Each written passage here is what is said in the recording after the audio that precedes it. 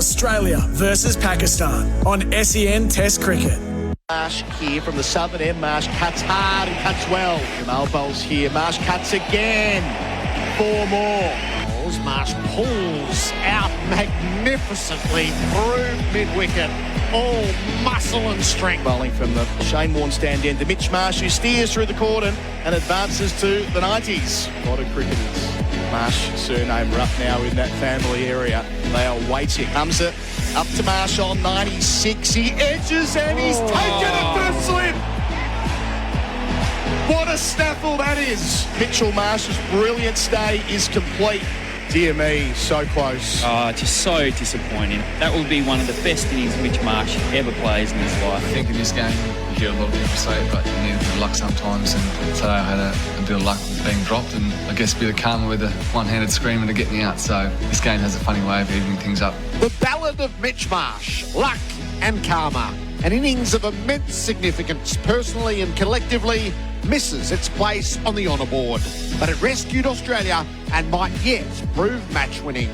Marsh joins us the morning after. Bowls to Khawaja and he nicks it behind. Beautiful bowling in the channel. Last ball before lunch. Shaheen Shah Freddie bowls to Labuschagne. Down leg sides, he hit it. He has! Australia in real bother at the long break. Hamza in from the Warne. And Warner's dragged it on. Australia's predicament worsens. Travis Head is in place out in the middle. Hamza's got 1 for 1. Head's bowled!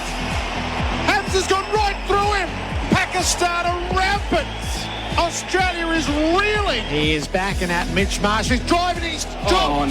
He's dropped. Abdullah Shafiq has dropped an absolute soda, and not for the first time at slip. Oh my goodness me. I don't know whether to laugh or cry on his behalf because they've got to get him out of there. He can't catch. Unforgivable in this moment of the game. Green bowls here. Bounces up and he's caught in the gully, late in the day. Smith is hunched over his blade. He cannot believe it. 6 for 187. The extremes of Pakistan cricket flavoured day 3.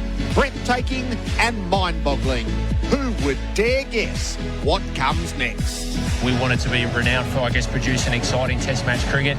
You know, Boxing Day is one of the biggest test matches around the year. We want to produce pitches that I guess, provide a contest. I think we'd start just a fraction too early at 10:30 on Boxing Day. That's something you'll keep advocating for, but tradition is a wonderful thing. And the Boxing Day test is fulfilling its place as the biggest date on the cricket calendar. The pitch, the crowds, the pigeons. MCC Chief Executive Stuart Fox joins us. This is SEN Test Cricket. Live across Australia and around the world. Welcome to SEN Test Cricket. We have ourselves the makings of a thriller. The lead for Australia stands at 241 and the hosts are 6 wickets down. It puts a huge bounty on the first hour of play. 241 is substantial, but it's hardly insurmountable. And given the mercurial nature of Pakistan, who's to say whether this develops into one of the all-time classics of a test match? It's been a rollicking ride so far. SEN Test Cricket for Host Plus and Henley Homes build with confidence. Gerard Whateley with you. Simon Katich is alongside me. Hello to you, Kat. Good morning, Gerard, and all our listeners, and Flem. What a time of possibilities. Damien, Fleming, hello. Gerard, Cato, listeners. Yeah, definitely. I mean, reflecting back, and we just thought the Pakistan-West Indies Test summer, you know, it's not A grade. Pakistan were going to be stronger than West Indies. But up until the Marsh and Smith stand got going, there was Pakistan's day by a mile. Like the tail end, Rizwan early on. To have us 4 for 16... what was the score when it could have been 5 for 46? The lead would have been 100. And only 5 wickets left. Yep. You know, that is just so close to routing the Australians, and I think we were cooked. I reckon we were cooked because the ball was moving everywhere against tail. And, you know, the one thing, just looking at their batting, you know, there's Babar Azam's the star who hasn't fired. Shafiq could be the next man in line as Simon Katich anointed before the Perth Test. But there's enough batting there. Like, there's enough to think with some of the injuries to come back in. If they could play more Test match cricket, then all of a sudden you've got Pakistan up there with the top 3. It was so exciting. And And for Mitchell Marsh, there's a lot of love for Mitchell Marsh. And he just, him and Travis Head just look the most dominant players in the Aussie team. They score quickly when everyone else is struggling. So he's gone from out of the team to such an important player for the Aussies. Talking to a proud father there, Flem, when you're looking at Gerard, talking about Mitch Marsh like that. He said his face was beaming. And I heard him too. I was on Channel 7.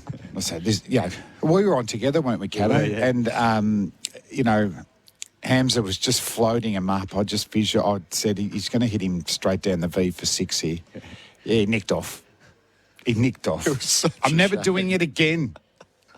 It was. I didn't feel good saying it, but it just looked obvious to me. Well, it was the first time that he actually got a little bit caught on the crease because he'd been taking a big stride all day, if not walking at the bowler, because he's so imposing at the moment. And it was the first time he got a little bit indecisive, got caught on the crease. It was a good ball, got it on a full length, and what a catch by Salmon. But they needed that when he was on 20. So he misses the moment of pure adulation, but the affection for Mitch Marsh is now there. So what a cycle this is. And what a weapon he is in this Australian team. So from Headingley onwards, the numbers are phenomenal. His demeanour is incredible. He is now the cricketer that was always foretold and looked like he would never quite become. Yeah, and look, the thing is, in Perth, he got the 90. Different circumstances. Australia had a massive foundation, so you'd say not as much pressure. Yesterday, there was huge pressure. 4 for 16. The ball was doing plenty. Pakistan were up and about, and he weathered it in a fashion that he's going to stay true to, I think, for the rest of his career. He's spoken about it. He's been backed by Pat Cummins and Andrew McDonald to play that way. And he talked about it after play. He needed to grab them and go, I'm going to be gutsy here in terms of taking the game on like he has been, even with Australia being 4 for 16. Yes, he had some luck on 20, but then after that, he was pretty much in control for the rest of the afternoon until he nicked that one on 96. Yeah, and I was interested in his wagon wheel as well. I think Pakistan bowled really well to him and Smith. They didn't get hit through the leg side very much. When I think of Mitchell Marsh, particularly in the last couple of years, white ball cricket back to test match cricket, if you get a fraction short, he is so quick to just, he more just leans back and he hits the ball so hard through square leg. And it was only later in his innings that he got a couple of them away. They were back foot punches, cuts to a degree. So, the bowling was really intense yesterday too. And to show that, Stephen Smith, it's an important 50, but he battled all the way. And, didn't throw it away at any stage. But, we're talking about one of the greatest batsmen of all time here. Yeah, second slowest 50 in his career, 153 balls. I think his slowest one was 154 balls in Lahore, in that recent tour to Pakistan. So he did it tough, but it was a crucial knock because he gets knocked over for less than 10 and Mitch Marsh gets caught on 20 and Australia were staring down the barrel of getting rolled for maybe, 120 in front, 150 in front. And Smith didn't score a run in the last 40 minutes of play and ended up going out, which is such a pivot point, isn't it? The difference between him returning today and being out is tasty for the test. Oh, it's massive because I think Pakistan will be buoyed by that. If they come back and take 1 or 2 in the first 20 minutes this morning and keep that Australian lead, 270, 280, they'll feel like they're a chance because the biggest challenge for them will be that new ball. They weren't able to, withstand that in the second innings in Perth. They folded. They were able to do it in the first innings here. And if the sun's out and Shafiq and Imam and Shan Masood, the engine room, win the first 25 overs, I think they're in the test. If they don't, then I think Australia will run through them. Yeah, 300 chase is unlikely, but it still does open it up for someone to play a brilliant 100. If someone plays a brilliant 100 and they've got play, I think Shafiq, Masood, I think ideally he's at 5, but his intent is I'm going to go after them. And then obviously we keep talking about Babar Azam. It could happen. So these next 50, 60 runs are really crucial. Yeah, great scenarios for the test match. I was thinking through, this is a new ball pitch, you think? So to get to a second new ball for Australia at 3.5 and over, the lead's got to be 280, and then you need something to work with. So that, for me, it sort of puts the bar at 310 to give Australia the profound advantage. Now, Pakistan might collapse under the pressure, so we put that to one side. But 310's a long way away. It is. Another 70 runs. Yeah. I mean, we saw what happened yesterday, and I think Pakistan got back into this test match yesterday because they were able to limit the damage in that first innings. Had they been rolled and, Australia have a 100-run lead, that's a big buffer. You spoke about it yesterday, Flem. But they got it down to 54. And then you look back at their first innings with the ball, 52 sundries. You can't help but think that and their catching, dropping Warner on 2, he gets 38. Mitch Marsh on 20, he gets 96. Those three things add up to Australia being in a very good position. But if they'd gone the other way, which Pakistan can control, they're in control of all those things, their catching and how they bowl, this test match could be completely different. And going forward, those errors are controllable. You can get the bowlers bowling straighter because some of those wides, particularly from Jamal, were wide wides. And the catching, for me, they've had the wrong person at first slip. Like Salman snaffles them. Babar Azam used to field in there. I don't think he's dropping catches like that. So they've been let down by the strategy of having Shafiq at first slip. Completely agree. And I think that drop catch, sucked them into bowling that same sort of area to Mitch Marsh throughout the afternoon. And as you rightly said before, he scored heavily through mid-off, cover, point. And I reckon it was because they'd nicked him off on 20, should have been out. They kept going with that, but then it actually fed all of his strengths on front and back foot, whereas they needed to come straighter to him and really attack the stumps. I mean, we've looked at the dismissals. You see the second innings there, Travis Head got an absolute beauty. It was at the 5.5 metre mark, hits the top of middle stump. We've seen Pat Cummins hit the top of off stump of Babar Azam, 6 metre mark. That's the length and the line, and that's probably something that Pakistan have been guilty of. Day one, too short, not straight enough. Then yesterday, probably too wide to Mitch Marsh. Our pre-match is for Spitwater Tools, Not Toys, working hard since 1982. Give us a bit of bowlology on it. So we did it yesterday on Cummins to Babar. This was Hamza to Head, which reprised all the left-arm swing heritage of Pakistan cricket. Yeah, I think if it had gone straight, I saw a Hawkeye. I think it went 1.5 metres. It swung that much. And particularly to Travis Head, who are generally eye and hand players, swing does defeat them. And also, he mustn't change his action too much because no one knew which way it was going. I mean, if he could add a couple of yards, all of a sudden you don't have the pace is too quick to change a shot. But I love that. You only get a certain amount of time to be able to use the new ball. The first innings was different because it was humid and overcast. But yesterday we saw, 12 to 15 overs, the swing subsided, so they had to make the most of it early. I thought Afridi's ball to Usman was good. That's the length that bowlers aren't bowling enough to Usman.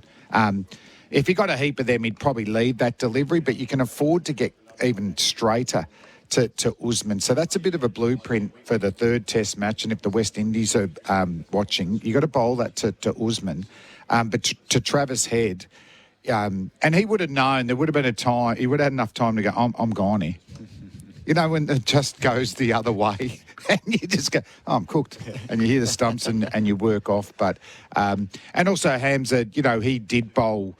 He was in the early 120s in the first innings. He was in the high 120s. So I hope he's realised that, getting off that back foot with real power, strong front arm, that adrenaline, I can push. If he gets to 130, I can see this attack doing really well. It's going to be always tough at home. They need blokes with ball speed for reverse swing. But, here, England, South Africa, New Zealand, this is a good attack. Is that the perfect ball to Travis Head first up? That's going to get him most of the time, isn't it? Yeah, well, I think the thing about they would have looked at his technique and seen how, he bats. And I think the big thing with him is there's not a lot of movement with his feet. He's very much a hand-eye coordination player. And he loves width. And the beauty about a left armour swinging the ball back in is that it starts from outside off, which lures him into playing at the ball with his bat. and creating that gap between front foot staying on the crease and bat trying to hit the ball outside off. So the in-swinging ball to him, whether it's a right arm over, swinging it back, or it's a lefty swinging it back, I thought it was a perfect tactic to him yesterday and executed beautifully to hit the top of middle. But as you rightly said, Flem, that ball has started well outside off, which has lured him into looking to hit the ball, because as soon as he tracks that ball out of the hand, he's seeing the width on offer and he's throwing his hands at it. And then by the time it's got to him, it's like the spinner drifting a ball. That deception is, you can't underestimate it. It's huge. If that had gone straight or even swung out, Travis Head would have tried to smash that for 4. Yes. Simon Katich and Damien Fleming, our experts for in-place living, creating homes for people to create memories. It's a big innings for Alex Carey. So there's sort of just this gentle murmuring that's starting to rise. His numbers post-Lords are unflattering. He's 16 not out, and if Australia needs 70 plus here, he's going to be the mainstay of it. Yeah, it's a great opportunity for him today because this test match is still in the balance, but Australia can certainly put it well and truly in their favour if he hangs in there and has 4 more partnerships with the tail. You know, he could go from 16 to 70 or 80 comfortably, given that, you know, the quality of Cummins and Stark and Lyon and these guys. So he's got a great opportunity to go, no, you know what, I can get 50 plus here if I'm hanging in there and looking to score like he does. He played some nice shots last night, but he's got to start again this morning. Yeah, when Adam Gilchrist comes out defending you, I think that's an indicator you're under a bit of pressure. And Gilly, Gilly and Cares remind me a bit of each other as players, but, those long levers, elegant left-handers, but, real team players there as well. He'll be feeling, I thought he batted okay in Perth, so I think this could set up a big summer. But, it is one spot where we've got some depth. Josh Inglis is the first one to come off, but there's others there as well. So, this, as you said, this is a good, I don't expect him to come out and make 100 like he did here last year. But if he can anchor, an extra 80, 90 runs and he scores 40 of those, I would say that's a good effort on a tough pitch against some quality bowling. He'll get plaudits for that too. So the weather for Rainbird, leader in irrigation for more than 90 years. It sort of had that uncanny ability as it's been difficult when Australia's been batting and then the sun has shone when Pakistan's turn has come. So it might be a little bit like that today. It's expected to be sunny. We're sort of half and half at the moment, cloud and blue skies. A top of 21, we're 17 degrees at the moment. But the afternoon is clear blue skies. So the best of the batting maybe on day 4 is when Pakistan will occupy the crease. The pitch, so you've had a good look and a chat to Matt Page this morning, the curator, Simon. Yeah, I think it looks great. It was the first time I'd been out there and saw it up close. It looks like this green sort of tram line of thicker grass that Pat Cummins has been able to hit, bowling from our members' end. So that was noticeable. I mean, it's got a good, pretty much even coverage of grass, but just that green tinge to it on that tram line looked like it was still a sort bit of see thicker. it from up here, can't you? And it's a tight line around off stump on a perfect length to bowl on. But I believe there's a little bit of a crack running underneath that, and that's where we've seen a number of balls deviate and come back into the stumps. So that's something that, whether the left arm quicks look at doing that this morning, coming around the wicket to maybe, Pat Cummins like they did yesterday to Steve Smith. I think that's something that Shaheen Sharafridi should be thinking about, and even Hamza. But overall, it's been a very good test wicket, and I just think it's purely around the new ball now, because we've seen once it gets to 25, 30 overs old, it's a good wicket to bat on. And the Aussies have got Nathan Lyon. Pakistan just lack a quality spinner. Even yesterday when the Smith and Mitchell Marsh partnership was going, just the quicks bowled long spells. They could have bowled shorter spells and had a spinner. They could have bowled Salmon a bit more, but for me it just looks like you're locking down one end, whereas Nathan Lyon, as we know, particularly here at the G, is a wicket-taking threat. Yeah, he will be in the second innings. They were spooked by Mitch Marsh smashing Salmon in Perth. He took him down over his head, so I think that's probably why they didn't bowl him. But it can be an opportunity too, if you get the fields right. Correct. They should have bowled him. It's an intriguing day of cricket ahead. When it resumes, Australia will be 6 for 187. The first ball at 10 o'clock local time, so 40 minutes away. We're in our pre-match show for Spitwater Tools, Not Toys.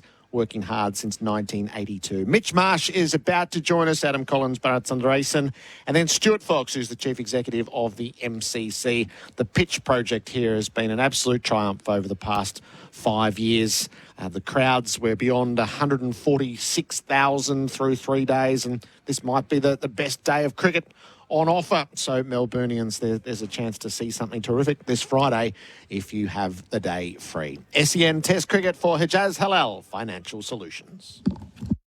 Berwick GWM's Cannon Sale event on now. Over 20 Cannon utes available for immediate delivery. Host Plus has been named Money Magazine's best super fund for 2024. That's a plus. Issued by Host Plus Pty Limited. Check the PDS and TND at hostplus.com.au. Experience a luxury BMW electric vehicle without the luxury car tax. Own your dream BMW electric vehicle today. Conditions apply. Search BMW Electric to learn more. A great Friday run around Melbourne this morning. You could almost call it Good Friday. I know that's a while away yet. We do have delays, though, on the Westgate Freeway from before Williamstown Road heading up over the bridge due to ongoing maintenance. Only 2 city-bound lanes are open till January 4. Join more than 2 million Aussies who invest with Australian Retirement Trust, Australia's super fund. Learn more at art.com.au. Consider the PDS and TMD before deciding. And the Renegades take on the Strikers in the BBL here at Live tonight on SEN. The SEN app is now compatible with Apple Watch. Download it today. The NX250 has been crafted to excite your senses with outstanding power and an intuitive driving experience. The beautifully appointed cockpit brings the driver and the vehicle closer than ever, while the smart technology is completely effortless. And now, your chance to own yours is here. Until the end of 2023 or while stocks last, amazing opportunities exist on your demonstrator NX250. T's and C's apply. Speak to Lexus of Brighton to learn more. Expect perfection. Experience amazing. LMCT 9897. With ChaseBet, there's no gimmicks and no tricks. It's just you, the racing and sports you love to bet on. That's ChaseBet. ChaseBet offers a comprehensive betting experience for horse racing, greyhound racing, harness racing and A to Z sports. ChaseBet thrives on innovation by leading the way with unique promotions, stronger markets and better pricing. It's just you, the racing and sports you love to bet on. That's ChaseBet. Visit chasebet.com.au or download the ChaseBet app today. Imagine what you could be buying instead. For free and confidential support, visit gamblinghelponline.org.au. That's one day, that's not just one day. Mum, can you be more specific? Boxing Day. Of course, we knew what you meant. I think Nana will box you, Dad. It's not that kind of boxing. It's a Bingley Boxing Day sale. Everything in boxes and not in boxes. Huge deals on fridges, ovens, washers and dryers, TVs and tech, coffee machines and more. The hot box and dice. The Bingley Boxing Day sale. And it's not just Boxing Day. It's on now. Bingley, better living every day. Nothing says Aussie summer like an ice-cold Bundaberg ginger beer. Coupled with backyard barbecues, sunshine and your mates. Bundaberg ginger beer is a true blue brew, a quintessential classic. Craft brewed over 3 days using real Aussie ginger and a traditional family recipe which has been perfected over 4 generations. Treat yourself this summer to the great Australian brew, Bundaberg ginger beer. This is our summer and our country racing for the whole family at beautiful locations all over Victoria. From Boxing Day to Australia Day long weekend, there's free Kelly Sports, supervised kids activities and free merch packs too, with food, fashion, free entertainment and great hospitality options. From umbrella to marquee packages, connect with our horses and our people. Take in the atmosphere and all the up-close action of our racing, country racing. Book now at country.racing.com. The New Year, New Gear sale is now on at Golf Box. Spoil yourself with something new. Stock up on essentials and step out in style. Score big at the New Year, New Gear sale. Shop now at golfbox.com.au. With ChaseBet, there's no gimmicks and no tricks. It's just you, the racing and sports you love to bet on. That's ChaseBet. ChaseBet offers a comprehensive betting experience for horse racing, greyhound racing, harness racing and A to Z sports. ChaseBet thrives on innovation by leading the way with unique promotions, stronger markets and better pricing. It's just you, the racing and sports you love to bet on. That's ChaseBet. Visit chasebet.com.au or download the ChaseBet app today. Imagine what you could be buying instead. For free and confidential support, visit gamblinghelponline.org.au. Henley Mortgage Fund. $1,000 a month off your home loan for 2 years. All backed by Henley's $7 billion parent company. And Halal Home Loans and Investments with Hijaz. Australia versus Pakistan on SEN Test Cricket. The pre-match show for Spitwater. Tools, not toys. Made in Australia since 1982. Day 4 will begin with Australia 6 for 187, largely off the back of Mitch Marsh's 96. Since his return at Headingley, it's 540 runs at 67 and a half. And Mitch Marsh is he's the number 6 that he always promised to be. Our pre-match is for Spitwater, tools, not toys, made in Australia since 1982. An innings that meant everything to the collective, to himself, to all of Australia, it seemed, and all it missed was the chance to raise a bat at a century. Adam Collins and Bharat Sunderasen are downstairs with Mitch Marsh the morning after, thanks to Red Energy. Switch to 100% Aussie-owned Red Energy, redenergy.com.au. Mitch Marsh, thanks for joining us on SEN Test Cricket. Back in the middle of the MCG where you made 96 wonderful runs yesterday. So much focus on the 4 you didn't make, though. So close yet so far. Yes, absolutely. I think that's one of the beauties of cricket. You can get so close, yet still feel disappointed. But that's the game of cricket, and I guess really proud to have that partnership with Smudger and get us out of a tricky situation. You spoke about Shafiq's drop yesterday, enjoying some luck, and then karma later on, a screamer at first slip to get rid of you. I suppose you must believe in those cricket gods. Unfortunately, I do, yeah. I guess just one of those things. It was a really good catch, and I think at this level you obviously expect most catches to be taken, so fair play. There's some family history with guys not making hundreds at this ground Boxing Day test. What's the reaction been like? What was last evening like with them? All good. I sat in the hotel room with Mum and Dad, and we just watched the Big Bash and talked rubbish. But Dad was really proud. Mum and Dad were both really proud. They've obviously watched me play a lot of cricket, and to have them here and to have Sean here, the wife and Sean's wife Beck, have pretty much the whole family here was very special. Sean got it was run out for 99 here 10 years ago or so? Yep, he took on Virat Kohli to mid off and got run out. So Marsh-like behaviour. I know you love your family, but now back-to-back weeks, Mitch, they've sat there at the edge of their seat waiting for you to get to 100, and you haven't. Are they better off in Bali? That's when you seem to make your hundreds. Yeah, I'm happy to send them to Bali anytime. I'm sure Swampy and Sean will be very happy to get on a plane there and get back to that bar. So you walk in at 4 for 16, Australia under the pump. Test match on the line, really. Couple of early plays and misses. Had you nicked them, they probably would have looked ugly, but it kind of gave a sense of your mindset, I suppose, that you wanted to come out there and immediately transfer pressure back on the Pakistani bowlers. Yeah, I think it's obviously been really important for my game over the last couple of months to have that intent. But I think most importantly in that situation, certainly when there's, I guess, perceived pressure around, you've got to put pressure back onto the bowlers, certainly at this level. If you allow guys to just bowl to you, I know that one's probably got my name on it. So I knew that if there was balls in my scoring area, I was going to put 120% into it. And outside of that, just defend my life away. And you could really sense the pressure getting put back onto them. And once we got that partnership going, it got us back in the game. It was reminiscent of the ton at Leeds in a way, with Mark Wood bowling rockets at you that day and taking him on. I mean, you're averaging 71 since that day, but your strike rate up at 74. You seem like such a liberated cricketer these days, a little bit like how when Usman Khawaja came back to the side unexpectedly 2 years ago, he played with such freedom. Is it the same for you? There's no doubt that you certainly look up to guys like Uzi who've had time out of the game and come back, and he's been probably one of the best batsmen in the world for a couple of years. I'm really just enjoying my cricket, loving being around this team, and I've said it multiple times, but Paddy and Ronnie have been amazing, and I guess really proud of the fact that I've been able to come in and do it my way, and sort of made a pact to myself that if I was going to fail at this level when I'm coming back, I'm going to fail doing it my way, and almost enjoy it. Just have fun, play my role for the team. I've got a really clear role now, and yesterday was, I felt very proud. You play a big brother role to Cam Green in this side as a fellow big West Australian match. The last few Boxing Day tests with Cam Green seemingly having cemented his place, did that thought ever cross your mind that baggy green as, maybe you're moving further and further away from it and maybe you wouldn't get to play another Boxing Day test? Yeah, there's no doubt you have those thoughts. Obviously, Greeny's such an amazing talent, and he started his test career pretty well.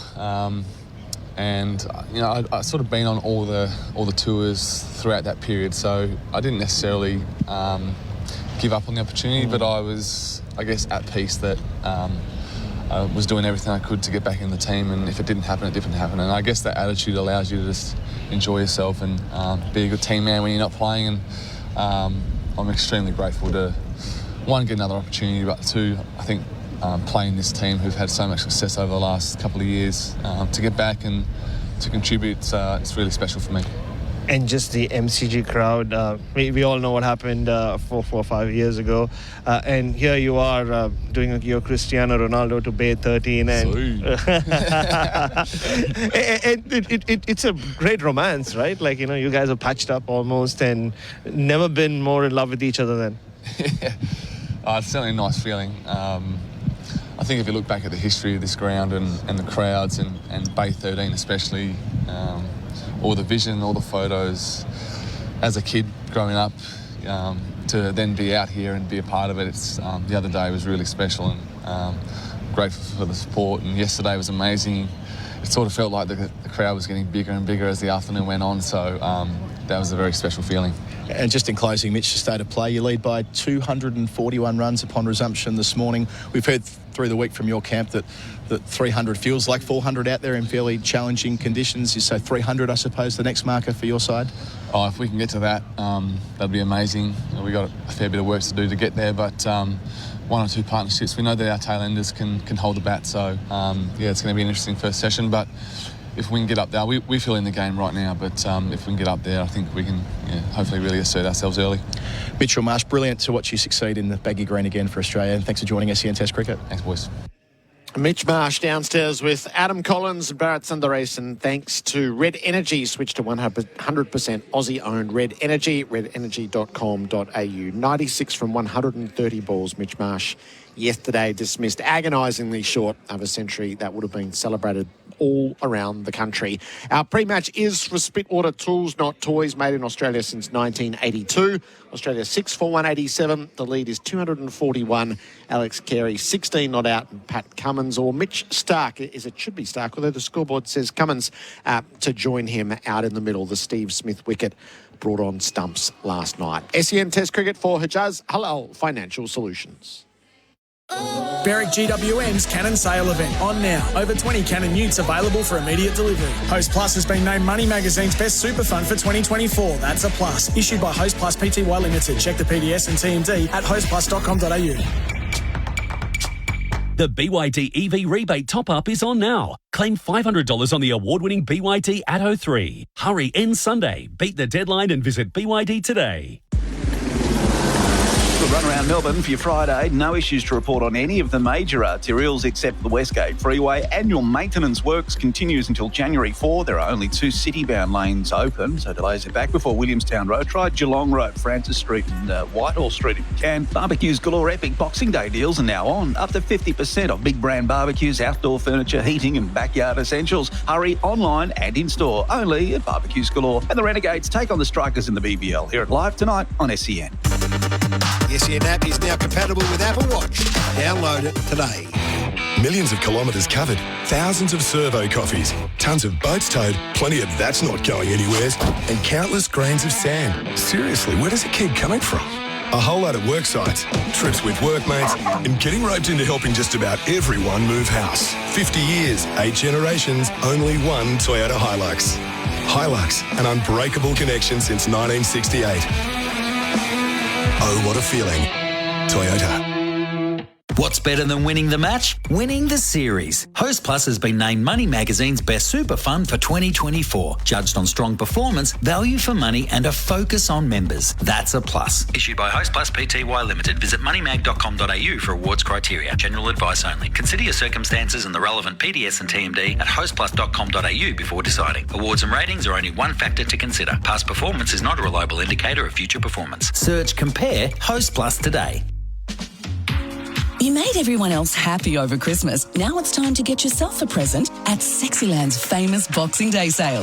Up to 70% off Australia's largest range of gifts and toys for adults, as well as couples games, sexy lingerie, costumes and loads more. 11 stores in Melbourne and Geelong, open till midnight 7 days a week. Or shop online for 2-hour delivery. Sexyland.com.au. Something real sexy for everyone. Take me now, Sexyland. Anaconda's massive Boxing Day sale is on now. Huge savings on camping gear, bikes, kayaks, fishing gear, clothing, footwear and more. Some exclusions apply. Up to 50% off Boxing Day sale on now at Anaconda. Play more and pay less with our 10% price beat guarantee. Anaconda!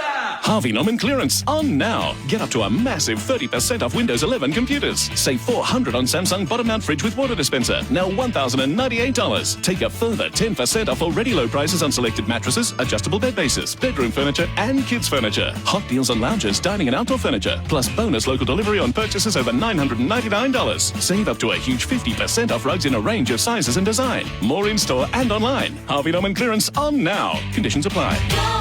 Now presenting the King of Clean, Jenny King. For 30 years, Jenny King has been Australia's King of Clean, offering comprehensive cleaning services that actually work for commercial offices, retail, healthcare, education spaces and more. Plus, with fantastic franchise opportunities, Jenny King has helped hundreds of Aussies become the king of their own careers. Need a comprehensive cleaning service tailored to your business needs? Talk to the King. Jenny King, the King of Clean. Visit janiking.com.au. Mercedes-Benz Berwick's Boxing Day sales event is now in its final days. Certified pre-owned and executive-driven vehicles from 49,800 drive away. Over 200 to choose from. Unwrap the ultimate luxury at Mercedes-Benz Berwick, Australia's most awarded Mercedes-Benz retailer. Boxing Day sales event on now until 5 p.m. tomorrow. Just 24 minutes from the Burnley Tunnel. Licence 578. Mate! Yeah, mate? Did you hear? Did you hear what? Mate now has double data on select mobile plans. Double data? Yeah, mate. That's what I said. Double data. Well, how do I get it, mate? Easy. Visit letsbemates.com.au or search Mate online. Search Mate online? Yes, mate. letsbemates.com.au. Terms and conditions apply.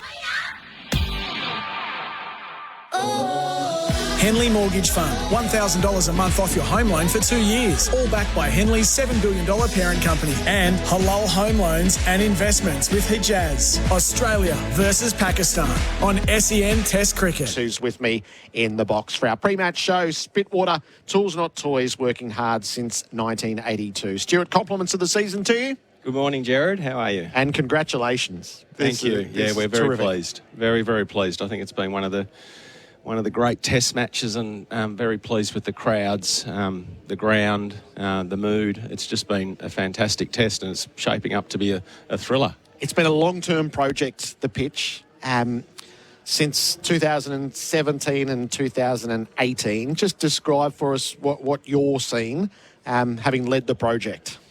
Yeah, well, we've spoken a lot about it, but in 2017 we received obviously a poor rating, and that I think it sort of kicked us into a new regime where we rebuilt a number of the pitches, and since then we've produced very good pitches, I think, and today's testament of that. And I think now the MCG's got a bit of a brand about it. Good pace, consistent bounce, good seam movement. And, we know we're not going to get a pitch that cracks up and breaks away, late on day 4 and 5. So we do need those characteristics. And it's fitting. It's one of the it's the biggest annual test match anywhere in the world. And I think we need to create an environment that's, competitive to both bat and ball. Just give us a layman's version of how it's been done. Well, quite simply, a lot of it's about people, to be honest, because if you put the people in the right places, I think you get results. And we recruited Matthew Page from Western Australia. He was working at the Wacker. He's been brilliant for us, and he's brought his own characteristics to the pitch, but we also built a number of new pitches, and they live out in Yarra Park. There are 12 pitches, and we're already rebuilding our next lot of pitches, so we don't just keep rolling them to death. So, we sort of feel like they need to be rebuilt after 8 to 10 years, and we've also been experimenting out in the practice wicket nursery as well. So it's been fantastic just to get the results, and I think since 17, as I said, we've been pretty consistent. And look, the pressure's always on Matt to produce a great pitch, and it's not easy to get it exactly the way you want it. But fair to say, he's produced another good one for this test. Yep, the balance, so competitive.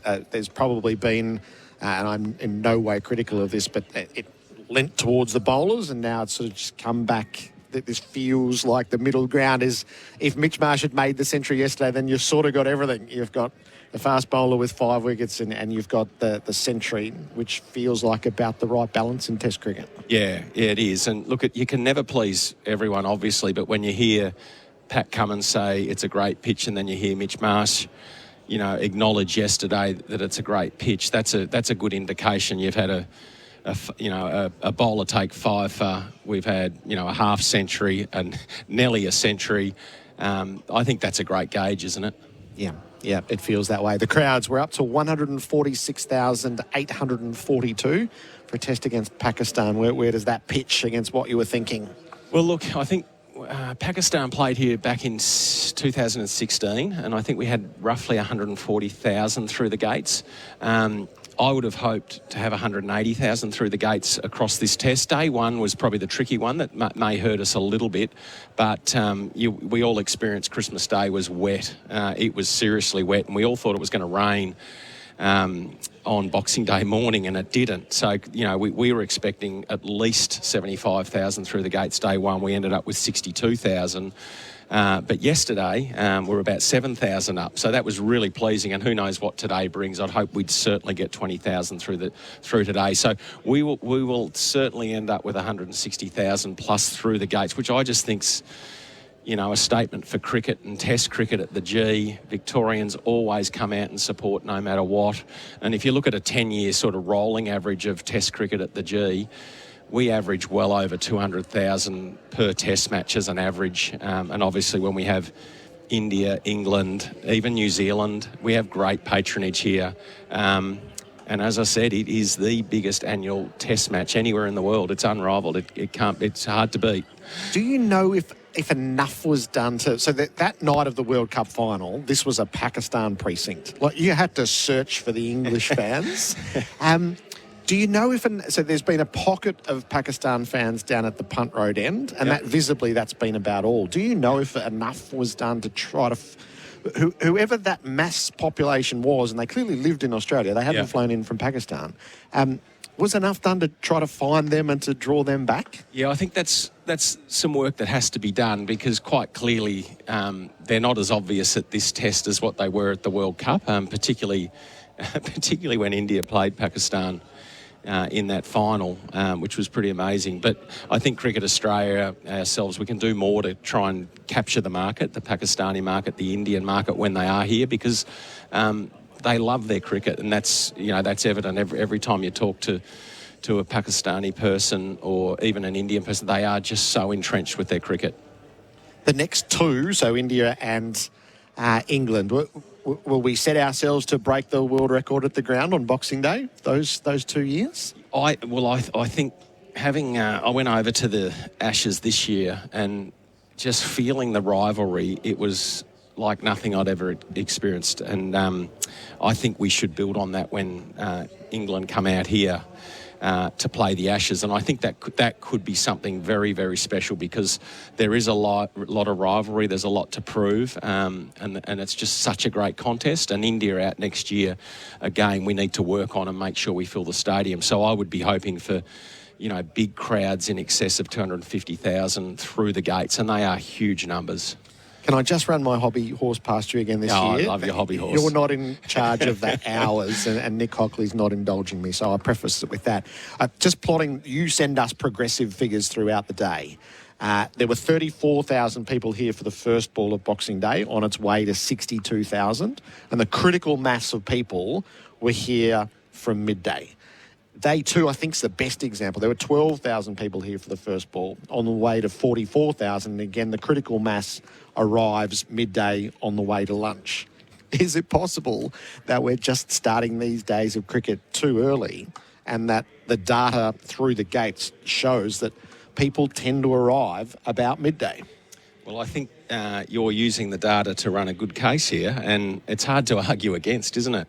I love the traditional time slot, and I love the fact that it hasn't changed, but I think we've got to be up for the discussion, and I think that data suggests that if you did sort of start around midday, you're going to have a lot more people inside the stadium watching the game, and I think that'd be really special. It wouldn't be you, but if we did have a Big Bash game on Christmas night, what would the challenges be, do you think, for one of the venues around the country to be able to stage it, which is clearly one of the logistical challenges? Well, we probably can't, although nothing's impossible. But I mean, the challenges are just moving families and the celebration. But it can be done. Anything can be done. We see in the AFL season we've staged 3 and 4 games of football here, and even this year we staged 2 games of football and a Bledisloe Cup in between the 2 games of football. So anything can be done, I think, and we should continue to think outside the square in terms of content and the timing of the content. Is staffing a particular challenge on Christmas night? It certainly would be, but I think you pay the appropriate wages. On Boxing Day you're basically paying double time. They'll come. I mean, people love coming to the G and working, and I feel that every time I walk around the place. So people are generally proud to be here, no matter what the timing. We've got a pigeon problem that maybe we haven't seen for a few years. Yeah. The pigeons are just, aren't they? They're grouping up in little packs there, and I think they're having a little free feed of seed. 8 weeks ago, this ground actually was not looking so good after the AFL season. I was a bit worried about it, but it's just come up so well. And the reason is we just put tons of seed out there, but the pigeons just seem to flock in. But what I've been pleased about is that I haven't seen any seagulls. No. And I'd much rather 10 pigeons than 5,000 seagulls, because they do drive me mad. How are the lifts going? The lifts are, they... I'm surprised in my 7-year journey here, I have not been stuck in a lift. Yep. And usually things break down at your most accountable moments. And we had a little breakdown yesterday. They are regularly serviced, but I found it, even in my position, I found it amusing. I couldn't work out why. I was looking out there going, why won't this game start? And then a little phone call came through. They said we've got the umpires stuck in the lift. I did have a chuckle. The Warren legacy piece around the heart tests, which you've helped facilitate here. So do you know how that's running through the first 3 days? Yeah, I heard some stats yesterday. I think they've had 6,000 people go for tests, huge lines to get into it. So it's been really popular. And I think the fact that it's happening, it's a great legacy for Shane and particularly the family. But I think this can build now, and this was a trial to, I wasn't quite sure whether it would or wouldn't work, but I think there's 23 stations around the stadium and they've been packed, and people have been going through, so there's the proof. Yeah. You've got the Taylor Swift concert coming here, yep. So this is a global phenomenon. You're not going to ask me for tickets, What? Just give us a little picture behind the scenes of what the build-up to that is. Well, if I can put it in context, running a test match in the AFL season is what I call our bread and butter, and I find it's quite easy. I don't want to sound arrogant, but it's what we do. Running concerts are always complicated, but running a Taylor Swift concert is going to be even more complicated. And we sort of saw Ed Sheeran early this year and the complications of that. But it's just massive, building the seating plan.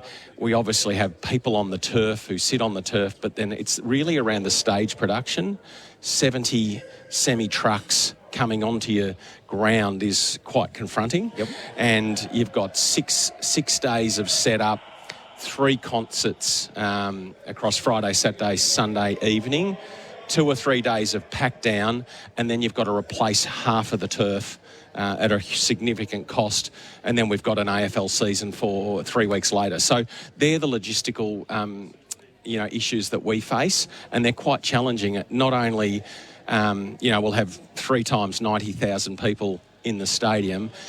What we're thinking is a lot of people who missed out on tickets are going to come to Yarra Park. So then that becomes another complication, and how do we manage that?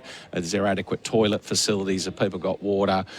Things like that. So it's a big show.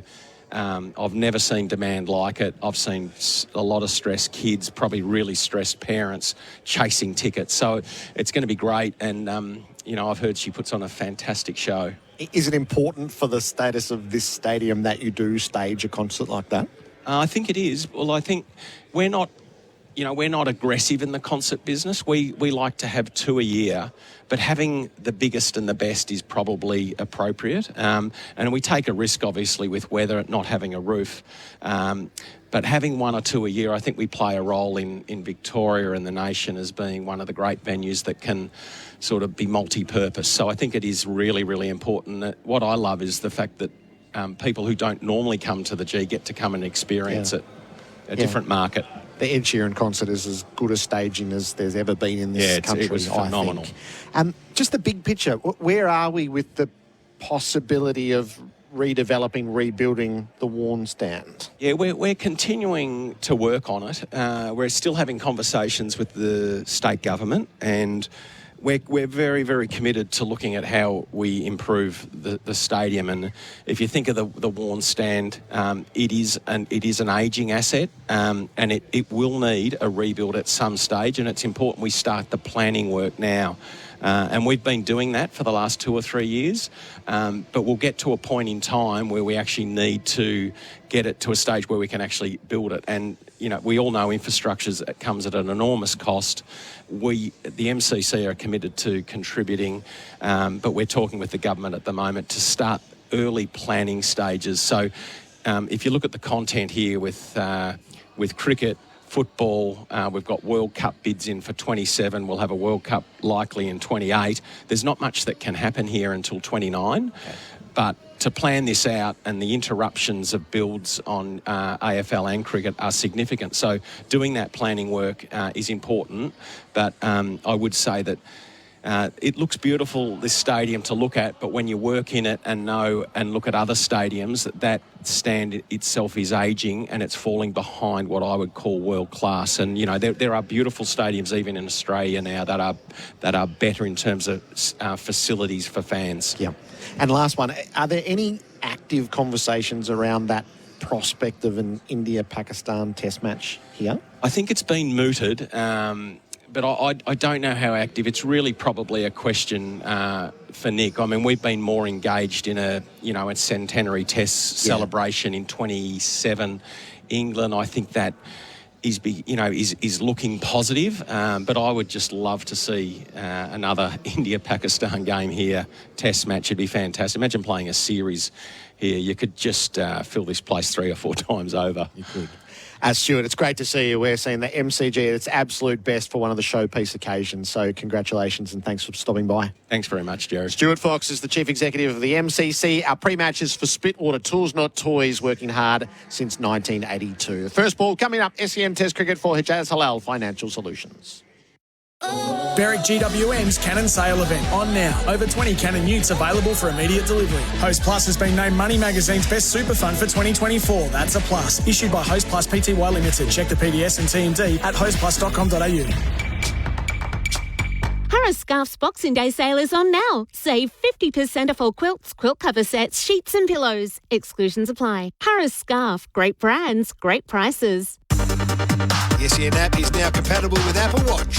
Download it today. Whenever we get stuck and need quality timber or decking real quick on site, we turn to the robot. Robot's got it. Robot Building Supplies always helps us get the job done. You can rely on Robot Building Supplies day in, day out. Right now, 90 by 35 MGP 10 pine is only $4.72 per metre. Discount for quantity. Robot's been in the building game for over 70 years. They've seen it all and know it all. Robot Building Supplies, Notting Hill, Sunshine, Preston, Dramana, Pakenham, Coldstream and Darnham. ROBOT Robot Building Supplies. The Boxing Day sales event at Mercedes-Benz Whateley is now in its final days. Unwrap the ultimate luxury with certified pre-owned and executive-driven vehicles from just $49,800 drive away. Over 200 to choose from. The Boxing Day sales event at Mercedes-Benz Whateley ends 5 p.m. tomorrow and is not to be missed. 769 Springvale Road, an easy 8 minutes from Chadstone. On my way. Licence 578. For over half a century, there's one name that Aussie gardeners have come to trust. Holman offer a range of quality watering equipment with an affordable price tag. For the past 55 years, this family-owned business has been helping gardeners save time, money and water. And now, with Holman Smart Watering products, you can water from anywhere, anytime, all from your smartphone. So, protect your garden from the heat this summer with the name you trust. Holman, for the smart gardener. The New Year, New Gear sale is now on at Golf Box. Spoil yourself with something new. Stock up in essentials and step out in style. Score big at the New Year, New Gear sale. Shop now at golfbox.com.au. Where do you find Australia's fastest speedway action this Christmas? Play Per View, your place to watch all the greatest speedway events live or on demand. With over 15 massive events from Boxing Day to New Year's, including Sprint Car Speed Week, USA VWA Speed Week, the Late Model USA Summer Speed Week, and the Ultimate Sedan Weekend. Watch all the speedway action from the American Invasion this Christmas week live on clayperview.com or download the Clay Per View app today. Harvey Norman clearance on now. Get up to a massive 30% off Windows 11 computers. Save $400 on Samsung bottom mount fridge with water dispenser. Now $1,098. Take a further 10% off already low prices on selected mattresses, adjustable bed bases, bedroom furniture and kids furniture. Hot deals on lounges, dining and outdoor furniture. Plus bonus local delivery on purchases over $999. Save up to a huge 50% off rugs in a range of sizes and design. More in-store and online. Harvey Norman clearance on now. Conditions apply. There's nothing like Razorback 4x4. They make Australia's best four-wheel drive seat covers, which offer protection like no other. So you can get out and about knowing that the interior is protected from spills, mud, sand, dogs, even messy family members. Razorback 4x4 have the strongest, most comfy seat covers this side of the black stump, and they're customisable with free shipping Australia-wide. Head to razorback4x4.com.au and grab some for your four-wheel drive today. That's razorback4x4.com.au. Mercedes-Benz Berwick's Boxing Day sales event is now in its final days. Certified pre-owned and executive-driven vehicles from $49,800 drive away. Over 200 to choose from. Unwrap the ultimate luxury at Mercedes-Benz Berwick, Australia's most awarded Mercedes-Benz retailer. Boxing Day sales event on now until 5 p.m. tomorrow. Just 24 minutes from the Burnley Tunnel. Licence 578. Henley Mortgage Fund. $1,000 a month off your home loan for 2 years. All backed by Henley's $7 billion parent company. And Halal Home Loans and Investments with Hijaz. Australia versus Pakistan on SEN Test Cricket. The first session for MEGT. Test what's possible with an apprentice or trainee from MEGT. The MCG is bathed in sunshine for the beginning of day 4. Australia resuming at 6 for 187. Alex Carey is 16 and Mitch Stark. He's working his way out towards the middle. Pakistan break up their circle of hope. We'll see what they can restrict the lead to. It stands currently at 241. SEN Test Cricket for Host Plus and Henley Homes. Build with confidence. Today it's about 17 degrees on a way to a top of 21. The longer the day goes, the sunnier it should be for Rainbird, leader in irrigation for more than 90 years. Taking his place for the first ball is Simon Katich. Welcome back, Kat. Good morning, Gerard, all our listeners. It's full of possibilities this first hour. It is. It certainly is.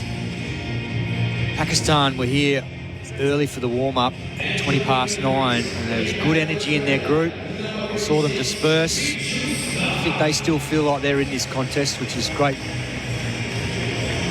What sort of scenarios are you working around as it leads at 2:41? It's substantial. It's not insurmountable yet. What do you think is insurmountable? Oh, I think the history of the ground suggests that I think the highest fourth innings chase here is 322, way back in, I think, 1928, 29. So I think there's only been that one instance of a team chasing above 300. So the percentages aren't in Pakistan's favour. I think Australia should be able to get to that mark with 4 partnerships. 4 partnerships of 15 gets them there. And they potentially might go beyond that. And the reason I say that is because the ball's 62.5 overs old. So we saw that yesterday. It's a lot easier to bat against that older ball. But if Pakistan can strike a couple of times in this first 10 minutes, then it's on. Yep. The action concluded last night when Steve Smith was caught. Salman bowled Afridi for 50, 6 for 187. So there's 3 balls remaining in Afridi's over. Mitch Starc is there. There's 2 slips at gully, point cover, mid-off, mid-on, mid-wicket, and fine leg. Shaheen Shah Afridi from the members' end of the MCG. The tall figure of Mitch Starc, who's driving, he's stroking the ball beautifully back down the pitch. Masood fields at mid-off. Good start from Mitchell Starc there. Played it nicely to mid-off. But also right on the money there by Afridi. He got caught at second slip in the first innings, nicking one. And I think that's exactly where Afridi will be trying to zero in here. Just probably in that 4th, 5th stump line, back of a length. See if he can drag a nick out of him. Afridi rolls the shoulders to get underway. Left arm over the wicket. Starc again, full face of the blade to Masood at mid-off. Just use my binoculars here, Simon. So is it Shafiq at first slip or is Shafiq out at cover? Just trying to... So Shaquille's gully, Salman is second slip. I reckon that's Babur Azam at first slip. So do I. And then Salman at second. And then Shaquille is at gully. So Shafiq has been removed from the cordon. Starc to the full ball, clipped it away to mid-on, but directly to Hassan Ali. So that is the end of last night's over, which was the 63rd of the innings, 6 for 187 on the Macca's scoreboard. Cricket, I'm loving it. So a lot of attention turns to Alex Carey. Post Lords, it's 5 test matches, 109 runs at 15 and a half, 8 and 5, 20, 28 and 10, 34 in Perth and 4 in the first innings here. Yeah, the numbers I saw for this year yesterday were 172 runs at an average of 17.2 with a high score of 34. So it's been a tough time of it this year for Alex Carey, and obviously with what happened at Lords with that Bairstow incident, there's been a lot made of it. So yeah, big opportunity for him, and I think that's how he'll be looking at it. A century in the test match here last year against South Africa, which was a real graduation moment for him.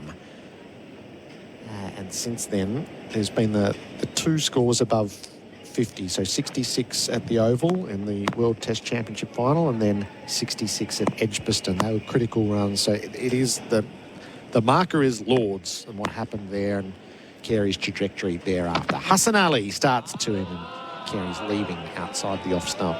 I was listening to you last night. So the question is around where is his batting technique-wise? Clearly he's been working on a lot. Bharat had the first-hand accounts of how much work he was doing once he was dropped from the World Cup squad and almost remodelling what he's doing.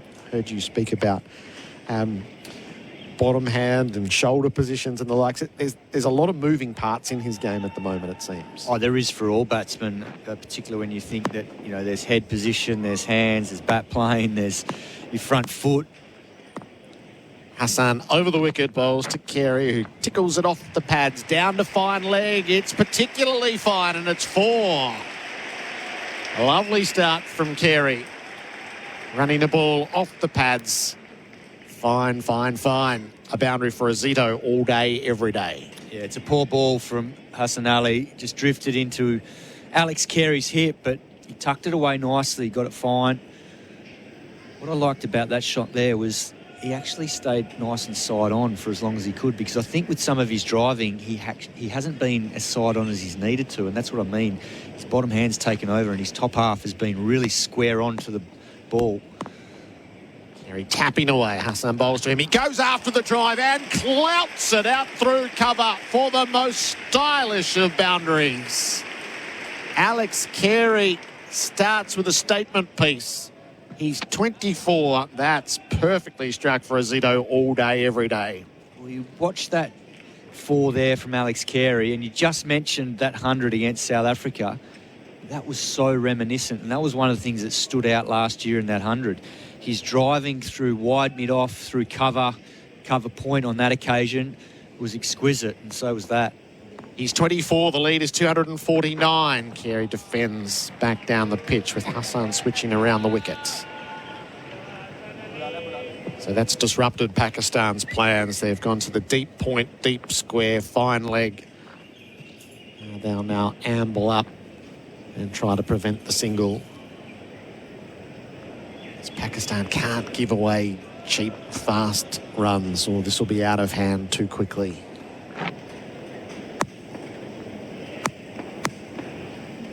Hassan around the wicket, bowls. Carey punches a ball to cover, no run.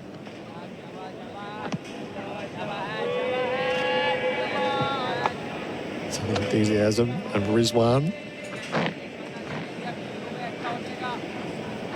Which you can hear coming from the surface of the MCG. Committed, enthusiastic. Certainly they've had their moments, and they look like fast learners inside this team as well, but there's a couple of foibles. What we saw with the catching yesterday is probably going to end up defining this test match. Hassan sets in from the worn end, bowls to Carey, who turns to leg, straight to mid-wicket. 8 from the over, 6 for 195 on the Macca's scoreboard. Cricket, I'm loving it. Yeah, g'day. Got delays still for the Westgate Freeway heading into Melbourne this morning. Delays are back before Williamstown Road with annual maintenance on top of the Westgate Bridge having only 2 city-bound lanes open till January 4. Try Geelong Road, Francis Street, Whitehall Street up to Footscray Road if it's an option. The Hyundai 2023 SUV sale event is now on. Get a factory bonus of up to $2,000 on selected models. T's and C's apply. Visit your local Hyundai showroom today. And the Renegades take on the Strikers in the BBL here at Live tonight on SEN. Test cricket for Host Plus and Henley Holmes build with confidence. Shaheen Shah Afridi, 3 for 58. The wickets of Khawaja, Labuschagne and Smith. He's working from the members' end. He's bowling to Mitch Stark, who's driving the ball to mid-off. Just in amongst our messages that arrived, 0433 98 11 16 in the pre-match show came Matt, who's usually in Sydney, but tonight Alta, Norway. Hey, SEN Test Cricket, listening from the Arctic Circle up the top of Norway. No northern lights with the cloud cover, but plenty of cricket to listen to while hoping for a break in the clouds. Go Aussies, and see you live day 4 at the SCG if the next test lasts that long. Stark, bouncer. Oh, did he get struck by it? It's flopped away near second slip. He had a dash at it. Might have got hit on the arm. Yeah, I think it got him on the left arm because he was through the shot. And it's hit him, yeah, almost at the back of the shoulder. So the short ball to the tail enders has been a hazard during this test match. Cummins wore a few, Jamal wore a few, and Mitch Stark the next to cop a bruise. Pushes mid-wicket a little bit into the deep. Afridi pitches up outside the off-stump. Stark lets it be. Yeah, and it's good tactics on a day 4 MCG wicket. That's what the bowlers have got to use to unsettle the tail enders' footwork. And Mitch Stark in particular, he's not really someone that gets a big stride in the ball. He's just using his hand-eye coordination to whack it. And that's what Afridi's trying to do here, unsettle his footwork and then tempt him into a big drive outside off-stump here. Afridi in motion. Bowls to Stark, who's on the back foot punching to mid-off. The crowd at the start of play is 3,598. That will build hopefully towards a crowd that will tip us beyond the 160 threshold throughout the day. 146,842 at the moment. Just I just want to make one further comment around the starting time. I'm amazed how people defer to tradition when there's no such tradition. 10:30 is not the traditional starting time of Boxing Day. It was 11 o'clock for a long time. Freedy bowls. Stark drives up in the air. He clears mid-off. Masood gets back. He'll keep it to 2. And that tips the lead beyond 250 at 6 for 197. So it's a lazy argument just to go, oh, tradition is this. It's not. Is the television era moved the start times from 11 to 10:30 so that the news didn't get interrupted. So it's completely flexible when these test matches start. It's convention, not tradition. And once convention doesn't fit anymore, it should be altered. So that's just my final piece on that. A Freedy bowl, Stark, he just pulled his pull shot, as it were, and just dunked it to the leg side where he's able to take a single at the vacant mid-wicket. 3 from the over, 6 for 198 on the Macca's scoreboard. Cricket, I'm loving it. The IKEA sale is now on with up to 50% off hundreds of products. And IKEA family members save an extra 10% on sale items. Shop now. The SEN app is now compatible with Apple Watch. Download it today. Bevmarks, the Sleep Professionals Boxing Day sale, has 50% off all mattresses and 20% off all furniture. No exceptions. Available at all Bevmark stores and online. The SEN app is now compatible with Apple Watch. Download it today. Australia's made a bold start, 6 for 198. And all eyes to the fourth innings chases at the ground, which has gone up on the scoreboard as Simon referenced. 332 is the best successful chase. Stark on strike. He flashes at one outside the off stump, but doesn't carry through to the keeper, so that's the variable bounce. So yes, a century ago, the 332, and nothing beyond 300 successfully chased other than that. So that's the threshold that we're working with. SEN Test Cricket for Host Plus and Henley Holmes. Build with confidence. You can ping through all your thoughts. 0433 98 11 16 throughout the day's play. There's correspondence for those who have been here in the past few days and the experience. There's some correspondence around chasing pigeons away. Stark to the shorter ball. Just rides the bounce. Feeds it past the square leg umpire to the sweeper in the deep for a single.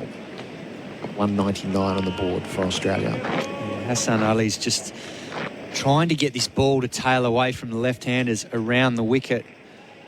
On that occasion to Mitchell Stark. Too short. He's able to just get the ball behind square leg for an easy single. Hassan Ali was given the ball at the worn end and he's around the wicket bowling to Carey, who defends the ball to the offside. The conversation around Carey is not one that's happening inside the team. This is one of those, it's an analysis. Part of it's the psychoanalysis of what's happened post-Lords, and then it's just the analysing of the numbers. As if you don't perform, you invite that conversation, and then it can become self-fulfilling, or you come up with the innings that puts it to bed. What's not in question is Carey's keeping, which I thought he was brilliant in India. He was fine during the Ashes, and he started well here, punching the ball out to deep point for a single. The 200 up for Australia. That comes in the 66th over. The quirk in his keeping is, remember he went so long without a test stumping, and now he's got 10 of them this calendar year, and the record, I'm told, is 11. Wow. And Lyon's going to play a big part in this last inning, so he may well end up equaling or breaking the record for stumpings in a year. He could have 15 by the end of this test because there's a few Pakistan left-handers that keep running down the wicket to Nathan Lyon. Yes. So, yeah, whether it's Imam, Masood, Shaheen Afridi, there's a few of them floating around. 22 boundaries in Australia's 200, largely thanks to Mitch Marsh. Stark has the strike. He guides a ball out to gully, no run. Forgot to mention Shaquille, Mir Hamza. Yes, yes. There's plenty of them there. But that's it's no longer quite enough to be the best keeper, is it? You've got to produce runs as well in the modern era. Yeah, definitely, I think. And he's capable of doing that. It's obviously been a tough year for him. He knows that he let himself down in India with his tactics of sweeping as soon as he was going out to bat. Some bowl. Stark edges missed at second slip. It was just beyond the very fine grasp of Salman. Anything within his wheelhouse, he'll haul in. That was beyond the fingertips. A chancy moment from Mitch Stark. He's 8, Australia 6 for 204 on the Macca's scoreboard. Cricket, I'm loving it. Get it right the first time with K-Rain Irrigation. K-Rain is the landscaper's choice when it comes to professional irrigation supplies, and for very good reason. K-Rain features durable and high-performance products, which make it the industry leader for household or commercial irrigation. There's a wide range to choose from, and it's all available at leading hardware stores. K-Rain, the landscaper's choice. For the full K-Rain range and helpful tips, visit k-rain.com.au today. 6 for 204 SEN Test cricket for Hijaz Halal Financial Solutions. Shaheen Shah Afridi with ball in hands. 2 in the deep on the leg side. Point pushed back. Carey on strike. Afridi bowls. Left outside the off stump. So a genuine edge. Hassan draws from Stark, but just beyond the grasp of Salman. Yeah, I'm just watching Alex Carey shadow bat now, and you can see he's making a real effort to try and engage his front shoulder more, which I think is part of the issue with particularly how he got out in the first innings, because we saw him really square up and his bottom hand takes over. So you can either focus on releasing your bottom hand a little bit, or you can really focus on engaging your front elbow or your front shoulder, which for Alex Carey, that's his right shoulder, and it just looks like he's doing that at the moment. Freddie bowls to him, and Carey goes after the drive, and he nearly pays the price. Kept moving away from him. He didn't catch up with it.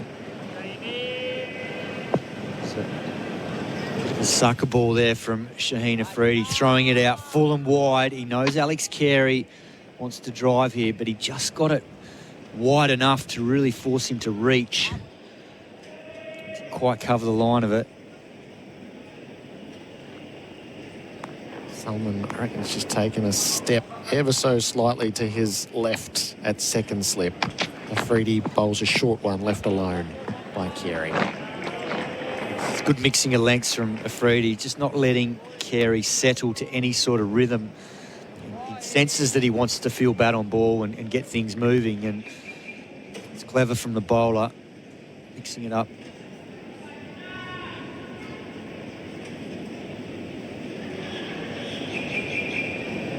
Afridi, his 21st over, 3 for 61. Mir Hamza's bowled 16 in this innings. Carey bat and pad tight together as he defends to cover. Here's the other wicket taker, 3 for 27. So interesting that they started with Hassan rather than Hamza, who's been the wicket taker. Yeah, that last ball is a great example of Alex Carey learning from his first innings dismissal, because you could see he really checked the shot. It was just not quite there to drive. Almost similar length to the dismissal in the first innings, where he reached for one and got the inside edge, and Rizwan took a great diving catch to his right. A deep square of the wicket for Carey, who's back and cutting hard out to the deep point. Directly to the fielder in the deep. A single taken. Carey is 26. Australia's lead is 259. It's nicely played. Got a bit of width. Quite get the placement right there to beat the backward point sweeper. It went straight to him. Good pace. He's timing the ball nicely this morning, Alex Carey. It's been a promising start and moves the scoreboard along from an Australian perspective.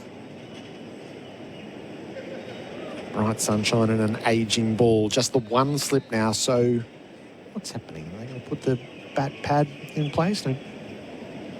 Slip came out, goes back in. So 2 slips spread and the bat pad deep on the cut pitch, 3 away. Takes a step closer as he sets himself for it. Stark's on strike, went the bouncer, but it was outside the off stump and unthreateningly left alone. 6 for 205, Macca's scoreboard cricket. I'm loving it.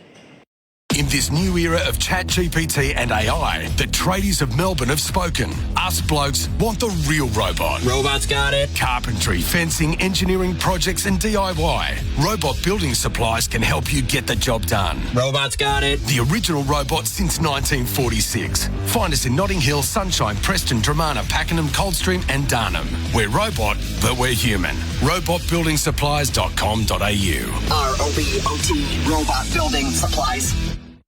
SEN Test cricket for Maccas. Well, the scoreboard is for Maccas cricket. I'm loving it. Off the pads goes Carey as he tickles the ball to deep backward square. 27, 6 for 206. The result overnight, Simon, is South Africa thrashed India. A quite remarkable result. In the third innings, India were routed for 131. So they lose by an innings and 32 runs. Given all that South Africa is going through with its cricket at the moment, what a thumping. It is a thumping, and Rabada fired up in the first innings with 5, and then in the second innings, young Nondre Berger took 4 for. He was backed up by Jansen and Rabada as well. Stark, it's a bouncer well over his head from Hassan.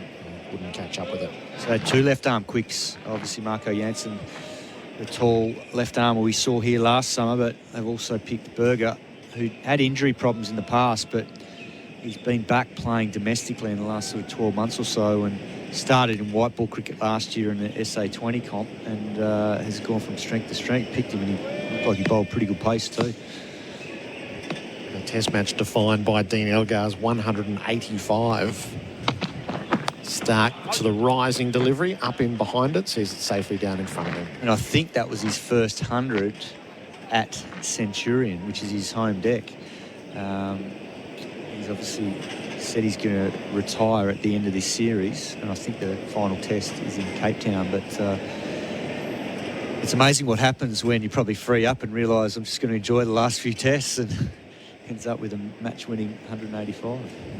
Becomes an interesting day, and the talk around Test cricket's direction and the competitiveness around the world. Hassan around the wicket bowls. Stark knocks the ball to leg, takes off with a quick single as Carey saw the opportunity, and Stark's well home at the non-striker's end. So a day that Pakistan take it right up to Australia on home soil, and then South Africa clout India over in South Africa. Well, it's also important because what's coming up and what has been looming for a while is that a number of those South African players are going to have to be playing in the SA20 soon, which starts, I think, in mid-January. And I think they've got another series after that Indian series, which clashes might be against New Zealand. It is, yeah. So they won't be playing in that. Carey off his pads, turns wide of mid-on and ticks another one along. The lead is 262. So that's the edict of the cricket board, is that no contracted player can skip the T20 competition, and thus it's only the remnants that are going to be sent to New Zealand. Because when it started last year, there's a lot of IPL investment in that competition. A number of the IPL teams own teams in the SA20. 3 singles in the over. Stark is on 9. Hassan bowls to him, and he defends the ball correctly out to mid-off. 6 for 208 on the Maccas scoreboard. Cricket, I'm loving it. Nothing says Aussie summer like an ice-cold Bundaberg ginger beer. Coupled with backyard barbecues, sunshine, and your mates.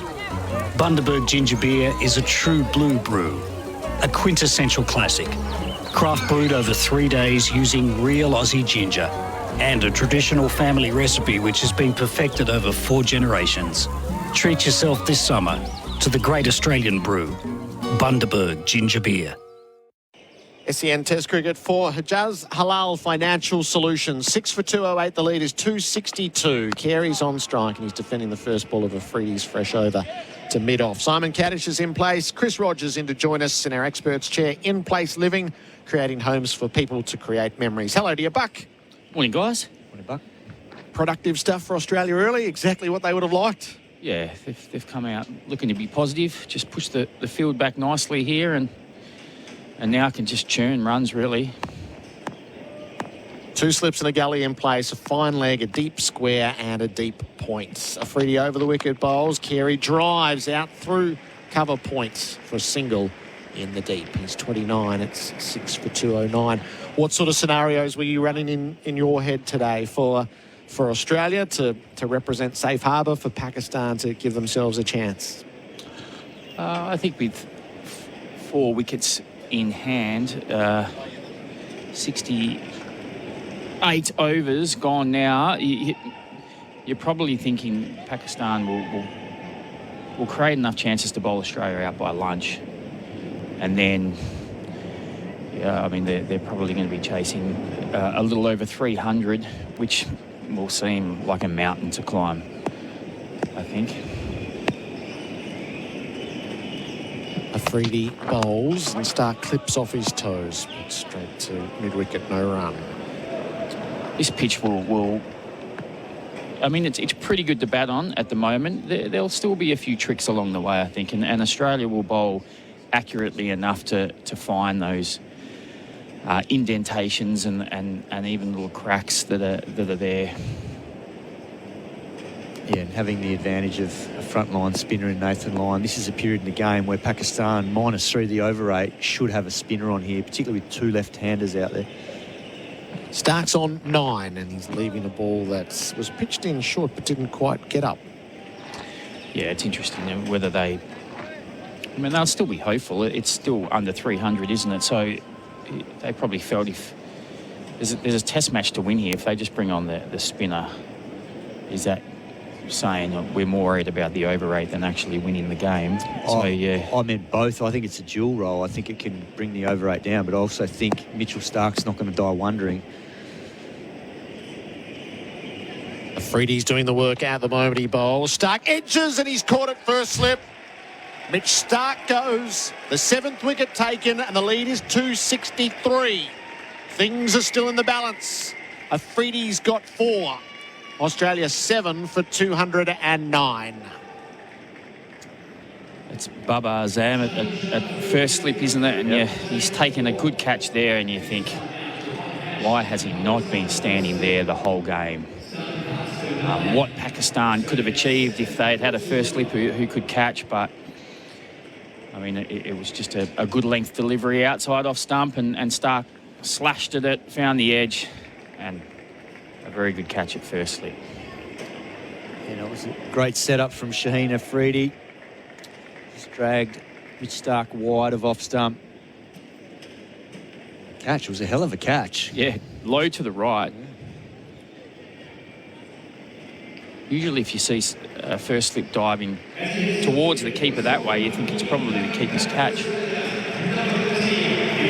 Entrant for the Maccas, catch of the summer, clean bowl your taste buds with the chicken Big Mac.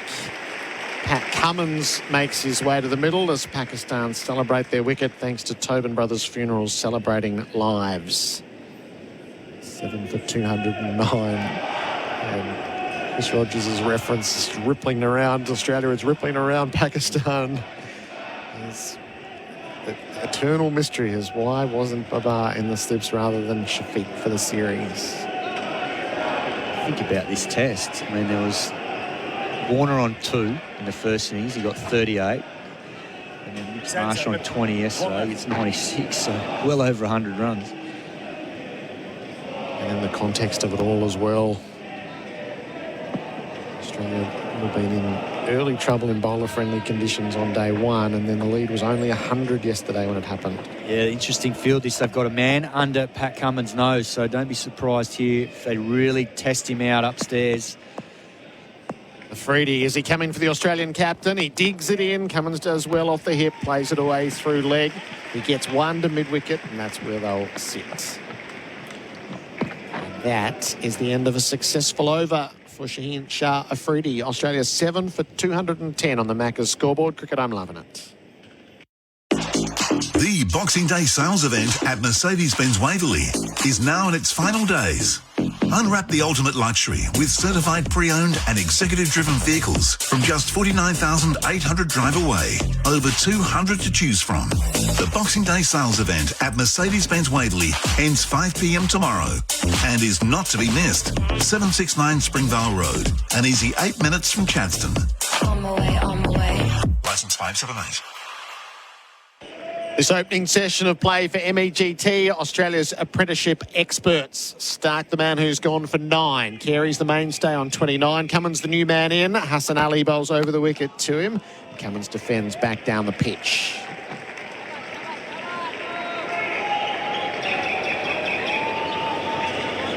It's just so tantalising while the lead is not 300.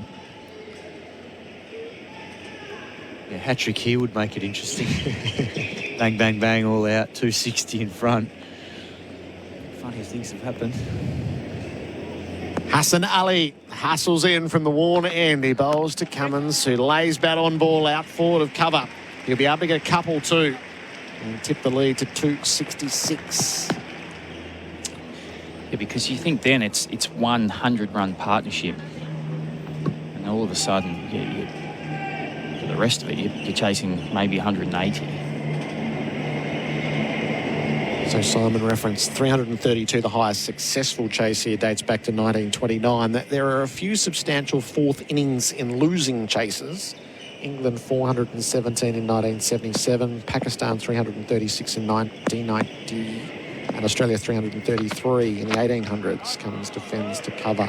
The West Indies as well, 326 in 1976, and none of its recent history. Although Pakistan in 1990 put up 336 in an unsuccessful chase.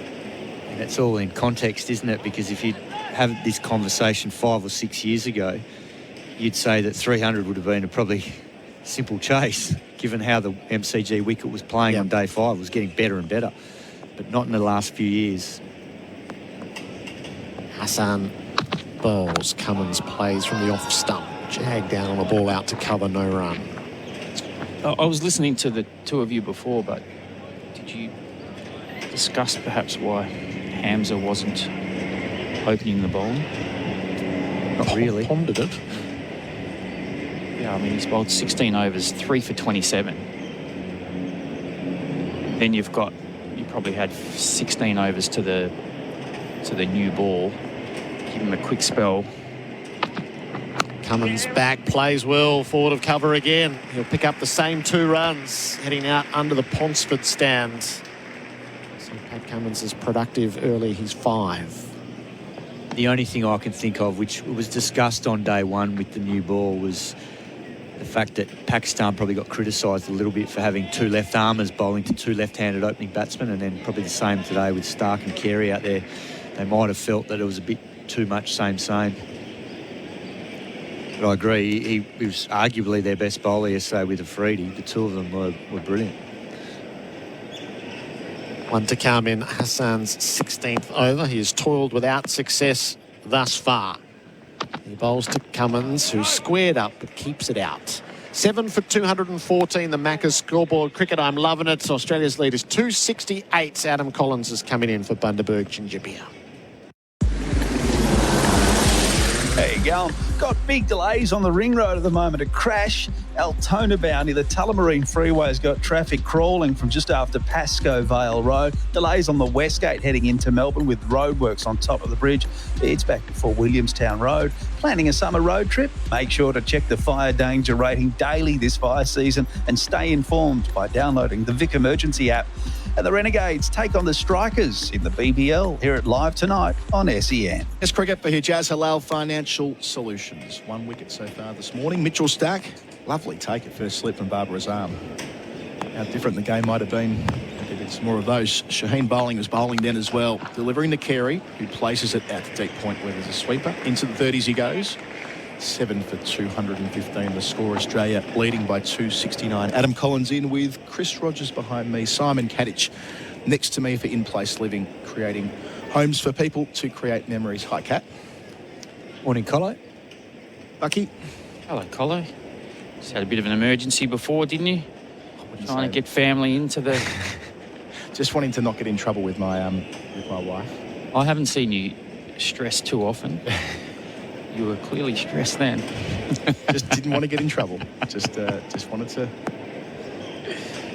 keep things... I can hear some guffaws in the back of the box about not having heard me stressed. I think some of the others might have.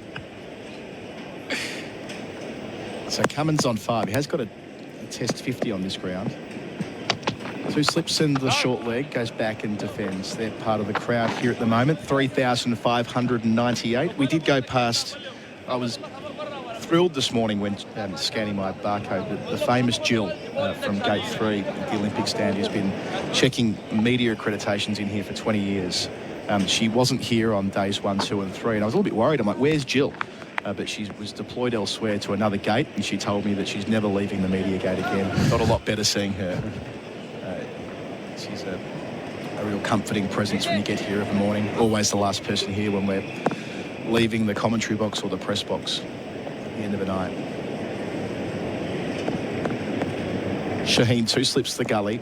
Short leg catching cover. Bowls here. Bouncer down the leg side. You hear the shriek there from someone in the court. Sounded like a seagull getting strangled. Hopefully it wasn't Pat Cummins batting. I don't think it was the captain. He didn't look too comfortable with that short ball. I think after when Pat Cummins first faced Afridi, they had a silly mid-off. He got an easy single to the leg side, so he's gone over to a short leg, and now they have a catching cover that's... Shaheen bowls to Cummins, who rides the bounce down to that catching cover bucket. So Afridi bowled one ball in this over, turned around to his captain and said, no, I think we need someone in close on the offside, and they just haven't gone and got the helmet. I think I might as well just go get the helmet, because now he's standing 3 pitches away, when I think if he's going to be there for the ball that pops up, he probably needs to be another pitch and a half closer. So waiting about 12 metres from the bat. Shaheen bowls here to Cummins, short again. It's that man again, but well handled, well negotiated by the captain, going back and riding it. It might very well end up where he's standing, but I think there's a good chance it'll just pop straight up in the air, just land a pitch away. I'm surprised he hasn't come. Oh, he's just come around the wicket now, because that's exactly how he got Steve Smith late yesterday, and it gives him a chance to get into that sort of tram line mentioned about the green grass outside off stump, because there's definitely a crack under that. Yeah, we saw that yesterday, didn't we? A couple that reared up, including the last ball of the day. Shaheen bowls here, last ball of his over, and placed down to short leg. Well played, Pat Cummins. He's 5 carries, 30. The lead's 269 on the Macca's scoreboard. Cricket, I'm loving it. Australia 7 for 215. Harvey Norman clearance on now. Get up to a massive 30% off Windows 11 computers. Save $400 on Samsung bottom mount fridge with water dispenser. Now $1,098. Take a further 10% off already low prices on selected mattresses, adjustable bed bases, bedroom furniture and kids furniture. Hot deals on lounges, dining and outdoor furniture. Plus bonus local delivery on purchases over $999. Save up to a huge 50% off rugs in a range of sizes and design. More in-store and online. Harvey Norman clearance on now. Conditions apply. Our first session here on day 4 is for MEGT, Australia's apprenticeship experts. Here, starting a new over from the southern end, is Hassan Ali. Punched out to cover by Carey. Won't be a single there. Good opportunity here for Alex Carey just to get himself into the summer cap. It certainly is. He's looked sharp this morning. A couple of beautiful drives through the offside, and it's funny, he played a shield game for South Australia against Victoria, and on a tough pitch, he was South Australia's best batter. He got an 80 and almost won them the game for them in the last innings of the match. Hassan Ali bowls and Alex Carey defends from the inside part of the bat. Gets 1 to mid-wicket. He's 31, 7 for 216. The lead 270. Many people spoke glowingly of that innings that he just strummed 80-odd when no one else was able to bat with fluency. It was tough conditions. I mean, the Adelaide Oval had this mat of grass over it, and it was challenging all the way through. And he came out, he played a different level, really. Probably cost him the game as well with a shot just before lunch where he don't know why, but he tried to take on mid-off, try to go over the top to Fergus O'Neill, the medium pace of Victoria, and got caught at mid-off kind of running back. Right. And then Ben Menenti, who's a dangerous batter, got out just before lunch as well. Hassan Ali gets a crack at Cummins here, defends to cover, no run. So from a kind of a position they looked like they were going to win, they lost 2 wickets within the space of about 3-4 minutes just before lunch. And that changed the course of the game, really. But it was the actual innings he played was fluent, looked good. A really close Shield season, Bucky. I mean, that's a thrilling finish there, but teams 1 through 5 are grouped nicely together.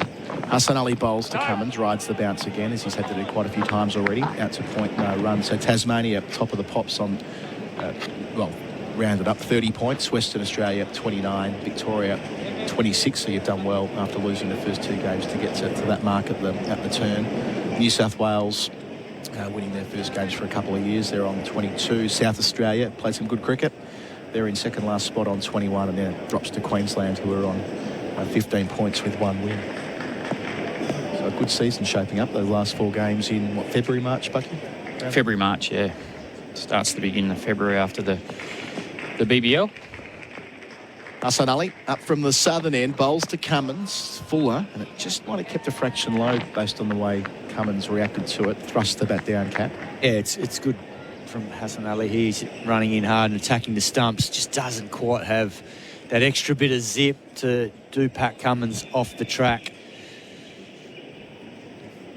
That ball had another 10 Ks on it. It would have gone straight through. Pat Cummins just jammed down on it. Just trying to run the ball back into him here. 2 slips and then 2 out for the short ball. The catching mid-wicket still in position. Hassan Ali to finish, to Cummins. He defends. Again, getting down low and pushing it out to mid-on. End of the over. 1 run from it. Australia 7 for 216. They lead by 270 with Carey 31. Cummins on 5, and that's on the Macca's scoreboard. Cricket, I'm loving it. So I hear you guys have started to build your new home. Yeah, that's right. But I thought you were waiting until interest rates came down. Don't need to. Henley have a fund to pay $1,000 a month off our home loan for 2 years. What? Wow, that's 24 grand off your mortgage payments. Yeah, and it includes all new builds. Wait a minute, where are you going? To get Amy and visit Henley. Henley's Mortgage Fund. $1,000 a month off your home loan for 2 years. All backed by Henley's $7 billion parent, Sumitomo Forestry Group. Our coverage at the MCG for Hijaz Halal Financial Solutions. Cat's jumped out. Bucky's jumped into the front row next to me.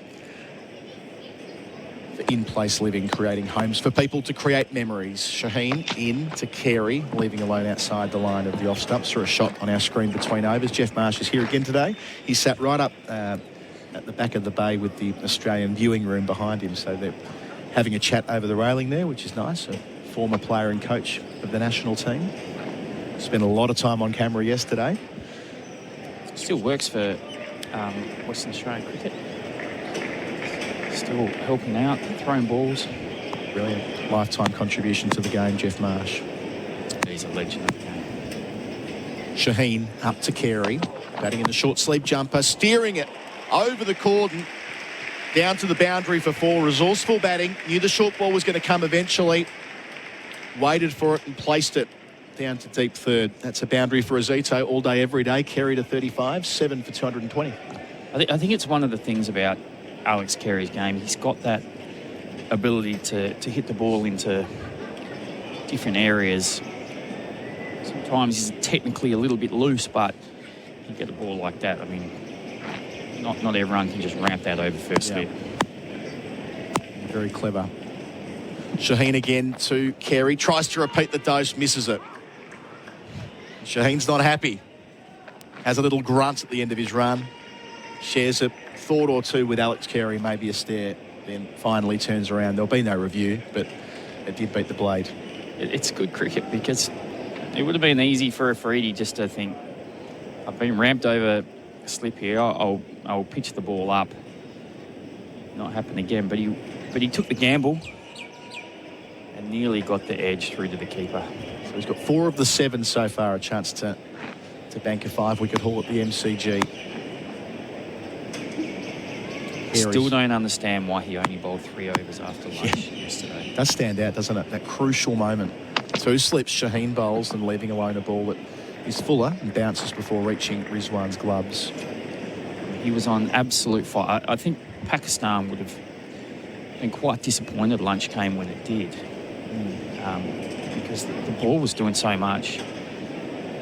And then he bowled 3 overs. Hamza got 2 wickets. They were right there. And then they took off Afridi. I thought he might swing round behind Hamza, but he didn't. Here he is, Shaheen, away from us, northern end to Carey, beats him on what was an attempted flay through the offside. Deep point set back, so it would have only been for 1 had he made contacts, but it goes above the blade and into the gloves of Rizwan, so the bowler in it here. And they're the moments in the game you think, that they can swing the game either way. Not more so than those drop catches, but a little thing like that, I just don't understand why the captain's taken off his best bowler when the game is on the line. Yeah, there are a number of moments from yesterday that stand out, and that's certainly one of them. They didn't seize the opportunity they had, Pakistan. Shaheen to finish here, and Carey, that's an easy leave. Well wide of the off stump. Into the over, 7 for 220 on the Macca's scoreboard. Cricket, I'm loving it. Carey 35, Cummins 5. The lead's up to 274. Level up Dad's game. Skip the usual gift options for Spitwater's Aussie-made tools, not toys. Best models, bonus accessories, and savings of up to $630. Picture this: cold water petrol-driven and hot and cold electric diesel model pressure cleaners, plus the Vacstorm wet and dry commercial-grade vacuum cleaner. Visit spitwater.com.au or dial 1-800-SPITWATER to join the tool revolution. Spitwater, working as hard as you since 1982. Tools, not toys, because grown-ups deserve the good stuff.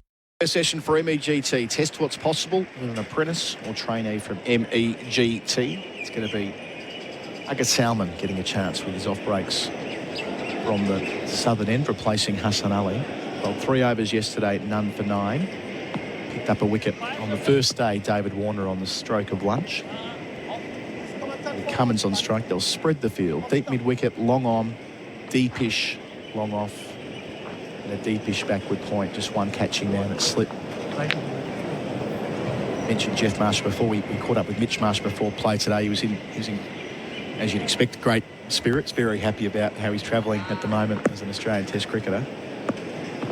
Salman bowls here to Cummins, defends. And naturally a bit disappointed not to reach 3 figures, but still I think he sees the bigger picture as to how he's playing. One comment stood out to me about wanting to fail the way you play and being satisfied failing the way you naturally play. Salman bowls here and Cummins goes back and defends. I mean, without wanting to overplay this point too much, but it does sound a lot like the way the England players talk at the moment. They often say, we want to fail the way we attack and play. I suppose Mitch Marsh is providing that for Australia right now. Salman bowls and Cummins defends, a strike rate of 74 since returning to the Aussie Test team. Yeah, that idea, you go down swinging, you do it your way. Yeah. No regrets. Get to the end of your career. Salman straight back to his mark, bowls to Cummins and past the edge. Well bowled. That's the one that goes straight on.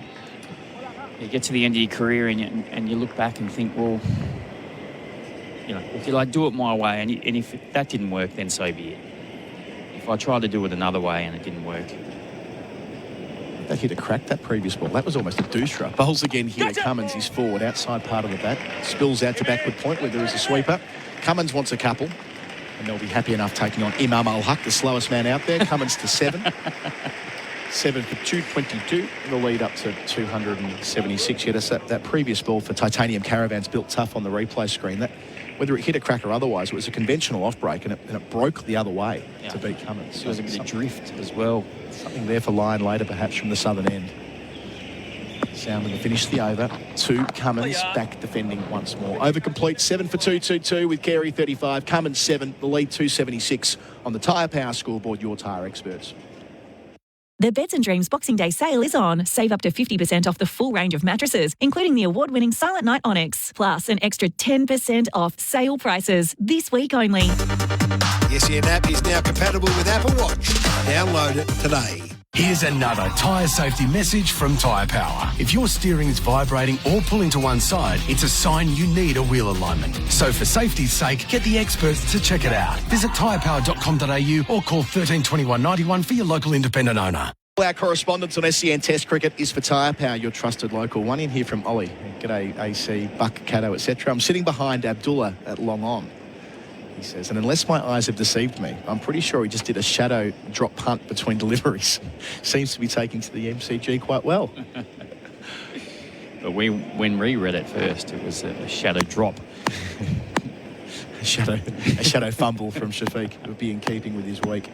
Change of bowler from our end. Jamal from the northern end. Bowls here, replaces Shaheen Afridi. First ball tucked around the corner by Carey for 1. He moves to 36. 2 men set back on the leg side, 7 for 223. What was interesting that last over from Salman was, imagine if Nathan Lyon had come on then and the field he would have had as opposed to the field Salmon. So Salmon had 4 fielders out. No one, a slip, but no one else in close. It looked very different, and that could be one of the key differences in this game. Well, I guess we've reached that point, haven't we, where run preservation really shouldn't be front of mind for Pakistan. I mean, they need the 3 wickets.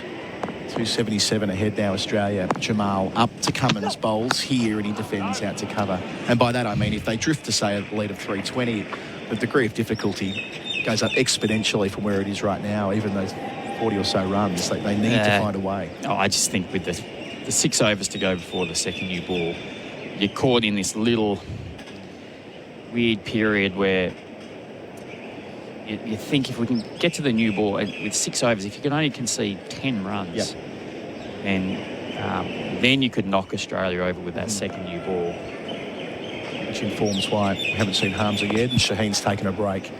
Jamal up, 2 slips the gully, bowls to Cummins. He finds a gap just to the left of the man at cover. They'll get 2. Oh, backing up. And they'll get overthrows as well. And a number of them. 2 more, maybe 3 more, possibly even 4 more. Work to do on the rope, just dragged in at the last by Imam Al-Haq. So 2 becomes 5 for Australia and for Cummins, and it takes him into double figures. Scoreboard adjust, it becomes 7 for 228, and Cummins reaches 12 with some help from Pakistan. So much to digest there. I mean, the bowler has not moved. He stood in the middle of the pitch, didn't get back to the stumps, which is the first mistake. Then mid-on, who should be backing up, he, for some reason, has tried to get to the stumps and ended up about 1.5 metres behind it. Of course, the throws come in hard, and mid-on had no chance of stopping it. And then, there was no one backing up. It was Afridi who was the mid-on who couldn't quite get to the right spot. So Jamal expensive in this innings, bowls to Carey, who leaves alone. He's operating around the wicket to the left-hander. Fine leg, deepish square leg, deepish point, both effectively on the 1, but saving the 2 or possibly the boundary. If anything, it should have been, apart from the bowler, it should have been mid-off. The captain, he should have been getting towards the stumps, and then mid-on could back it up. But just little things like that, they're quite crucial. Probably something about Pakistan just not playing a lot of Test cricket. It's a great point. We've sort of come back to it a lot over the last 2 weeks. Jamal up here, bowls to Carey, who defends under his eyes, out to cover. You look at Australia, they played a Test in January against South Africa, albeit a rain-affected one at Sydney. And they played 4 Test matches in India, the World Test Championship final. Gets us to 6, I think, 5 in England, that's 11. So this will be their 13th match in the calendar year. Pakistan playing their 5th. I'm very supportive of the World Test Championship. It makes sense to have a structure, but 2 Test series is a permission to never play more than 2 Test series, and that's the vortex that Pakistan find themselves in at the moment, especially at home. Bowls here to Carey, and he deflects it through the cordon into the turf through about 5th slip, and it goes for 4 runs. An expensive over, already 10 runs from it. 1 ball left in it. Takes Australia to 7 for 232. My apologies, that is the end of the over on the Macca's scoreboard cricket. I'm loving it. Carey to 40, Cummins 12 to lead 286. Millions of kilometres covered, thousands of servo coffees, tons of boats towed, plenty of that's not going anywheres, and countless grains of sand. Seriously, where does it keep coming from? A whole lot of work sites, trips with workmates, and getting roped into helping just about everyone move house. 50 years, 8 generations, only one Toyota Hilux. Hilux, an unbreakable connection since 1968. Oh, what a feeling. Toyota. SEN Test cricket for Hijaz Halal Financial Solutions. Buck, you said before the last over they need to concede about 10 runs in 6 overs before the second new ball. Well, they did it in 1. I know Pakistan have been very... there's this great relationship between the teams, but that was a gift to an overthrow to Cummins, and they need to tighten it up right now.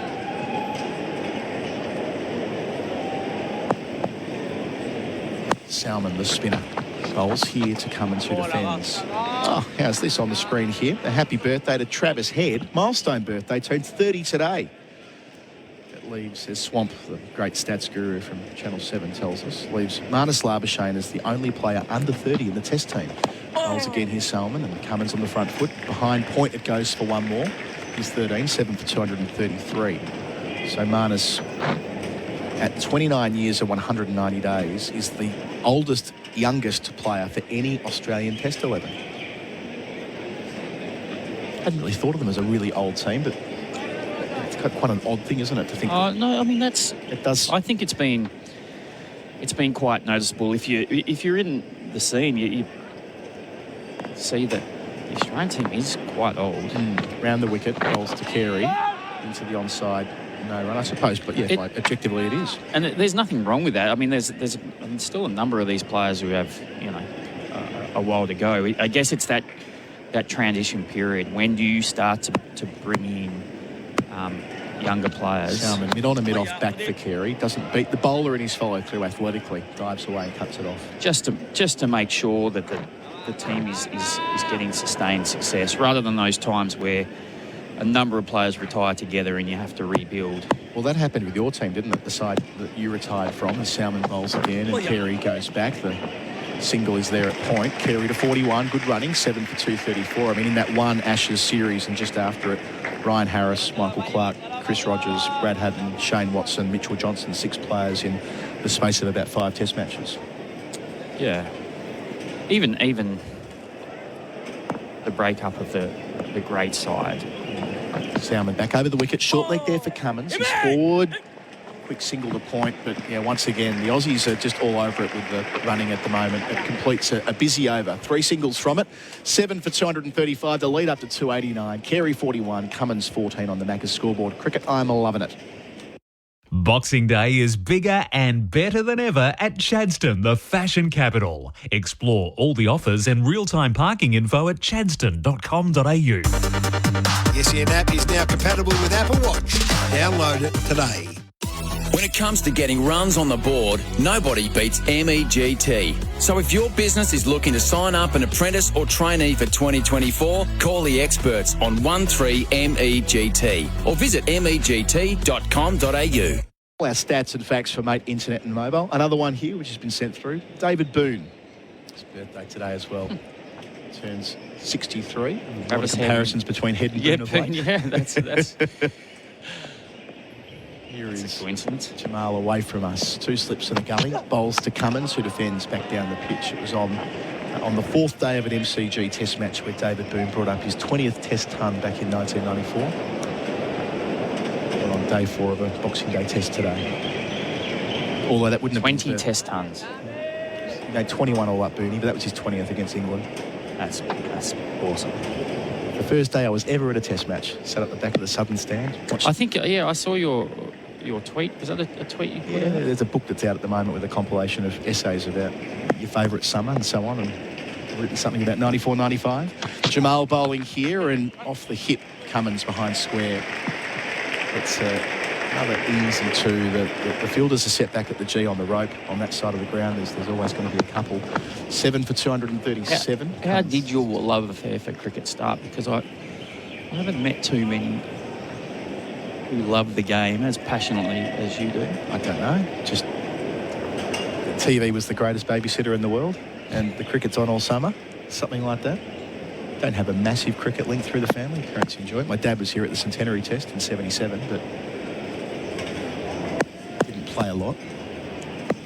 Jamal up to the crease here. Bowls to Cummins. Past the inside edge. Shout for caught behind, and it's given. That's nicely bowled. Jagged off the surface. Cummins is sending it upstairs straight away. So we'll see the DRS in operation for the first time today with Richard Illingworth for IMAR Insurance. Tradies trust IMAR for insurance. Call 1-3 IMAR. Bucky, we'll get a first replay that you can talk us through for Titanium Caravans built tough. But the Pakistanis were convinced. I wonder if Pat Cummins is just taking the review because he can. There's 3 left for Australia and there's 3 wickets. So might as well. He seemed to almost shrug his shoulders. First replay here, Bucky. He then looked at his inside edge. You just can't tell. There would be a sound, you'd imagine. We'll have to see the hotspot, I think. Okay, so seeing that sort of front on replay before the technology kicks in, and it could easily can't be anything other than that. Yeah, you could easily have found. Let's have a look at RTS. Well, let's clip the bail on the way through. I'm big on this. Fuck. Probably a conversation for a quieter day. Nothing on hotspot. No hotspot. So hotspot's gazumped by Snicko, isn't it? So just because there's no hotspot doesn't mean he'll be given not out. Although Steve Smith had the finest of edges. Yep, there's the mark on Snicko. So Cummins will be sent packing on the basis of that evidence. Inside edge. So I'll go back to Michael on field to stay with his original decision. So Michael Goff has gotten it right. Pat Cummins departs for 16. Pakistan get their second wicket of this first hour. They're now 8 for 237. The lead up to 291 as he leaves. A useful stander with Alex Carey, but the game might just change a little bit again. So the third umpire for Aymar. Yeah, the trade is mate. That's Aymar. Crossing the road now, Chris Rogers. Here's Nathan Lyon. Yeah, I don't think he's going to die wondering. There's 3.5 overs before the second year ball. I would be very surprised if there's not at least 10 or 15 by the time that comes around. Lyon, an average of 13 at test level, high score of 47. If they bowl short to him, we know he'll try it on. I think he'll sweep the spinner from the other end as well. Is that another one that seems to have hit that area that you've been talking about, Colo? That we saw Pat Cummins find that yesterday. Bowled. I mean, it's not that big. Bowled Hassan Ali with that ball. Yes. Nip back. And that jagged back a mile off that same patch. And it isn't. It's probably 10 centimetres by 5 centimetres. You've got to be very accurate to get there. But yeah, it does feel like that hit a similar part of the pitch. Messages in for Tyre Power, your trusted local. I can't forget a birthday shout out for Brad Hodge. Wouldn't do that. 49 today. That comes from Dean in the Olympic stand. Hodgie forever young. 49. One of the funniest players I ever was lucky enough to play with. Non-stop make you laugh. I'm certain. Okay. Jamal is in the book. Bowling hit to Nathan Lyon. Open stance down the leg side. Doesn't catch up with it. James here saying hotspot is the definitive ruler. RTS the backup, like in this scenario. No, I think it's the other way around, James. We've got it's like a game of rock paper scissors, right? Yes, Snicko beats hotspot as it's currently interpreted, as we remember. So if you had a hotspot but no Snicko, I think it's more like if there's nothing on hotspot and there is something on Snicko, that's what they go with. Is how the umpires are told to interpret the technology. I don't know about the example you raised though. Jamal bowls and defending his line. Therefore, isn't it either or? And neither is the definitive ruler. It might, yeah. I think it needs to have something on Snicko now, because there were times, weren't there, where you'd see something on hotspot and they'd be given not out. Remember that Nigel Long day in Adelaide in 2015, where there was a massive hotspot on Lyon's bat and they didn't give it because there was no Snicko. Okay, I thought one of the dismissals early in this test was given out. It didn't even go to Snicko. Oh, once they saw it, yeah. I mean, these things who knows? Wax and wane a little bit, but I do know that Snicko is seen as the more dependable technology. Jamal bowls here and beaten outside the line of the off stump is Lyon, trying to play a booming drive through cover. Not quite there. End of the successful over for Pakistan. There'll be a change in commentary after the break. Gerard, Whateley in for me. Carey 41, Lyon yet to score Australia. 8 for 237. Our change of commentary for Bundaberg Ginger Beer. The NX250 has been crafted to excite your senses with outstanding power and an intuitive driving experience. The beautifully appointed cockpit brings the driver and the vehicle closer than ever, while the smart technology is completely effortless. And now, your chance to earn yours is here. Until the end of 2023 or while stocks last, amazing opportunities exist on your demonstrator NX250. T&Cs apply. Speak to Lexus of Brighton to learn more. Expect perfection. Experience amazing. LMCT 9897. First ball of the fresh over is driven away by Alex Carey to long off. He'll take a single. He's 42. Australia's lead is 292. SEN Test cricket for Hijaz Halal Financial Solutions. Cummins, the man who's just departed. Nathan Lyon is out in the middle of the MCG. Brilliant blue skies over Melbourne today. For what remains a tantalising prospect. This is the 78th over of Australia's innings. Looking for the safe harbour of a 300 lead. Lyon is forward and defending Salman. We've cleared the decks. We've all shuffled around. Pete Lawler, good morning to you.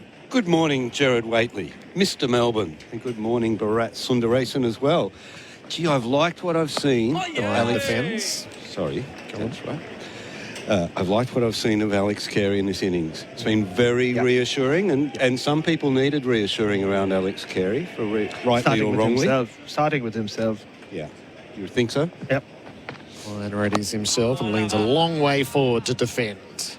I know that the people who know these things have said that his technique's got a little bit out of whack. His shoulder's pointing in the wrong direction. He's fixed up today, and he looks great. And with the front leg kicked out, readies himself, and he's playing the ball to cover. They'll go for the single. It's well judged and well taken. The lead is 293. Yeah, Simon Katich and I had a long chat about him last evening. Alex Carey's technique, where the bat's coming from. And he spent most of the World Cup and he was left out. He's on strike, Carey, and he's playing back and defending the last ball of the over. 2 from it, 8 for 239. The Macca's scoreboard cricket. I'm loving it. Hello again, Sebastian Cant here. With my neck pain, the only relief I get is with my Spinal Ease pillow. I encourage you to give it a go. Search Spinal EZE. The SEN app is now compatible with Apple Watch. Download it today.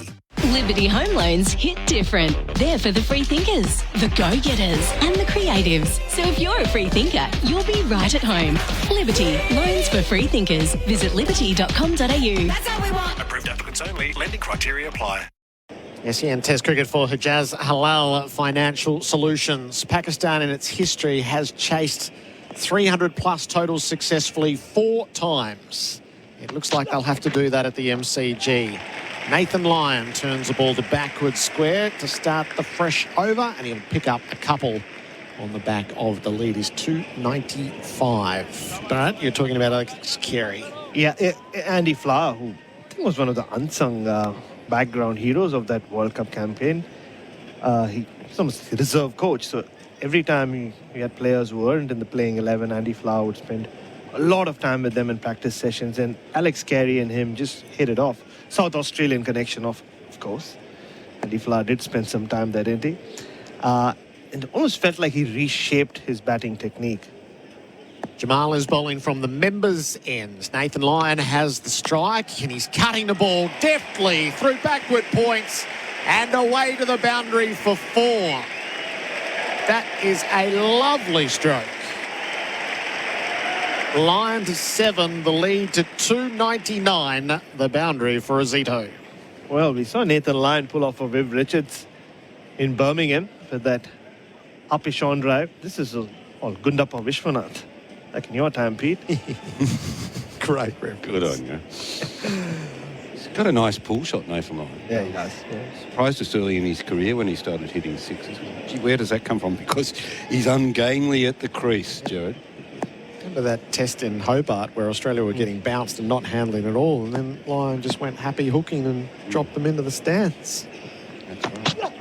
Lyon off the hip, fine for more. And that propels Australia beyond the lead of 300. A historically relevant threshold. 8 for 249. Lyon is 11. He's at the gallop. And just to finish off on Alex Carey, Gerard, so there would be times when he would just bat just the top hand on his bat, just the bottom hand. And just the way his bat is coming down, it's coming down a lot straighter this morning as compared to even last evening. And you can see there's the punchy drives, the fluency is back to his batting. Great signs. You talked about him getting dropped in the World Cup. It was a very significant moment. It came out of the blue. Was it after the first game? Yep. Yeah. That puts something into the water about how how are the coaches and the selectors? Where is their mindset about Alex Carey? And is Alex Carey's mindset affecting their decision-making here? Pakistan are stacking the leg side field and putting the backstop in place. So maybe we're about to see the line hook. Jamal's going the distance in this over. 2-4-4. He's in off the long run. He digs it in. Line goes underneath the first time. Ducks under it. Gives the bowler a bit of a stare. So the fly slipped down on the rope under the side screen. Fine leg, deep square. And then there's a short backward square on that 45. And 2 mid-wickets, essentially. When they have bowled short, I thought they bowled too short, Pakistan. They haven't really sort of tucked the batters up enough. Stacked leg side. Jamal over the wicket. Lyon lets it pass outside the off stump. And then spars at the cut shot that he might have played. So just going back to that Carey thing, it has been in the water that maybe there's something wrong with Alex Carey and, you know, is his form with the bat slipping? Has his confidence slipped? And I know, Gerard, you read a lot into that missed stumping at Perth and his actions around that and his explanation of that. I didn't quite have the same opinion of that incident as you. Yep. But I won't argue with you on air. Oh, no. I'm not asking everyone to join in. Is Lyons bowled. Jamal straight through it. Lyons ended up with his bat on the pitch. That's how comprehensively he got beaten. Australia 9 down. Lyon a sprightly 11. Jamal with his second wicket. It's 9 for 249. Did him in his head then, didn't he? Yeah. Set the field back, bowled a short ball, bowled another shorter ball, and then up and in the slot, and Lyons trapped on his crease, and he's not up to keeping that one out. And it's jagged back in and kept a bit low, I think. Did you see it better than me, Bharat? Yeah, it came back a long way. Yeah. Hit the seam, proper seam movement. The line, look, Mum, no bat. No bails. Yeah, the psychological setup aside, that's a very difficult ball to play. That is the end of the over. Australia 9 down. SEN Test Cricket for Hijaz Halal Financial Solutions. It looks like we're going to take the drinks break here for Bundaberg Ginger Beer, the great Australian brew. Hello again. Delays are easing on the Ring Road Altona bound following an earlier collision near the Tulla Freeway. Westgate, heavy. Millers Road to the top of the bridge with ongoing maintenance works that has only 2 city-bound lanes open until January 4. If you see anything on the roads, 1300 5959 937. Sexyland's Boxing Day sale. Get up to 70% off in-store or shop online for 2-hour delivery. Sexyland, something real sexy for everyone. And the Renegades take on the Strikers in the BBL. Hear it live tonight on SEN. Get a Nissan Navara Dual Cab SL 4x4 Auto from $49,990 drive away. Plus up to $2,000 of Nissan genuine accessories. See nissan.com.au for T's and C's. The SEN app is now compatible with Apple Watch. Download it today. 2 all-chicken patties, special sauce, lettuce, cheese, pickles on a sesame seed bun. You heard correctly. It's the Chicken Big Mac and it's back at Macca's. Available after 10:30 a.m. for a limited time. At Robot Building Supplies, ChatGPT doesn't get a look in. We ask our own robot. Robot's got it. Got Merbu decking and timber sleepers? Robot's got it. Steel framing and building supplies within 24 hours? Robot's got it. The original robot since 1946. Robot Building Supplies. Notting Hill, Sunshine, Preston, Dramana, Pakenham, Coldstream and Darnham. We're robot, but we're human. robotbuildingSupplies.com.au. ROBOT, Robot Building Supplies. Tapping away. Hassan bowls to him. He goes after the drive and clouts it out through cover for the most stylish of boundaries. Reedy's doing the work at the moment. He bowls. Stark edges and he's caught it first slip. Mitch Stark goes. The 7th wicket taken. Crease here. Bowls to Cummins. Past the inside edge. Shout for caught behind and it's given. That's nicely bowled. Jagged off the surface. Line off the hip. Fine for more. And that propels Australia beyond the lead of 300. Bundaberg Ginger Beer drinks break in this opening session of play. 9 for 249. Carey's 42. Hazelwood's out in the middle. The lead is 303. This is tantalising. It's not out of reach, although it becomes historically improbable once you're beyond 300. In the SEN Test cricket box right now, Pete Lalor and Bharat Sunderasen. It's run chase weather though. The sun's out. Pakistan haven't chased down anything over 250 successfully since 2016 or 2015. They've just done it once. And that was in the subcontinent. They really haven't done too much of note in fourth innings away from the subcontinent.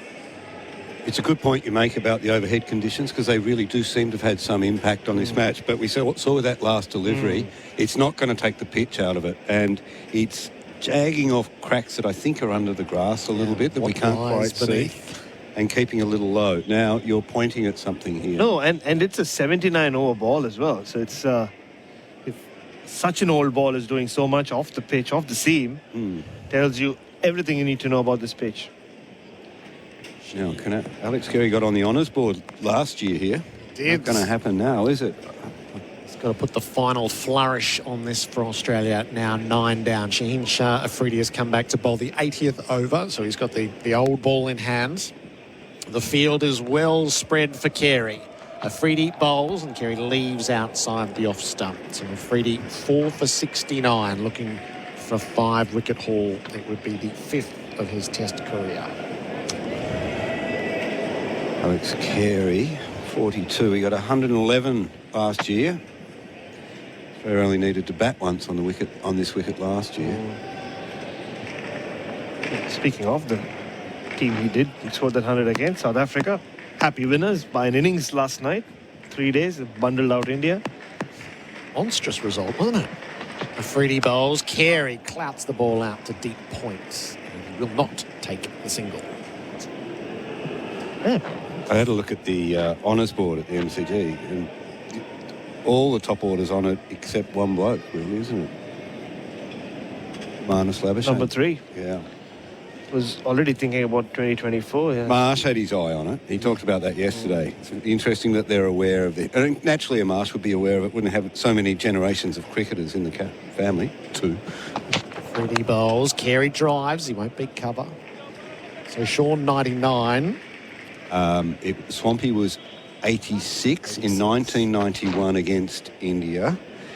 Yeah. Sean was the 99 in 2014 against India at this very ground. Just a horrid run out. Standing in the players' race when he got out. I think I mentioned that yesterday. And you just thought, oh my God, this is the worst place to be. 99 run out. Right on lunch too. And Mitch lands right in the middle at 96. Carey's on 42. He tried off the pads. It thudded in. Rizwan gets around, and this time Carey takes the run. It'll be signalled as a leg by.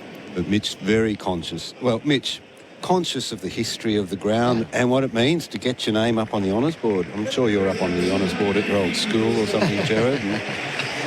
250 up for Australia with 2 balls left in the 80th over. But you leave your mark, don't you? Yeah. And put it up in that gold lettering and you're among all the big names. His Test centuries in Perth. He was parachuted into that 3rd Test match of the Ashes and he was utterly brilliant with his 180. Then 2 matches later, he and Sean both made centuries at the SCG and embraced mid-pitch, almost not completing the run and causing a run out. Headingley is the resurgence, the renaissance of Mitch Marsh, and this would have been such a beautiful piece. The renaissance. It's a good word, Gerard, because it is a renaissance. 2 slips and a gully in for Hazelwood. Tentatively backing away as he plays the ball out to cover. It's best of renaissances too, because he's just learned to sort of, what was the phrase he used last night? Not have faith in himself, but be true to himself. Yeah, that's great. And he said that was the argument going on in his head as he walked out yesterday. Yeah. Are you going to be true to yourself, mate? Like it's 4 for 16. Yep. You aim the big drive, you get out, people are going to be all over you. Bat pad in place for Hazelwood.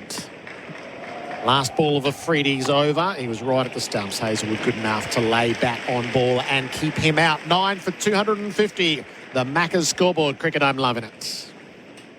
Harris Scarf's Boxing Day sale is on now. Save 50% off all dinnerware, knife blocks and chopping boards. Exclusions apply. Harris Scarf. Great brands, great prices. The SEN app is now compatible with Apple Watch.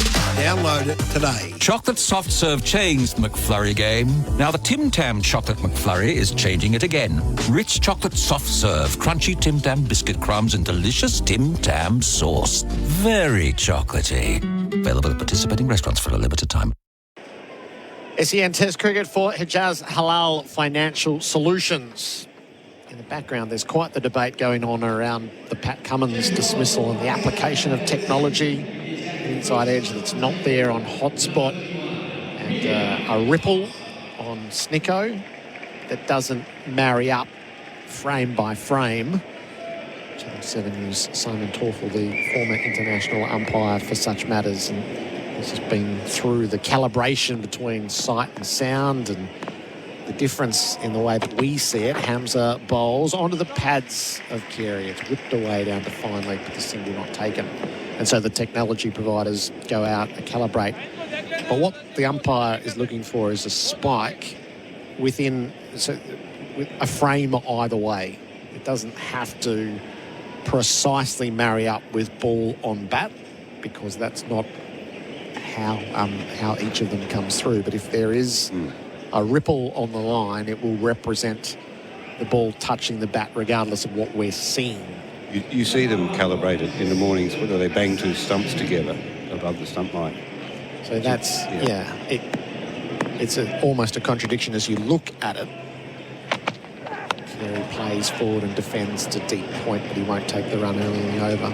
Yes, that would explain it. As you look at it, the ball and bat are not together when the sound graph comes on. But as Simon's explained on 7 there, that it sometimes up to a second afterwards, they give it that allowance. And the frame rate means that the ball touching the bat never appears as a visual. So there's nothing on Hotspot. It is always interesting when the two technologies are used, and anything on either of them is enough for you to be given out. You don't need both to marry up. Carey advances and has a big swing. Wow, what a moment that would have been if he'd made contact. That might have gone in the next week. He swung so hard at it. It came from nowhere as well. Simon Toffel has always come across as a physics professor to me. Oh, that swung. New ball. But it's interesting, isn't it? The Pakistan bowlers look for swing because they're medium paces, and that tends to exaggerate the swing a little bit anyway. But Pat Cummins in particular is not really that concerned with swing, is he? All the Australian bowlers do. Yeah, Hamza over the wickets to Carey, who's more judicious this time as he just lays the ball out to deep point. 4th ball of the over, he's prepared to take the single and advance the lead to 305. Stark is a swing bowler. But I wouldn't call Hazelwood and Cummins are not swing bowlers, are they? They nibble their seamers. Did they not? But Hazelwood has got the ball to swing. And ditto Cummins. We saw the in-swinger come into his armoury in the last 12 months and picked up some big wickets because nobody's really expecting that one. But he loves his little wobble seam. Which way is it going to go? We don't know. Hamza 3 for 28 from the members' end. He bowls to Hazelwood, who defends back down the pitch. As is the convention with the number 11. Anytime you lay bat on ball, there's an appreciative round of applause. Bit of Usman Khawaja in that minimal effort block that he does, just drops the bat on it. We saw it at the end of the last over too. He's very happy with it as well. Shadow practiced it again. It's a dismissive defensive shot, isn't it? You know, others block with sort of intent and leave with intent. No. Hamza, last ball of the over to Hazelwood. He's forward. Sound as you like. Defending. End of the over. 9 for 251 on the Macca's scoreboard. Cricket, I'm loving it. Mercedes-Benz Barrick's Boxing Day sales event is now in its final days. Certified pre-owned and executive-driven vehicles from 49,800 drive away. Over 200 to choose from. Unwrap the ultimate luxury at Mercedes-Benz Barrick, Australia's most awarded Mercedes-Benz retailer. Boxing Day sales event on now until 5 p.m. tomorrow. Just 24 minutes from the Burnley Tunnel. Licence 578. SEN Test cricket for Hijaz Halal Financial Solutions. If Pakistan is to win this Test match, it will be the second highest chase at the ground as matters stand. 332 by England in 1928 has been referred to at every corner, including on the scoreboard for patrons to see. Afridi bowls. Carey plays the ball stylishly to deep point, but he's not taking runs early in the over. So Pakistan now and the West Indies, New Zealand. Next summer, it's India. And Bharat, that is a chastening defeat overnight at the hands of South Africa by an innings. Yeah, and look, everybody talks about the 36 all-out in Adelaide. That was an aberration. They completely outplayed. And the full strength Indian side, maybe Mohammad Shami was missing. A proper batting lineup. Freddie bounds in, bowls. Carey keeps the Yorker out. And they've obviously really moved on from Cheteshwar Pujara and Ajinkya Rahane. And we can see it around us, Gerard. Ravi Shastri was around doing some broadcast work in Perth. Harsha Bogle's here. The other broadcasters, everybody's preparing for the next big summer. And the one thing this Australian team hasn't done is beat India in a Test series, home or away. So that's one box they would want to tick. Yeah, I know they want to win in India, but they need to beat India here first. Good point. Carey's at 43. He's facing up. It's down the leg side. Rizwan does a good job to catch up with it. It's going to be a very new look India in terms of that approach. Going back to Ravi Shastri, both times India won. Our mate Ravi has been in charge and brought a very different approach to playing in Australia. Rahul Dravid just got an extension for 6 months. He seemed very reluctant to continue as coach after the World Cup. And things haven't really gone well for him. There's talk that VVS Lakshman will take over from him. Again, more in the Rahul Dravid mold in terms of how they approach these things from the back. Field well spread. Carey clips it off his toes. So he'll get that away for 4. He's played it ever so crisply wide of mid-on. That's precisely what Carey's looking for. He's 47 and the lead is 309. Just the arc of his bat coming down is getting better and better.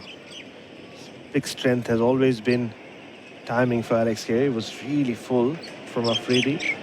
Yeah, and just on India, Rohit Sharma as captain, will he be around a year later, just coming off that World Cup final defeat?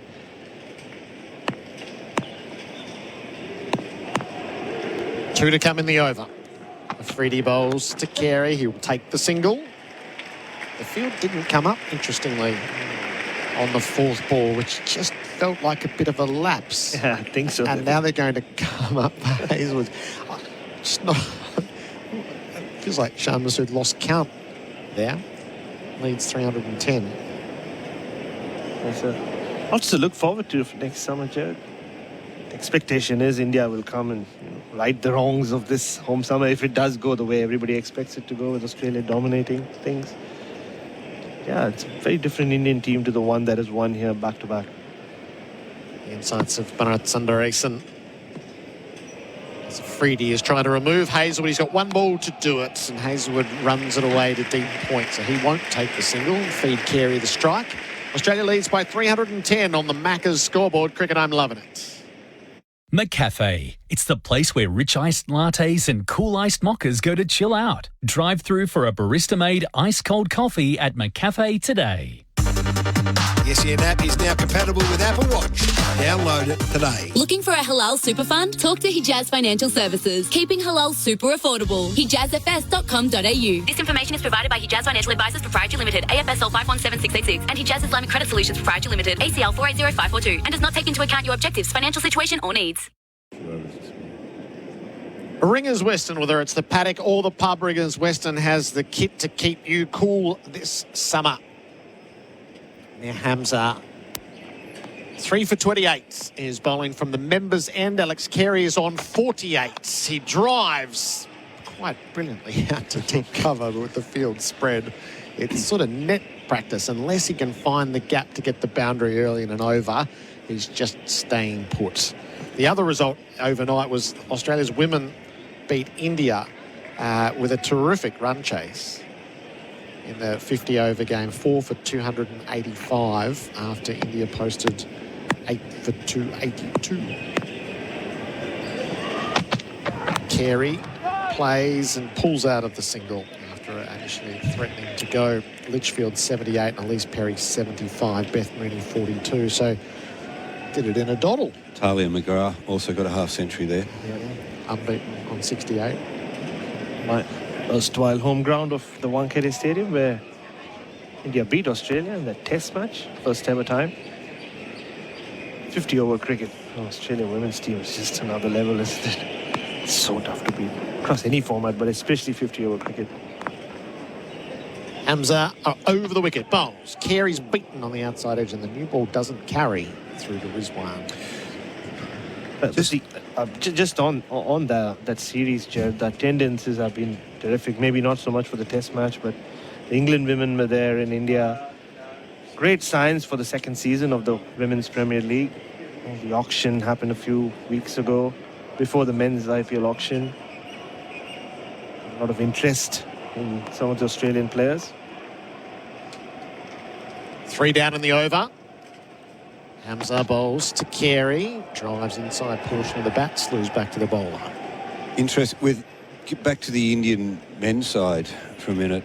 There is that change in personnel, and I've sort of heard a bit of an interesting theory from some Indian cricket observers. This is a reflection. The new generation, they're not comfortable on these spicy decks. Yes, yep. They're flat track bullies. Yep. Perhaps we've been through a generation of classic Indian batters who can adapt to all conditions. A lot of these younger players, basically grown up on batting wickets.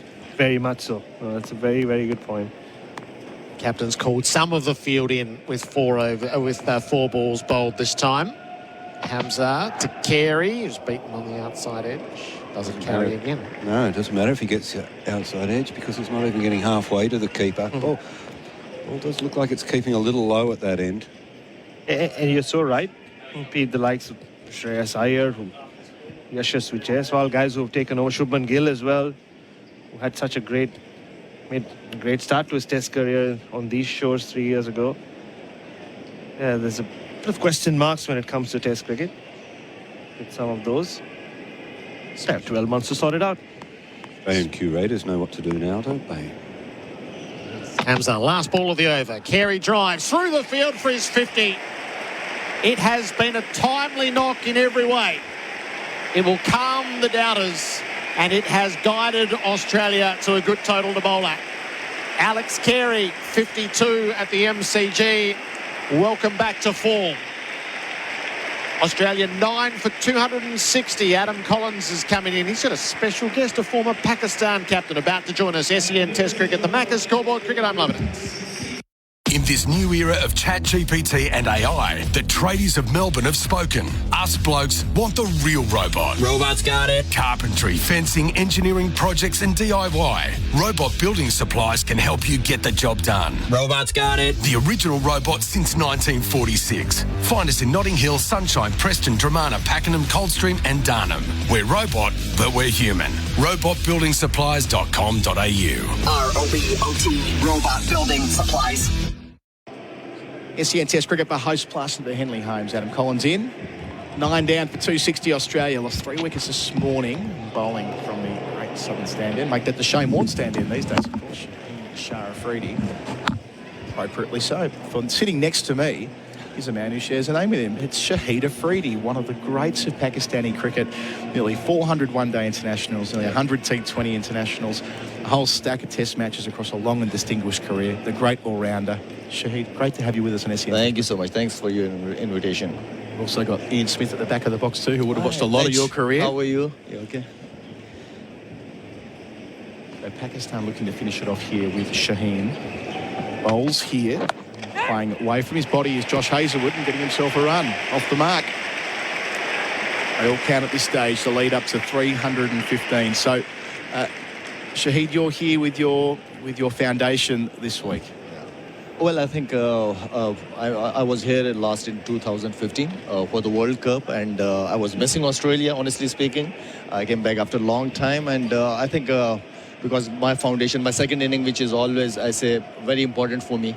I done with my first inning, cricket inning, career, and now the charity because I know I have a lot of, being a Pakistani, a proud Pakistani, I have a lot of responsibilities on my shoulders to do something for... Carey on strike, cutting out to deep backward point. They don't take the single. They're playing the milk the strike game on a 5-10 setback.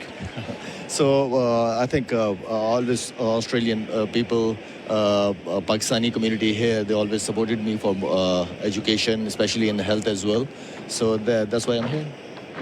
Brilliant. So just your foundation, where most of its work takes place, where are you located? Because most of the charities, they're doing a great job in Pakistan, but I think I just focused on the remote area, the poorest part of Pakistan. I work there. Fantastic. Giving something back. Freddie bowls and he beats the edge of Carey, who tried to steer that. Didn't get that on ball. So playing over 500 times for Pakistan over that really long career, going all the way back to the mid-90s and continuing to, I think it was 2017 when you finally hung up the boots for the final time. It must have been a big adjustment for you leaving the field and moving on to other parts of your life. I think I started cricket very early. Like a 9-10-year-old, I was 9-10. I started cricket at 14 and 16. So I think it's a long career, and I played a lot. I enjoyed a lot, and I don't think I'm missing it because I played a lot. But I'm still playing. I was in the US for T20 and then Canada for T20 as well. So playing cricket and working with the foundation. I love that you're still playing. You'll never really retire. Here is Shaheen bowling and beating Carey with a booming drive that he doesn't quite latch onto outside the line of the off stump. It's fascinating to listen to. I don't want to say anything. I just want to sit back and listen, because great opportunity to meet you in person and to speak to you as well. And it takes you to all parts of the world, this work? Yeah, I started from Sindh, where I belong, Karachi. But most, like what I said before, most of the charities, they're working with access is easy. No logistic problems, security problem. But I focused on the area where security is the big issue. Where Shaheen to finish the over. Inside edge. Works for Australia, though, because Carey will get a single behind square on the leg side. It'll mean that he keeps the strike. Moving to 53, Hazelwood on one. End of the over. Australia 9 for 262. They lead by 316 on the Macca's scoreboard. Cricket, I'm loving it. Slow going on Eastlink, travelling southbound, getting onto the Mornington Peninsula Freeway due to roadworks. Speed and lane restrictions are in place. Apart from that, going pretty smoothly around the other major arterials, apart from the Westgate, which is heavy citybound thanks to roadworks on the bridge. Use Footscray Road. The Kogan.com Unboxing Day sale is now on, and Kogan.com are tearing up the prices so you can tear into the boxes. Don't miss out. Kogan.com are clicking awesome. And the Renegades take on the Strikers in the BBL here at Live tonight on SEN. 262, we've got Pakistani legend Shaheen Afridi with us. His son-in-law's bowling out in the middle. Shaheen Shah Afridi at the moment, down the other end. His fellow left arm, Amir Hamza, trying to finish it off. On the way from our northern end to Carey. 2 slips, the rest of the field is spread. Carey hit on the pad, shout for leap before, given. Michael Goff's finger went up with the appeal. Carey was across his stumps, it was full. They'll go through the process of referring because why not? It's 9 down, but that looked on face value, Ian Smith. A pretty good shout. I think Josh Hazelwood's given him out. He's starting to walk off. From the other end, Josh Hazelwood's, look, he's gone. I've got to go and get ready to bowl, son. You hang around and take your chance if you like. Leaving the field, batsmen. So the third umpire for Imar will just pause our conversation with Shaheen Afridi as we go through the third umpire process with Richard Illingworth. Let's have a look here. It's pitched pretty close to off stump. I think it's going on to hit. Shahid's giving us the thumb up. He's giving it out. Okay, it doesn't appear to be any bat. We know Michael Goff's been pretty conservative with his leg before decisions through the test match. He's been trending towards not out, and umpires call a few times. Everyone's walking off. We're not even waiting. Only the 2 umpires left in the middle. Make for an interesting session before the long break. Link before shout the how's that. Get amongst it with Tinny's craft beer, available at Liquorland. Choose to drink wise. So it's hit him on the knee roll. It's only a question of whether an improbable chance to hit him outside the line. It's a long way down. That's the only thing that's in his favour, really, for me. Step or two outside. He was on the walk when he played it. So it's in line. That bit's fine, and it is hitting. It's hitting the middle stump, right up towards the bails, and that will complete the Australian innings. All out the second time around, batting for just about a day. 84 overs for their 262. advancing their lead to 316. Alex Carey, the last man out for a well-made 53. From where Australia were at 4 for 16 just after lunch yesterday, 262. They'll be quite happy with that, defending 317 for victory. But from a Pakistani perspective, Shahid Afridi, we know they've talked a big game about playing aggressive, assertive cricket. What a great opportunity for them to walk out here on a lovely sunny day in Melbourne and chase us down. You're right. I think it's a great opportunity for all the batsmen. I think they have to fight back. Winning and losing is something different, but they have to fight back. I think they're a chance to make a good start here. Shafiq looks good, and I think he probably feels he owes them a few. And of course, Imam Al-Haq, he's hard to dislodge any day of the week. If they're none down at lunch, what an afternoon we're looking at, Shahid. Yeah, you are 100% right. I think Imam and Abdullah Shafiq, I'm here to see Babar Azam as well. He have to perform, because we're expecting a lot, and he's the backbone of the Pakistani batting lineup. And I think Rizwan, they all are experienced players. And this is the time you have to take responsibility, especially against a great opposition. So with the innings now closed, and we've got a couple of minutes to stretch out and chat a wee bit with Shahid Afridi, great of Pakistani cricket. Your test experiences against Australia are a fraction odd. I mean, you made your debut against Australia in 1998 in Karachi. Your final test against Australia was on the neutral venue of Lords when you gave up the captaincy in the post-game interview, and in the middle of all that, you played one test at Sydney in 2005. I mean, your memories of donning the whites and playing Australia in test cricket. Well, I think Australia is always like, that was my dream to play in Australia, especially in Australian pitches, playing against Shane Warne, McGrath, all the legends. Steve Waugh is all-time my favorite captain. And I think I enjoyed a lot. I learned a lot how to win matches. And how to become a fighter, So that this is for every youngster. It's a great opportunity to come to Australia, and they can learn a lot if they want. I played a test cricket. I still remember we played in Sydney, and Hayden and Gilchrist was playing cricket, and they was very, very positive, and we guys was waiting when they gonna out. So I think they really at that time we have like Wasim Akram Wakari, they was in the team, and they were a real threat for the Australian batsmen as well. But I think Australia dominate cricket in Test in all format. And personally, I learned a lot from here. I enjoyed playing cricket. If I played a big bash as well here, I enjoyed a lot. And the domestic structure is very, very strong here. So this is the success of this Australian team. Can I ask you, and this is often a question asked of great players, and you had a wonderful and a long, extensive career in white ball cricket. What was your favourite? What was your precedent? If you look back at your career, your proudest moment, would it have been in Test cricket or white ball cricket? I think the real cricket is Test cricket, but I played after 56 ODIs, they gave me a chance of Test cricket. After 56 ODIs, I played my first Test match against Australia, and I got 5 wickets in that. But with the time, I was feeling bored in the Test cricket, waking up early in the morning, coming to the ground, and I don't do anything which I don't enjoy. This is more important, and this game is all about enjoy. You have to enjoy this game. But with the time, I was not enjoying that. I was performing very well in Test cricket, but I was not enjoying. And then I've just focused on my one-day and T20 format. It does stand out. I mean, you played in a great era where India and Pakistan were playing a lot against each other in Test cricket. Packed stadiums both in your country and in India. They must be great memories for you. Oh, always. Pakistan and India is like Australia and England. Yeah. So I enjoyed. I always waiting for the matches against big teams, opposition, because if you perform against the great oppositions, you become a good player. And I was waiting for that opportunity, especially against India. That I can't wait for the next day. I have to play, I have to perform well, because Pakistan and India series is always very, very important, and we have to keep this cricket relationship, which I call cricket diplomacy, is very, very important. Sports diplomacy, I believe on that, and we have to, for a good relationship between the countries, sports is the best diplomacy. Yeah.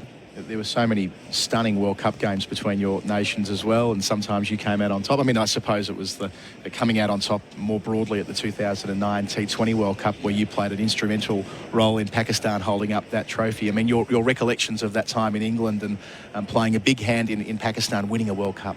Yeah, definitely. I think as a senior player, you have to take some responsibility, and especially in the big events. And that was very important because the issue in 2008-9 against Sri Lanka with the Sri Lankan team in Pakistan. So the cricket was struggling in Pakistan, and we all, as a being ambassador of Pakistan, we're trying to bring the cricket back to Pakistan. For that, 2009 World Cup was very, very important for us we have to win that World Cup. And I think Yunus Khan led it very well, the team, and he took some very good decision to batting me up in the order. So there is always the opportunities. If you want to avail, you can avail it. When you look at Pakistan, they've always had this treadmill of good quick bowlers. I mean, you're known for that throughout the. What is the strength domestically now coming through? What are we looking at in terms of the next 5 to 10 years of Pakistan and Test cricket? I think the domestic cricket is very, very important. And I think if you win in Australia against a great opposition, I think you have to start making the pitches like that in domestic cricket. Pakistan under-19 have to come here. Pakistan A team have to come to Australia, England, South Africa, wherever they want to go, because the condition is totally different in these countries. So they have to prepare for themselves against a great opposition. So I think domestic cricket structure is very, very important. And we have to play a good, strong cricket there. And just on the other side of that, how important it's been for cricket to come back to Pakistan over the last few years. The Australian Test Tour last year, a big part of that story. How much that's meant to you as a proud Pakistani? I think I must thanks to the Australian Cricket Board for that, to bring the Australian team there. West Indies, Zimbabwe, Bangladesh, they all come at that time. I think they supported well on the difficult time, and this is all the countries between the relationship. It's like what I said before, the sports diplomacy is very, very important. And I think it's a good relation. It's always a great relationship because of the sports, so we have to support each other in a difficult time. Well, Shahid Afridi, here with your foundation this week in Melbourne. Have a wonderful time. I hope the event goes brilliantly tomorrow, and let's see, maybe the Pakistan side will have a famous afternoon and they could pull down 317. Great to have you with us on SEN Test Cricket. So that is the state of play, with Australia bowled out for 262 in their second innings. Mitchell Marsh top scoring with 96. Alex Carey, the last man out, with 53. 4 wickets apiece for the Pakistani left-armers. Hamza 4 for 32. Shaheen Shah Afridi 4 for 76. Pakistan have been set 317 for victory here at the G. Australia 10 wickets to win the series and go 2-0 up. Our coverage here at the G throughout the course of the week is for Host Plus and for Henley Holmes. The players are about to come back on the field in a couple of moments, so we'll take a break on the other side of it. The first ball of the chase with Ian Smith behind me. McCafe. It's the place where rich iced lattes and cool iced mochas go to chill out. Drive through for a barista-made ice-cold coffee at McCafe today. The SEN app is now compatible with Apple Watch. Download it today. Book your next service at Berwick BMW and experience ultimate convenience with BMW fast lane service, next day service availability and a number of alternative mobility options. Servicing your BMW has never been easier. Book today at berwickbmw.com.au and save. Hey, it's Candy here. As a presenter in the world of sport, I see many powerful performances. Now, thanks to Azito, we're helping power your next DIY project. Did you know Azito's 18-volt range is powered by Einhell? German-designed quality, driving, innovation and performance. So you can power over 85 cordless tool and garden products with the same battery. Azito, powering DIYers all day, every day. Exclusively available at Bunnings Warehouse. Lions bowl.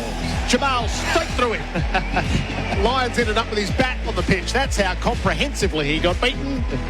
Hamza, last ball of the over. Carey drives through the field for his 50. It has been a timely knock in every way. It will calm the doubters, and it has guided Australia to a good total to bowl at. Carey hit on the pad, shout for leap before, give it. Michael Goff's finger went up with the appeal. Carey was across his stumps. It was full, and that will complete the Australian innings. So this morning, Pakistan picked up wickets with Australia on 209, 237, 249, and then eventually bowling them out for 264 to give themselves a chase here of 317. Ian Smith, Pakistan have only won 4 test matches in this country across their history. It's going to take a mighty effort, but what we know from what they've said throughout the course of their time in Australia so far, they do have some belief. Odds are against them. Let's be fair. The odds are against them because of the numbers, but also of the quality that they're up against here, and a pitch which is still giving the ball quite a lot of assistance. And Australia will find that assistance. That's one of their great trademarks. So, yes, the odds are against them. But this little crucial session prior to lunch, if they can get through this, Villa Shafiq will know that he owes his team some runs. He owes the team some hours at the crease because of his catching problems. And the other end, Al-Haq is a rock. He is the rock. He will play very, very judiciously in terms of line and length. He'll make it as hard as he possibly can and try and blunt Australia for as long as he can. That is the story of this test match may well be in this partnership. So Shafiq, who top scored in the first innings, facing Stark. 3 slips in the gully away from us, northern end, defends. Better than that, gets straight at the man at mid-off for a run from the first ball, maybe 2. They take on Labuschagne, they get 2. Well played. Talk of odds being against Pakistan, one from Dan Chaney here, who works for Code Sports. No team has ever won a 5-day test at the MCG chasing 300 plus. So the test we spoke about yesterday with England in 1929 when they hauled down 332, that was on day 7. So that's a long time ago. Different test cricket the way it was played then. 6-3 field. Stark away from the members' pavilion. Bowls here. And Shafiq leaves alone outside the off stump. I mean, we don't see it too often, but we have seen it more in the last few years, or maybe the last 5 years, than we have in generations prior. There have been teams chasing down 300 plus more often. I suppose that's the influence of white ball cricket. Well, it's also the influence and attitude. And I think if you look back recently, England did that 2 or 3 times, and that was because they now play a game of cricket which says the draw is off the table. Yep. And when you've got that mindset, you don't have that as a safety valve. You actually can probably play a bit more positively. Everyone did it last year at Lords and Leeds and Nottingham and Birmingham. Different world during that summer. Stark bowls here. It's full and tucked around the corner by Shafiq. Just in front of the square leg umpire, actually, for 2 more. Nice start from the right-hander. None for 4 inside the first over. Target's 317. And it's important, too, for Mitchell Stark to get this right, because he doesn't want to, in very quick time, get that ask below 300. That's 317.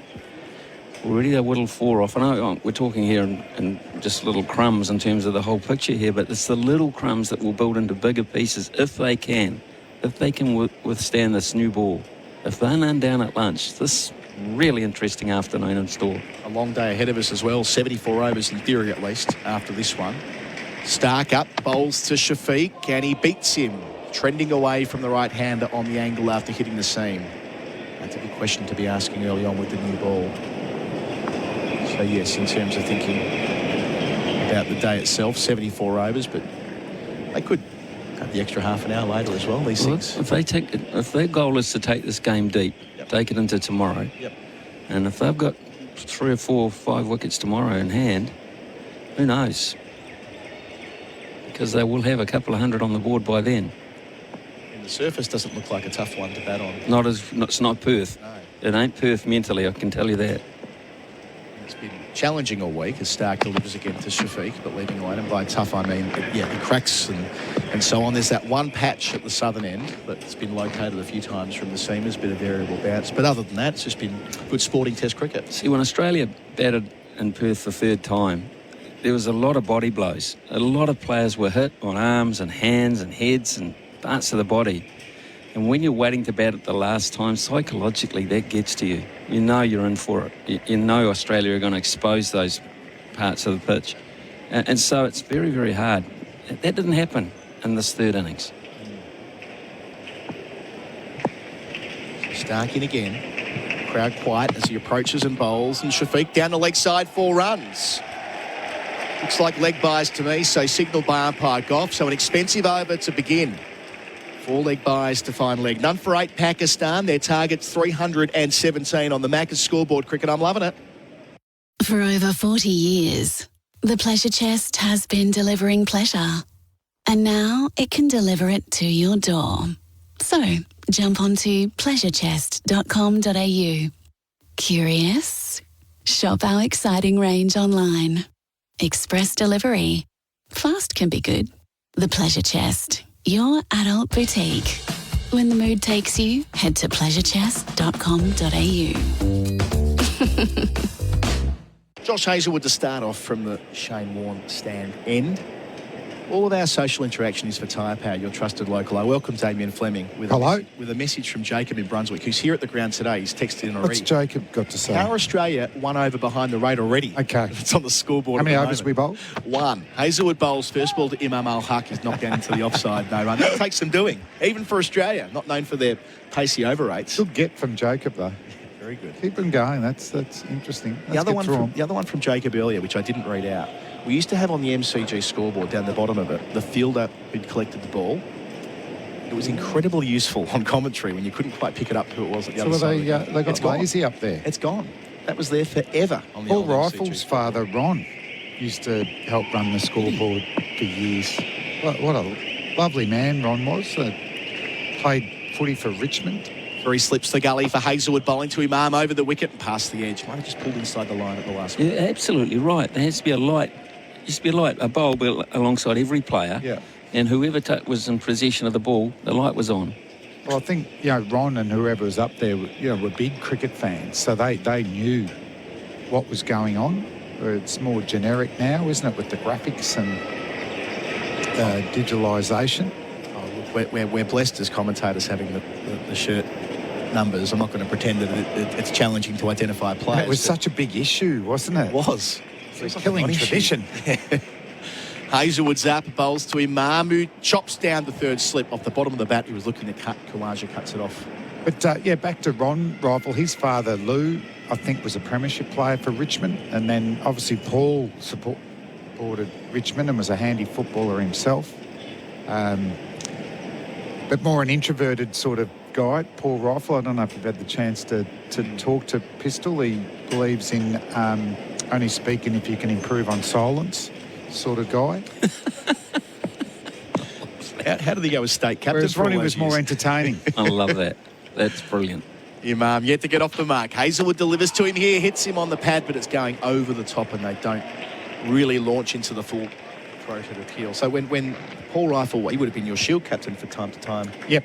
How did he go as skipper when he... Well, I didn't mind it because he didn't say a lot, so you could just go about your work. But my previous captains, Simon O'Donnell, Dean Jones, Darren Berry, for a couple, Shane Warne, used to talk a lot and come up with weird ideas.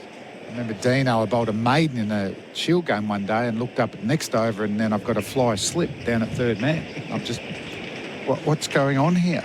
Ideas, man. Hazlewood bowls, Imam's beaten. Conventional channel, Hazlewood 101. And we love Dino's, you played so much against him, Smithy. Charismatic ideas. But, when you've beaten the bat 3 times without swingers, you're thinking about another slip, not a catcher it down at 3rd man. But Dino had come up with that. Warney was very, Warney could get a bit bored.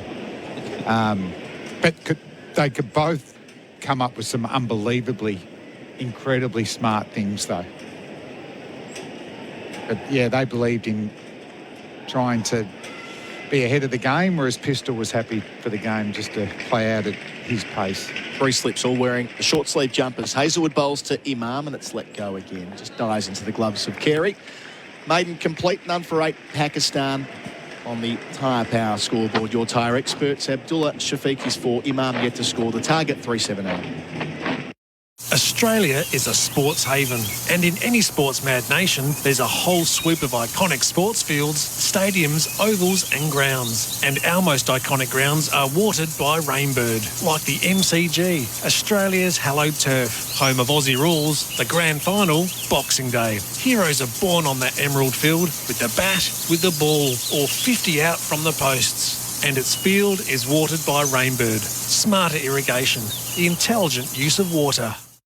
SEN Test Cricket for Hijaz Halal Financial Solutions. Damien, Fleming, Ian Smith for company. As we near midday, extended day, 2.5 hour first session to make up for the rain on day one. Stark bowls here to Shafiq, outside the line of the off stump, and he lets it go. You might have passed him in the corridor. Flem, what were your memories of playing against Shahid Afridi? I think I played in his debut Test series. Got a fifer. Sat next to him on a plane. Pakistan Airlines but one.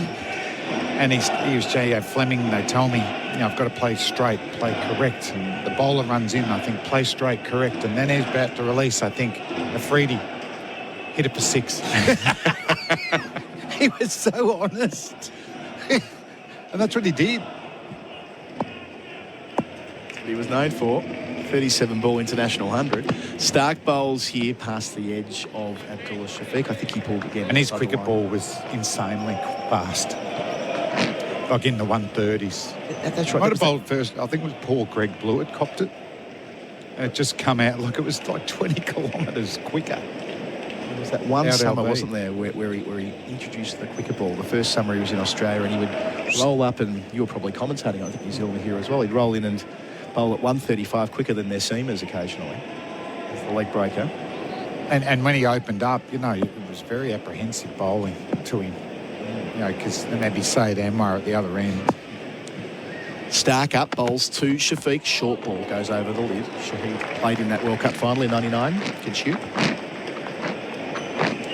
It's funny, I don't remember him in that game. Yeah. I've got a feeling Tom Moody got him out. Okay. What an era of white ball cricket. The fact that he played 398 one-day internationals. Couldn't do it now. There's times when they were playing up to 40 a year, Pakistan.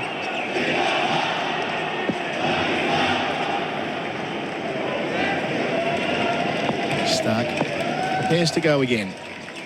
Passes umpire off and bowls here, and Shafiq drives, checks it, wide of mid-off where Labuschagne gets over to his left and cuts it off. Aussies are 2 overs down. 2 overs down now. That is in the third over. It's a disgrace, that's what it is. It's an absolute disgrace. How can you be 2 overs down and you're in the middle of your fourth one or third one? Only third one. 12 overs down. That's tough to come back from. It is tough to come back from. So Javagal Srinath, the match referee, will be keeping his finger on the dial on that one. They're in constant communication, the umpires and the fourth official and the match referee on that front. So Stark, 2 left in the over. Delivers to Shafiq, who's forward, defending to mid-on. Good delivery, probing line on the off stump. Stark, who was wicketless in the first innings, which is rare for him at Melbourne. Yeah. Rolled all up. Chart, 16 overs, 3 maidens, none for 69.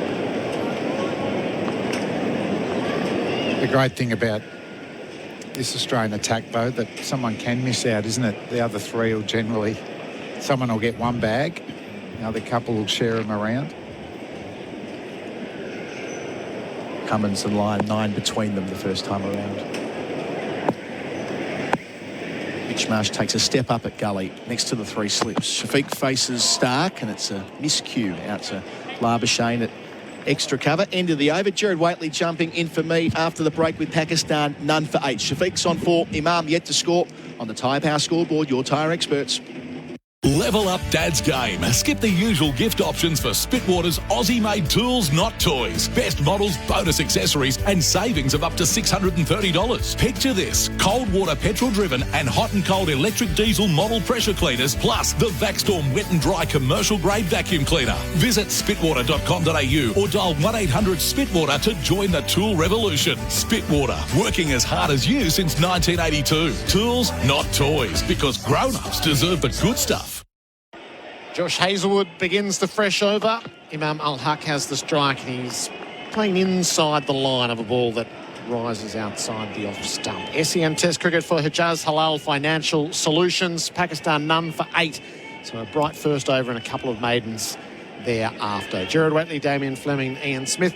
What chance at tantalising run chase here, Smithy? A target of 317. Well, I'm going to be glass half full on. I want to see an intriguing finish to this test match. So I'm going to say glass half full. I think I look at it, it's a pretty handy top 7. I wouldn't say they've all produced, but when you look at Salman, who's got good stickability and good technique at 7. Hazelwood from the worn end bowls and Imam ducks the bouncer. I like this combo because Imam Al-Haq is one player who can sit out there all day and won't give a damn about the run rate or run rate required. All he wants to do is stop Australia. Shafiq at the other end, I've already said he owes them. He owes his team because he knows what he's done in the slip cordon. So there'll be a real degree of determination about that. And then you have the skipper, who's due a decent score but looks in reasonable touch, and Baba, who is overdue. You've got the youngster, Hill Sold, with a great start to his test career. Imam faces up, but he's leaving. Rizwan has come into the side because of his batting ability as much as anything else in this test match, and he will play positively. And then you've got, as I said, Salman as the part-time spinning all-rounder who can bat, showed some good technique. If they get a start, and I'm going to be glass half full, and there's a hell of a lot of if in this, I think we're in for an interesting afternoon. It's set up for one of them to make a brilliant 100. If someone gets 100, it's achievable. They could win. They definitely could win. First 20 overs new ball under bright skies. Yeah, it's not doing as much. No, if these two openers could guide them through that. Imam is flashing at the drive and nearly nicking off. That's not his game plan. You were just saying it, Smithy. Like he lets the ball come to him. And that's a credit to the bowling of Hazelwood and the field set, isn't it? You'll be feeling if you're batting, God, if it's in my zone and get it anywhere near the middle of the bat, there's runs. But it wasn't there. He had to hit on the up. It was actually the deviation that saved him. Degree of difficulty, that shot is 9.5 out of 10 to pull off. Yes. The replay, titanium caravans built tough as a cautionary tale. Balls. Imam is yet to score. He will not here. Played off the inside of the bat out to mid-wicket, but couldn't penetrate the field. That's more Imam. He was just trying to punch that to mid-off and it went to backward square leg. That's the Imam Al-Haq we know. Heads at mid-wicket. Cummins is at mid-on. Labuschagne at mid-off. Lyon at point. And then the cordon is Marsh at gully. And it slips 3-1. Khawaja, Smith, Warner, Carey the keeper, and Stark at fine leg. Hazelwood motors in bowls, bouncer. Imam saw it quickly, ducked down economically underneath. Tyre Power scoreboard, your tyre experts. Another maiden, Pakistan none for 8. Delays remain on the Westgate Freeway city-bound, getting onto the bridge thanks to roadworks. 3 lanes are closed off. Delays from Millers Road. You're much better off taking Geelong Road and Footscray Road into the city instead. Spot any dramas, give us a call, 1300 595 937. Have you heard? 50 Days of Deals is back at Liquorland. Grab a 10-pack of 3 75ml cans of Smirnoff Ice Double Black for $48 and Sunday. Choose to drink wise. And the Renegades take on the Strikers in the BBL here at Live tonight on SEN. Stats and facts for Mate Internet and Mobile. Required 317, so it would be the second highest successful chase if Pakistan was to win. 15 losses in a row on Australian soil. Shafiq has the strike. Stark to him. He edges and he's caught at third slip. Khawaja up above his head, hauls it in. Shafiq played the drive and he expires for 4. He's a long way in the hole in this test match as he trudges from the MCG. Pakistan lose their first after the dot ball pressure had been building. It's 1 for 8. Mitchell Stark picks up his first wicket of the test match in the second innings. He bowls into that driveway of departure, unfortunately for Shafiq, going hard away from his body. Once again, the Australians getting it right. There's not a lot of swing there for Mitchell Stark. The in-swinger not such a threat. but that angle across, it might have even been a wobbled seam, gets the outside edge. Well taken as well. So Masood, the captain, strides out. My gut feeling is I still feel like he's a number 5 with the way that he plays, but he hasn't been hitting the ball too bad. He's been aggressive, but it's going to be tough work to be aggressive against the tight line and length that Stark and Hazelwood are playing. Stark's first wicket of the Test match. And it followed 3 consecutive maidens. Yeah. Smithy's shaking his head. That looked worse on the replay. I know that's the way you play, but you can have that mindset, but you've still got to have some discipline about it. And that's a heck of a hard option. That's the same option we just described from Imam al-Haq at the other end. Driving on the up, away from your body, against the new ball, against this attack. It's miracle stuff. It's just in reverse, isn't it? Hazelwood, the right hand to the lefty, and it was the left-hand bowler to the right-hand batsman. It's given Australia an advantage that you don't need to give them. Australia celebrate the first wickets thanks to Tobin Brothers Funerals, celebrating lives. He needs to be very assured with his footwork here. Sometimes I don't like... He doesn't complete his forward step sometimes, and the ball's already past him. Stark from the members' end. Shan Masood is in his sights. He's leaving outside the off stump. Poor delivery. I wanted him to attack the stumps. Just testing Masood's technique. But he gets a sider.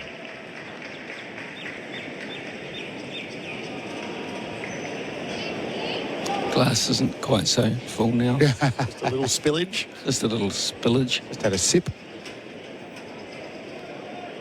I wonder what Masood's approach is going to be. I guess to chase this down, you've got to take a chunk out, but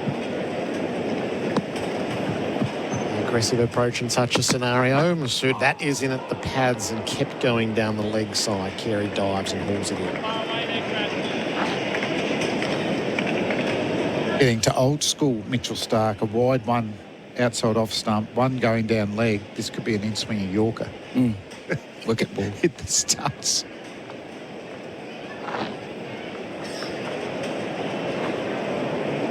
So the opener's not able to get through the new ball as they did once in Perth and they did previously here.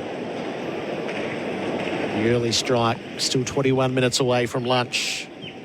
Clear blue skies at the MCG. Stark bowls. Masood plays the ball forward of points and he's able to take a run. He won't get the second. So the slides in, restricts it there. So 1 for 9. He'll feel better getting off the strike as well. Very watchful. Don't need to overhit the bat, overhit the ball with these fields.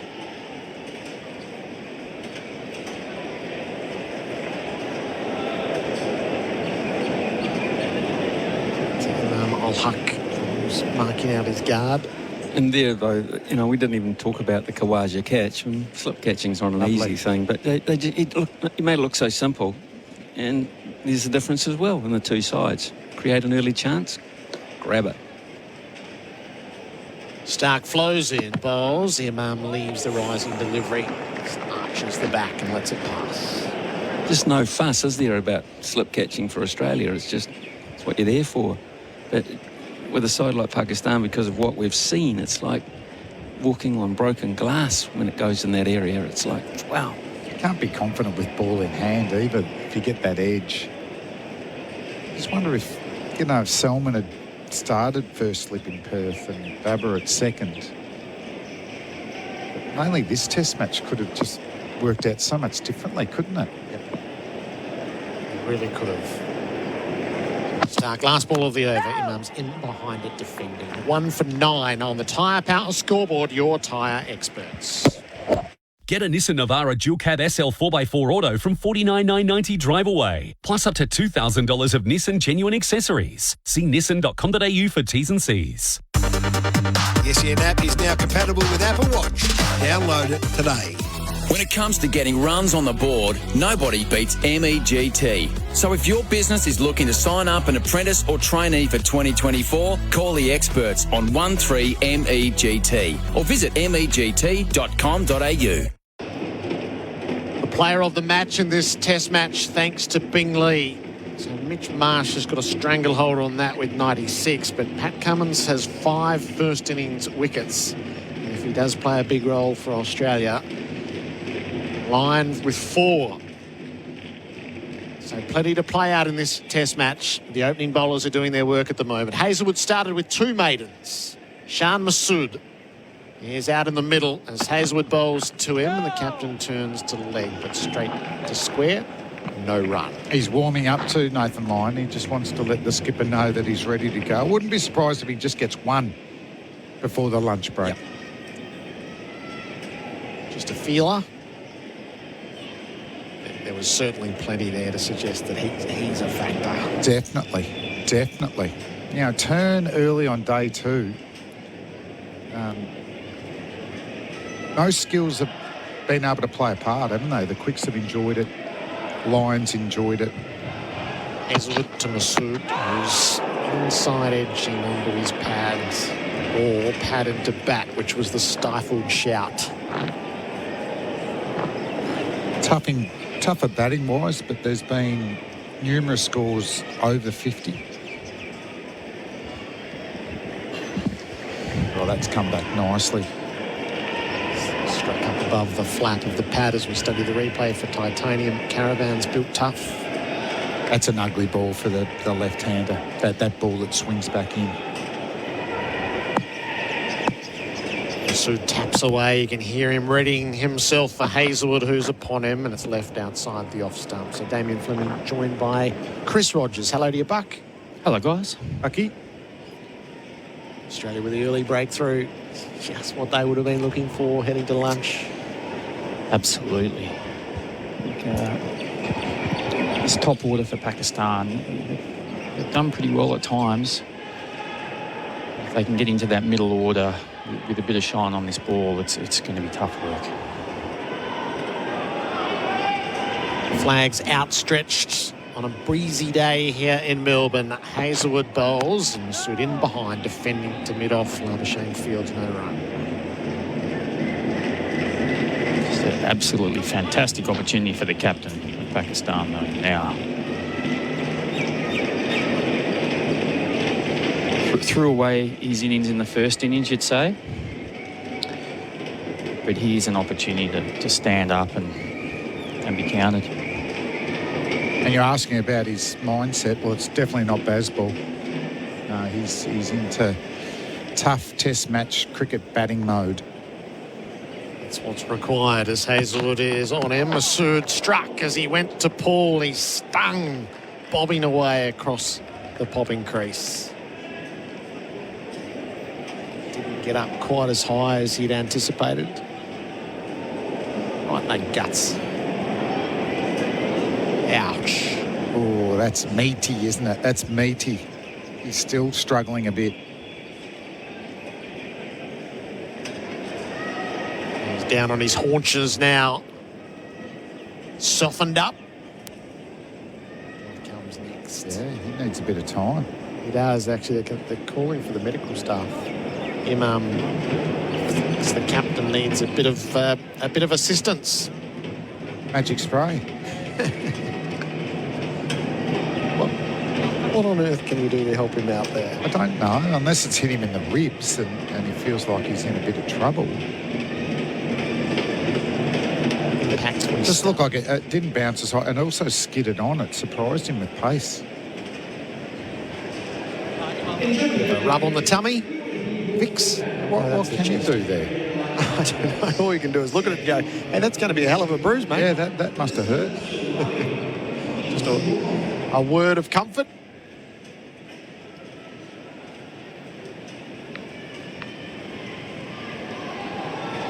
Just below the ribs by the looks of things. Once again, there's just really good natural variation of the left arm Mitchell Starc and right arm Josh Hazlewood. I think Hazlewood's bowled really well.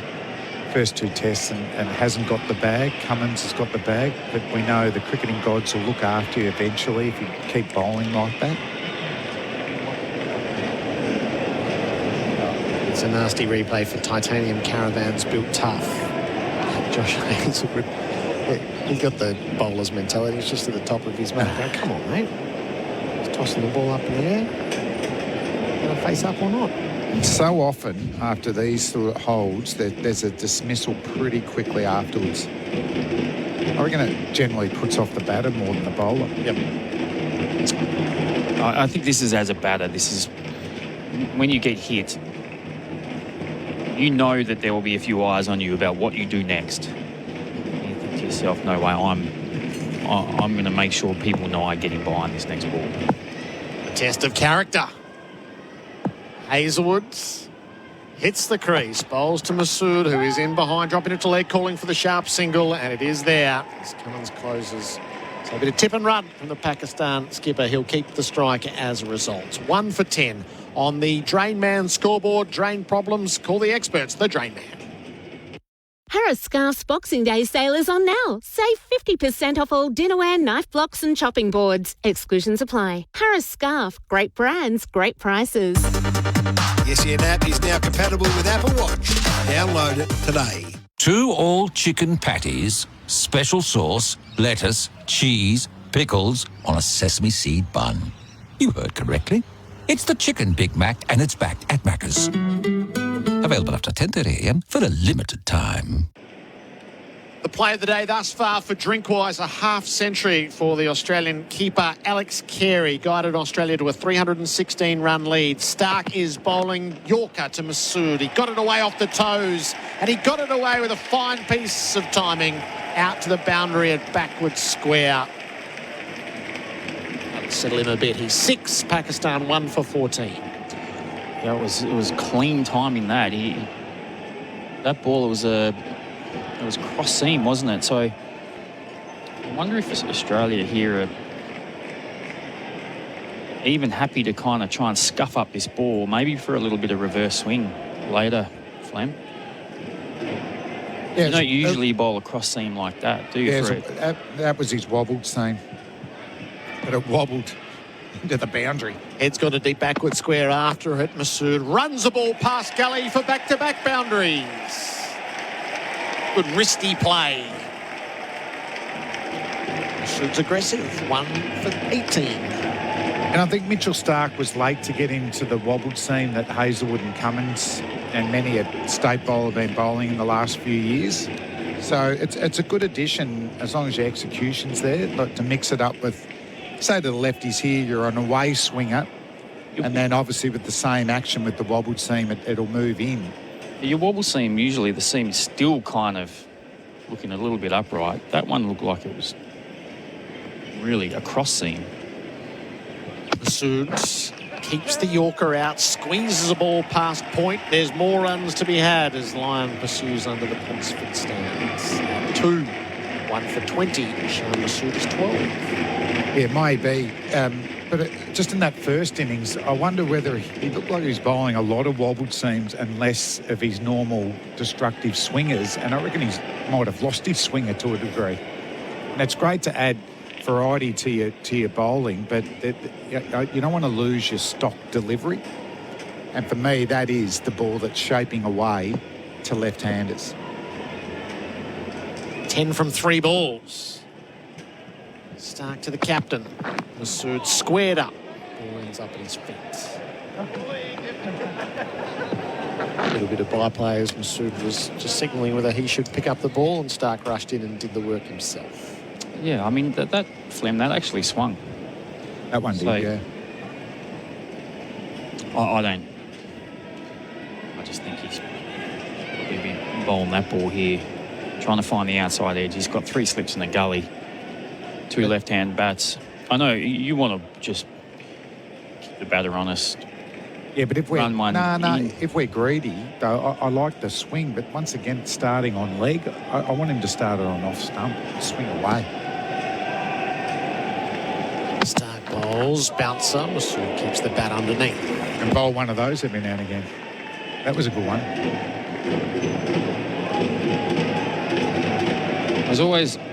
I liked the challenge of facing someone like Mitch Stark just because you knew you were going to get scoring opportunities, and then it was almost, I just need to stay here he'll give me some things I can, pick off.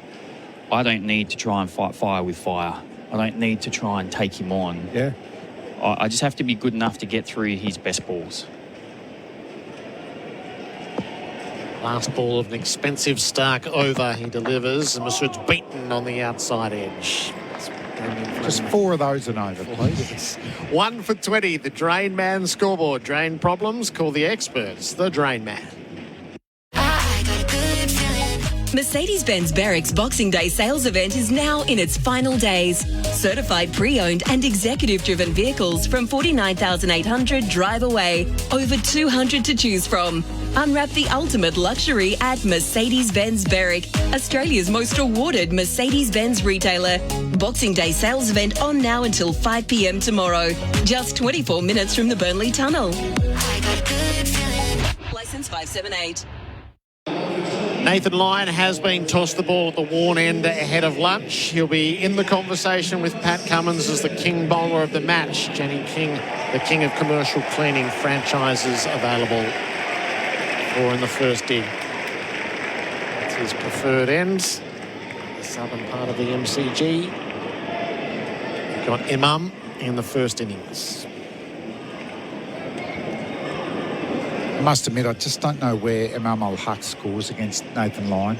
I want to see what he's thinking and where he can at least get down the other end. Most of the time, he looks a walking wicket when Nathan Lyon's got the ball in hand.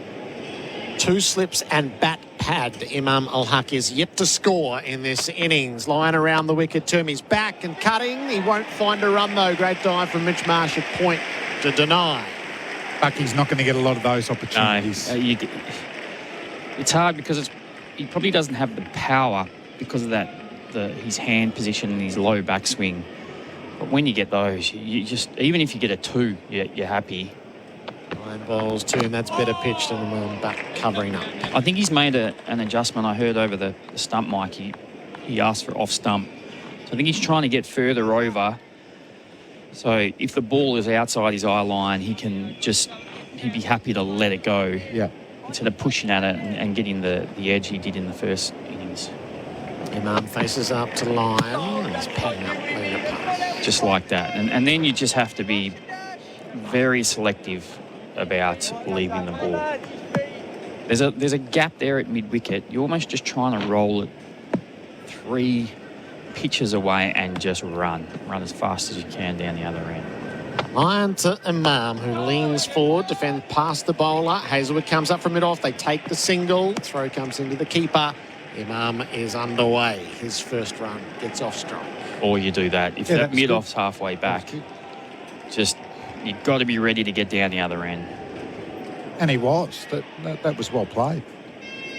Hazelwood goes back at long off on the very straight hit. That was what they denied Masood and bought his wicket in the first innings. It's fascinating how straight he is. Yeah. He'd be almost standing behind Nathan Lyon when Lyon finishes his follow-through. Inside the coverage of the sheeting. Lyon's got through Masood. Onto the pad and he's out. Lyon strikes in his first over. Pakistan 2 down before lunch. Shan Masood up to discuss it with Imam. And he is reviewing. That was a loud thud into the pad. The review is for Imar. Call 1-3 Imar. Original on-field decision is out. We've checked the feet placement and it's a fair delivery. If we can have a look at front on, please. Lyon's always a good measure in these moments. He knew it was out when it hit the pad. Okay, just swap that back, please. No, he liked that, Nathan Lyon, straight away. Roll it through. Doesn't It's nowhere on the crease. There's nothing on the inside edge. It's right onto the knee roll. It's poorly played. Okay, rock that back. Yeah, it's a technological miracle here. No hot spot there. Let's have a look at RTS. Trampoline bounce. Please. Flat line all the way through to the pad. There's a chance this is going over, though. Ready, please. If it was a faster bowler, chance. New ball. Missing. Yeah. Up over the top. Chris Rogers knows the pitch well. Oh, as he said, the new ball, the extra bounce. I'd still like to see that from side on. That's still quite extreme bounce. So line, not a problem. But that overspin, saving Masood. I think too, Masood is quite tall as a bat, and so his stride's going to just be a little bit further out. I don't know if that's going over. Watching side on. Those are the ones that draw the That would have had to have really gone up on an incline. Line bowls, Masuda's back, cutting off the bottom edge, no run. The spinner was none too pleased with that projection. 1 for 21 on the Drain Man scoreboard. Drain problems, call the experts the Drain Man. For over 40 years, the Pleasure Chest has been delivering pleasure. And now it can deliver it to your door. So, jump onto pleasurechest.com.au. Curious? Shop our exciting range online. Express delivery. Fast can be good. The Pleasure Chest, your adult boutique. When the mood takes you, head to pleasurechest.com.au. 1 to go before the lunch break for Camplify. It pays to share. We've got a split decision in our commentary box. We've had a look at the side on. Just, Gerard, who are you trusting? The tech or How many Damien appeals Fleming? did you have in your life? Stack bowls to Imam. It's full down the leg side. Kerry. Chris Rogers, how many times you bowl and you appealed for an LB? How many? No, I'd say 0. Does that make you an expert, though, because you appealed? I don't know. How many times did you appeal to LBWs when it wasn't out? Well, the one thing is, since the review system, it's really helped spinners as opposed to fast bowlers. So many over the years would have been given out, but they were actually going over. Stark in from the members' ends. He bowls to Imam, who's spooned to catch back, and Stark dropped it. He was reaching out to his left and he couldn't quite hang on. It was very straight, so Stark, if you can get the visual, is fading away from the pitch and has to get back to mid. He gets the left hand there with all his weight going the wrong way and hits the hand and comes out. Always said Pat Cummins is so much better at caught and bowls than Mitchell Stark. It felt like it was moving away from him as well. He's got long arms, long levers. Most bowlers wouldn't have actually got a finger on that. So both of these Pakistan batters have had tight moments on the way to lunch. Imam survives for the moment. Stark back at him. Bouncer. That was just to get a few frustrations out. Geez, bouncers come through nicely. I do have footage, Gerard, of Damien Fleming hitting Angus Fraser. Oh, you sent that. Absolutely dead in front. I mean, it couldn't have been more out, given not out. And then hit the pad, maybe next ball, absolutely plumb. And the Australians didn't even appeal. They were different rules back then, weren't they? You know what Gus Fraser did? I hit him as he was moving, and then by the time he finishes, he's got a big stride. And the umpire goes, he's got a big stride going. Imam flashes injudiciously at the cut shot. It flies through to Carey. You would want to get out and strike a lunch on that. Angus Fraser was in clear best form. I'll have to show this footage, Gerard. You were giggling. Were you over in England too, I think, Buck? No. So I remember Stephen Finn, actually, because when I was playing at Middlesex, and Angus Fraser was director of cricket. He found this footage, and then the person giggling over the was Finney, was Stephen Finn. Yeah.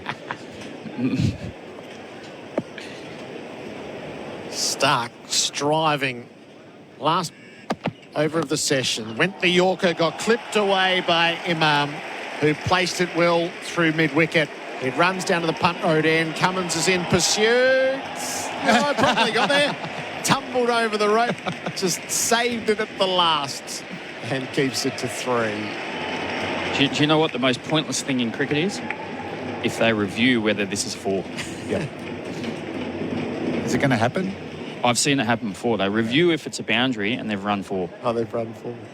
Is that the first all run 4 of the game? We've had a 5. We've had a 5, Yes, yeah. No, I don't know. I think it might be. We've had a lot of 3s, just the odd moment where it looked like 4 was on. I don't think so. I reckon Pat Cummins hit one where he ran 4. Okay. An all run 4. Last ball. Imam in behind it, drops it to the leg. And Pakistan, by one way or another, get to lunch 1 down. A drop catch and an overturn to LBW. It could have been so much worse. The target is 317. Pakistan 1 for 25. Shafiq the man out. Court Khawaja bowled start for 4.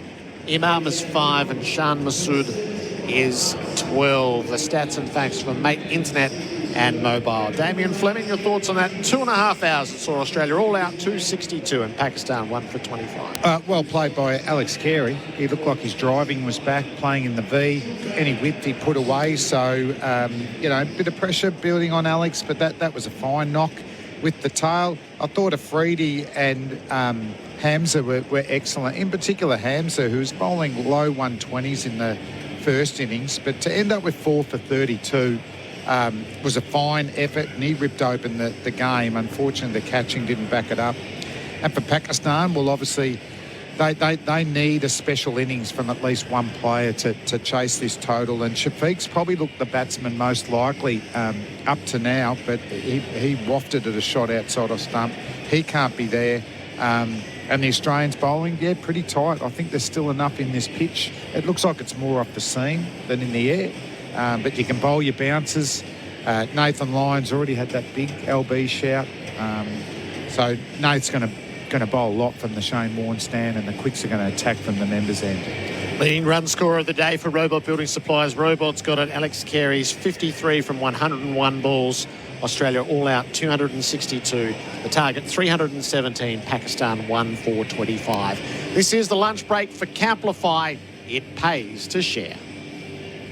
Download the My 7-Eleven app for Fuel Price Lock, and you could start saving on mobile quality fuel today. Savings not guaranteed. Visit 711.com.au for T's and C's. The SEN app is now compatible with Apple Watch.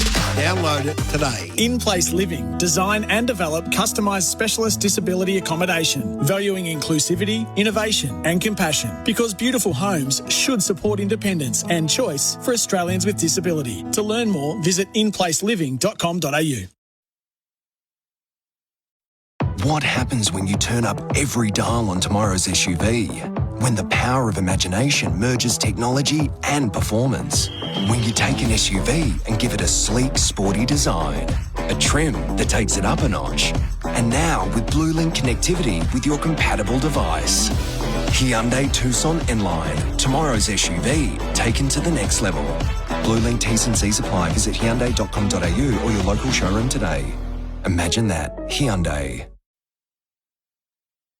What's better than winning the match? Winning the series. Host Plus has been named Money Magazine's Best Super Fund for 2024. Judged on strong performance, value for money and a focus on members. That's a plus. Issued by Host Plus Pty Limited. Visit moneymag.com.au for awards criteria. General advice only. Consider your circumstances and the relevant PDS and TMD at hostplus.com.au before deciding. Awards and ratings are only one factor to consider. Past performance is not a reliable indicator of future performance. Search Compare Host Plus today. Berwick GWM's Cannon Sale event on now. Over 20 Cannon utes available for immediate delivery. Host Plus has been named Money Magazine's Best Super Fund for 2024. That's a plus. Issued by Host Plus Pty Limited. Check the PDS and TMD at hostplus.com.au. Mercedes-Benz Berwick's Boxing Day sales event is now in its final days. Certified pre-owned and executive-driven vehicles from 49,800 drive away. Over 200 to choose from. Unwrap the ultimate luxury at Mercedes-Benz Berwick, Australia's most awarded Mercedes-Benz retailer. Boxing Day sales event on now until 5 p.m. tomorrow. Just 24 minutes from the Burnley Tunnel. Licence 578. At Robot Building Supplies, ChatGPT doesn't get a look in. We ask our own robot. Robot's got it. Got Merbu decking and timber sleepers? Robot's got it. Steel framing and building supplies within 24 hours? Robot's got it. The original robot since 1946. Robot Building Supplies. Notting Hill, Sunshine, Preston, Dramana, Pakenham, Coldstream and Darnham. We're robot, but we're human. robotbuildingsupplies.com.au. ROBOT, Robot Building Supplies. Our next segment is brought to us by Red Rooster's Shared Burger Pack.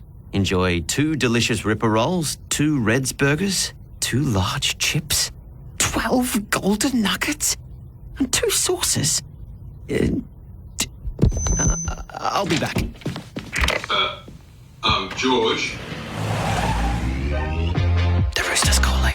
The Shared Burger Pack from Red Rooster. Get them now and get them everywhere. See website for details. Looking for a leading supplier of plumbing fittings? A company that is Australian-owned and operated with over 30 years' experience, providing local support that's second to none from facilities across Australia. Holman Plumbing is a full-range supplier of PVC fittings to the trade market. They also pride themselves on bringing innovative products and solutions to the industry by designing and investing in new tooling and products for their customers. View the full range of PVC plumbing supplies at holmanplumbing.com.au. I love that it is a mix between helping the client families but also helping all of our staff, which is a really good balance of helping everyone. I love the variation that we see every day from the client families that we serve. I love my role here. I love working in the team that we've got here, which is terrific. The variety, the different people that we get to help. You know, meeting with people who've gone through such distressing times, being able to help them fills you with a lot of joy. Get to know the team at tobinbrothers.com.au. Tobin Brothers Funerals, celebrating lives. What's better than winning the match? Winning the series. Host Plus has been named Money Magazine's Best Super Fund for 2024. Judged on strong performance, value for money and a focus on members. That's a plus. Issued by Host Plus Pty Limited. Visit moneymag.com.au for awards criteria. General advice only. Consider your circumstances and the relevant PDS and TMD at hostplus.com.au before deciding. Awards and ratings are only one factor to consider. Past performance is not a reliable indicator of future performance. Search Compare Host Plus today. This is our summer and our country racing for the whole family at beautiful locations all over Victoria. From Boxing Day to Australia Day long weekend, there's free Kelly Sports, supervised kids activities and free merch packs too, with food, fashion, free entertainment and great hospitality options. From umbrella to marquee packages, connect with our horses and our people. Take in the atmosphere and all the up-close action of our racing. Country racing. Book now at country.racing.com. Hi, Rodney Jane here with great getaway deals at Bob Jane T-Marts. Want a free Falcon, Bridgestone, Yokohama, Dunlop or Kumho tyre? Buy 3 and the 4th tyre's free. Plus up to $200 instant cash back on selected tyres. With tyres from just $69, we won't be beaten with our best tyre price guarantee. Open 27 to 30 December. Hours may differ. At Bob Jane T-Marts, we'll look after you. T's and C's apply. Henley Mortgage Fund. $1,000 a month off your home loan for 2 years. All backed by Henley's $7 billion parent company. And Halal Home Loans and Investments with Hijaz. Australia versus Pakistan on SEN Test Cricket. Shafiq has the strike. Stark to him. He edges and he's caught a third slip. Kawaja up above his head. Hauls it in. Shafiq played the drive and he expires for 4. Stark is bowling Yorker to Masood. He got it away off the toes and he got it away with a fine piece of timing. It's got a deep backward square after it. Masood runs the ball past Gully for back-to-back boundary. Cheating. Lyons got through Masood. Onto the pad and he's out. Lyons strikes. Shan Masood up to discuss it with Imam and he is reviewing. Missing. Up over the top. The Lunch Break. Camplify is Australia's leading RV and caravan sharing community. List your van and start earning now. An eventful 40 minutes at the start of Pakistan's run chase. It's the lunch break for Camplify. It pays to share. Shafiq the man out for 4. Then Masood given out and overturned. And then Imam dropped and a caught and bowled chance for Mitch Stark. 1 for 25, the target is 317. Simon Katich is in place, our Red Energy expert. Switch to 100% Aussie-owned Red Energy, redenergy.com.au. Kat, it's lively stuff. Good afternoon, Gerard, and all our listeners. It certainly is. I think we knew that this new ball was going to be hard work with the Australian tack on it. So far, they've weathered it reasonably well. Only been 9 overs, but as we saw yesterday, the Australians will come out fresh after the lunch break and have another second bite of the cherry. So, yeah, Pakistan could well have been 2 down there. I mean, that ball from Nathan Lyon was a beauty to Shah Massoud. A little bit surprised it was going that far over the stumps. I think the Australians were when you look at the reaction in their huddle, but that's the way the DRS goes. And then Mitch Starc, nearly got a very good return catch off Imam. Shafiq, was that injudicious? The big drive to a ball well outside the off stump? Yeah, I think I mentioned it earlier, I might have been on TV, that his biggest challenge against Mitchell Starc was going to be trying to cover drive the ball on that wicket. He scored a lot of runs in that region in the first innings, but obviously this is against a new ball today and obviously a slightly older wicket. So, yeah, it was probably not quite there to drive, and he's paid the price. If he hit it for 4, you go, yeah, good shot, but it was on the up and it was wide. Like anything, you got to have good hand-eye if you're not going to line the ball up, and he didn't probably quite get across as far as he needed to. Our player of the day, thanks to Bingley. So at the moment, that's Alex Carey. It was a crucial innings for him, resuming on 16, and Australia was a bit shy of a target that they needed. He made 53 from 101 balls, and he looked good. He did. He played very well. It was a very, very good innings in the circumstances, given that you can't take anything for granted. Like, the sun's out today, the wicket might flatten out. If 2 guys from Pakistan bat well at the top of the order, anything's possible, but I think the fact that he was still there right to the end, he was the last wicket to fall, but he managed to conjure 4 partnerships, and it was the way that he scored his runs. I think his fluency through the covers was a feature, and it looked like he was making a really conscious effort to get more across the line of the ball with his front foot compared to the first innings.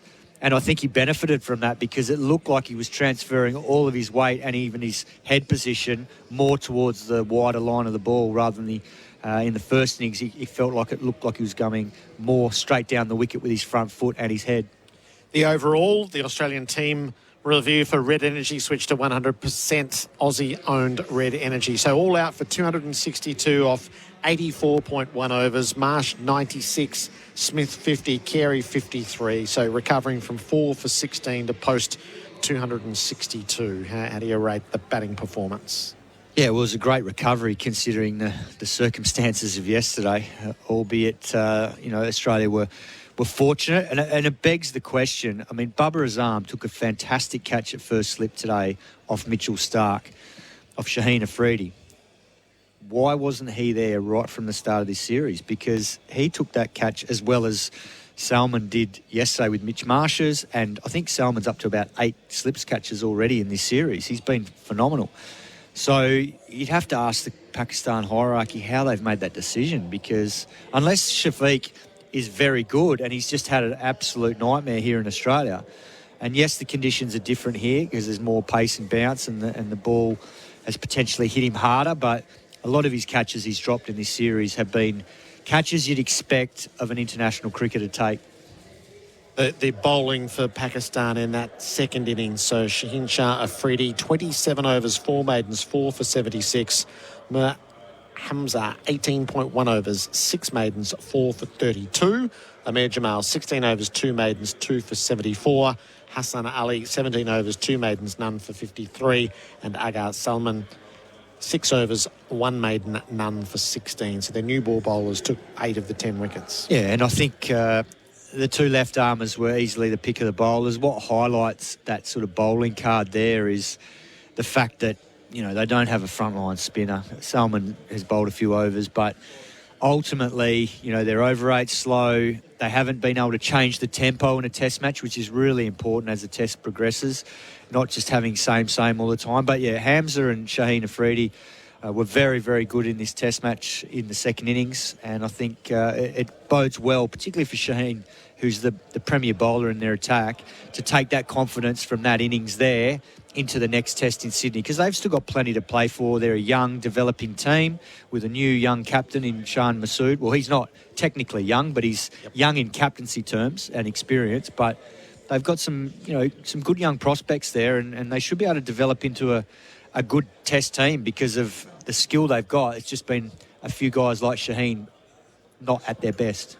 The extras were kept to 16. So paint me a scenario, Simon. 317, it would be the second highest chase successfully achieved at the ground. So it's historic proportions. It would only be the fifth time that Pakistan had chased 300 plus for victory in their test history. So it's a steep mountain.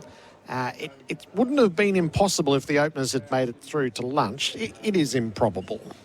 I think so. I think because we've seen enough in this wicket throughout the 3 days so far and into day 4, and there's 65 overs remaining today. So if you're Pakistan here, you're thinking partnerships, but you're thinking, right, if we can bat and still be batting at the end of today's play, then that 291 probably becomes 140, depending on their scoring rate. If Shan Masood bats for any length of time, it'll be less. Probably be 100, because he's looked good in this second innings. He's going to present chances, but if he can ride his luck and get through, he's going to score.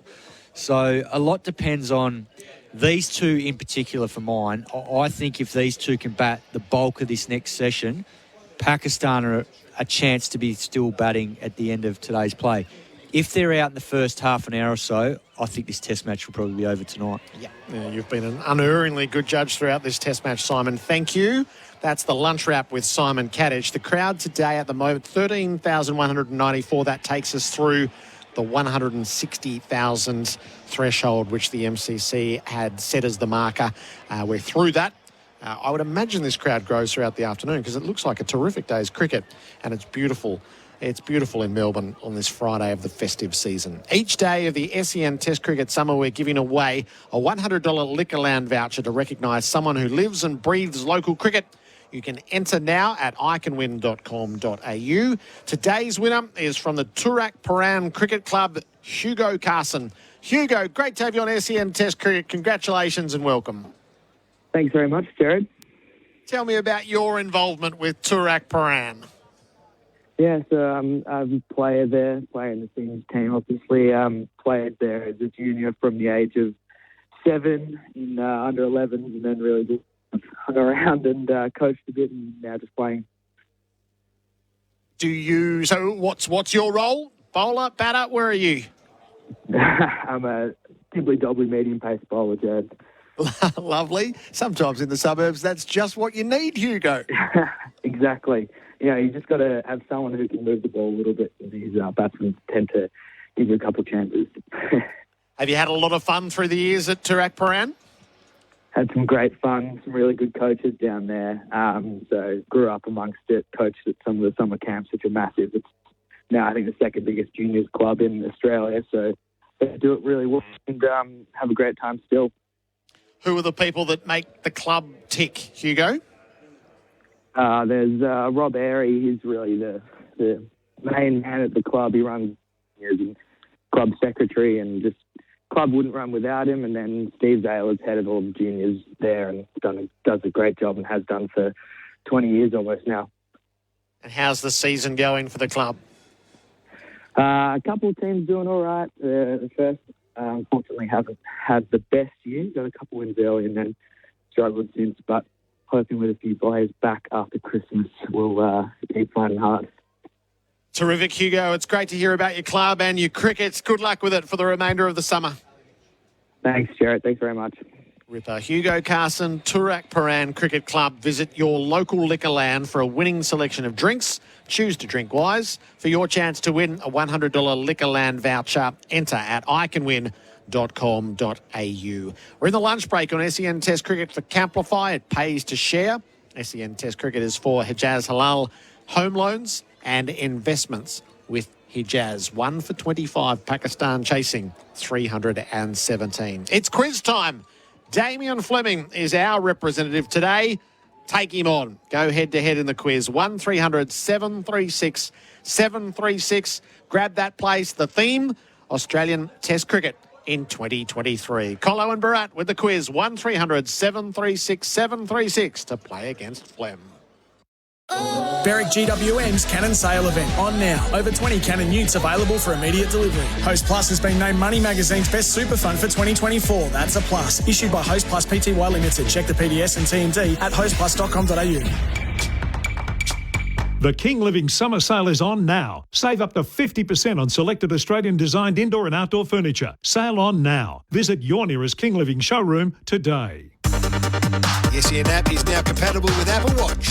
Download it today. Power up your arsenal with Greenworks range of battery-powered garden equipment. With over 20 products available in the Greenworks 60V Pro range, they're all powered by an interchangeable 60V Ultra Power battery and backed by a 4-year tool warranty. Visit greenworksaustralia.com. Liberty personal loans hit different. They're for the free thinkers and the go-getters. Get fuss-free finance from an awarded 5-star lender today. Liberty, loans for free thinkers. Visit liberty.com.au. Approved applicants only. Lending criteria apply. Book your vehicle lube service this month at Chadstone Toyota SUV and 4x4 vehicle service. Just $320 including GST. Or with small passenger vehicles, $260 including GST. T's and C's apply. Visit chadstonetoyota.com.au. Oh, what a feeling. Toyota. Level up Dad's game. Skip the usual gift options for Spitwater's Aussie-made tools, not toys. Best models, bonus accessories and savings of up to $630. Picture this. Cold water petrol-driven and hot and cold electric diesel model pressure cleaners plus the Vacstorm wet and dry commercial-grade vacuum cleaner. Visit spitwater.com.au or dial 1-800-SPITWATER to join the tool revolution. Spitwater, working as hard as you since 1982. Tools, not toys, because grown-ups deserve the good stuff. With NHP's N line of electrical enclosures, you can save without compromising on quality or performance. Thanks to the workability of ABS material, N line wall mount enclosures and terminal boxes are easy to install, drill, cut and modify. So it's a breeze to customise to suit your specific needs. NHP N line wall mount enclosures and terminal boxes help deliver efficient projects for a range of applications without breaking the bank. Get NHP N line wall mount enclosures and terminal boxes from your local electrical wholesaler. Robot Building Supplies is a family-run business and understands the value of being home with a family. Robot's got it. That's why they have supplies to help you build a man cave, a kid's game room, a tool shed. Robot's got it. Helping build family time and man caves since 1946. Robot's got it. Robot Building Supplies. Notting Hill, Sunshine, Preston, Dramana, Pakenham, Coldstream and Darnham. We're robot, but we're human. robotbuildingsupplies.com.au. ROBOT, Robot Building Supplies. For over 40 years, the Pleasure Chest has been delivering pleasure. And now it can deliver it to your door. So, jump onto pleasurechest.com.au. Curious? Shop our exciting range online. Express delivery. Fast can be good. The Pleasure Chest, your adult boutique. When the mood takes you, head to pleasurechest.com.au. Hey, Gary. What do you think I'm going to say next? How could I possibly know? Well, the specialists at Toolkit Depot, they can solve your problems and anticipate your needs even before you know yourself. Holy shit. I knew you'd say that. Toolkit Depot, your Trade Pro partner. Our next segment is brought to us by Red Rooster's Shared Burger Pack. Enjoy 2 delicious Ripper Rolls, 2 Reds Burgers, 2 large chips, 12 golden nuggets, and 2 sauces. I'll be back. George. The Rooster's calling. The Shared Burger Pack from Red Rooster. Get them now and get them everywhere. See website for details. Real adventure awaits with exclusive deals during the Opus Campus Summer Sale. We've added over $3,500 in value, so don't miss the chance to upgrade to a proper tough luxury. Find out more about these Ripper extras at opuscamper.com.au. Henley Mortgage Fund. $1,000 a month off your home loan for 2 years. All backed by Henley's $7 billion parent company. And Halal Home Loans and Investments with Hijaz. Australia versus Pakistan on SEN Test Cricket.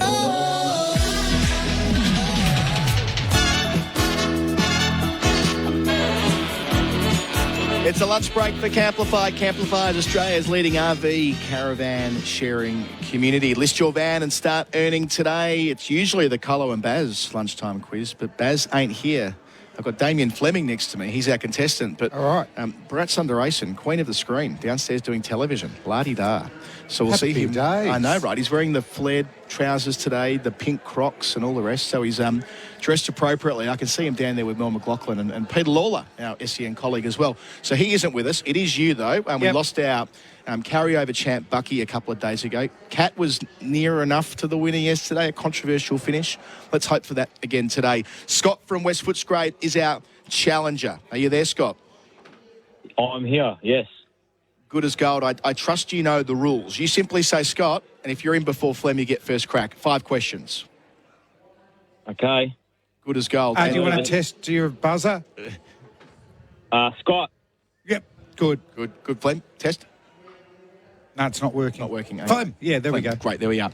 The winner, well, let's be honest, the winner / Scott wins the family pass to Albert Park Mini Golf. Good, lovely. Good prize, Scott. Yeah. Incentivised to do well here. It was very competitive yesterday. The theme is Australian Test Cricket in 2023, being this time of year. All right, question 1. In Australia's first Test match in 2023, who was Nathan Lyon's spin partner? Scott. Scott, who was it? Is it Kuhneman? Matthew Kuhneman?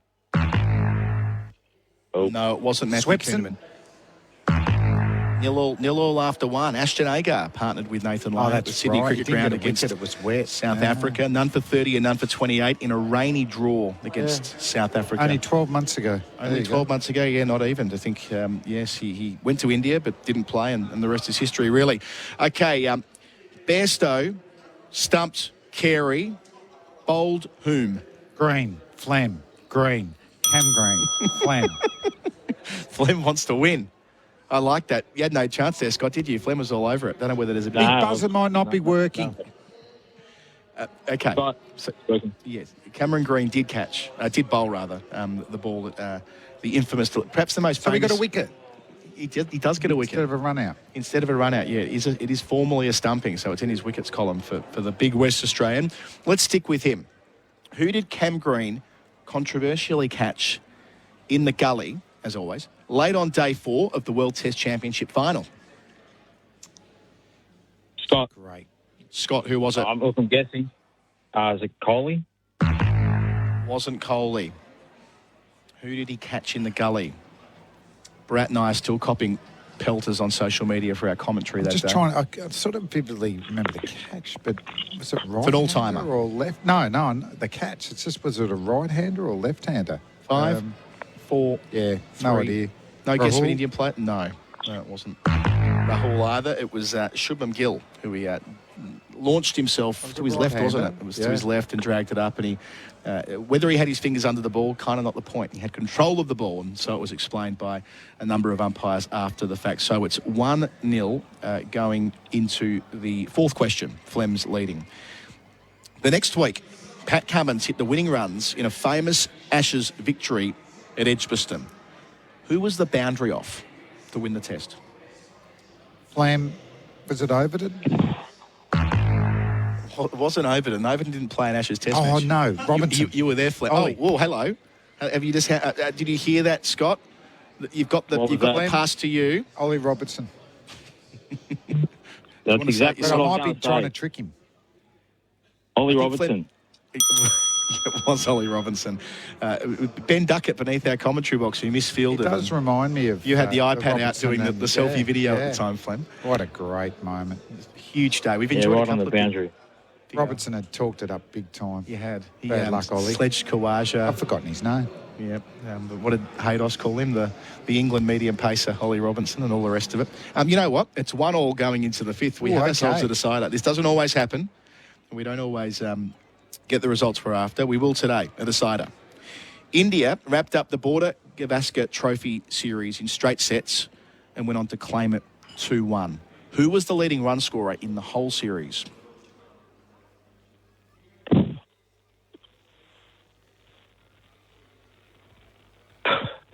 Flem.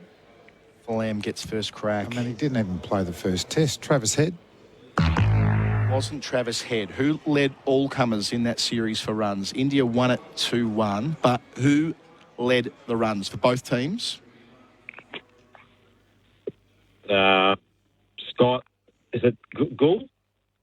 It's not. It's actually Usman Khawaja. It is Usman Khawaja. Made 333 runs at 48. He was great again. Including the 180 at Ahmedabad, which was on a road, but better for 2 days. He earned it. All right. Well, I've just...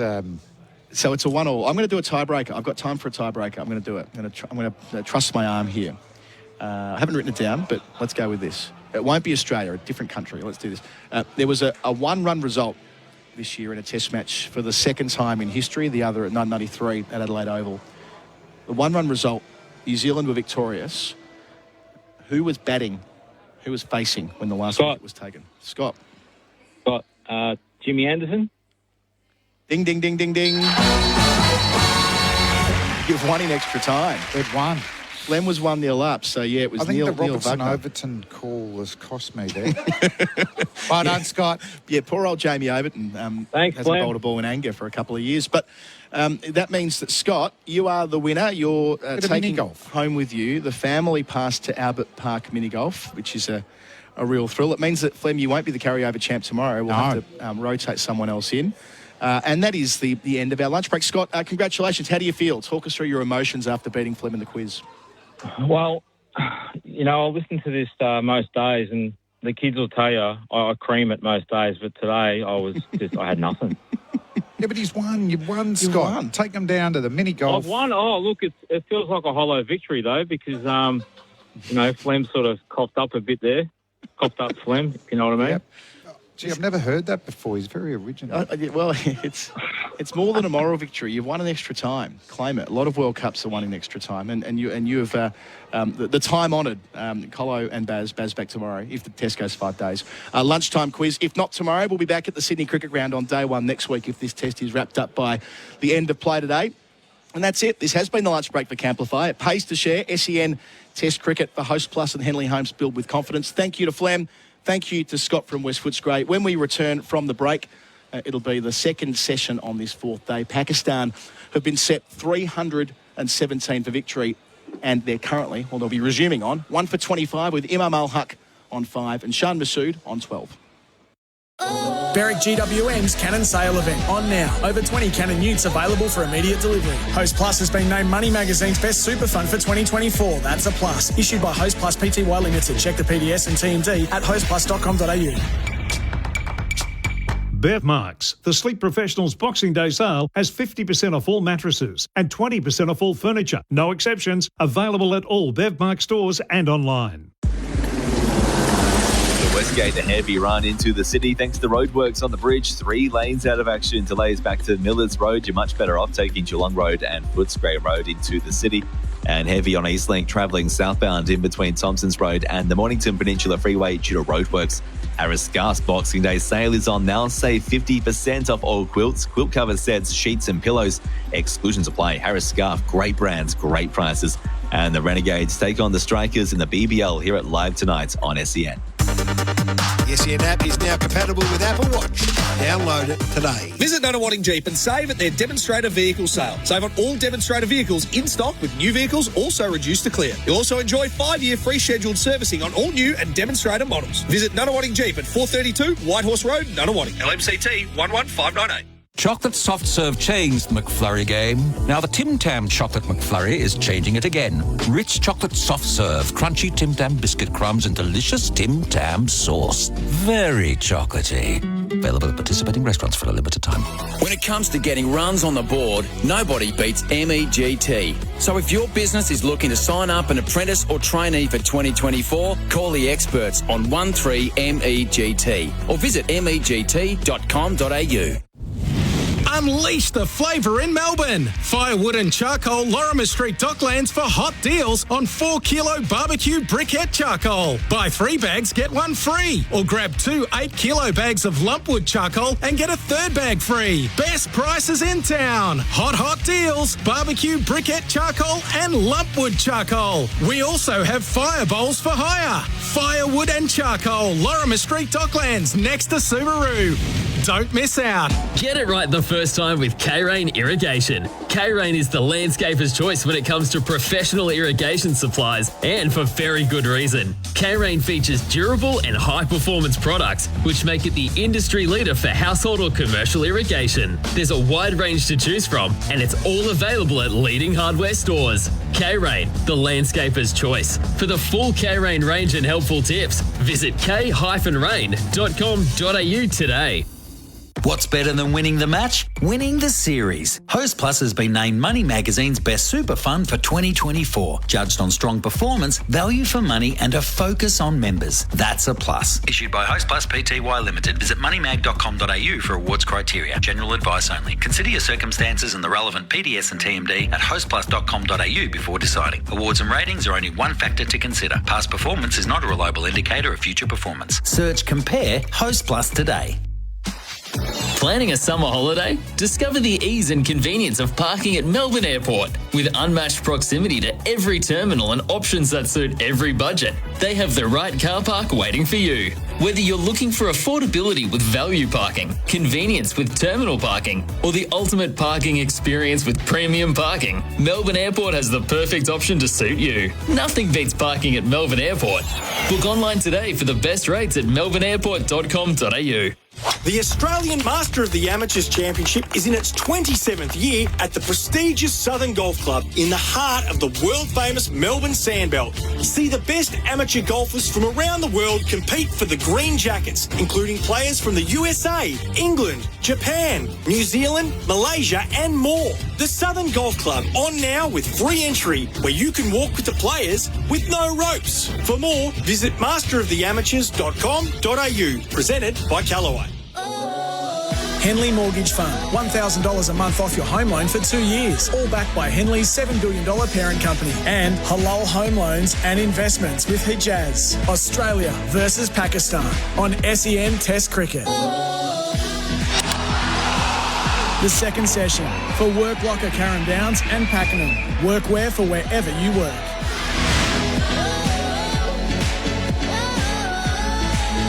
MCG for Host Plus and Henley Homes build with confidence. Pakistan have been set 317 for victory. They're 292 away from that target. 1 for 25 at the long break. Abdullah Shafiq was caught in the cordon from the bowling of Stark for 4. The 1 wicket before lunch. Stark's first wicket of the Test match. Imam Al-Haq was given out on the field but reprieved on review leg before, but he's still there on 5. And the captain, Shan Masood, a couple of boundaries in his 12 from 17 balls. Adam Collins with you. Simon Katich with me. We always, in a situation like this, pore over scorecards from yesteryear about fourth innings chases and all the rest of it. One I dug out during the lunch break, though, is one that might encourage Pakistan fans. Their highest successful chase ever was 382 for 3 back in 2015, and it did include 125 in that chase from one Shan Masood. He's batting right now. What venue was it at? That was at Gore. No, that was at Candy. My apologies, Candy. So very different circumstances. But I suppose, what does that do for the confidence of someone like Masood, who's got a pretty good sense of self to begin with, knowing that he has done something like this before, albeit in very different circumstances? Yeah, look, it's nice to know when you have achieved something like that before that you've got the belief you can do it once, you can try and do it again. I guess the big question is the quality of that attack, the Sri Lankan attack, compared to this Australian attack in their home conditions of the MCG here is a totally different challenge. So that's the big question. But he looked good in the first innings. He threw his wicket away. So that's something that might be the way he goes about playing Nathan Lyon here this afternoon will be interesting to see. Whether he still is aggressive or he just is a little bit more circumspect against him. His next 20 minutes is going to be huge for Pakistan because these two got through 9 overs so far, but I reckon they've got another at least 14 or 15 overs where they have to nullify this new ball to try and help their middle order teammates. So 9 overs bowled before lunch. 5 of them from start, 3 for Hazelwood, just 1 for Lyon. So we get to see Pat Cummins, who took 5 for 48 in the first innings, and it was his dismissal of Abdullah Shafiq which brought on a 5 for 46 collapse. And if they can get moving through this middle session, Australia, they have victory inside 4 days. Yeah, within their grasp, I suppose. It would take a lot, but the track is not deteriorating in a way that we saw last week at Perth. They'll have to bowl really, really well, but 9 wickets in 2 sessions is achievable with this bowling lineup. Oh, it certainly is. We saw it the other day in Perth with a wicket that was cracking. This isn't cracking like Perth did, but what it has done is it's provided movement off the seam, particularly bowling from the members' end. A number of wickets, top of off stump. Yeah. In that sort of fan line just outside off stump around the 6 metre mark. Certainly gives Pat Cummins something to aim for when he's in the attack. Fairly certain he'll bowl from our northern end. Nathan Lyon will start off. 19 degrees here in Melbourne. Lovely day. Our weather update for Rainbird, leaders in irrigation for over 90 years. Lyon setting up with a very straight long off for Shan Masood. We saw that fielder use quite a lot during the Ashes. 2 slips, a short leg. So 3 conventional catching men. Man round the corner at backward square leg, 3/4 of the way to the boundary. Mid on, extra cover, point and backward point all on the 1. Nathan Lyon going through his routine beforehand, that familiar tuck jump that he does at the top of his mark, just to set himself as we wait for the umpires to call us to order. I doubt it'll be the delay we had yesterday with Richard Illingworth not making it to the chair in time, stuck in the lift with Mel McLaughlin. Well, I just saw Channel 7 finished up, all the crew are still on the ground, so they're not in the lift. Okay, here we go. Lyon, his second over begins here. Second session on day 4 to Shan Masood, going back and knocking it down to long off. Easy single, so Shan Masood moves to 13 the first ball of the session. 1 for 26 that session for work locker. Karam Downs and Pakenham. And Lyon get busy here. 2 left-handers. Bowled beautifully in the first innings. Up here, wider on the crease to Imam. It's too straight. Leg stump line. Meets it on the half volley. Whips it through mid-wicket. Down towards the city end. They'll take 3. Imam to 8. Pakistan 1 for 29 in the 10th over. So the psychology of breaking a big chase down, Simon, you would have been involved in these over the years. How do you get yourself into the right frame of mind when it's so far away the finish line? Yeah, well, I think it's always been, I know from my own perspective, in blocks of 10. So you, with your partner, whoever it happens to be, and at the moment it's Shan Masood. Lyon bouncing in and delivering, and Shan going back to cut and doing it beautifully. Straight of Mitch Marsh at point, hammered it through cover point by the end, and by the time it bumps into the rope, Shan Masood 3 boundaries in his 17, looks set already, 1 for 33. It's great batting, that. Great batting, because Nathan Lyon knows that Shan Masood looked to be aggressive in the first innings and whack him over mid-on, but he sat back on that occasion, had a little bit of width to work with, ball sat up. But the most important part about that shot was he placed it beautifully forward a point. Boundaries for Azito all day, every day. Loves to cut Masood. Lyon to him here. Plays it from the crease, gets a single. So they're looking to score from every ball. Indeed, they've scored from all 4 balls of the sessions. 18, 1 for 34. And I think that's the other part of what I wanted to add, was that you've got to still be looking to score. And that's why I say blocks of 10. You knock off a block of 10, then you work on the next block of 10. So at the moment, you'd be talking to each other, say, right, let's get to 40. Lyon to Imam. Goes back and defends from his off-stump line. Probing delivery, good length. And if they bowl a good ball, you respect it and you play it accordingly, knowing full well that, you know, there's a certain way that Nathan Lyon's trying to get Imam out here. I've noticed he's changed his guard. I think he's around to off-stump now to try and nullify those 2 slips with a waist spin. Lyon passes umpire Wilson, delivers on the leg stump line, pass short leg, just snuck through there. They get a single again, though. So 5 of the 6 balls in the first over after lunch have been scored from. 10 runs coming from it. 1 for 35 on the Holman Industries scoreboard for the smart gardener. Shan Masood 18, Imam Al-Haq is 9. Mentioned with Smithy earlier that there are a great many more 300 plus chases being hauled down in modern Test cricket. Last 5 to 10 years, but especially in the last 5 years, we've seen a whole sweep of them. What do you attribute that to? Well, I think history's there for a reason, and it shows that it is hard to do that, particularly here at this venue, achieve a 300 plus chase, but history's also there to be rewritten at times. So that's the challenge. And Pakistan said when they came to these shores, you know, it's been such a long time since they've won in Australia. and they've got a great chance to try and level the series here if they can bat beautifully in this second innings. A perfect day for it. Cloudless here at the MCG. Cummins away from us. Bowls here to Imam Al Haq, who leaves the captain's first ball very close to the off stump. Some oohs and ahs in the cordon. The Australian team for Red Energy switched to 100% Aussie-owned Red Energy. redenergy.com.au. Perfect delivery from Cummins to start, or near enough to it anyway. One stump away from trouble for Imam. Well, what's going to be interesting here is two left-handers, and Pat Cummins has found it bowling to right-handers batting at this end. He's troubled them because of that movement back into the top of off stump, but that line now is pitching outside leg stump to the left-handers. Cummins up, bowls to Imam, middle stump line, pushed towards mid-wicket, and they want the single and they get it. Wide of Stark at mid-on. It takes Imam into double figures, 1 for 36 Pakistan. Imam looking to make the running a bit here, whereas last week he was standing on his splice at the non-strikers end, just camping and waiting, but he wants to score. Yeah, and that's good for him because he took so long today to get off the mark, and the first scoring shot, second ball after break, he got a beautiful little half volley from Nathan Lyon. He punched it through mid-wicket for 3, which nothing better than getting going straight after a break, and it's good that he's looking busy. Captain to captain. Cummins over the wicket to Shan Masood and beats him with one that takes off. Shan looks down at the track and just considers what that delivery's done. He does some gardening after the fact as well. Yeah, his biggest challenge here, Shan Masood, is that ball that decks across him like that one there and bounces. So I think they've just got to identify, win this next sort of 20 minutes against Pat Cummins. He'll probably bowl for maybe half an hour. If they can get through this spell, then things might get a little bit easier. Because I think Cummins and Lyon, he's gone to his 2 best in this test and also in the series. So the 3 slips in a gully behind Shan Masood. He faces Cummins and plays him with soft hands wide of Mitch Marsh in the gully, straight at him really. They'll take 2.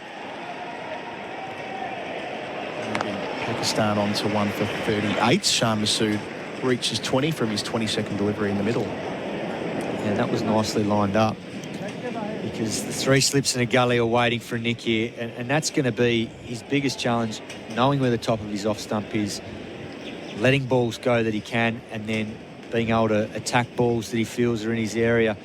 And there's a vacant cover region. Backward point, there's a gap there if he squeezes it past Nathan Lyon. Also 2 back for the short ball when it comes. Cummins to Shan Masood, leaves alone, watchful into the gloves of Carey. Again, that's the 4th or 5th stump line. And I think Pat Cummins is just going to keep hanging it out there because I think he knows that Shan Masood wants to score. He's spoken about playing this aggressive form of Test cricket, the Pakistan way. He saw it in the first innings, so Pat Cummins knows now he doesn't have to over-attack. He can just keep hanging it out around 4th, 5th stump line and potentially just change his length by a foot here or there, and Shan Masood might not be able to help himself with a big drive on the up. It's interesting the example that Shan Masood's trying to set for the rest of the dressing room. Might come back to it in the next over. Cummins to finish this one here. Shan Masood takes on the short ball down towards fine leg, bobbles up, doesn't go far. They do get 1 though. So Masood up to 21 at the end of the over, 1 for 39, 14 runs taken in the session so far. They need 277 further runs to win on the Holman Industry scoreboard for the Smart Gardener. Liquorland, a proud gold sponsor of Cricket Australia, invites you to be part of the action this summer. To secure your spot in the stands, head to cricket.com.au/tickets and join us in celebrating the summer of cricket. If you are watching at home, Liquorland will bring the drinks. Shop in store or online. To the cricket. Cheers. Liquorland. Choose to drink wise. Host Plus and Henley Homes built with confidence. Watching a replay back of that last ball, it actually hit Shan Masood high on the glove, maybe even on the wrist, so it's prompted a visit from the Pakistani medical staff. Our replays for titanium caravans built tough. So he got inside the line of it and it just bounced a bit more than he thought, Kat. Yeah, Pat Cummins has tried to target that zone, which is pitching outside leg to the left-hander, and it just rose on him. Shan Masood's copped one there. He's already copped a blow before lunch in the ribs, so he'll be a bit tender at the moment. They Pakistan physio Andrew Deacon out there. Part of that extended coaching staff. A lot of Pakistan assistant coaches on this trip, having sacked them all after the World Cup and started again. So he's okay though, Shah Massoud. Just back to that point from before the break. It's hard not to admire what Shah Massoud's trying to do here. And look, he's probably sacrificing his own game in the short term as far as getting out in a way in the first innings that doesn't look pretty, charging Lyon top edge. Similar story last week in the first innings at Perth. Lyon delivers here to Shah Massoud. He's on 21, hits him on the inside edge onto the pad. They bail out of what would have otherwise been an appeal.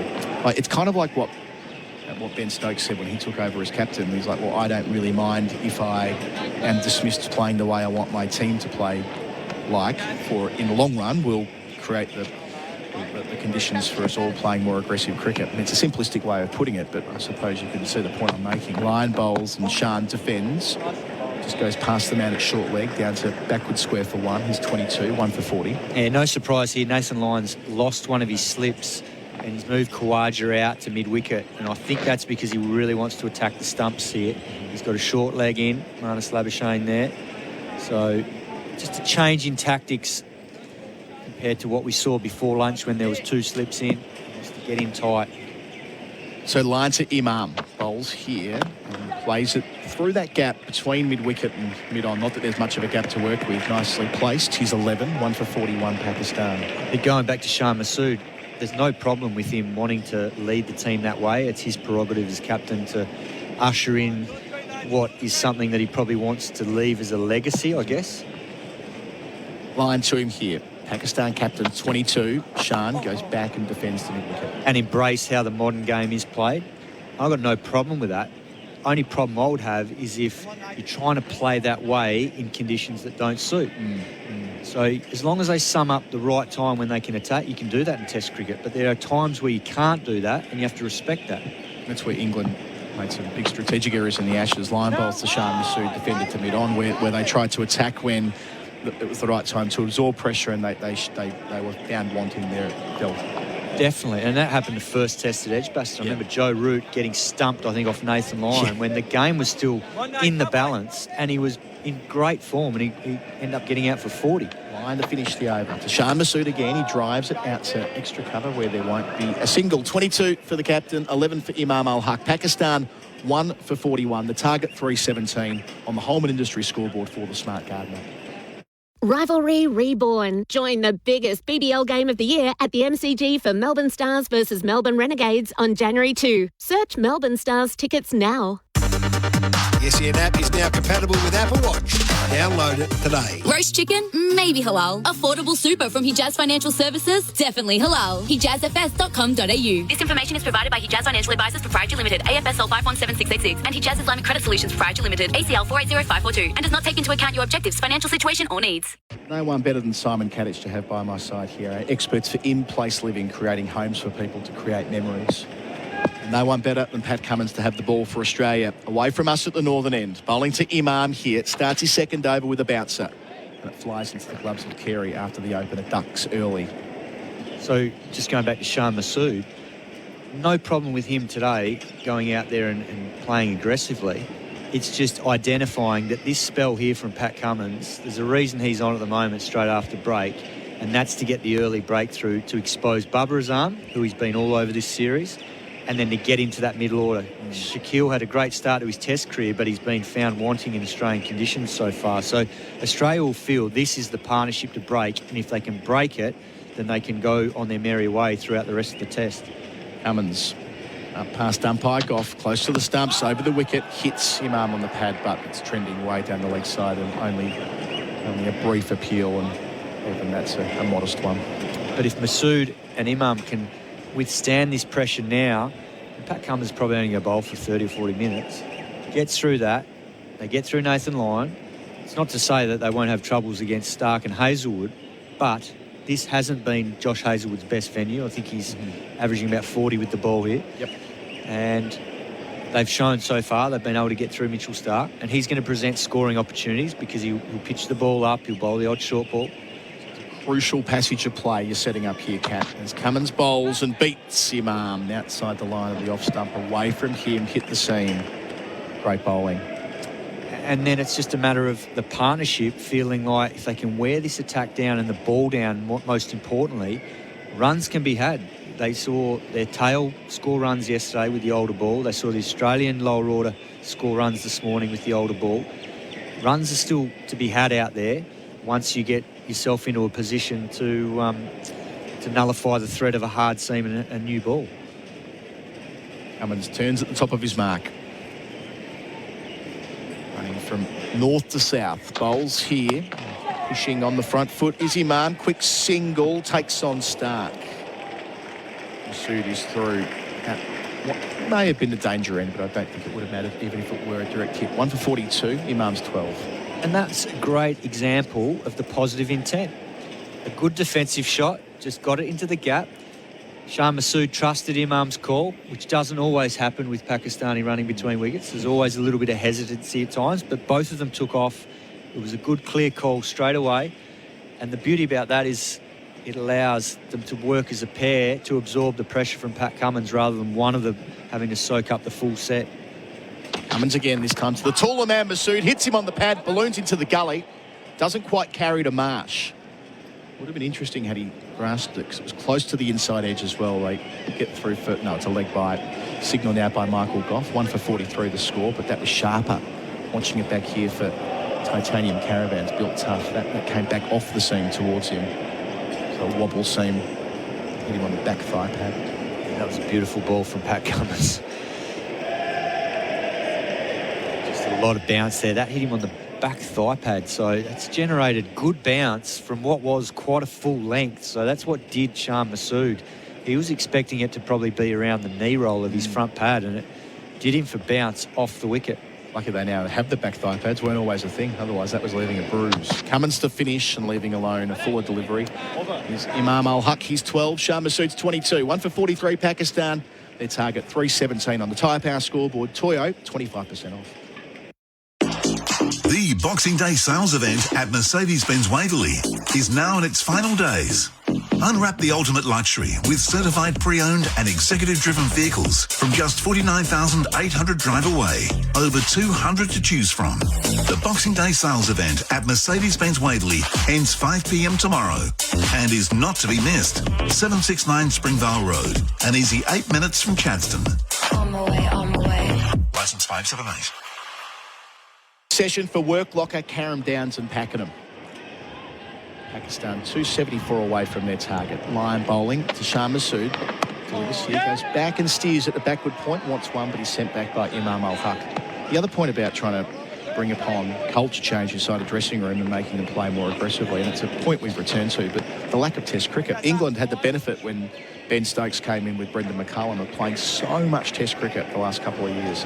They play 17 Test matches in 2024, and good luck to them. How brilliant is that for them? Saw a stat during the week as Line delivers here to Shah Masood, who defends. They're playing a Test match on 24% of the days of 2024. England is.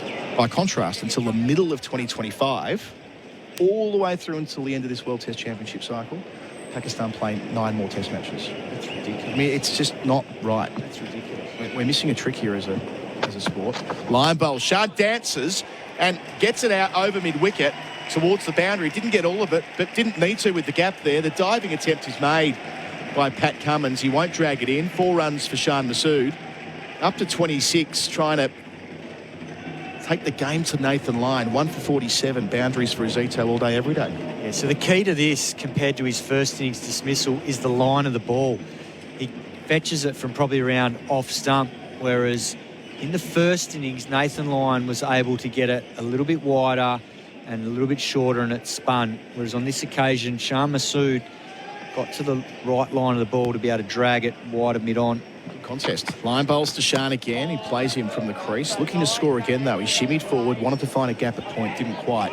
It's 26 from 33, Masood. Looking good. I'm going to be interested to see when Nathan Lyon does toss one up a little bit slower and wider, what line that Masood hits it, whether he goes over cover this time. Lyon passes umpire Wilson. Bit wider on the crease. Shan dances, and it doesn't go anywhere. A leading edge along the carpet. to cover just for a moment. Thought he was going to try and go downtown again. He did. He just, that one got a little bit too close to the pitch of the ball and ended up, the bat just turned in his hands and as a result caught the inside edge. So he's aggressive. Inside edge onto boot rather than leading edge in the end. Line to finish the over. Shan Masood plays beautifully through mid-wicket. Finds the gap along the ground. That'll take some stopping from Cummins. Puts in the dive and collects. Athletic bit of work in the deep. Shan Masood, a good over for him. 6 runs coming from it. He's 28. Imam Al-Haq is 12. Pakistan 1 for 49 on the Holman Industries scoreboard for the Smart Gardener. Planning a summer road trip? Make sure to check the fire danger rating daily this fire season and stay informed by downloading the Vic Emergency app. The SEN app is now compatible with Apple Watch. Download it today.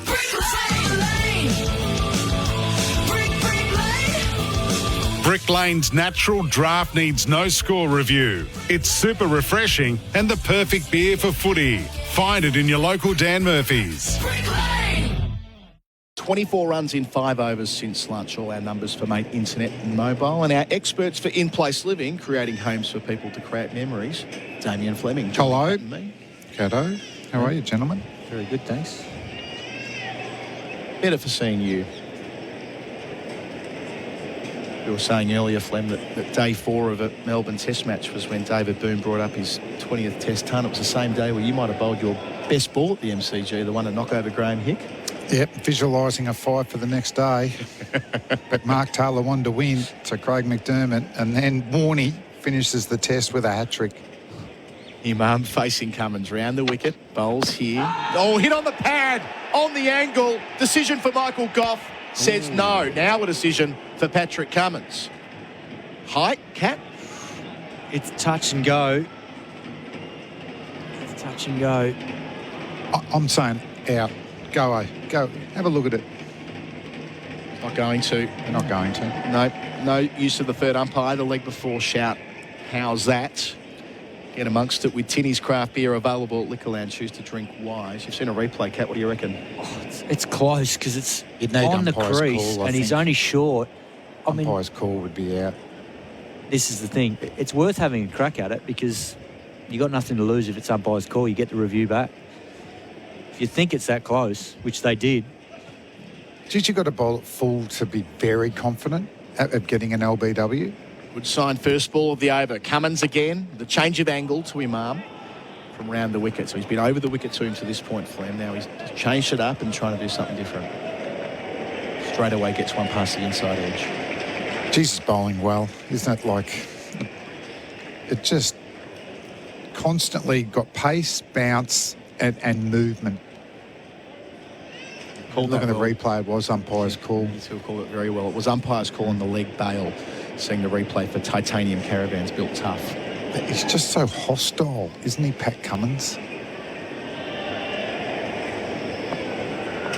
So Imam's going to play his role here. Shan's scoring down the other end. Can't get out to Cummins. Bowls here. He's hit on the pad again. Decision for Goff. Goes Cummins' way.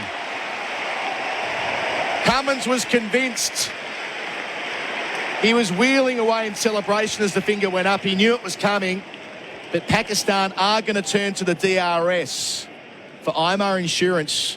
Tradies Trust IMAR for insurance. Call 13 IMAR. Almost a carbon copy of the ball earlier in the over, Flem, but this one didn't get up quite so high. Yeah, to beat a batsman that knows what's coming is just unbelievable bowling it. But it did look a little bit fuller, and the previous ball was still clipping the bails, so you'd have to back that the umpire's call will stay in play. So the first replay does see the ball hitting above the knee roll. It's worth noting on the way through here. He's caught on the crease, Cat. Okay, just roll it through again. Above the knee roll, and it has been given out on the field, so umpire's call tilts in favour of the Aussies. Yes, it does. Going through the finalities with inside edge. There isn't one of those. We see that for Titanium Caravans, built tough. Okay, daylight between bat and ball. Into the pad, so we'll go for ball tracking when ready, please. Here's a projection. Okay, Okay, pitching outside off. Getting in line with middle. And umpire's call. The top of leg stump again.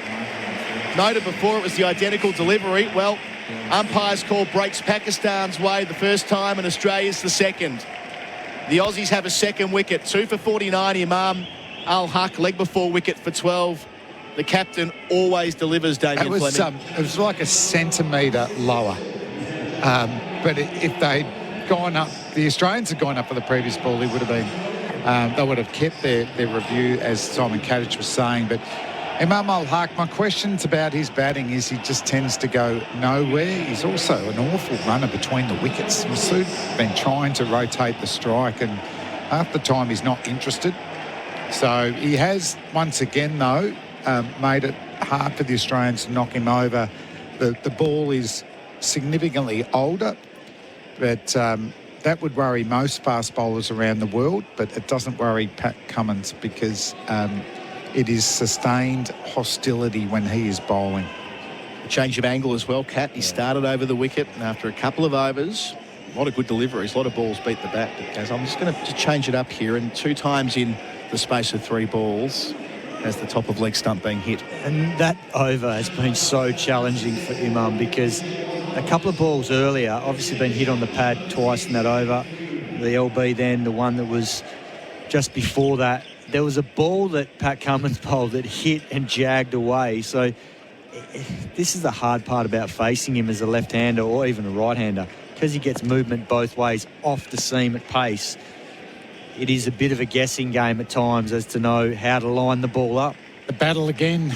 Cummins trying to knock over Babar Azam. Did so in the first innings for 1. Cummins delivers to Babar Azam. Bouncer. Sways out the way. Taken with the fingers up there by Carey. They've celebrated another wicket in this over thanks to Tobin Brothers Funeral celebrating live. Still 2 balls left in it. And with that wicket, Pat Cummins pulls level with the late Richie Benaud on 248 test wickets. Thank you to Andy from the Central Coast for picking up that. For tyre power, your tyre experts, all your correspondents, 0433 98 11 16. Another Australian captain that bowled, grabbed the ball and bowl their team to victory. Cummins, 2 left in the set. Bowls here to Babar Azam. His second ball's driven away out through cover. Didn't hit the cover off it, so there'll be a chance to drag it in. Marnus Labuschagne. Oh, mix-up. They wanted the third, sent back in the nick of time. Shah Masood realised that had they returned for that third, he was in a world of pain. Marnus Labuschagne, always mindful of the run out with him in the field. 2 for 51, all happening at the MCG. He would have been out by a mile. Babar Azam was always wanting 3. I was watching him run the whole time, and he wanted to get down the other end. But Marnus Labuschagne's so good at cutting the ball down, and he did. He had the hook slide. He had a little bit of a fumble, and I reckon that's probably what did Shah Masood, because Babar Azam was running to the danger end. Cummins to finish the over. Bowls to Babar Azam again, in behind it, defending. A loud call of no. Australia get the wicket after lunch they were craving. Imam Al-Haq, leg before wicket for 12. It's 2 for 51. There'll be a change in commentary after the break. Gerard Whateley in for me for Bundaberg Ginger Beer. Hungry Jack's NBL is heating up. Catch the New Year's Eve hoops as Melbourne United hit the road to take on the Cairns Taipans on their home court. It all tips off this Sunday from 7:30 p.m. No matter the moment, it all matters to us. Don't miss a minute of the action. Watch Sunday Hoops live and free on 10 Peach, 10 Play and ESPN via KO Freebies. Hungry Jack's NBL 24. Every moment matters. Josh Hazlewood coming back into the attack from the Warne and SEN Test cricket for Hijaz Halal Financial Solutions. 2 for 51. Pat Cummins making the breakthrough. Imam struck on the pads twice in 3 balls. Such an interesting study in modern umpiring, I reckon that was as well. Shah Masood is on 28. He's on strike. Full cordon. Hazlewood bowls to him. He runs the ball to mid-off. Oh, it's going to be sharp. Beautifully picked up. Labuschagne over his shoulder. The non-striker's end misses. He is so athletic, Labuschagne, to give himself a chance. Most would have gone to the striker's end where I don't think the run out was on, but he contorted his body, threw it over his shoulder. It's all good theatre. Simon Katich, Damien Fleming, hello. Afternoon, Gerard. Coming in at a nice time too. Pat Cummins just warmed up beautifully, knocked over Imam Al-Haq. And Josh Hazelwood, I expect him to be giving nothing away here. He's another one that has knocked over Bubba Azam a bit over his career. Often when he actually bowls that delivery wide of the crease after bowling a lot of deliveries stump to stump. Bubba Azam is on to Hazelwood's into him and he's leaving outside the off stump. That's exactly where I expect him to attack him. Left cover open, mid-off open at the moment because Marnus Labuschagne's quite wide there. He's almost like at an extra cover and he's close. He's up in line with the stump. So the Australians are throwing the bait out. See if he wants to play a big cover drive. We've already seen one off Pat Cummins the previous over. It's a very watchful cover drive, isn't it? He doesn't want to extend too hard and not control the stroke. Hazelwood over the wicket, bowls. And was forward and defending. Just the sequence of the Imam dismissal from the umpire's perspective. So Michael Goff gets to see the first projection. So he gives it not out and he sees, okay, so it's hitting on his call. So that can go either way. So he schools himself on that. And 2 balls later, it's a whisker fuller. He's giving that out because he already knows the previous one was hitting the woodwork, and that's just a whisker lower. All wrapped on the pad, it kept low. Hazelwood is pleading. Joel Wilson says no. The Australians will go here, I reckon, on first blush. They're asking about height, and I think that's what it is. Yeah, that's the positive and negative of Josh Hazelwood, isn't it? So tall and he's so bouncy. They're going. Yeah. You don't die wondering here. Well, that was my point before. If it's umpire's call, you'll get it back anyway. So you might as well have a look at it. We have a player review for LBW. It's a beautiful delivery. IMAR Insurance Tradies Trust IMAR for insurance call 13 IMAR. If you can have a look at front on, please. Busy times for Richard Illingworth.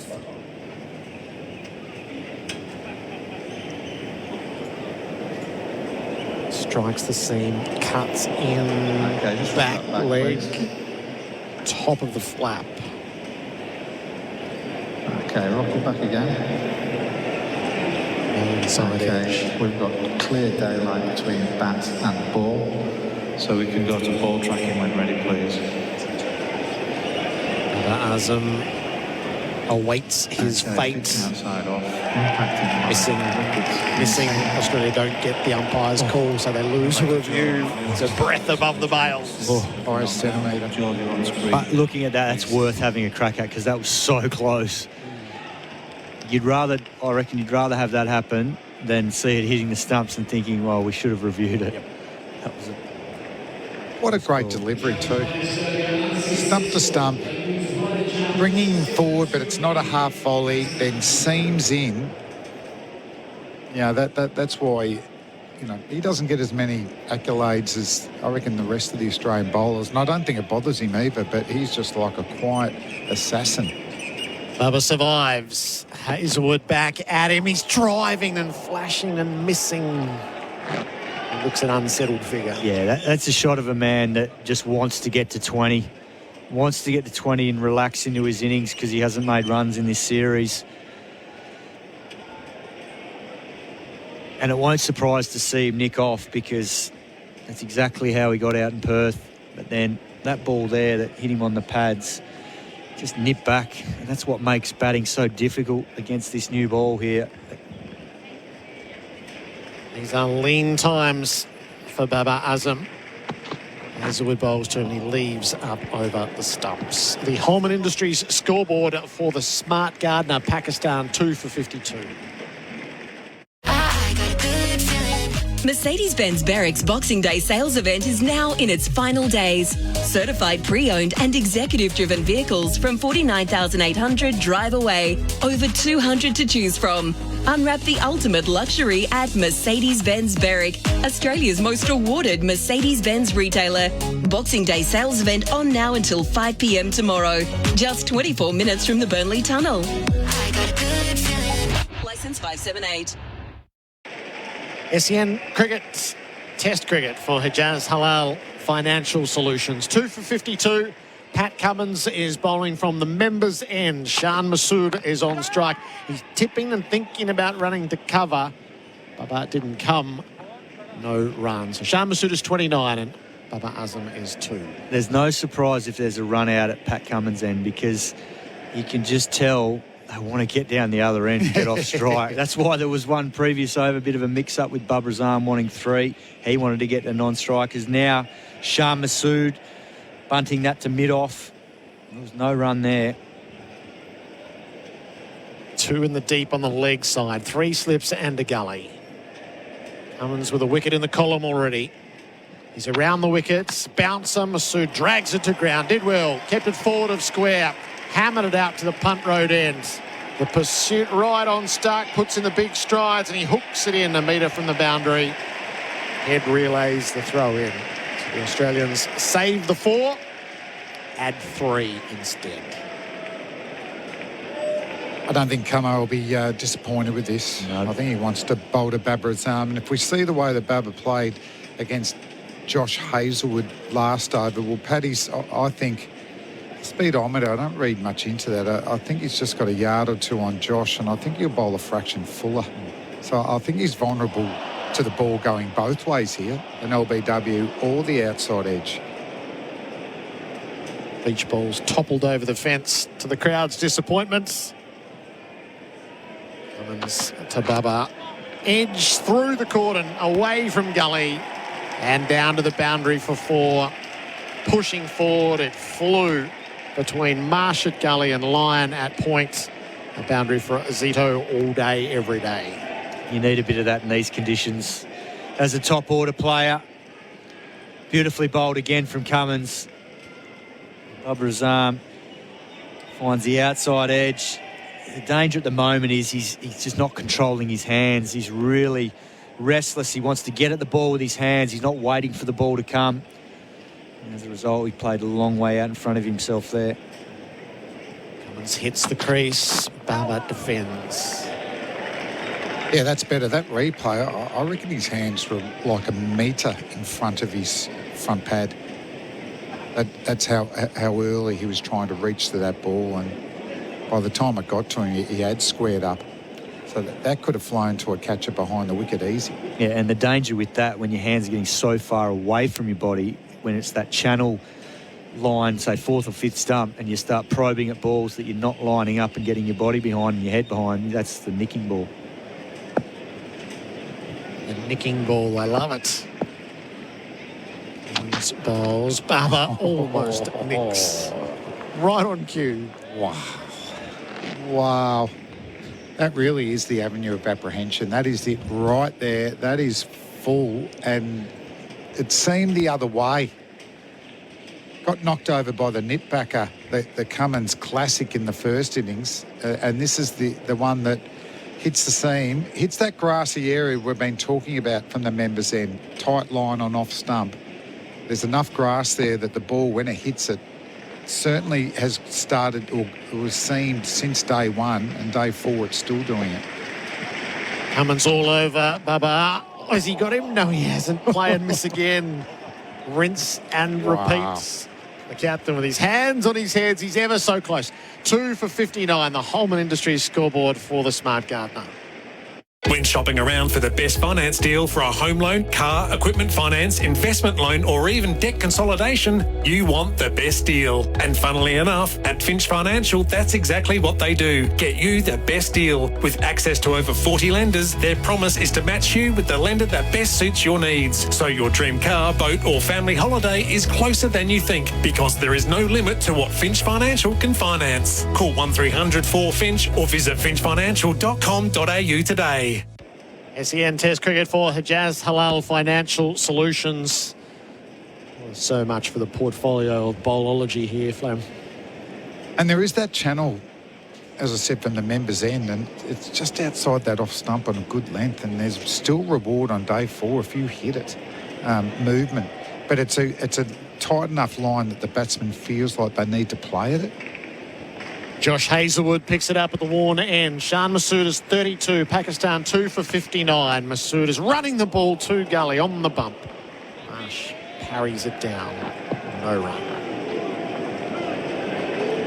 Chris Rogers shot that one, wasn't it? Sorry, Drew. Yeah, sorry. Chris Rogers joining us as well. In place living, creating homes for people to create memories. Welcome back, Buck. Hello, guys. Bit going on. Oh, a challenging time for the batters.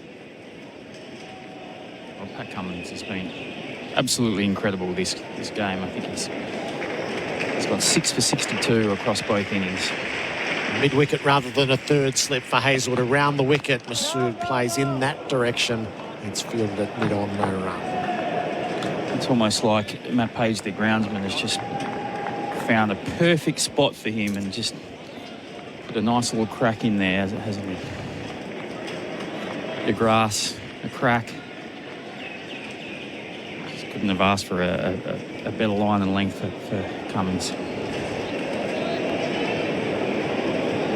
Closing in. So Masood's 32 from 41. And he's doing it the hard way on 6. Masood faces up to Hazel and he's back and cutting, knocked down by Lyon at point and no run. His foot just got stuck in the turf as he was coming across, but conceding nothing. Is quality bowling from Australia. Hazlewood and Cummins in this bowling partnership. Just a change of angle here from Hazlewood. Really test the left-hander, knowing they're off stump, what they play at, what they let through to Alex Carey. Masood faces up, he's back and trying to cut a ball angled in at him. He makes no contact. Wants to hit the ball, but Yeah, just needs to be a little bit more thoughtful around that. The ball before, he's got that cut shot. The bowler's then thinking, okay, well, if I can just get the ball to move back into the batter, and he's thinking about that shot, I might get a little bottom edge, either through to the keeper or onto the stumps. And he did. He ran that ball perfectly back, and it was just far too close for Masood to cut. He's a prime candidate to chop that on. Hazlewood bowls to him, and Masood full face of the bat this time out to mid-on, no run. He's a nice batter. Masood. I mean, when he hits the ball, it just looks clean, doesn't it? Even that, just a little push. That went at pace to mid-on. He's got a nice backswing. I think it'd be a nice luxury to have him at 5. I think with the older ball, they get a quality number 3. Well, that's the problem. I don't think Shaquille could bat 3. I was half thinking that Rizwan could do it.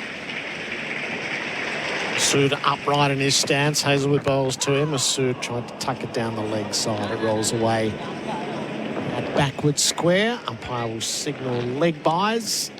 And that's the only run from the over. 2 for 60. The Holman Industries scoreboard for the Smart Gardener. Looking for a leading supplier of plumbing fittings? A company that is Australian owned and operated with over 30 years experience, providing local support that's second to none from facilities across Australia. Holman Plumbing is a full range supplier of PVC fittings to the trade market. They also pride themselves on bringing innovative products and solutions to the industry by designing and investing in new tooling and products for their customers. View the full range of PVC plumbing supplies at holmanplumbing.com.au. SEN Test Cricket for Hijaz Halal Financial Solutions. Pat Cummins is continuing to work away from the members' end. 2 in the deep on the leg side, 2 in the slips for Shan Masood, who's on 32. Cummins around the wicket to him. Masood took his eye off it. High down to fine leg. It lands safely. Hazlewood was coming around, but it's landed adjacent to the edge of the sight screen rather than being more catchable. That was an airy-fairy waft that could have gone anywhere. it just looks a little bit frantic at the moment. I think you probably know that you're in a battle here with Cummins and Hazelwood. That's just back of a length, over off stump, and he's just trying to play a little short arm pull shot jab. Rather than, he could almost just get in line with that, play with the inside half, but he'd probably go towards square leg and a single anyway. So just trying to be maybe a little bit too proactive here. A run which puts Baba Azam back on strike for Cummins to aim up at. He stands at the crease and defends. It's been a lean calendar year for Baba Azam with a top score of 39. Pakistan haven't played a whole heap of Test cricket, but in a career that's got 9 centuries and 26 half centuries. And he's dealing with, so he's a 29-year-old who's just lost the Pakistan captaincy. That's not the easiest phase to work through, I'm sure. No, and I think a little bit would have to do with his own form as well, and how he's dealt with the pressures of leadership. Cummins hits the crease, bowls. Baba is fending for a ball outside the off stump that hasn't carried through to Carey. Just looking at that, Flem, it just looks like he's a little bit stuck. There's not a lot of movement. I mean, I'm sure you'd be thinking, well, if I get the ball in the right area here and it moves away from him, he doesn't really look like he's covering that movement. I think that avenue of apprehension, it's getting bigger and fuller to Babra's arm, because unless it's a half volley, I'm not sure where he's going to score. 2 back on the leg side here as well. Cummins bowls short. Baba swayed out of it. Carey took off, leaps up to collect. But back to losing the captaincy. I mean, it wouldn't be a Pakistan team if there wasn't at least 4 or 5 ex-captains in it. I think that's when they're at their strongest. Well, I just love they had a chairman of selectors for 24 hours.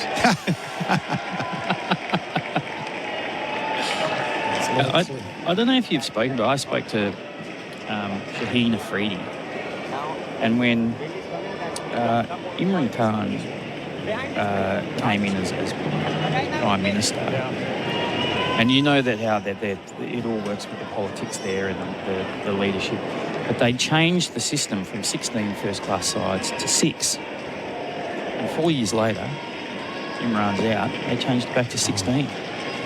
Barnard's just pulled out as Cummins was making his approach. He did walk down to talk to the umpire about something, didn't he? Yep. Behind the screen.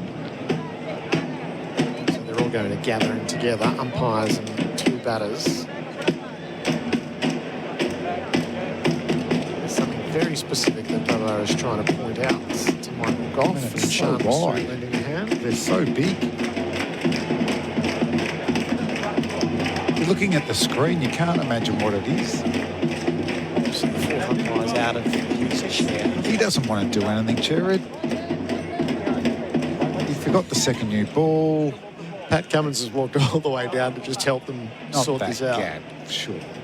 It's just, is that a sheet that's blowing? Yeah, there's just a sliver. Cummins is actually going to do it. He is. Cummins is doing it himself. This is what Captain Pat brings to the table.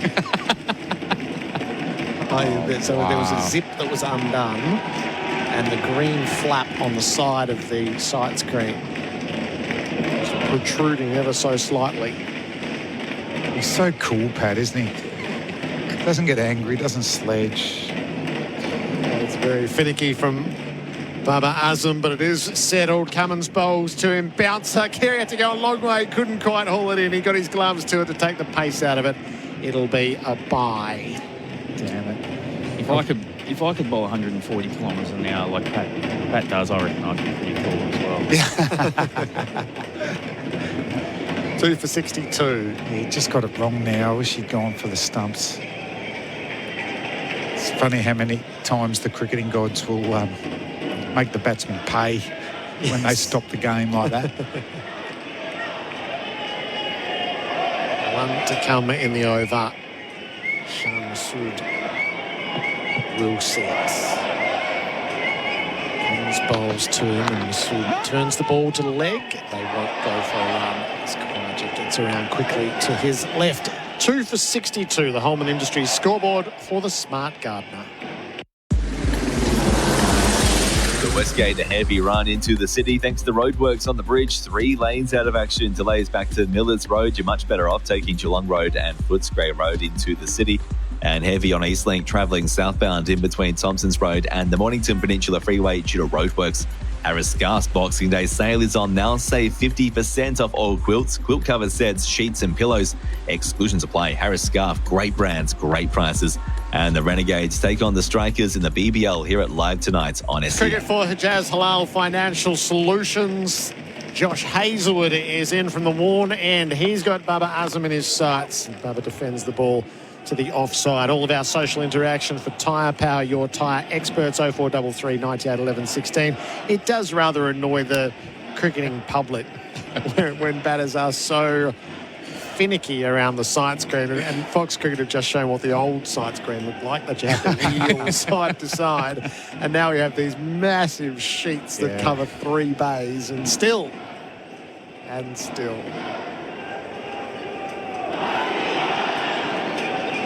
Hazlewood, right arm over the wickets. Baba Azam jams down on the ball. He's not balanced. You can see just even in the aftermath lifting up the back leg, he prods away to the offside. Yeah, it wouldn't happen in a Shield game, Gerard. No. It reminds me years ago, was it the new CEO of the Wacker? Wasn't from a cricketing background and wondered why they couldn't get more people seated. Get rid of those things at the end of the things and we can get more people, more bums on seats. There was the Lilac Hill Festival match that used to happen for all the touring teams that came over. There was no side screens there. Baba on strike, drives through cover. Didn't get all of it, but it's enough to squirt it through the infield. And he'll come back for a second. Moves to 8. It's 2 for 64. And the first time I played that, there were no side screens. What do you mean?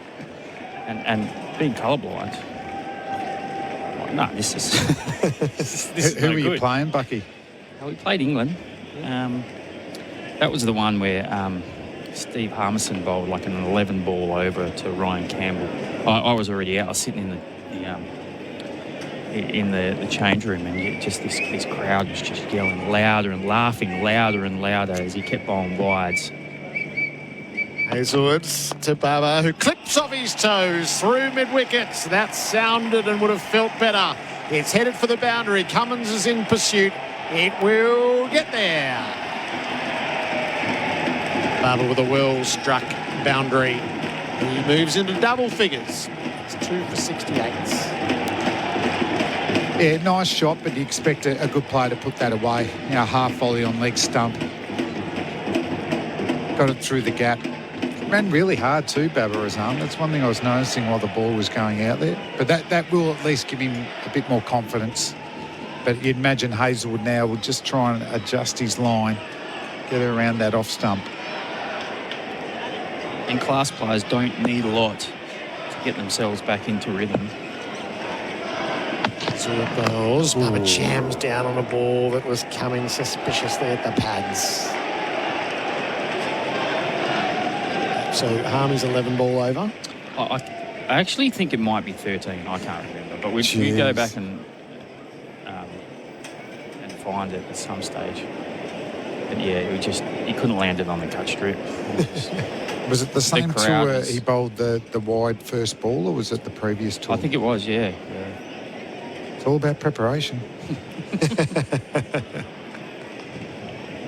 Last ball of Hazlewood's over. He bowls to Baba, who defends the ball to mid-off. 2 for 68 on the Holman Industries scoreboard for the Smart Gardener.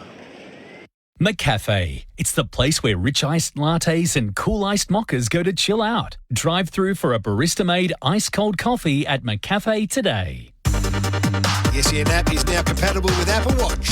Download it today. Roast chicken, maybe halal. Home loans from Hijaz Financial Services, definitely halal. HijazFS.com.au. This information is provided by Hijaz Financial Advisors, Pty Ltd, AFSL 517686, and Hijaz Islamic Credit Solutions, Pty Ltd, ACL 480542, and does not take into account your objectives, financial situation, or needs. This middle session of play for Work Locker, Carrum Downs and Pakenham. Work, we're for wherever you work. Pakistan 2 for 68. The victory target is 317. Shafiq Khawaja bowled Stark for 4. Imam LBW Cummins for 12. Mitch Stark is going to take up the attack, replacing Pat Cummins at the members' end. Cummins, where are we here? Update. 5 overs, no maidens, 1 for 15. Stark 5 overs, 1 maiden, 1 for 19. 2 slips in place. Stark with his raw speed. Shan Masood's on 33, and Masood out of the toes, a ball that was zeroing in at the base of the stumps. It's fielded at mid-wicket, no run. In all of your days on the county circuit, side screens wouldn't have been uniform from town to town to town, would they? You would have seen some ramshackle setups. Oh, the worst were the outgrounds were you'd play and they'd play at colleges or not so much, well, sometimes club grounds, but more colleges, and you'd get the tiny little side screen, and you'd have a tree that would be situated right behind. Stark is over the wicket. He's bowling to Masood, who drives on the up, but fell in short of mid-off, and it's hurt Labuschagne's fingers as it's got there on the bump, and he has crumpled to the turf. I think it might have hit him in the shin. He is in pain. Rolling around, just giving a little pat, rub behind the neck. The replay, a drive on the up, pitches in just ahead of him. Oh, it's him on the inside of the knee. Yeah. Is that where it's landed? Inside of the left knee. Oh yeah, it just clipped his hands and then ricocheted into the sensitive area there. Call the medics. A delay in the game. Sunderasen is going to limp around. They're going to take the drinks break as a result and give everybody the time. So Bundaberg Ginger Beer, the great Australian brew. Pakistan 2 for 68. The victory target is 317 with drinks and medics on the field. Please remain on the Westgate Freeway, citybound over the bridge. Thanks to roadworks, 3 lanes out of action. Very heavy from Millers Road. Take Geelong Road to Footscray Road into the city instead. If you spot anything else, give us a call, 1300 595 937. Every game has a beginning. The Hunger Games, the Ballad of Songbirds and Snakes, new to buy or rent on digital. And the Renegades take on the Strikers in the BBL. You can hear it live tonight on SEN.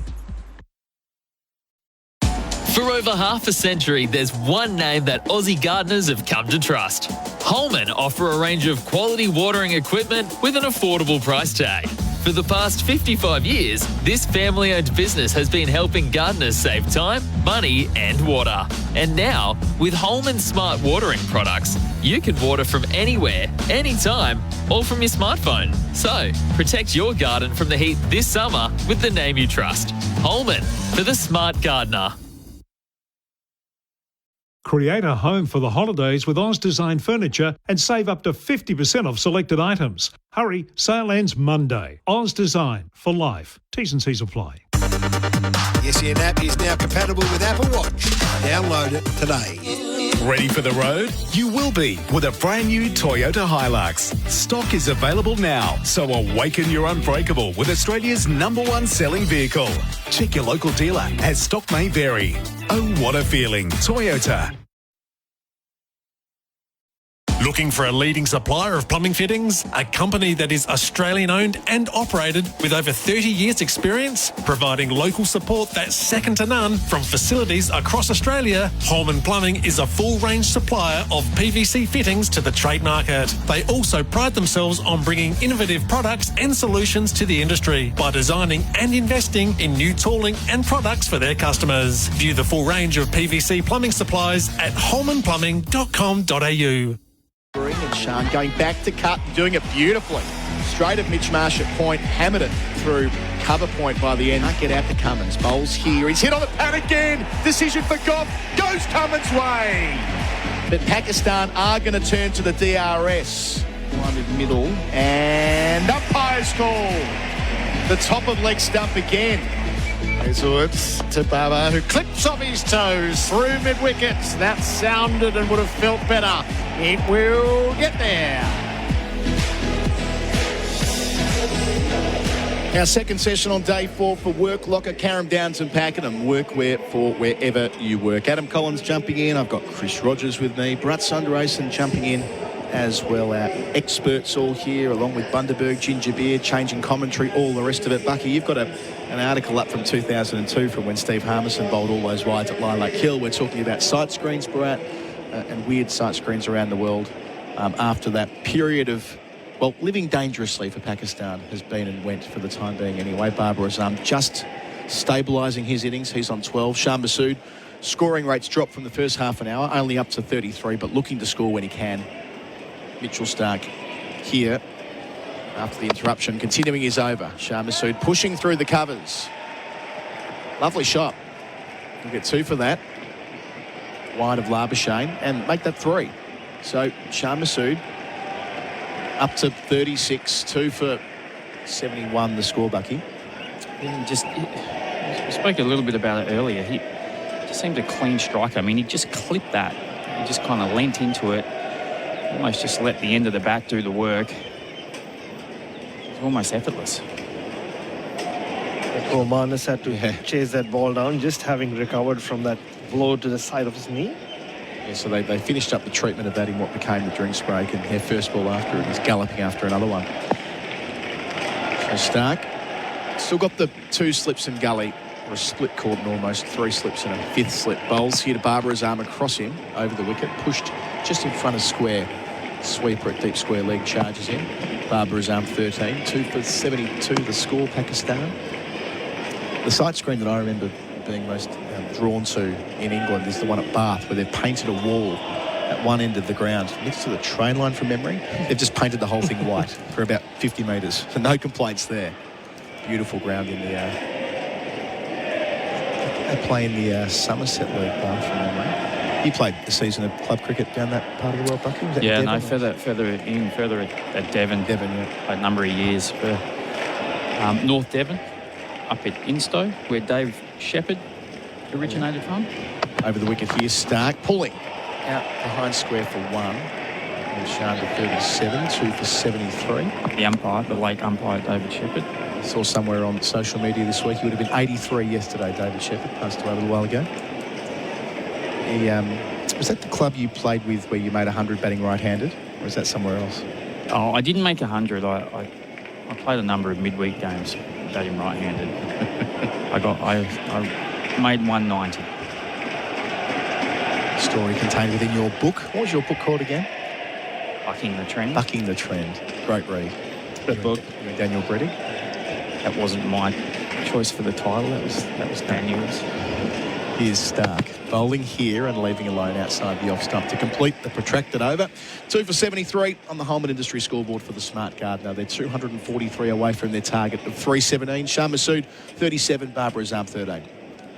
Roast chicken? Maybe halal? Home loans from Hijaz Financial Services? Definitely halal. HijazFS.com.au. This information is provided by Hijaz Financial Advisors, Pty Ltd, AFSL 517686, and Hijaz Islamic Credit Solutions, Pty Ltd, ACL 480542, and does not take into account your objectives, financial situation, or needs. Berwick GWM's Cannon Sale event is on now. There's over 20 Cannon utes available for immediate delivery. Get a complimentary tow bar with every Cannon purchased and delivered in December while stocks last. The Cannon Sale event on now at Berwick GWM. LMCT 8760. SEN Test Cricket for Hijaz Halal Financial Solutions. We had Shahid Afridi in here earlier, Bucky, which was good fun, talking to Boom Boom for a bit. Hazelwood starts a new over, around the wicket, 2 slips bowling to Shan, catching mid-wicket, ducks a bouncer that's well directed through to the gloves of Carey.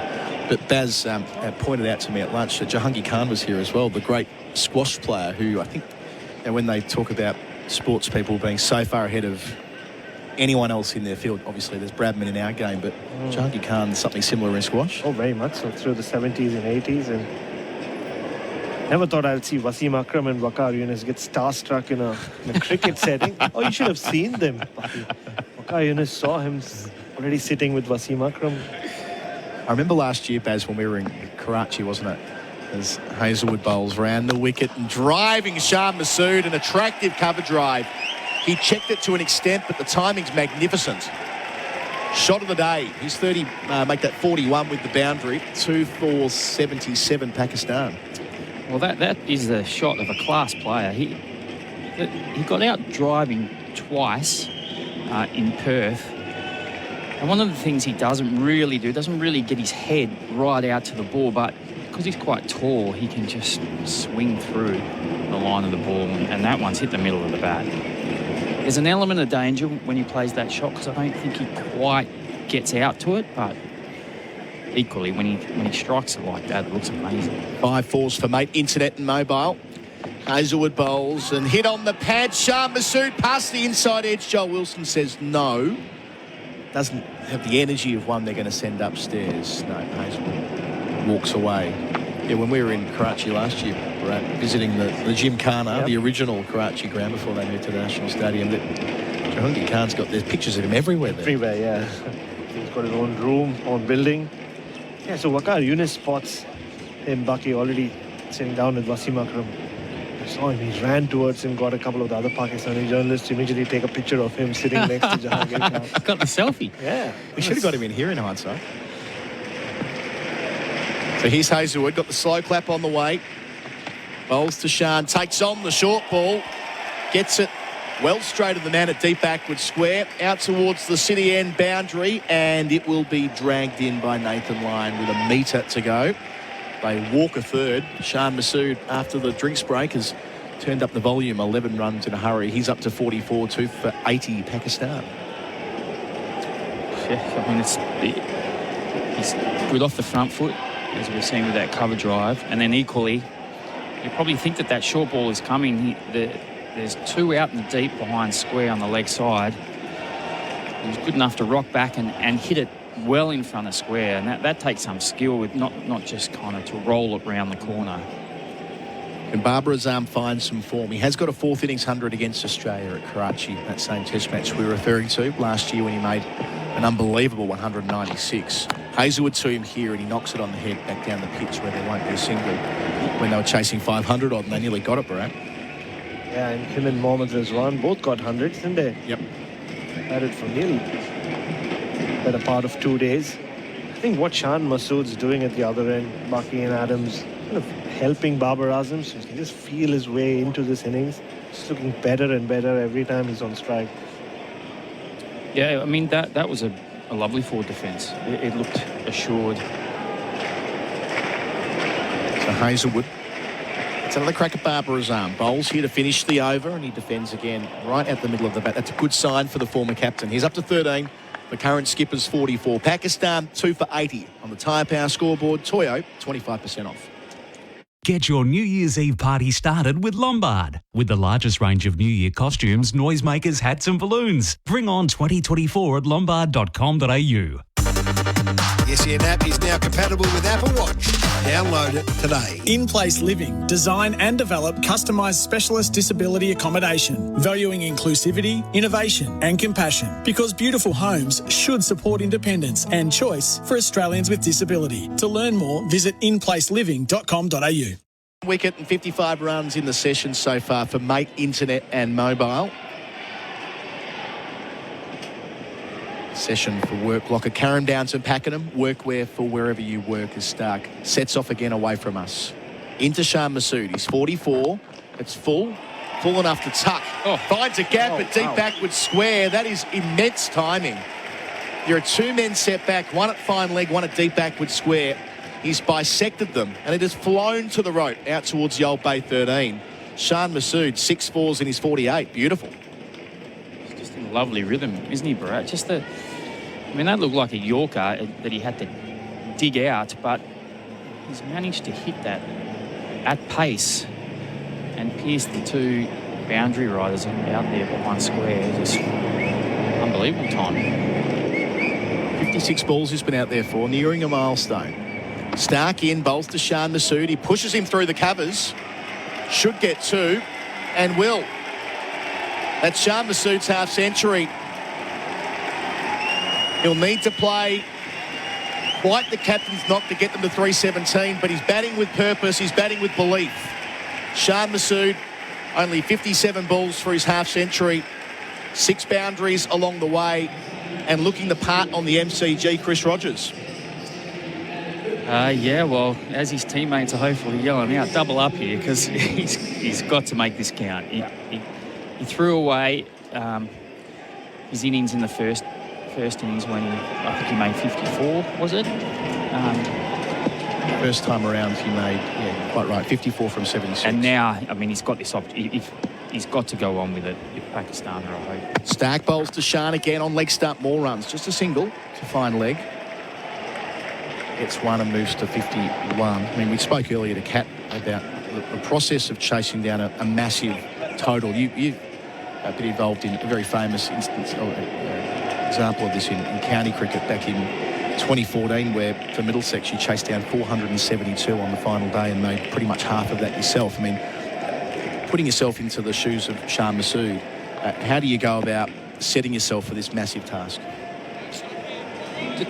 There's a fine line between how he's batting now and how a couple of shots he played against Cummins, where he was almost trying to invent things. Here, he's just playing good shots.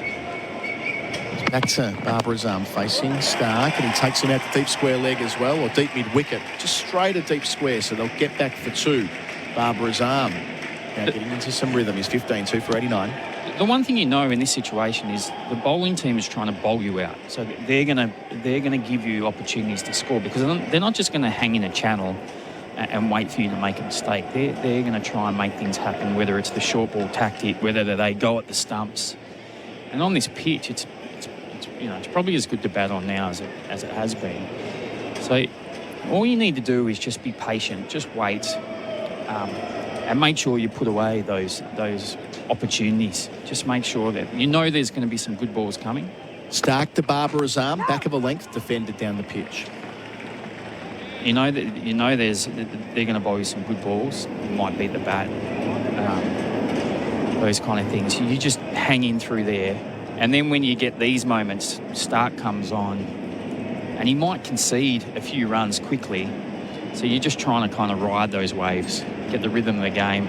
Cummins will come back on later, probably lock it down a little bit more. But here's your opportunity, knowing that Stark's going to chase the wickets a little bit. Psychologically, Bharat, 227 away. Get it under 200. That'll feel doable. Last ball here to Barbara Azam's well wide of the off stump. 9 runs coming from the over. Shan Masood's half century as well. He's 51, Barbara Azam's 15. 2 for 89. Pakistan on the home and industry scoreboard for the Smart Gardener. You made everyone else happy over Christmas. Now it's time to get yourself a present at Sexyland's famous Boxing Day sale. Up to 70% off Australia's largest range of gifts and toys for adults, as well as couples games, sexy lingerie, costumes, and loads more. 11 stores in Melbourne and Geelong, open till midnight 7 days a week. Or shop online for 2-hour delivery. Sexyland.com.au. Something real sexy for everyone. Bridge for Hijaz Halal Financial Solutions. Nathan Lyon, none for 19 from his 4 overs so far. Had one given in his first over. That was Imam Al-Haq leg before, but it was overturned. All our stats and facts from internet and mobile. I think it's a crucial bowling change, this. Shan Masood just, even though it's flowing really well, this is his danger area. You speak to people in Pakistan.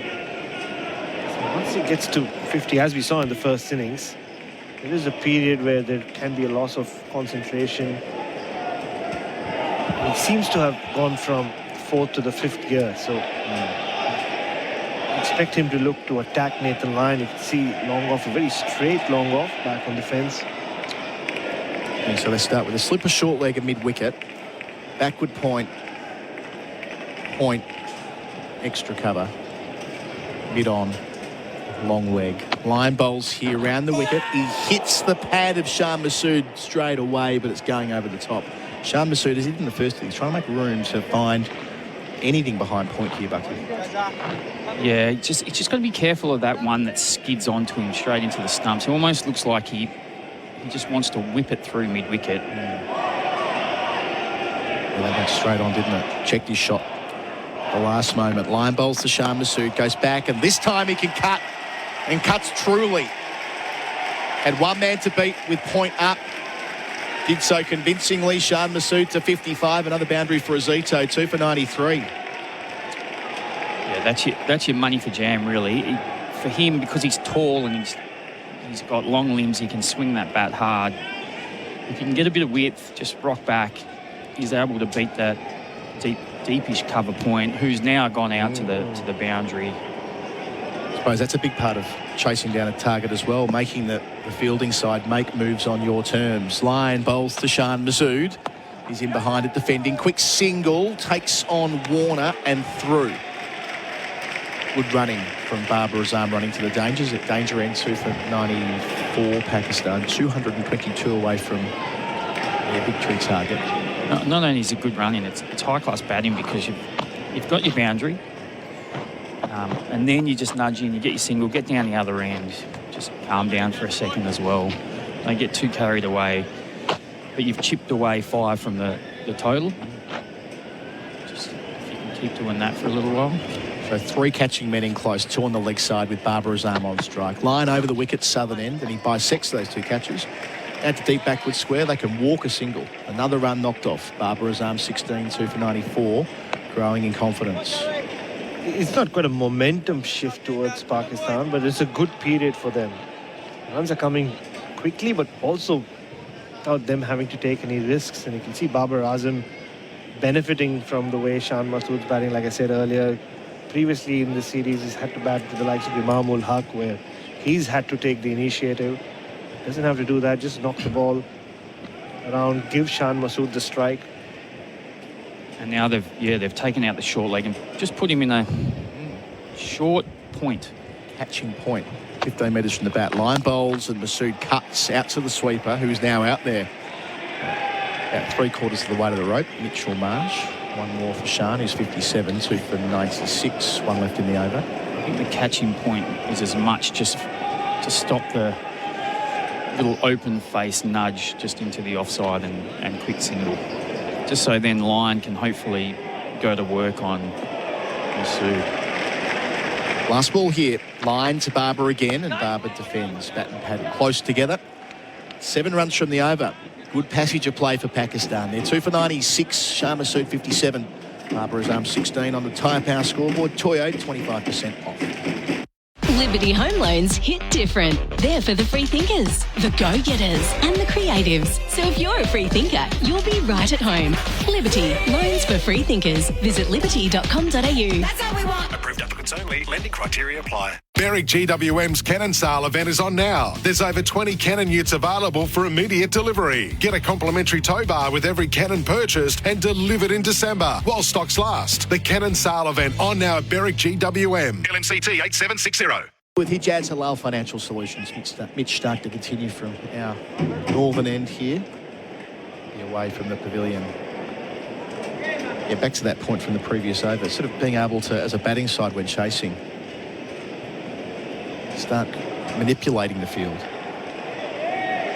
Playing the game a bit more on your terms. Shan Masood's doing that. He's waiting for Stark here. Still 2 slips. Bowls here. Tries to drive, but clunks it down to mid-on where there won't be a single. And Bharat, we spoke earlier in the session before you were here, Shan Masood's got the muscle memory of doing this in the 4th innings when they chased 382 at Kandy at the start of his career.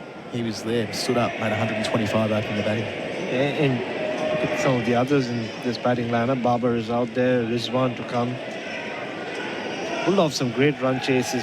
Okay, maybe not in Test cricket, but in one-day cricket, and quite recently as well. The closer they get to the target, the more they'll at least have a feel for what needs to be done. A lot of time left today as well. 50 overs after this one. Stark bowls here, back of a length. Shan Masood chops down hard to cover on the bounce to Labuschagne, no run. The thing Masood has done as well, I mean, Pakistan are going at roughly 4 and over. It's just changed the momentum of the game. Australia now, they've got defensive fielding positions, which is what you're talking about, Colo. And it's kind of just, it's that push-pull, isn't it? You're just trying to get that momentum and then sit in. But then the thing is not giving it back to Australia. 3 fielders back, including a deep point. Stark bowls to Shan. It's short, and he pulls it with one hand off the bat.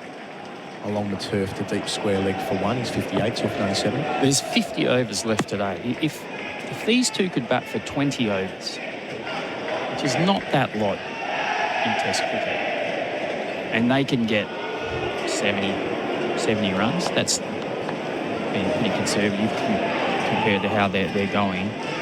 And all of a sudden, they've got 8 wickets in hand, 150 to get. And we've got a proper game on our hands. Yeah, and they don't have to do too much to get that 70 runs off 20 overs. Just keep batting. It's pretty good to bat on at the moment. Stark over the wicket to Barber. Short ball, takes it on, misses it. Not by far, though. He was off balance. He was falling over, and he was still trying to hook through to the gloves of Alex Carey, not far away. He seems to have developed an issue against the short ball on this tour. Getting into some really awkward positions, hasn't he, Bucky? Well, I mean, you've probably seen him bat a lot, Bharat. Only just looking at him, and he just looks a little bit flat-footed. Just almost stuck to the crease a little bit. Have you noticed anything? It's not generally he is one of those guys who's on the balls of his feet. He's got great balance at the crease. Stark again, up to the crease bowls here. Short ball, Babar Azam takes it on far more convincingly. Out through mid-wicket it goes. Into the rope in front of the Australian dugout. Babar Azam joining the party, moves to 20. Moves Pakistan past a milestone, 2 for 101. So after struggling against the previous short ball, got right on top of the bounce here. Shot.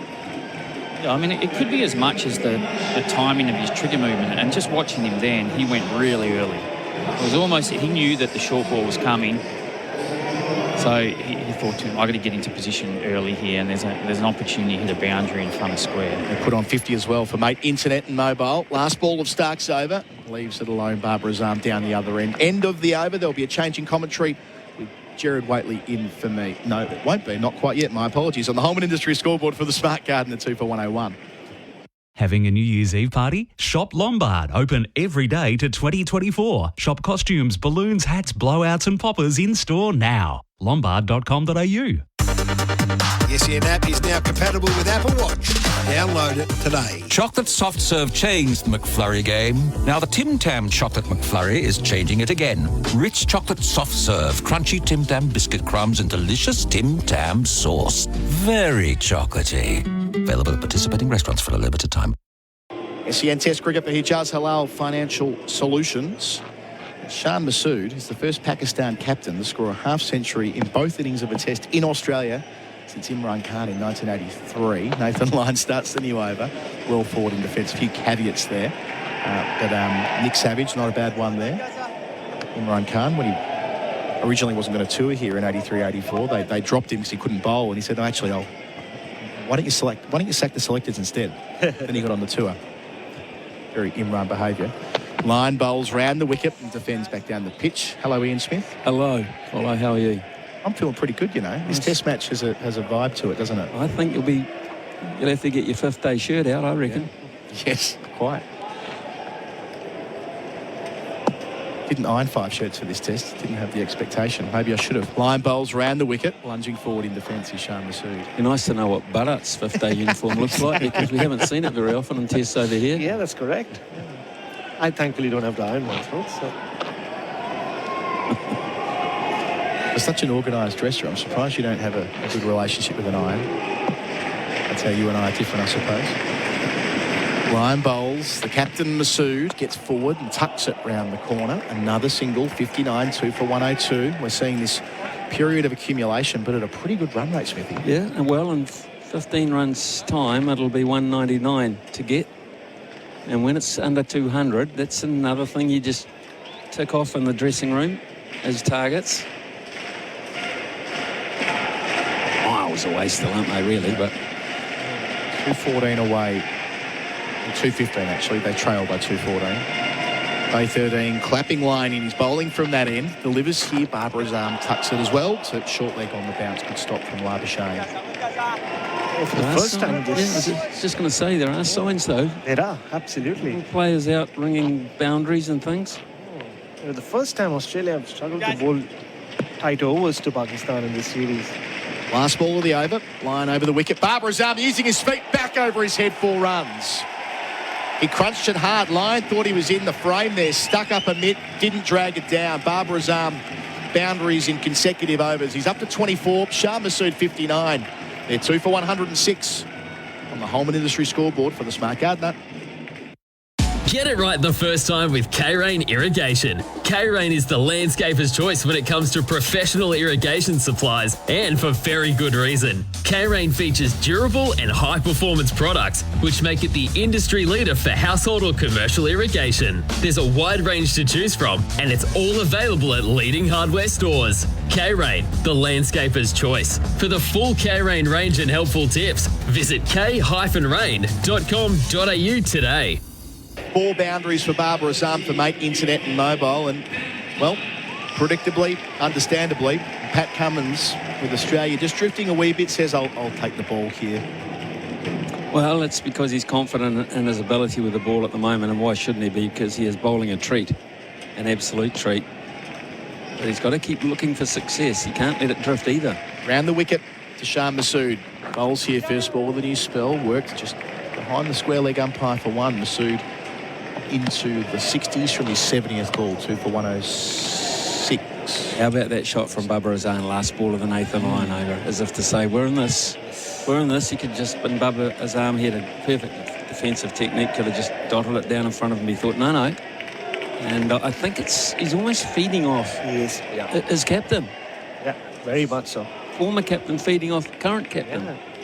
Also might be trying to sort of hit his way back into form as well.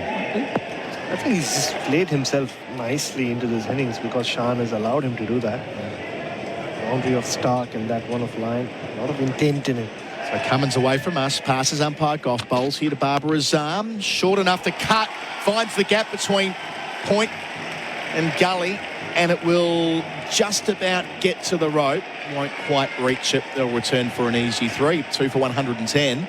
Bharat 27. With some runs in the last half hour, these boys, I'm telling you, and it's never not a nice time to be scoring runs, but it's a very nice time in this test match to be making a fight back type statement. They could have gone into their shells and just waited for that ball that had their name on it, but in between times, bringing that deficit down bit by bit.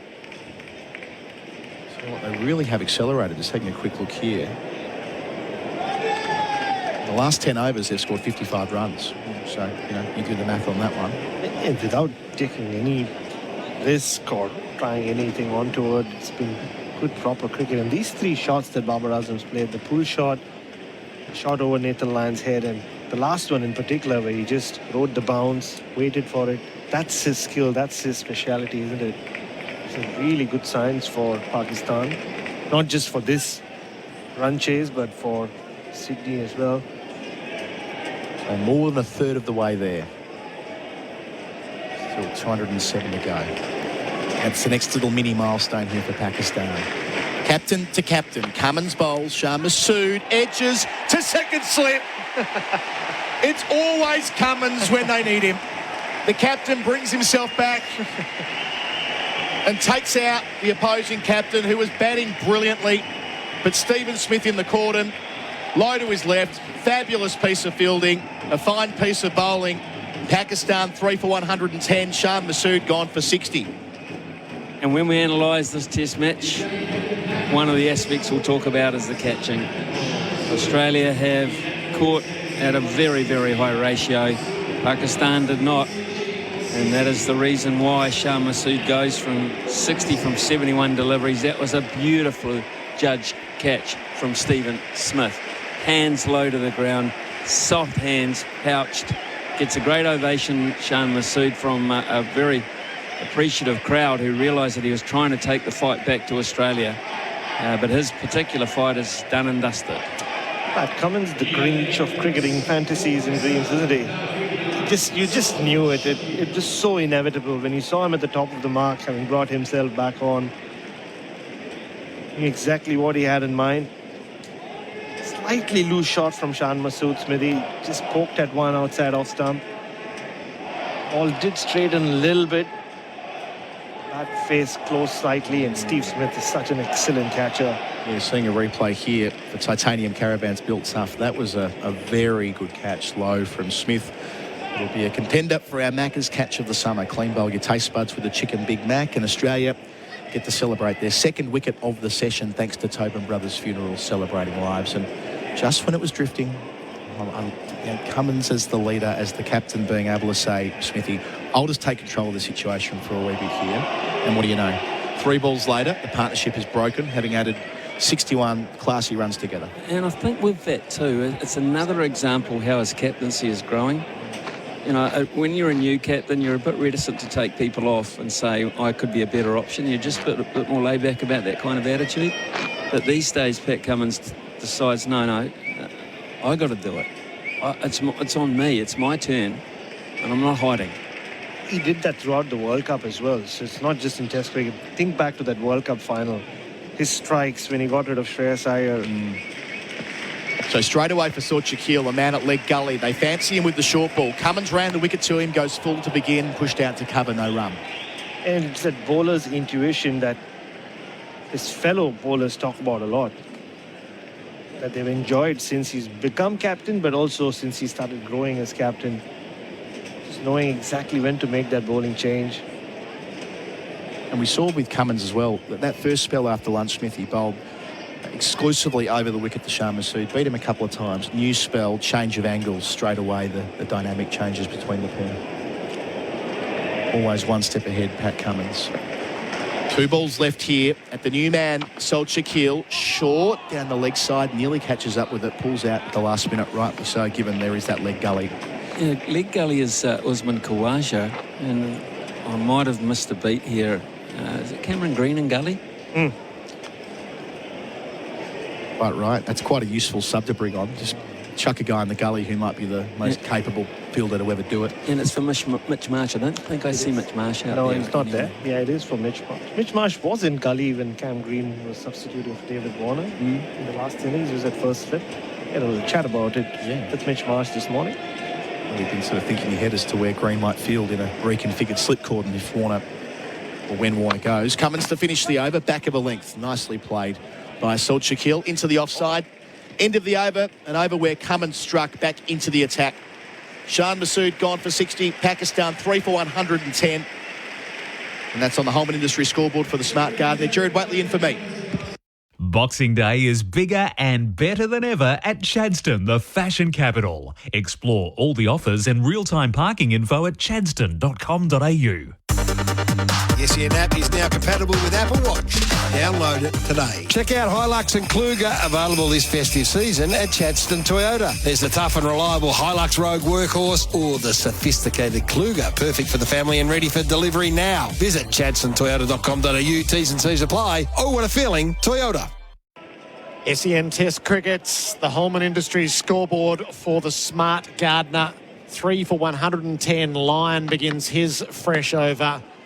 Baba Azam stretches forward and defends. What a marvellous cricketer Pat Cummins is, Ian Smith. And your point around take your catches, and that's what Australia did again. Oh, it's a big difference in the game. That and the extras that Pakistan conceded in the first time around when they bowled. Way too many of those. Baba's on 27. He's leaning forward, playing off the outside portion of the bat, safely off. Become such a narrative with this Australian team, right, Gerard? You go, oh, can we dare to dream? Or could it be possible? Oh, yeah, Pat Cummins. Interesting to see what Baba does now, having just hit Nathan Lyon over his head for 4 in convincing fashion. Long on back. Sunderasen plays back, tucks it to deep square. And takes the single. He's 28. It's a big moment for Pakistan and Saud Shakil here. Shan Masood is flowing so well. Like you said, Smithy, Baba was feeding off it. He was growing in confidence now. He's the senior batter. The responsibility of scoring turns to him, at least for the next 10-15 minutes. So Shakil can't get stuck now. He's a diminutive figure at the crease, isn't he, Shaquille? And the time in his Test career in single figures, the first innings here. Lyon is around the wickets to him, and Shaquille is back and tickling the ball forward of square for a single. Yeah, when people look at how good players are, they usually see how they've gone in Australia now. There's no doubt that Saud Shakil has had a terrific start to his Test career. I mean, he scored some very handy runs. But I think if he got runs in this innings and Pakistan got close or he got them home, that would start to define the early parts of his career. And to Baba, who's got the bat and pad tight together defending. And I figure with him, they've got Mohammad Rizwan next and then Salman, and that's probably it. Probably it. So this partnership in the next two, probably it. And then you're looking at the bowlers having to do quite a lot. Baba from the crease reaches forward and smothers the spin. 2 from the over, 3 for 112. The Holman Industries scoreboard for the smart gardener. Looking for a halal super fund? Talk to Hijaz Financial Services. Keeping halal super affordable. HijazFS.com.au. This information is provided by Hijaz Financial Advisors Proprietary Limited, AFSL 517686, and Hijaz Islamic Credit Solutions Proprietary Limited, ACL 480542, and does not take into account your objectives, financial situation, or needs. 2 all chicken patties, special sauce, lettuce, cheese, pickles on a sesame seed bun. You heard correctly. It's the Chicken Big Mac, and it's back at Macca's. Available after 10:30 a.m. for a limited time.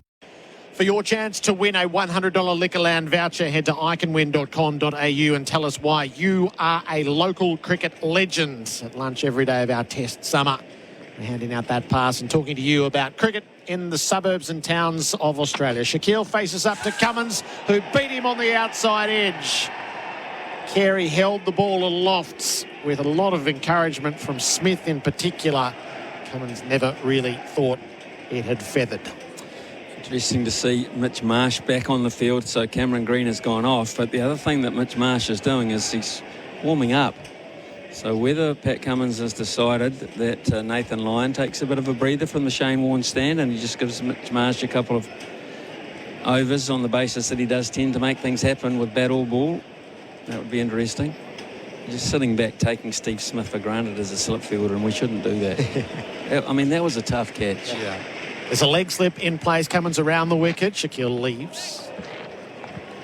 The number of times he's done that under pressure. Think back to Indore in that test when he was captain, Gerard. In India's second innings, he takes 2 blinders. So many times during the Ashes, so many times during his career. The games are slipping away. I remember in Pakistan as well last year.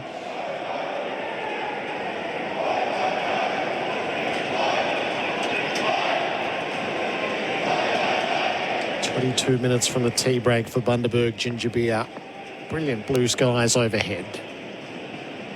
Shakil's on 1. Cummins to him. He turns him past the leg slip and down to fine leg. Slide. Don't think it's been saved. No, it hasn't.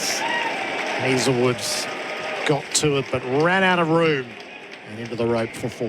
It's well played because they have a leg slip in place for that line on the basis that Khawaja might be in business, but he got it wide of Khawaja. It was straight along the ground, so there's no element of danger there, and a terrific effort from Josh Hazelwood. They're athletes, the big boys. Almost pulled off a really good stop, but could not do that. 3 for 116. Khawaja just settles back in at that leg slip position. Cummins hits the crease, bowls. Shakil forward defending out to mid-off.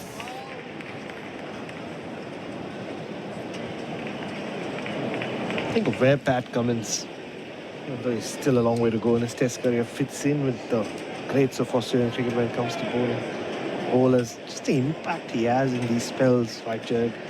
Doesn't have the 8 first and the 7 first and the 9 first to show for it like Glenn McGrath and many of the others. Just the number of times he's come on.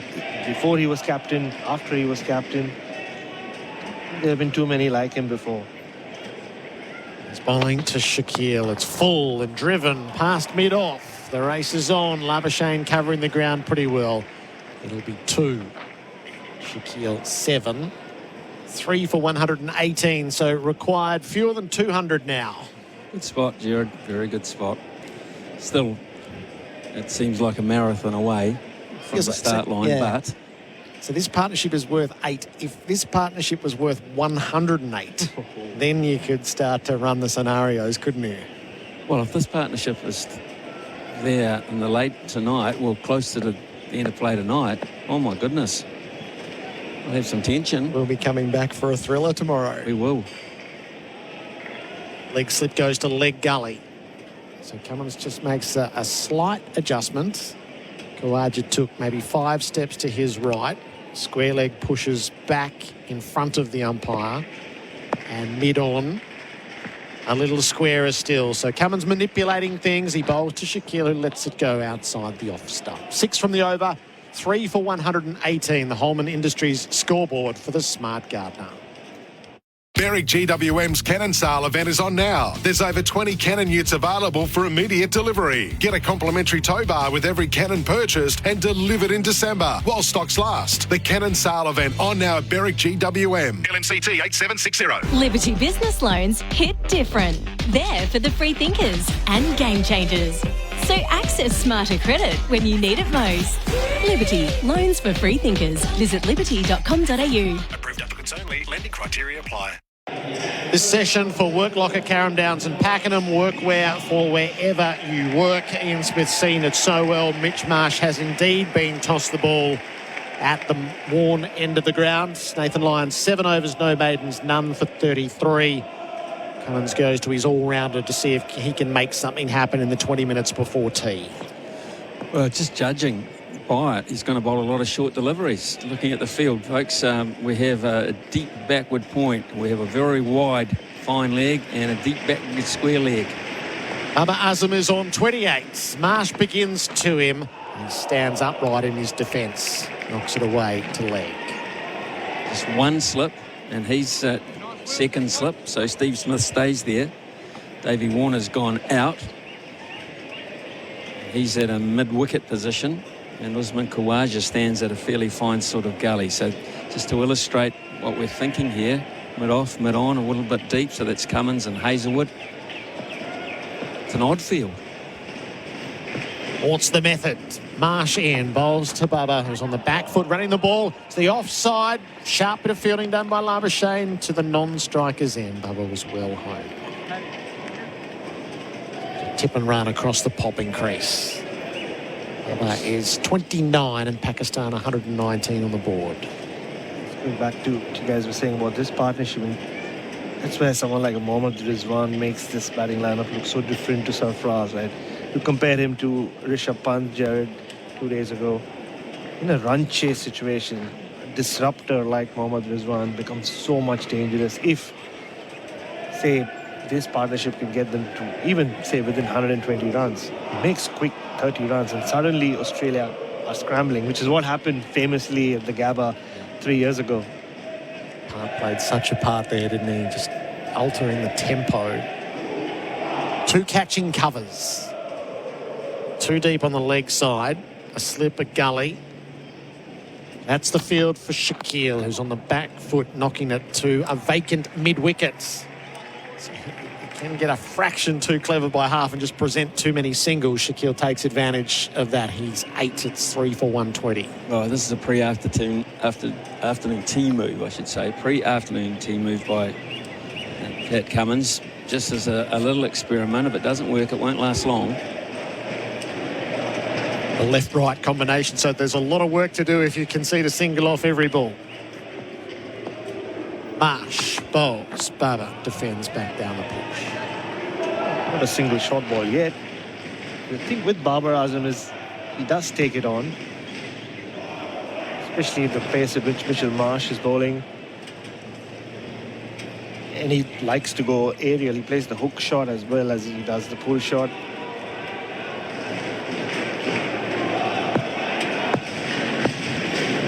Sharp bouncer in though. Marsh past the umpire, bowls. Baba off his pads, straight to mid-wicket, not fielded cleanly, and on the ricochet they are able to go for a run. Warner couldn't pull it in, and it didn't reach Hazelwood fast enough to prevent. So the field switches again. He's looking good, Babar. He just seems to have found some flow with his batting, which it's so difficult to find. Pat Cummins has been all over him. This is when he's at his best, when he's rotating the strike, timing the ball well. Has some presence in the middle. Last ball of Marsh's first over. He'll deliver it to Shaquille, who leaves outside the off stump. That's where Marsh is angling to bring the 2 covers into play. Untempted Shaquille 3 for 121. The Holman Industries scoreboard for the Smart Gardener. Rivalry Reborn. Join the biggest BBL game of the year at the MCG for Melbourne Stars versus Melbourne Renegades on January 2. Search Melbourne Stars tickets now. The SEN app is now compatible with Apple Watch. Download it today. Berwick GWM's Cannon Sale event is on now. There's over 20 Cannon utes available for immediate delivery. Get a complimentary tow bar with every Cannon purchased and delivered in December while stocks last. The Cannon Sale event on now at Berwick GWM. LMCT 8760. TV signal of a no ball, so go back and do it again, Mitch. Still one to come in the over. The modern trends. Not out of the over yet. Bowls to Shaquille, who leaves outside the off stump. So as you were, go and switch ends. Searching for the player of the day for Drinkwise. Pat Cummins has taken both wickets in this session. Imam LBW for 12 and Masood Court-Smith bowled Cummins for 16. Sometimes you just wish that the old third umpire got stuck in the lift a bit longer, don't you? I mean, wasn't that just wasted 30 seconds of our life? It was indeed. It is. Everything is so carefully scrutinised these days. The good nature is almost disappearing out of the game, and as opposed to what? Spirit of cricket. Talk about that. But the technological creeping cricket was there in a fascinating way in the Imam al-Haq decision. So put yourself in the shoes of Michael Goff. Twice in 3 balls. Bubba has the strike. Cummins bowls to him. He nibbles at one that he would have been better off leaving. So first one hits the pads. Goff, presumably benefit of the doubt. But he gets to see the projection, and it's umpire's call. The ball was hitting the stumps, and the ball hitting the stumps is out. So it happens again 2 balls later, and it might have been a whisker fuller. Umpire's already seen the previous one was hitting, so he would have been within his rights to give it out. So he knows the next one is out because he's seen it. Yep. It was depicted for him. So there's this push and pull. It's been depicted as same ball. How could you get different outcomes? But that's how. Cummins bowls, squared up Bubba. He ran it to the offside and he pinches a single. In a way, it would be as if you were training umpires and you went, okay, have a look at this. And then, what's your gut feeling? I think not out. Well, here's the projection, out. Okay, well, so I take that into my intellect, and the next time around, I'm giving it out. Do you prefer they gave it out or not out? If they had a policy, I mean, because it's going to be, if it's marginal, it was for the howler, but forget about that. It's now for the marginal, or just because I can try my luck. What would you prefer, your gut feeling, if they had a policy, out or not out? So, what if we used the Cummins ball to Bubba, which clips the off bail, and we hail that as the perfect ball? That's out. Shaquille on strike, leans forward and defends. And yet when that comes up as a projection, we go, oh, that's only just clipping. So I fancy out. And my only exception to it is the outside of leg stump. Right. But up on the leg bail, I'm totally comfortable with that. But I would defer to you here, Smithy. Which way? I like it out. Because then you can get a celebration. Yes. You know? Yep. And rather than just a ponderous let's wait and see. Yep. Because it ruins the moment. Case in point, Nathan Lyon, 500 test wickets. Yep. It wasn't a natural reaction. Shaquille facing Cummins. Short ball dragged it past the leg gully and down to fine leg. Hazelwood gets around this time. Terrific job. There's Kawaj is in the game there. Australia have set the trap. Shaquille's had 2 looks at it. He's got away with it so far. He's 8. So aesthetically, from a purist point of view, I would like to see them err on the out. And then you get that moment of celebration that the whole crowd get on the edge of their feet and celebrate the Lion 500 wicket, and then you get a not out and Australia go, will we, won't we, will we, won't we? And it's just a real flat. Yep. And 500 test wickets didn't deserve to be flat. Yeah. So that's me. As I'm looking probably from a spectacle and an involvement perspective as opposed to the purist who looks at the actual decision itself. Yep. That's just me. Cummins bounds in. Baba Azam in his sights. Bouncer. Just short sway. Quick reaction to get out of the way. And when test matches finish with the gathering and the weight, it is anticlimactic. That goes all the way back, and my memory of that is Hobart, when New Zealand won so rarely in Australian soil. Ross Taylor was captain, Doug Bracewell knocked over the last, I think it might have been Nathan Lyon actually, and that non-strikers then was David Warner, and they looked at it to see if Doug Bracewell bowled a no ball. He hadn't, but we all had to sit around and wait for that magic and historic moment in New Zealand cricket. Flat. Cummins bowls, Bharat tucks it away to the leg, but he can't get a run. 2 from the over. The Tyre Power scoreboard, Toyo 25% off, 3 for 124. Chocolate soft serve changed the McFlurry game. Now the Tim Tam chocolate McFlurry is changing it again. Rich chocolate soft serve, crunchy Tim Tam biscuit crumbs and delicious Tim Tam sauce. Very chocolatey. Available at participating restaurants for a limited time. Roast chicken? Maybe halal. Affordable super from Hijaz Financial Services? Definitely halal. HijazFS.com.au. This information is provided by Hijaz Financial Advisors Proprietary Limited, AFSL 517686, and Hijaz Islamic Credit Solutions Proprietary Limited, ACL 480542, and does not take into account your objectives, financial situation or needs. Ringers Western, whether it's the paddock or the pub, Ringers Western has the kit to keep you cool this summer. 3 for 124. Gerard, Whateley and Ian Smith with you. Before I came over here, Gerard, I got a package in the mail. Shaquille faces up to Marsh, bouncer up over the top of him. Ringers Western, my clothing for the New Zealand side of the summer. Didn't try any on, but it looks nice clothing. They are, I've got probably half a dozen of them now, so white, a few blue and white checks, the navy blue, which I do particularly like. Yes. They're big sizes on me. I'm no farmer, Smithy. So we've had to work together to find, what's your smallest size? We're hardly twins. Marsh rolls in, bowls to Shaquille, who defends to leg. Otherwise, Smith's sons are going to be very happy. Just the technological creep in sports. I feel like the NRL suffers badly from, do we celebrate the try or not celebrate the try? And they go back a long way to find, was everything perfect there? Rugby union. Yep. So 80 minutes of rugby union where the ball is in play so seldom anyway. 80 minutes. If you get out for under 100 minutes now, you're lucky. Yep. So much scrutiny. It's horrible. Marsh bowl, Shaquille back, cuts out to deep points. It's a fielder on the spot. So just a single take as Travis Head gets around. Only early in the Mitch Marsh spell, but it just doesn't look like he's got the zing, the zest. The reason that he's brought him on as a shock bowler to run in and bowl 2 or 3 overs of quick bouncy stuff. It's been untroubling. Yeah. If he got 2 wickets, he's a lock for the player of the match, thanks to Bing Lee. One would put in there, but if Pat takes 5 and 5, I fancy the captain to walk away with the media hate that. We're looking at another no ball here. This is why we're standing around waiting. Right. We're considering, or maybe he's just cutting something off the ball. There's always some reason to slow things down. Is he just cutting something off the ball there, Gerard? Yep. You've got the long glasses on. It's a bit of maintenance carried out. Media hate it when the captain wins man of the match. One less interview.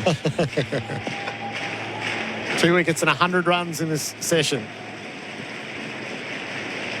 Shaquille facing up, facing up, I beg your pardon, he tucks it away to the leg, no run. So 2 wickets and 100 runs this session, 2 wickets and 100 runs in the next session. Leaves Pakistan 6 down with 90 to get. Yeah.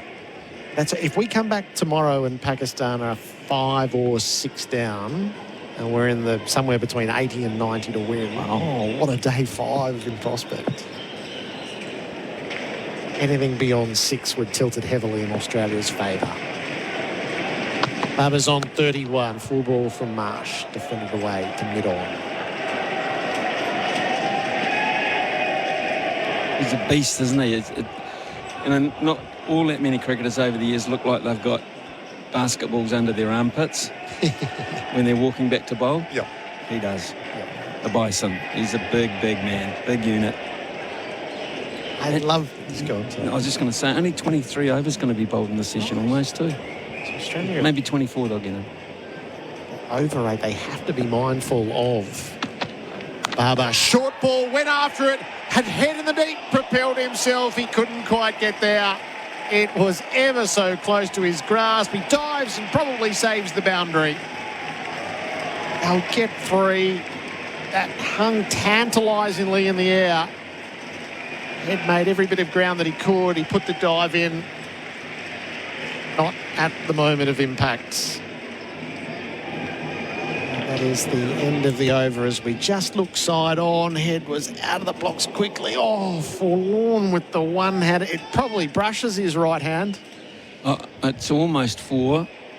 Oh, goodness me, I'm not even sure. So many things to look at here. Might take the tea break early.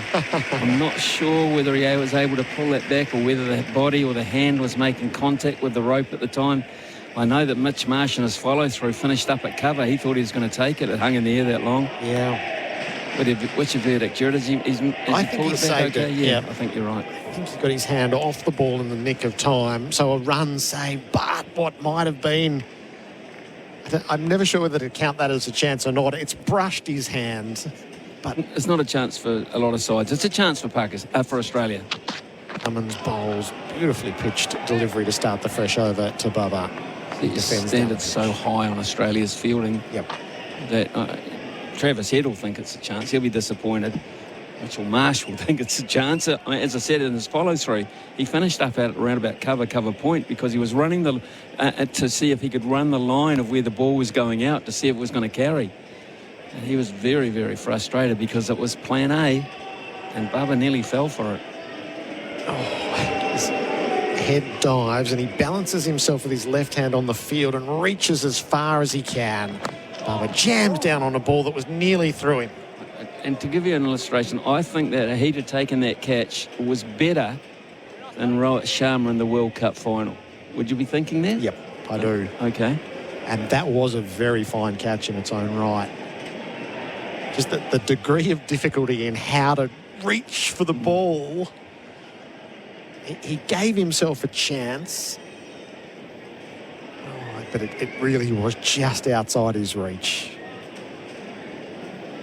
So close to having removed Bubba. Cummins is cutting him in half.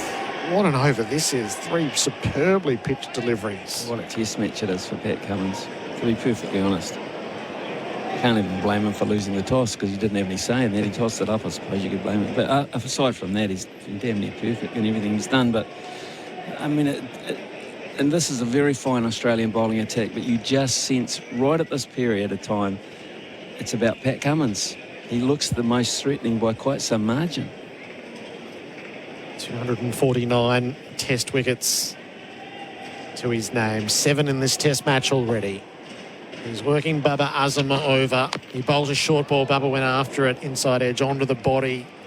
He's kicking away at it. Bubba. He's got to get out of this over. And to tee. He went for the hook shot. It was too high for him from Marsh, so he got the steeple, and the difference in height between the two probably plays a role. So that's 2 pull shots in a row he's got wrong, effectively. One he couldn't control and one he couldn't get. Toe end of the bat back down into the leg, so Australia may well talk about that during the tea break. Cummins with a couple in the over. Bubba leaves outside the off stump. King bowler of the match, Jenny King, the king of commercial cleaning franchises available. 9 on the clock. Yeah, 40 seconds from here. Now I suspect this is it. Cummins is not rushing to the top of his mark. Tyre Power scoreboard, Toyo 25% off. 3 for 128. 189 required to win. 7 wickets. Cummins strides in, he bowls, and Bubba jams down on the ball again. Oh, he hurt himself inside edge onto the leg, and it runs away to square. He hobbles down to complete the signal, and we'll just go through the pageantry here. 5, 4, 3, 2, 1, tee. 3 for 129 on the Tyre Power scoreboard. Toyo 25% off. Bubba Azam is 35. So Shaquille is 10. Now, stats and facts are for Mate Internet and Mobile.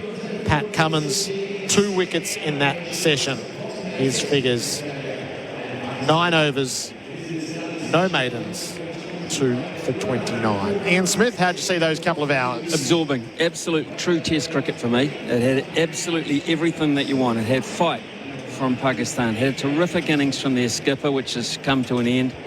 We've got Babar Azam searching for his very best form, but finding it in every shot as we watch him throughout.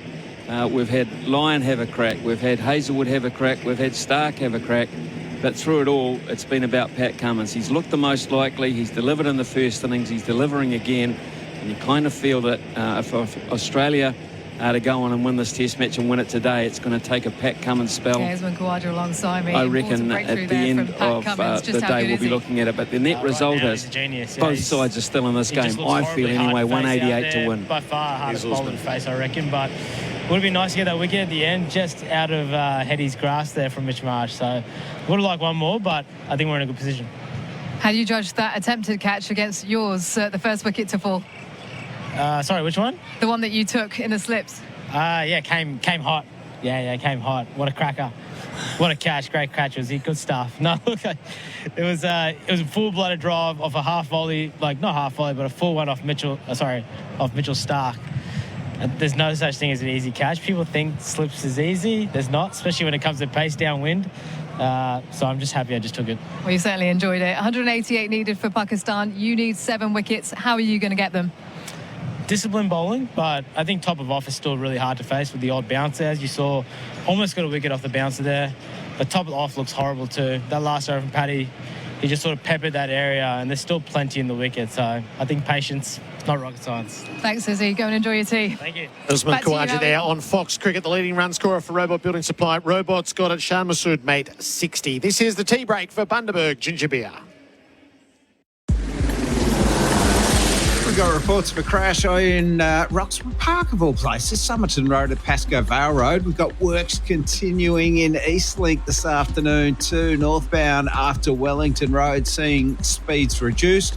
3 of the 5 city-bound lanes on the Westgate Bridge will be closed till the 4th of January. Seek alternative routes. And for more information, visit the Vic Roads website. And the Renegades take on the Strikers in the BBL. Hear it live tonight on SEN. Berwick GWM's Canon Sale event on now. Over 20 Canon utes available for immediate delivery. Host Plus has been named Money Magazine's best super fund for 2024. That's a plus. Issued by Host Plus Pty Limited. Check the PDS and TMD at hostplus.com.au. Heading into the city for the New Year's Eve fireworks? Visit an official celebration zone for the best views of the 9:30pm and midnight fireworks. Search Melbourne New Year's Eve for details. The SEN app is now compatible with Apple Watch. Download it today. Harris Scarf's Boxing Day sale is on now. Save 50% off all dinnerware, knife blocks and chopping boards. Exclusions apply. Harris Scarf. Great brands, great prices. The SEN app is now compatible with Apple Watch. Download it today. Tyre Power's Big December deals gives you the power to save on a huge range of Toyo tyres. 'Tis the season to buy 3 and get 1 free on selected Toyo tyres, plus more Big December deals store-wide at Tyre Power. Visit tyrepower.com.au. Roast chicken? Maybe halal. Home loans from Hijaz Financial Services? Definitely halal. HijazFS.com.au. This information is provided by Hijaz Financial Advisors, Pty Ltd, AFSL 517686, and Hijaz Islamic Credit Solutions, Pty Ltd, ACL 480542, and does not take into account your objectives, financial situation, or needs. It's been a big year, and you, my friend, deserve a pat on the back. No, you deserve something really special, like unboxing just what you want for less. So click onto the Kogan.com Unboxing Day sale for up to 60% off plus free shipping on an awesome range of TVs, furniture, appliances, and more. That's up to 60% off plus free shipping. The Kogan.com Unboxing Day sale. Kogan.com, clickin' awesome. T's and C's and shipping restrictions apply. Hello, it's Emma Martino from State Transport. We believe that every delivery, no matter how big or small, truly matters. Our team at State Transport work around the clock to ensure you get reliable, personalised service with a smile. Because as a business, our growth is in direct proportion to our clients' success. We're with you 24/7. Visit statetransport.com.au. State Transport, our people are your solution. Harvey Norman clearance on now. Get up to a massive 30% off Windows 11 computers. Save $400 on Samsung bottom mount fridge with water dispenser. Now $1,098. Take a further 10% off already low prices on selected mattresses, adjustable bed bases, bedroom furniture and kids furniture. Hot deals on lounges, dining and outdoor furniture. Plus bonus local delivery on purchases over $999. Save up to a huge 50% off rugs in a range of sizes and design. More in-store and online. Harvey Norman clearance on now. Conditions apply. Unleash the flavour in Melbourne. Firewood and Charcoal, Lorimer Street Docklands for hot deals on 4 kilo barbecue briquette charcoal. Buy 3 bags, get 1 free. Or grab 2 8 kilo bags of lumpwood charcoal and get a 3rd bag free. Best prices in town. Hot deals, barbecue briquette charcoal and lumpwood charcoal. We also have fire bowls for hire. Firewood and Charcoal, Lorimer Street Docklands, next to Subaru. Don't miss out. The Boxing Day sales event at Mercedes-Benz Whateley is now in its final days. Unwrap the ultimate luxury with certified pre-owned and executive-driven vehicles from just $49,800 drive away. Over 200 to choose from. The Boxing Day sales event at Mercedes-Benz Whateley ends 5 p.m. tomorrow and is not to be missed. 769 Springvale Road, an easy 8 minutes from Chadstone. On my way. Licence 578. A true master of home design knows that the finishing touches are just as important as the first blueprint. Finish your homes outdoors with impeccable taste. Explore Tuscan Path's range of pavers, from understated to bold, from natural stone to porcelain. With such a wide variety of finishes and sizes, you will find the perfect paver to complete your space. Tuscan Path pavers are available at Bunnings Warehouse. Henley Mortgage Fund. $1,000 a month off your home loan for 2 years. All backed by Henley's $7 billion parent company. And Halal Home Loans and Investments with Hijaz. Australia versus Pakistan on SEN Test Cricket. Stark in, bowls to Shan Masood. He pushes him through the covers. Should get 2 and will. That's Shan Masood's half century. He'll need to play the captain's knock to get them to 317, but he's batting with purpose, he's batting with belief. Last ball of the over, flying over the wicket. Barbara's arm using his feet back over his head, 4 runs. He crunched it hard. Lyon thought he was in the frame there, stuck up a mid, captain to captain. Cummins bowls, Shan Masood edges to second slip. It's always Cummins when they need him. The captain brings himself back and takes out the opposing captain, who was batting brilliantly. The tea break for Bundaberg Ginger Beer, the great Australian brew.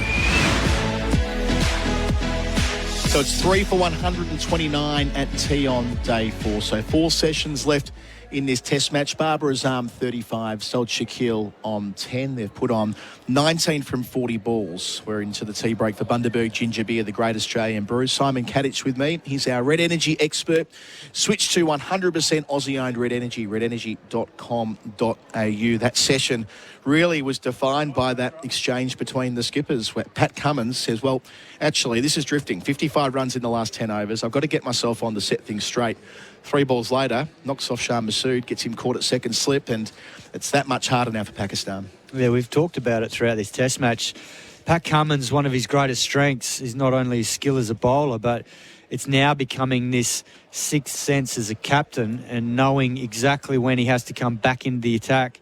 And he was exactly right. He was sensing that Pakistan in Masood and Babar Azam were basically getting on top of the Australian attack, and as a result, on he comes. Shan Masood gets an outside edge, and Steve Smith took a very good catch at second slip, low down, and Shan Masood was walking back for 60, and it was a huge blow because I felt if those two got Pakistan to within 150 of Australia, then the rest of the Pakistan batting lineup would have got a lot of confidence from that.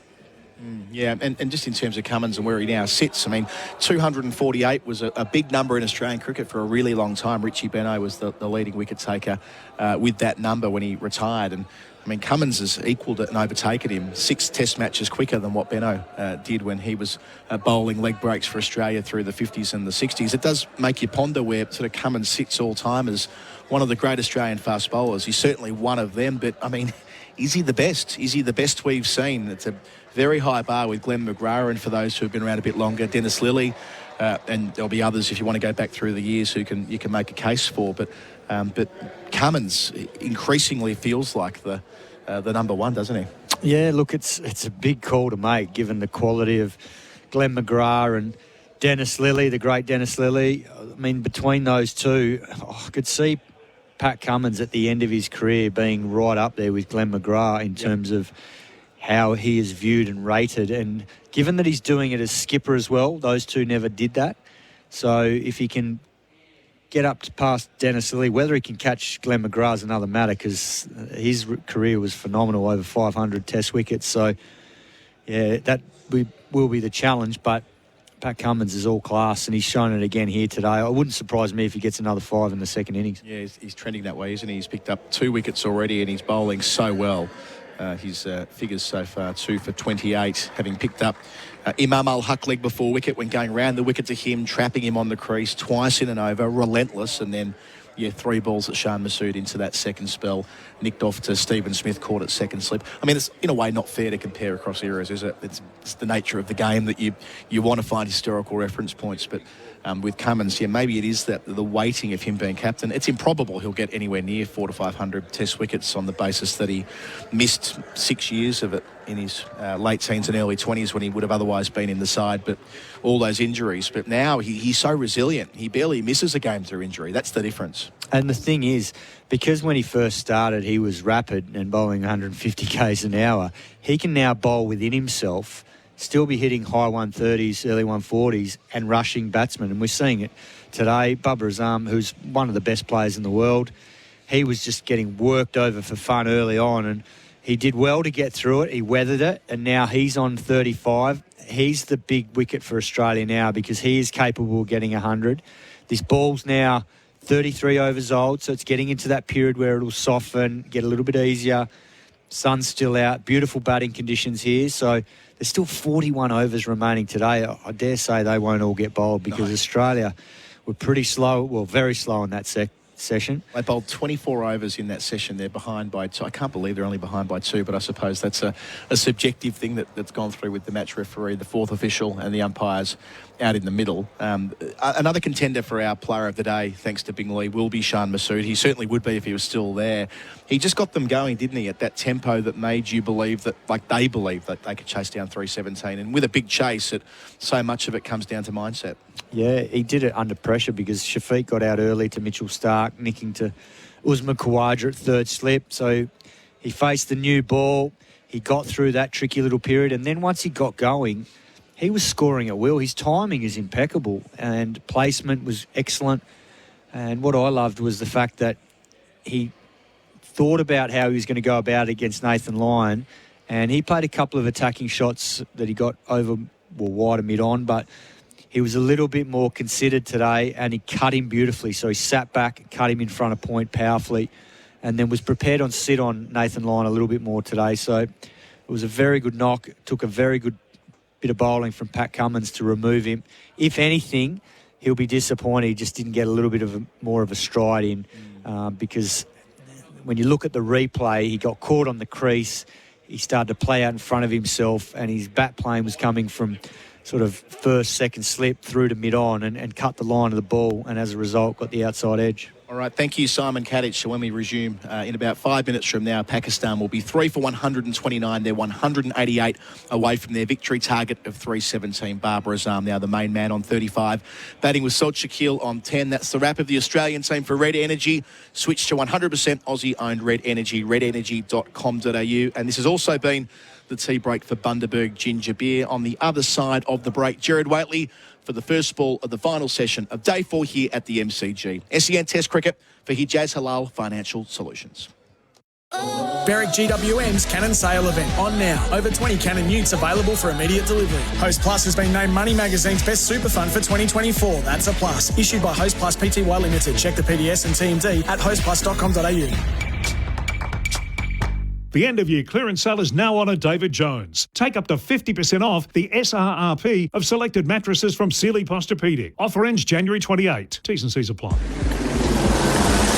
Works continue on the Westgate Bridge citybound. Not ideal. 3 lanes are closed there if you're heading Melbourne bound. Speeds at 40, delays back past Willie Road. You might want to take Geelong or Footscray Road instead. And on the East Link as well, northbound after Wellington Road, seeing speeds reduced. The Kogan.com Unboxing Day sale is now on, and Kogan.com are tearing up the prices so you can tear into boxes. Don't miss out. Kogan.com. Click and awesome. And the Renegades take on the Strikers in the BBL. Hear it live tonight on SEN. The SEN app is now compatible with Apple Watch.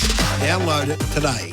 Hello, it's Emma Martino from State Transport. Accessible, solutions-oriented and reliable. That's State Transport. We partner with you so together we can grow your business. Our people are your solution. Visit statetransport.com.au. Level up Dad's game. Skip the usual gift options for Spitwater's Aussie-made tools, not toys. Best models, bonus accessories and savings of up to $630. Picture this. Cold water petrol-driven and hot and cold electric diesel model pressure cleaners, plus the Vacstorm wet and dry commercial grade vacuum cleaner. Visit spitwater.com.au or dial 1-800-SPITWATER to join the tool revolution. Spitwater, working as hard as you since 1982. Tools, not toys, because grown-ups deserve the good stuff. Hi, Rodney Jane here with great getaway deals at Bob Jane T-Marts. Want a free Falcon, Bridgestone, Yokohama, Dunlop or Kumho tyre? Buy 3 and the 4th tyre's free. Plus up to $200 instant cash back on selected tyres. With tyres from just $69, we won't be beaten with our best tyre price guaranteed.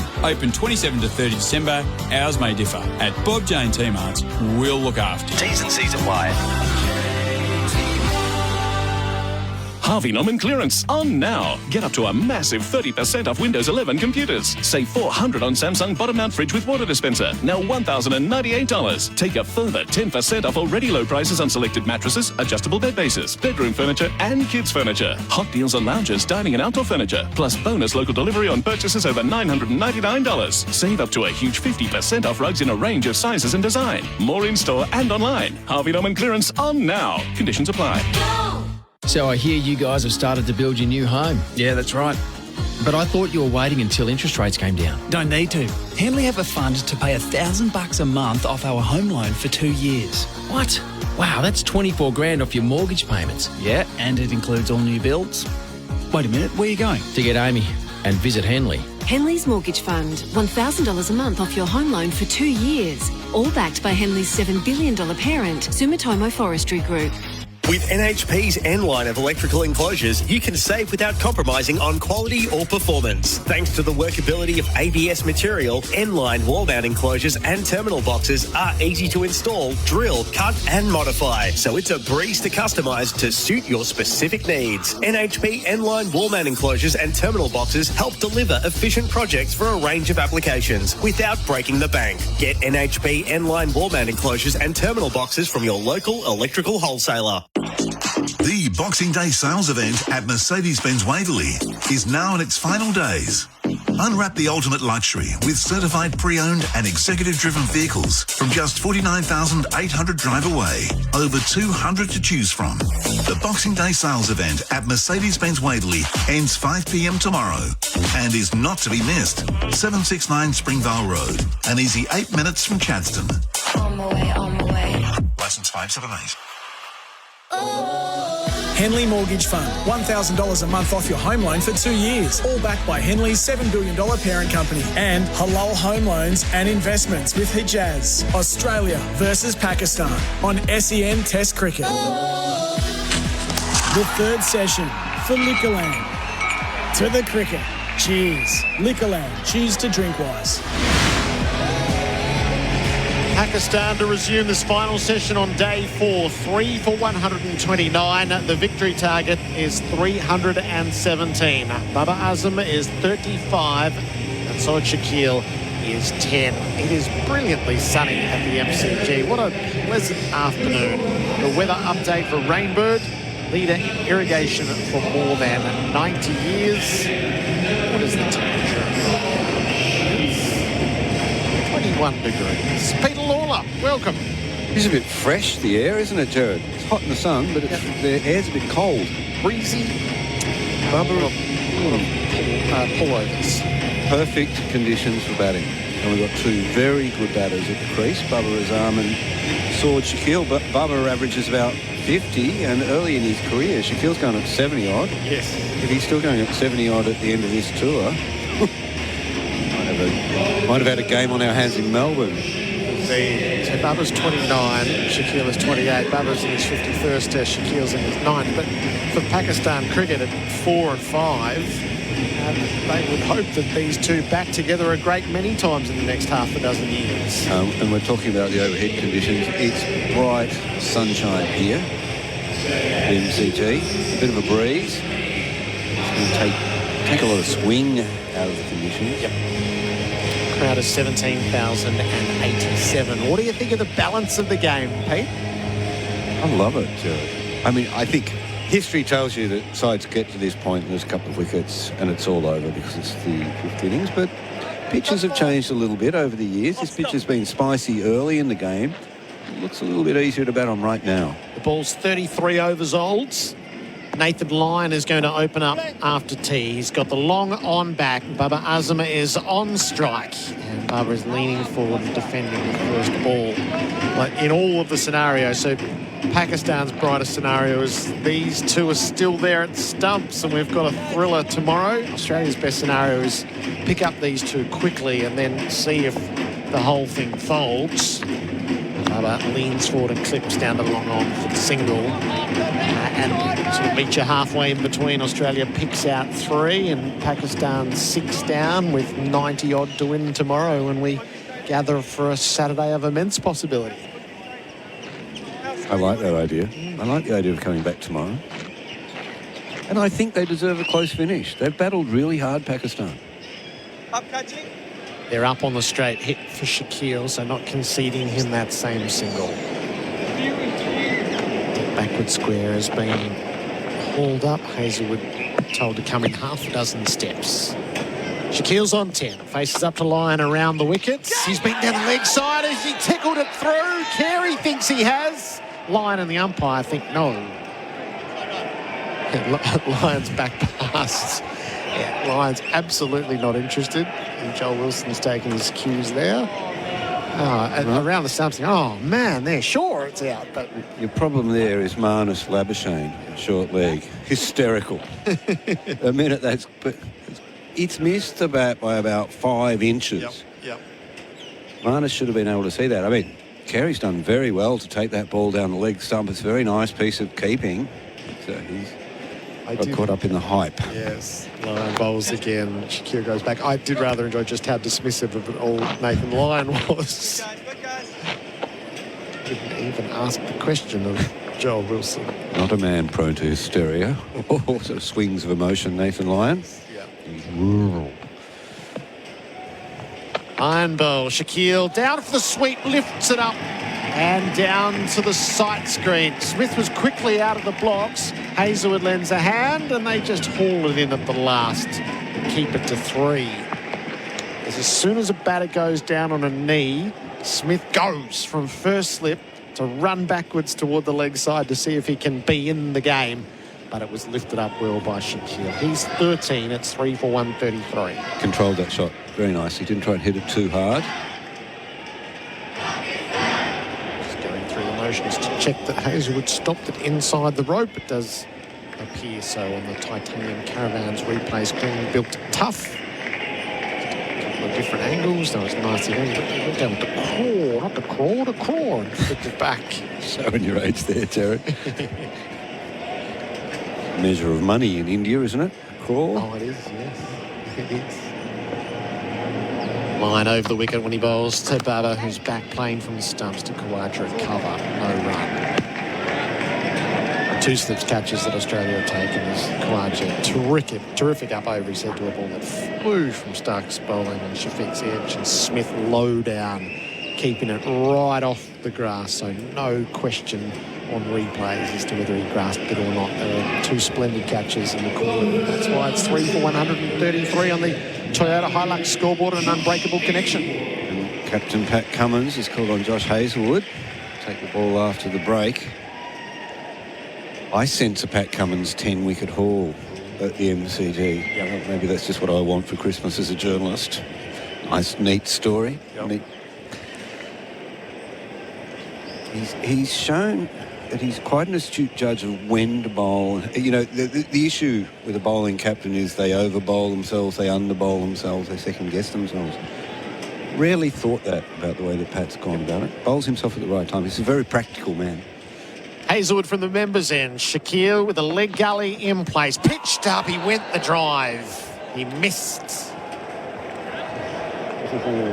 Joshua, his eyes will be wide at that prospect. The batter's eyes were wide there. That ball pitched up. I thought, drive this. I look like a hero. It's going for 4. Oh, no, I've missed it. You're lucky to miss it. Lucky to miss it. Now, Gerard, the additional call of the pigeons, they've been missing today. I saw 3 or 4 gather just after lunch, but do they come in later? No, I reckon they've been here earlier in the early days of the test. Shakil drives this time. He got it right out of the middle of the bat too. Played it away under the Ponsford stance. They have a couple. Labuschagne slides in, gets it off quickly. They scamper back for a third. Shakil not put off by the previous play and miss. Adds 3 to a tally that sits at 16. It's 3 for 136. Well, points to Shakil in that situation there. Backed himself with the same shot, but got it right this time. Like Michael Goff for those reviews earlier. Yes. 2 identical deliveries, both appealed. The only thing that changed was the umpire's mind, wasn't it?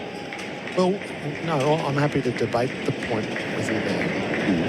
Hazelwood's with Baba Azamah on strike on 36. Hazelwood hops in and bowls, and Baba turns him down for a single. So the first one he gives not out, and then he gets the projection, and it's hitting the stumps. Yes. So he's totally within his rights to give it not out, and the benefit of the doubt and whatever. But once he sees that it was hitting the stumps, that's out.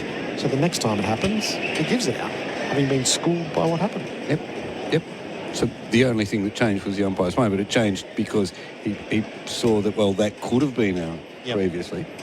But a not out umpire would say, oh, well, wasn't enough of the ball. We're, of course, talking about the dismissal of Imam al-Haq by Pat Cummins. If you'd given it not out again, you'd be going, well, did you learn nothing from what happened previously with the ball hitting the stumps?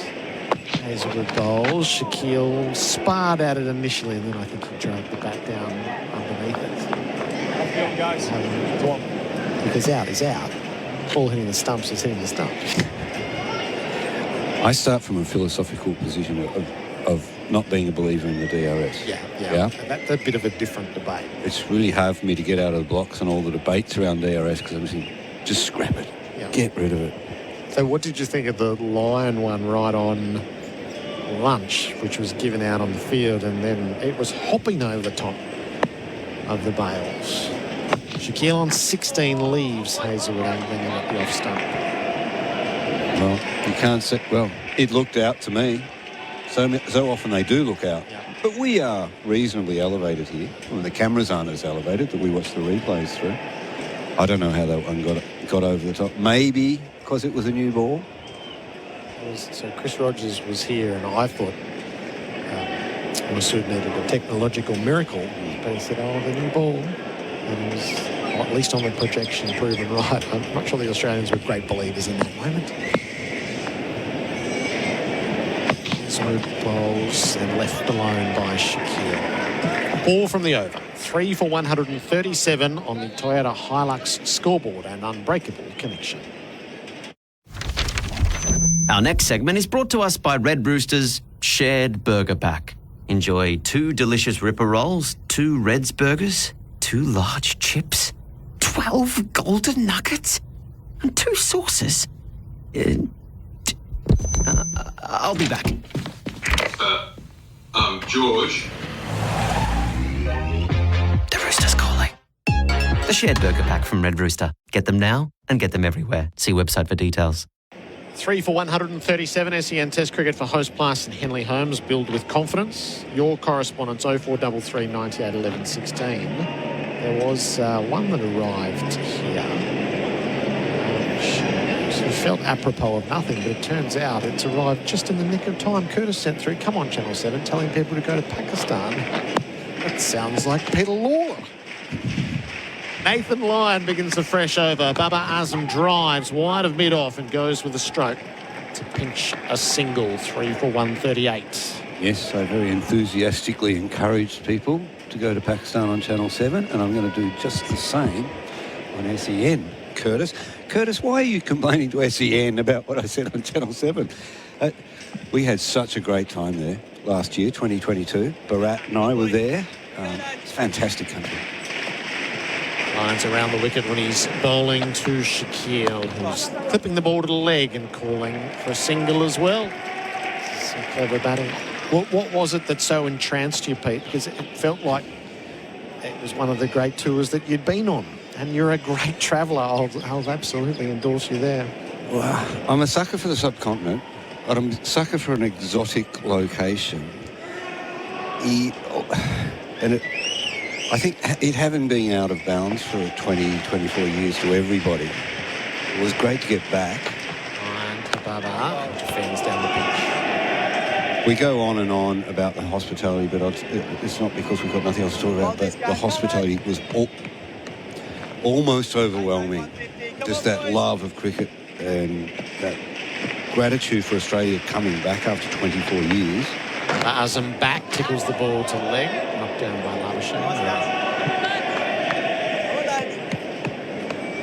But I'm just somebody who gets excited by back lanes and chai shops and goats and chickens and weird food and just stuff out of your comfort zone. A short leg and a slip in place. Baba from the crease, forward and defending. We did find one thing that but Bharat and I are pretty good travellers and pretty good eaters, but there was one part of the Pakistan cuisine that we resolved to go out and eat, and we got there and we just could not do it. Even we paused at that one. Keeping in suspense, line to Baba, drives off the outside portion of the bat, slices away to point, no run. What did Pete and Bharat shirk at? 3 for 139, Toyota Hilux scoreboard and an unbreakable connection. McCafe. It's the place where rich iced lattes and cool iced mochas go to chill out. Drive through for a barista-made ice-cold coffee at McCafe today. The SEN app is now compatible with Apple Watch. Download it today. Liberty Home Loans hit different. They're for the free thinkers, the go-getters and the creatives. So if you're a free thinker, you'll be right at home. Liberty, loans for free thinkers. Visit liberty.com.au. That's how we want. Approved applicants only. Lending criteria apply. 3 for 139 this session of play for Liquorland. Cheers, Liquorland. Choose to drink wise. Josh Hazlewood to begin the new over. He's bowling from the members' end. There's 2 slips and a gully in place. Saud Shakil has the strike, and he is surviving.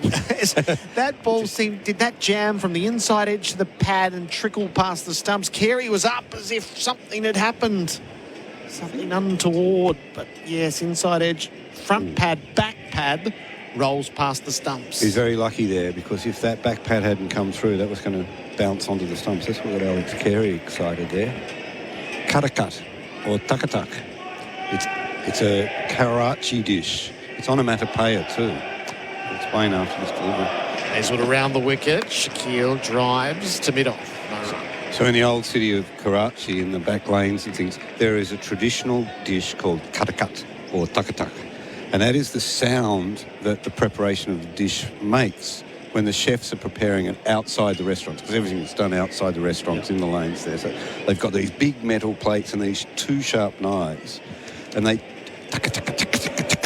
and as you walk down the street, it's like you're in like there is a drummer in every restaurant playing these rhythms, but they're actually chopping up the food. Shakil ducks the bouncer from Hazlewood. Which sounds great, and it's a lovely dish, and the people of Karachi swear by it. And I've got the recipe here if anybody's got a pen and pencil and wants to make some at home tonight. It's made from offal, including testicles, brains, kidneys, hearts, livers, lungs, and lamb chops. You'd eat the lamb chop bit, Jet. Yes. Cooked in butter on that plate. So they're chopping up all it. But the thing that really got us was that they have displays of all those testicles, hearts, livers, kidneys, bottoms, toenails. Shaquille leaves Hazelwood outside the off stump. Glistening on trays outside the restaurant. There's giblets, sort of like oily giblets, sort of catching the light. Worse still, next to the giblets, which are next to the food preparation area, are the poor animals who donate their kidneys, hearts, testicles, bottoms and things. So all the birds and the God knows what, they're all sitting there waiting to be chopped up for your dinner. Brad and I bravely went down the street. We're enjoying it all. Then we walk up to the restaurant and said, no. Too much detail, too explicit. Shaquille tried to cut Hazelwood and he missed. It's the one shot that he hasn't got working. So, cut. I can't think of many other foods that actually are on onomatopoeia, where they're named after the sound of the preparation of the food. I wouldn't have done any better than you on that front. Just a bit too much detail. Alex, I travelled to Pakistan after going to Delhi for the test match earlier this year. I completely agree with Pete. The hospitality I received was next level. Shaquille ducks the bouncer from Hazelwood. Every time I went to a coffee shop, a local would insist on paying for my drink. That's wrong. It's 3 for 139, the end of the over. Toyota Hilux scoreboard and unbreakable connection. The Grab Summer Sale is on now at Frankston Jeep. Start your summer with savings across the entire Jeep range. Grab more with great drive-away pricing on all Night Eagle models. Or grab a free upgrade across select Grand Cherokee or Gladiator models, giving you more features, more tech and more summer. Stock is available for immediate delivery. So speak to Frankston Jeep today and grab summer the Jeep way. Visit frankstonjeep.com.au. T's and C's apply. LMCT 9315. SEN Test cricket for Host Plus and Henley Holmes build with confidence. 3 for 139, 178 for victory for Pakistan. 7 wickets required by Australia. Babar Azam is on 38. Nathan Lyon bowls to him and he leans forward and clips it back to the bowler. Long on and deep mid-wicket. Haven't found a listener yet keen to try cut.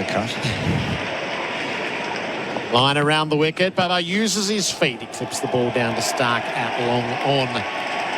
39 for Babar. That is the equal to his highest score this calendar year. It's been lean times for the former captain. 39 against Sri Lanka in Colombo. So for a player with 9 test centuries and 26 half centuries, it's been a drought. It would be a good time. A big score to give Pakistan a look after 15 straight losses in test matches on these shores. Good defence from Shakir to Long.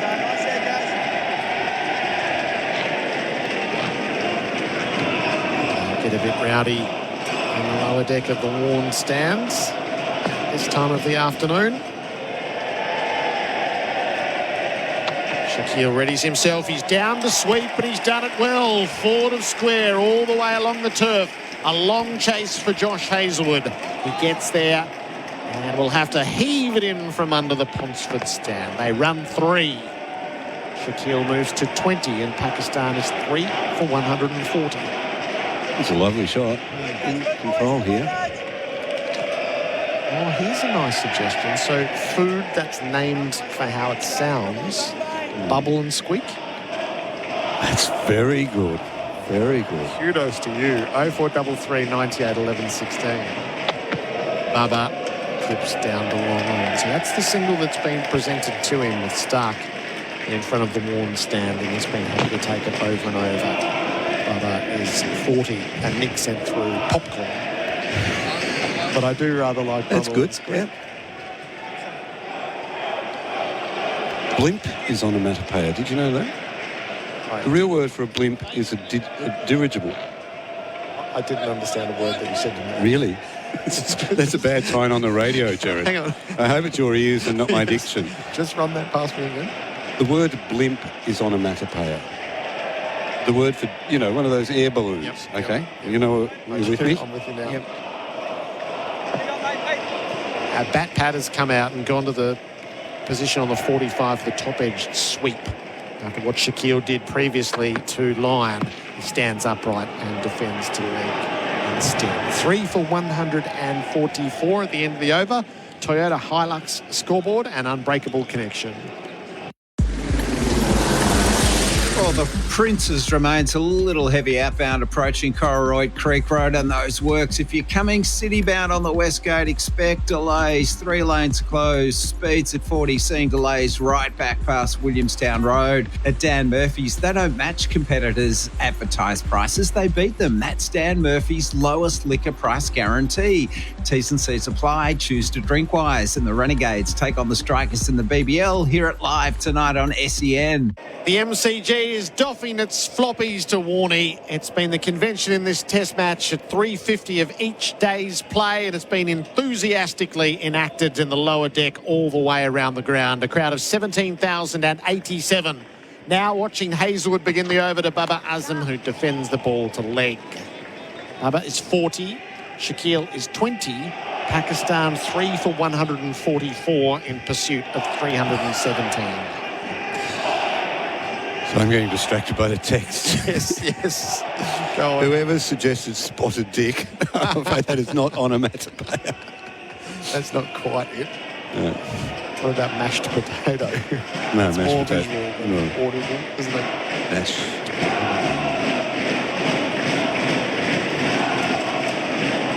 Two slips and a gully in place. Australia patiently probing away while Pakistan is ticking the scoreboard along.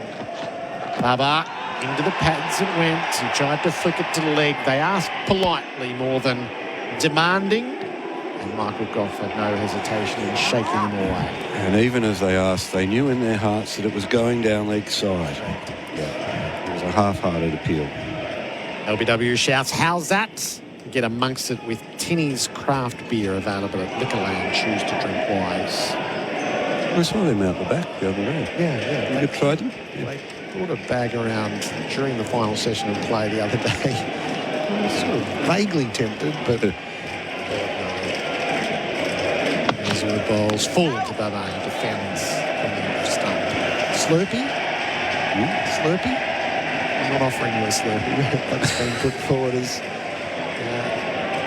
it's a beverage name for how it might sound. Yeah, it's a good one. Yeah. Slurpee? Tick. Well done, Port Macquarie Pearl.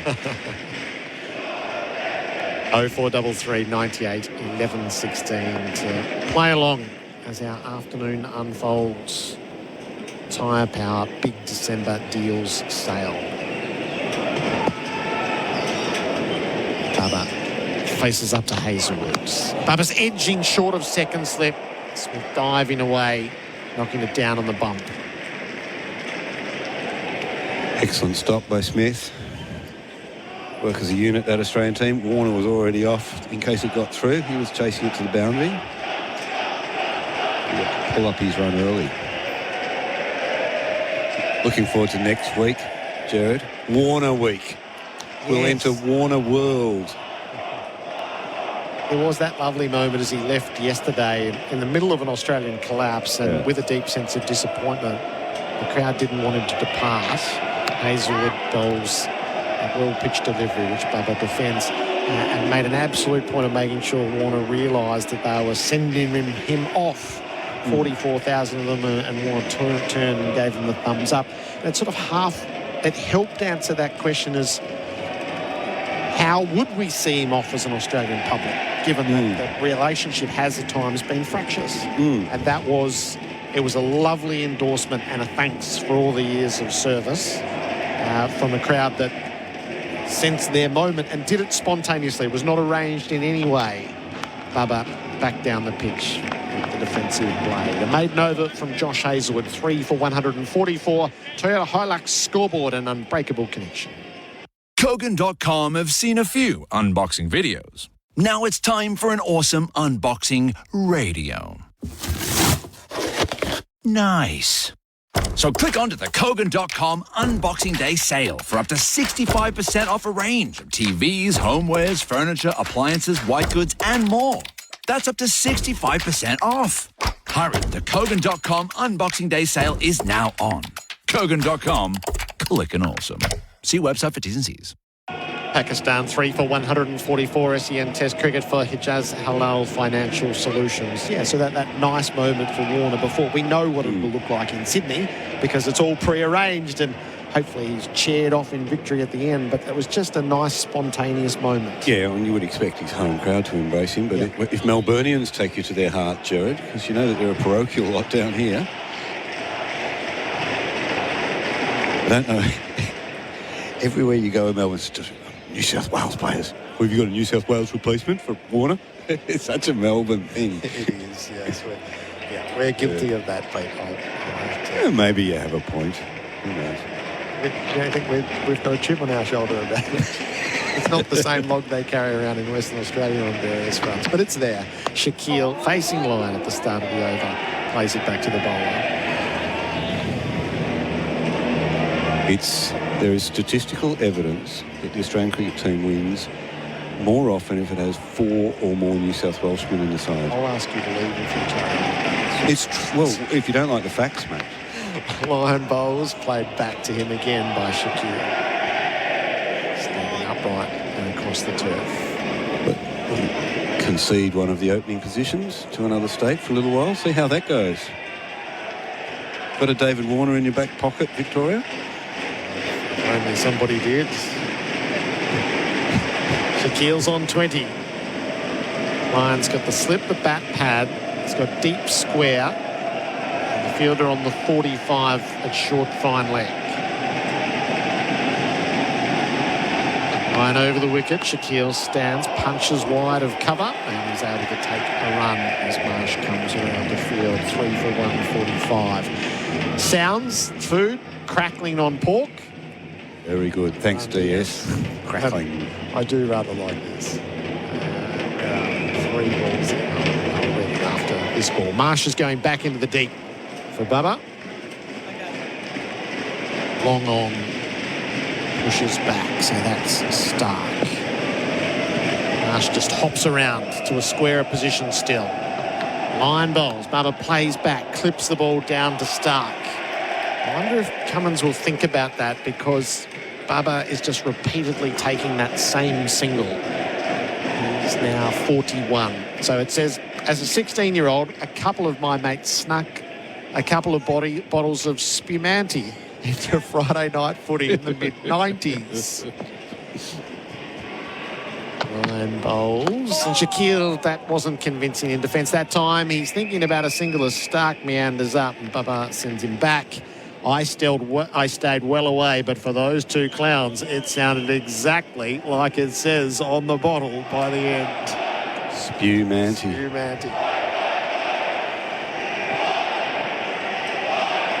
One to come in the over.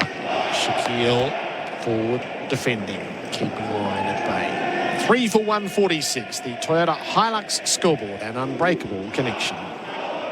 Visiting the city this New Year's Eve? Large crowds and delays are expected. Plan ahead and check transport and crowd movement changes. Search Melbourne New Year's Eve for details. The SEN app is now compatible with Apple Watch. Download it today.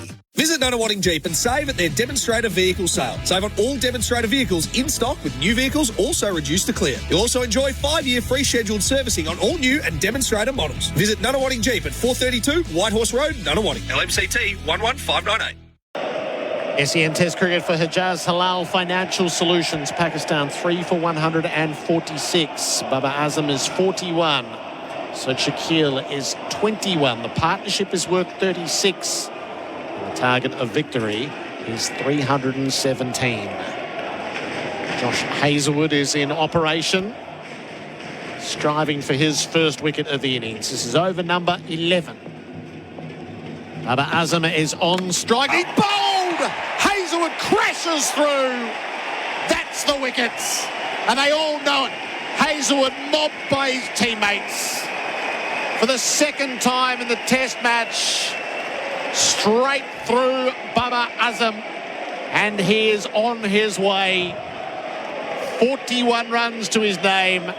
And the most clear and present danger removed. Pakistan 4 for 146. Well, Josh Hazlewood had almost got a very similar delivery through his arms defences in the previous over. There's a gap between bat and pad, and that's jagged back off that length. There's a crack down there, Gerard, outside the right-hander's off stump on a very good length, and he's hit it. It's ducked back in, and Babar Azam hasn't been quick enough to get his bat down on it. And there he goes, 41 runs from 79 balls, 4 fours. Pakistan needed more from Babar Azam in this situation, but Josh Hazlewood was just too good for him then. It's a big celebration from the Australians, thanks to Tobin Brothers Funerals celebrating lives. It's uncannily similar to how Cummins got Babar Azam, so there'll be something in his technique that he'll be thinking about and studying on the back of those two replays. As Mohammad Rizwan now enters the fray. Through the gate between bat and pad, it's, for one of the world's great batters, it's a little unflattering to have that happen twice in the same match. It is, but it's almost off that same spot, I reckon. You can see that crack just there. It's a difficult ball to keep out, and it's one that Pakistan batters are not familiar with over there. The ball just does not seem like that. It's a splendid piece of bowling. Hazlewood produced a ripper to take Shakil in the first innings of Pakistan's. Cummins described the dream ball that he conjured to remove Babar. And I suspect Hazlewood will speak about that with similarly glowing affection. The 41st over may prove decisive. Mohammad Rizwan, he's a goer. But they're a long way off, 171 from victory and now 4 down. 2 slips and a gully. Point, cover, mid-off, mid-on, mid-wicket, finally. A real sense of anticipation building at the MCG. Josh Hazlewood sets in. Mohammad Rizwan edging. Oh no, he had the big drive. He's disgusted with himself. Just instantly, he was reeling away and you thought, oh, he's nicked that straight to Carey, but he's missed it. Well, Josh Hazlewood, after a brief celebration with his teammates, walked back to the top of his mark and stood there for a couple of minutes alone. Suggests to me that he really likes what he sees out there and he couldn't wait to bowl that next ball. Yep. And that was the reason for it. 139, 140 kilometres an hour, that delivery, right through him. So back Hazlewood goes again. Rizwan readies himself. Oh, he's wrapped on the pads on a ball that nipped back. There's inside edge there. They didn't see it in the cordon, but Hazlewood knew. Slips went up, but Josh Hazlewood stayed down. We've just gone beyond 4 o'clock. This is a session that can take us through till 6. Australia needs 6 wickets. Pakistan needs to survive some lengthy periods of time here. Hazlewood bowls, Rizwan pulls, didn't get it, just falls away to line at mid-wicket. Brave shot early in the innings. It was a brave thing to do, first ball with the full-blooded drive. And Rizwan had buyer's remorse. He was barely through the shot and he had buyer's remorse.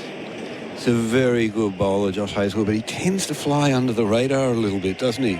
Sort of Stark sort of grabs the headlines with that left arm swing, and Lyon because he's the GOAT. This one, bat and pad tightly together this time as he plays the ball in defence firmly to mid-off, no run. Cummins because he's got those teeth and blue eyes. But Josh Hazlewood is a great record, 65 test matches, 243 wickets at an average of 26.9. That's a great bowler. It is. The 3 quicks have Hall of Fame records, and obviously there's a walk-up. So that's the bit about the attack, isn't it? How often have there been 4-man attacks where they're all going to be future Hall of Famers? Hazlewood bowls, Rizwan defends to line at mid-wicket. 4 for 146. Toyota Hilux scoreboard and unbreakable connection. Adam Collins is coming in for Bundaberg Ginger Beer. Word is, if Santa's sleigh needed tyres, the elves and Mrs. Claus demand Toyo as the tyre of choice. Which is handy, because the big December deal sale is on now. Not only can you get 4 for the price of 3 on Toyo passenger and SUV tyres, but if you buy 4 selected Toyo 4-wheel drive tyres, you can also get a free spare wheel bag. Power through the festive season with Tyre Power. To find your Aussie-owned local independent Tyre Power dealer, visit tyrepower.com.au. Third session for Liquorland. Cheers, Liquorland, choose to drink wise. That's the one they needed. Only the second time in Test cricket Barbara's arm's been knocked over, bowled in both innings. Combination of Cummins and Hazelwood. Lovely stuff for Australia. Here's Nathan Lyon. Around the wicket to Sod Shaquille. 2 catches on the offside. Leg stump line turn just in front of square for 1. Sod Shaquille 22 gives a strike back to Rizwan, who's yet to score. 4 for 147. Adam Collins with you and Peter Lalor with me. Looking lovely too. You are. So your wife and children here a little earlier? Not for long. Okay. An 11-month-old, I think she lasted about 10 minutes in the crowd before... Really? Yeah. They went to the sports museum downstairs for a while. There was a kids' sensory room and all the rest of it. That was more entertaining for my kids than the cricket. But 11 months. The youngest one, born during the Sydney Test last year. Thankfully, I wasn't, at the cricket at the time. An occupational risk in these jobs. Lion bowls, man back for Rizwan, heaves it over mid-wicket straight away. Well, there's a sign of intent. Off the mark with a big one, all the way for 6. Into the old Bay 13 area where they're trying to get the Mexican wave going. Rizwan says, have some of this, 4 for 153. I don't know how sustainable it'll be, Pete, but Rizwan is showing straight away he's not going to try and hang around, he's going to try and score heavily. Well, I don't mind that tactic if it's all you've got. Knock Lyon off his line. You've got Sword Shaquille up the other end, who's a really good young batter, inexperienced. So Lyon, how does he respond? Man back at long on and deep square. Well forward in defence. So he bisected the 2 sweepers there. It was calculated hitting to get off the mark after nearly. Lyon looks at him now and says, people have been trying to do that to me for years, kid. Quite right. Crowd involved, watching Lyon, bowling to Rizwan, working him out to deep square for a single. Off his hip, he's 7, 4 for 154. Good crowd in today, 17,087. Good crowd for day 4, put it in context. I wonder how they go on day 5. If this was a hot test on day 5, let's say Pakistan make their way to 5 for 250-odd by stumps to pick a number. Line up here after Sod Shaquille over the wicket, defends into the onside. So say Pakistan needs 60 or 70-odd and Australia need 4 or 5 wickets. It's free entry tomorrow, isn't it? Or gold coin donation or whatever it is on day 5. They might get similar numbers to what they got here back when Border and Thompson walked out on day 5 in 1982 with 42 to get. Lyon bowls here, forward. Sod Shaquille defending down the pitch. No run. It completes the over. 4 for 154. That's on the Toyota Hilux scoreboard. An unbreakable connection. The target 317. Sod Shaquille 22. Mohammad Rizwan's on 7. A cruiser to crash in Roxburgh Park this afternoon. Somerton Road is blocked eastbound after Pascoe Vale Road. Traffic even using the bike lane to get past, and those works continue on the Westgate City-bound 3 lanes closed. Amart's Boxing Day sale is on now. Save big with up to 60% off a huge range of furniture, mattresses, homewares and more. T's and C's apply. Stores open late this week, so hurry into Amart.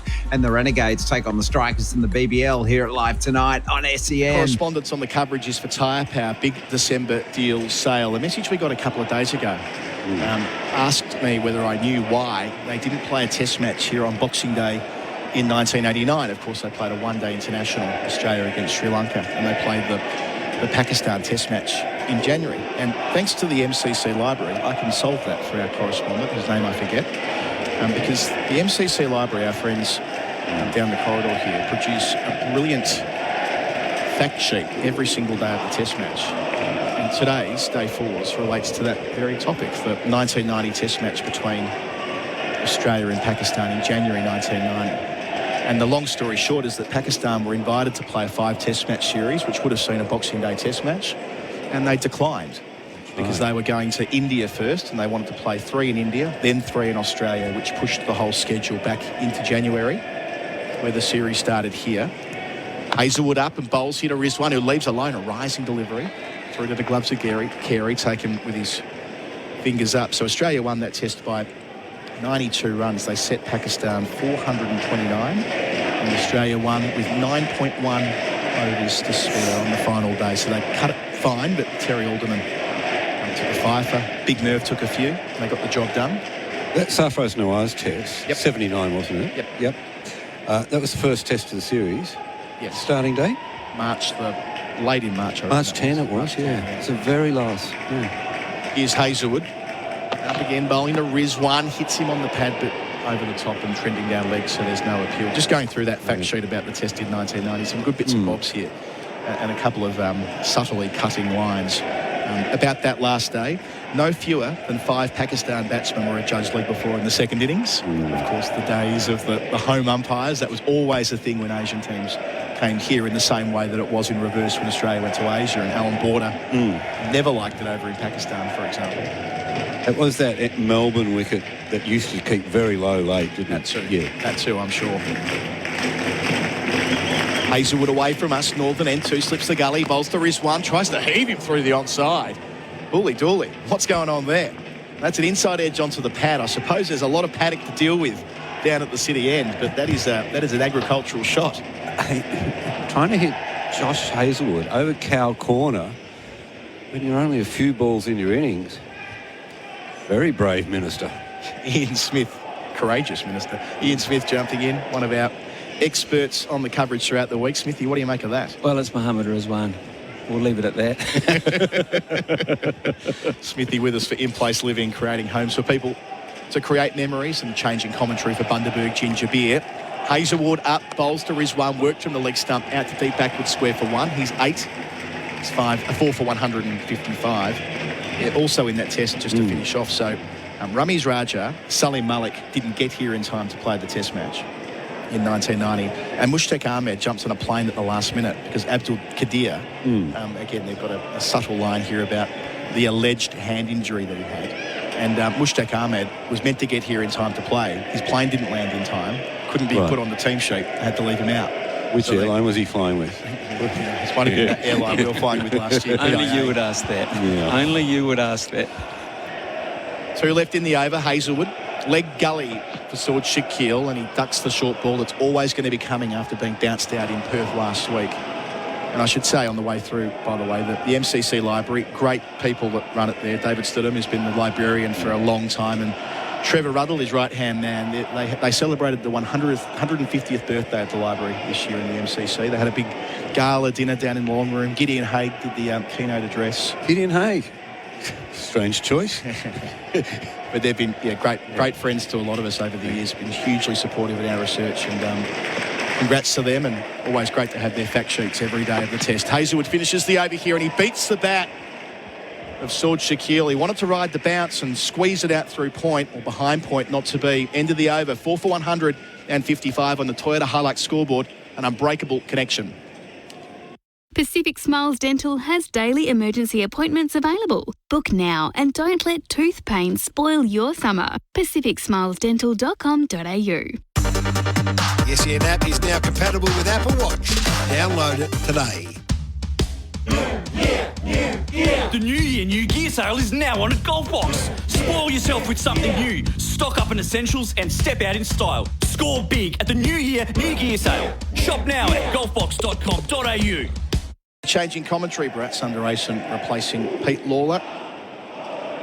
IDS Smith behind us here, another expert for in-place living, creating homes for people to create memories. And another change too, Paulo, I've got to say, because Nathan Lyon's out of the attack and Mitchell Stark's gone down to the far end as Shane Warne's staying in. In fact, that the delivery with which Hazelwood got Babara was one of his first ones from this end, so he had a change of ends. And also just looking around the field, I think Nathan Lyon has gone off because of Cameron Green is at a deep backward point at the moment. So And he could be in play the way Mohammed Rizwan's thinking. Surprised they don't just plonk Green in the gully anyway. I mean, it's a snifter cheeky, but if he's on the field anyway, Marsh is going to be in there for the time being. So Stark just waiting to go. You would have played a bit of cricket against Abdul Qadir, who we mentioned before. Abdul Qadir, I always talk about Abdul Qadir. When he was on song, you could hear it coming. You'd try and pick it, that you could hear it spinning through. It was cutting the air. The revolutions, the quick revolutions when he was bowling, you could hear it coming. What a bowler he was. What a competitor. Character. There's a bit of Melbourne history as well, Abdul Qadir. So 2 catching covers and 2 in the cordon for Stark. That's where Rizwan was caught yesterday. Stark bowls to him here. Rizwan drives and finds the gap stylishly. Driving out towards extra cover and getting himself a boundary. A well-earned one too. Playing with some risk so far, but that was crunched. He's 12. Boundaries for Azito all day, every day. 4 for 159. But you described this. You're a connoisseur of a good cover drive, and that was a good one. Yeah, it was a beautiful one, and that's his strength. He opens up the offside. He does hit across the line a lot. Targets cow corner, but any width he'll jump at you. The thing with Mohammad Rizwan is whatever has to happen from here will happen quickly. 57 to go, so they're more than halfway there. Are they living on a prayer? Not quite sure. 4 down. If Rizwan's there at stumps, well, dare to dream a wee bit anyway. Stark bowls here, Rizwan leaves alone. Because the point you make, you score so quickly. If he's there for another 35 overs tonight or whatever it'll work out to be, probably won't be that. More likely to be about 25 overs. They will be a fair way down the path.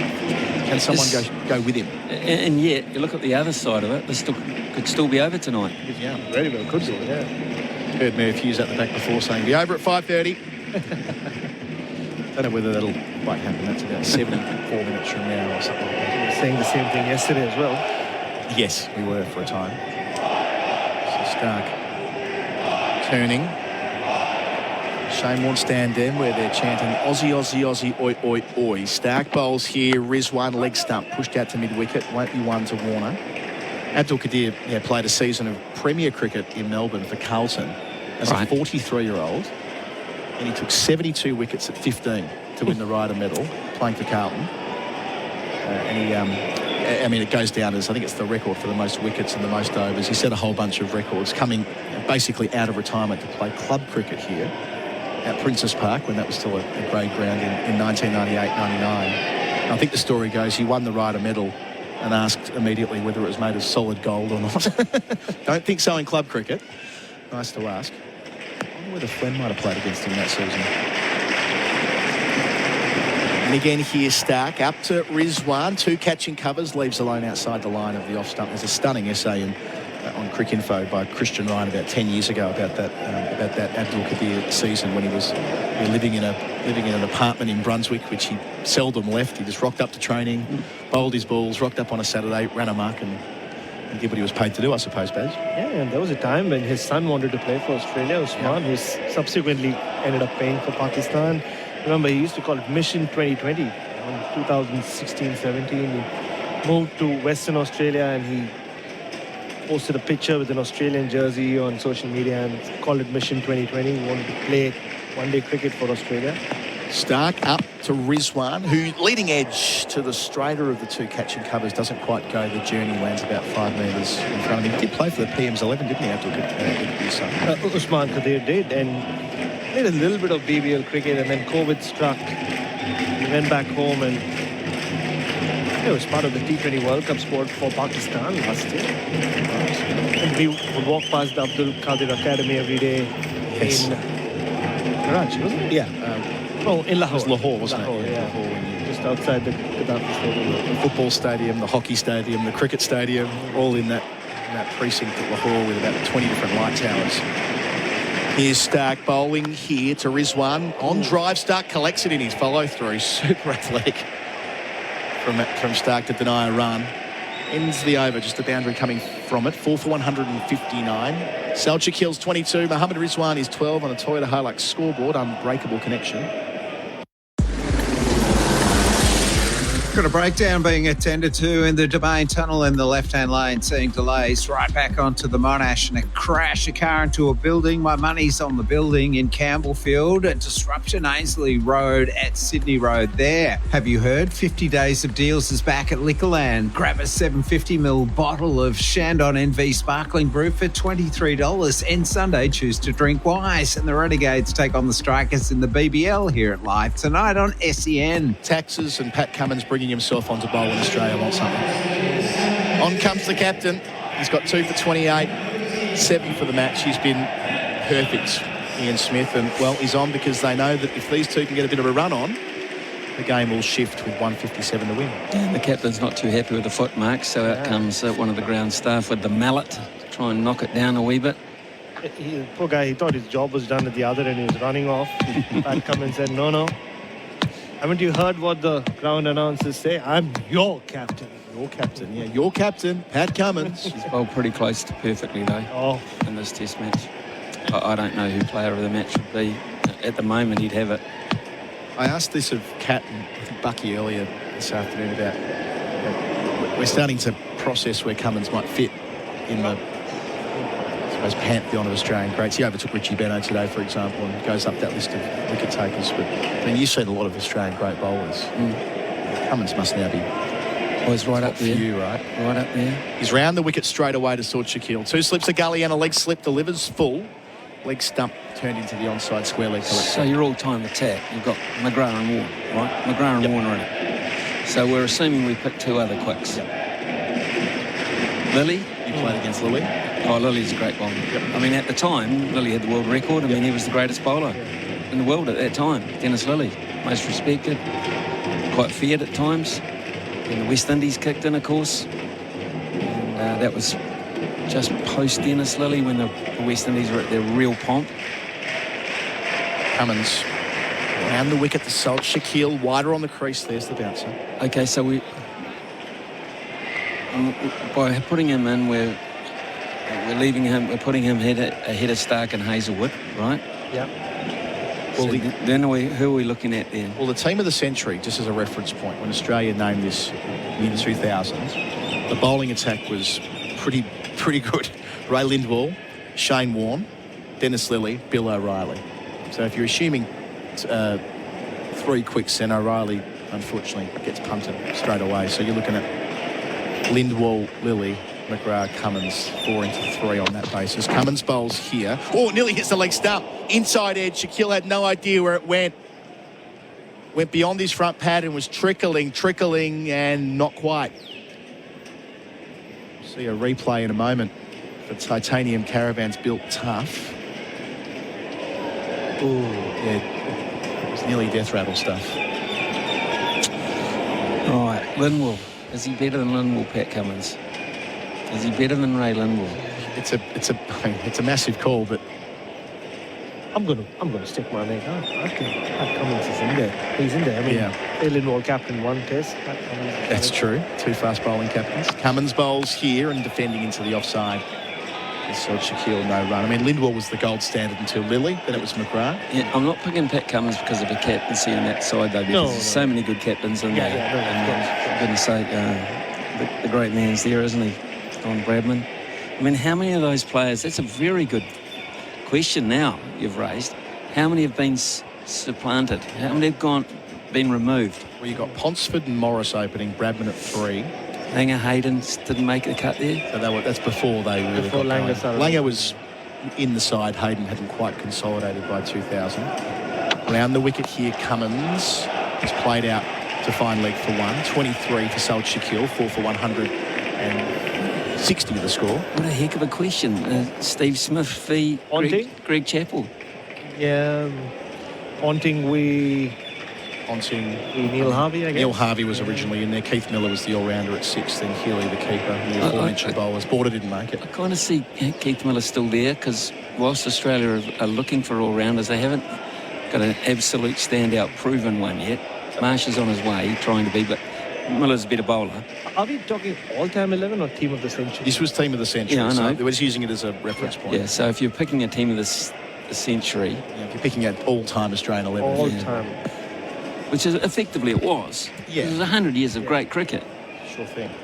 Cummins to finish. We'll ponder this in the break. He defends again, going back Rizwan, but that wasn't far away. It was in that awkward channel that he's digging into with each and every ball. 4 for 160 on the Toyota Hilux scoreboard. An unbreakable connection. Shaquille's 23, Rizwan's 12. Harvey Norman clearance on now. Get up to a massive 30% off Windows 11 computers. Save $400 on Samsung bottom mount fridge with water dispenser. Now $1,098. Take a further 10% off already low prices on selected mattresses, adjustable bed bases, bedroom furniture and kids furniture. Hot deals on lounges, dining and outdoor furniture. Plus bonus local delivery on purchases over $999. Save up to a huge 50% off rugs in a range of sizes and design. More in-store and online. Harvey Norman clearance on now. Conditions apply. For 160 of the score, third session to the cricket. Cheers, Liquorland, choose to drink wise.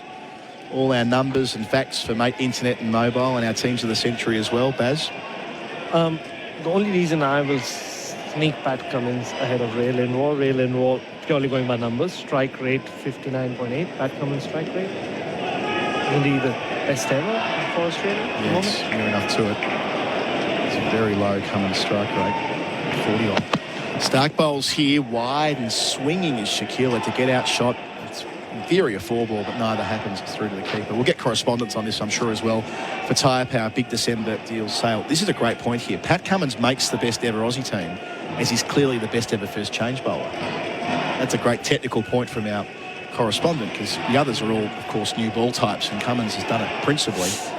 Third up. Interesting. I think it's a given that Gilly goes in for Hills. Yep. Even though Hills' career is phenomenally good, Gilly goes back in, doesn't he, for Hills? Hills had agreed with that himself, you know, even if Hilly was the most pure keeper. Stark bowls here, around the corner. Past square leg, Sal Shaquille moves to 24 with the single, 4 for 161. It is a little sad that someone who's out there has taken 500 plus test wickets doesn't even get discussed. Yeah. That's just Shane Warne, the Shane Warne effect. I think the reason they picked two spinners in this side is because Keith Miller was at 6. Yeah, exactly. We've opened the bowling with Lindwall. Well, we've had Lindwall and Lilly. McGrath, this is pre-McGrath being considered for these types of teams, I guess. Who picked that team? It was done by the Australian Cricket Board. I don't know who were the selectors, though. I'll have a look. See if I can work it out between. It all depends who picks the team as well. Stark again, southern end. Bolster is one, leaves alone wide of the off stump. Yeah, grizzly old Junos like Bharat. Opinions change, don't they? Yeah. Some like to protect their era that they were in. That is correct. Yeah. Others, I mean, there are people around who say, oh, yeah, he's not a patch on such and such, though. I thought it was quite funny when Wisdom went through this process, the 5 cricketers of the century. 100 out of 100 judges picked Bradman. 90 out of 100 judges picked Sobers. Who are the 10 who weren't picking Sobers? How do they justify not picking Sobers? I've always been sort of interested in the abstract. Here is Stark bowling to Rizwan. He chops down hard. Nicely played to deep backward point for 1. Played it with both feet in the air, though. 13 for him, 4 for 162. Mitchell Stark, sorry to interrupt you. Mitchell Stark just pulled up a little bit sore there. And the reason why, and he's gone back now, is the foot mark again, where they had the mallet out. He's not happy with it, and he stopped his run through, his follow through very, very quickly and reached down to his right ankle. Once again, just looking at his bottom of his shoes. I think the 10 guys who did not pick Sobers were the teetotalers. Those who didn't share a beer. Did you have a beer with Gary Sobers at any point? Didn't, but I do have a story about that because Marn and Crow always wanted to have a beer in one of those little street shanties.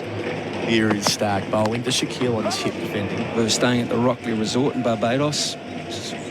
Where all cricket teams have stayed over a long period of time, probably not now, but they used to. And so Crow, by himself, thought, I just want to go and I just want to sample it. I just want to... And you wouldn't believe, of all the shanties that there are around Barbados, Gary Sobers was in that one he went to. I mean, is that fate or what? No. Two great stylists sitting down to... And all of a sudden, his quick visit became a decent old visit. Gary Sobers. Last ball of the over. Stark up and arriving and bowling here and edging behind. Falls to the short ball. Attempted from Stark above the eye line. Shaquille, he just couldn't resist it. Tried to fly it over the cordon. A little feather through to Carey. They've broken a partnership that was building a little bit of momentum. Saw Shaquille out to the short ball for the second time in the series.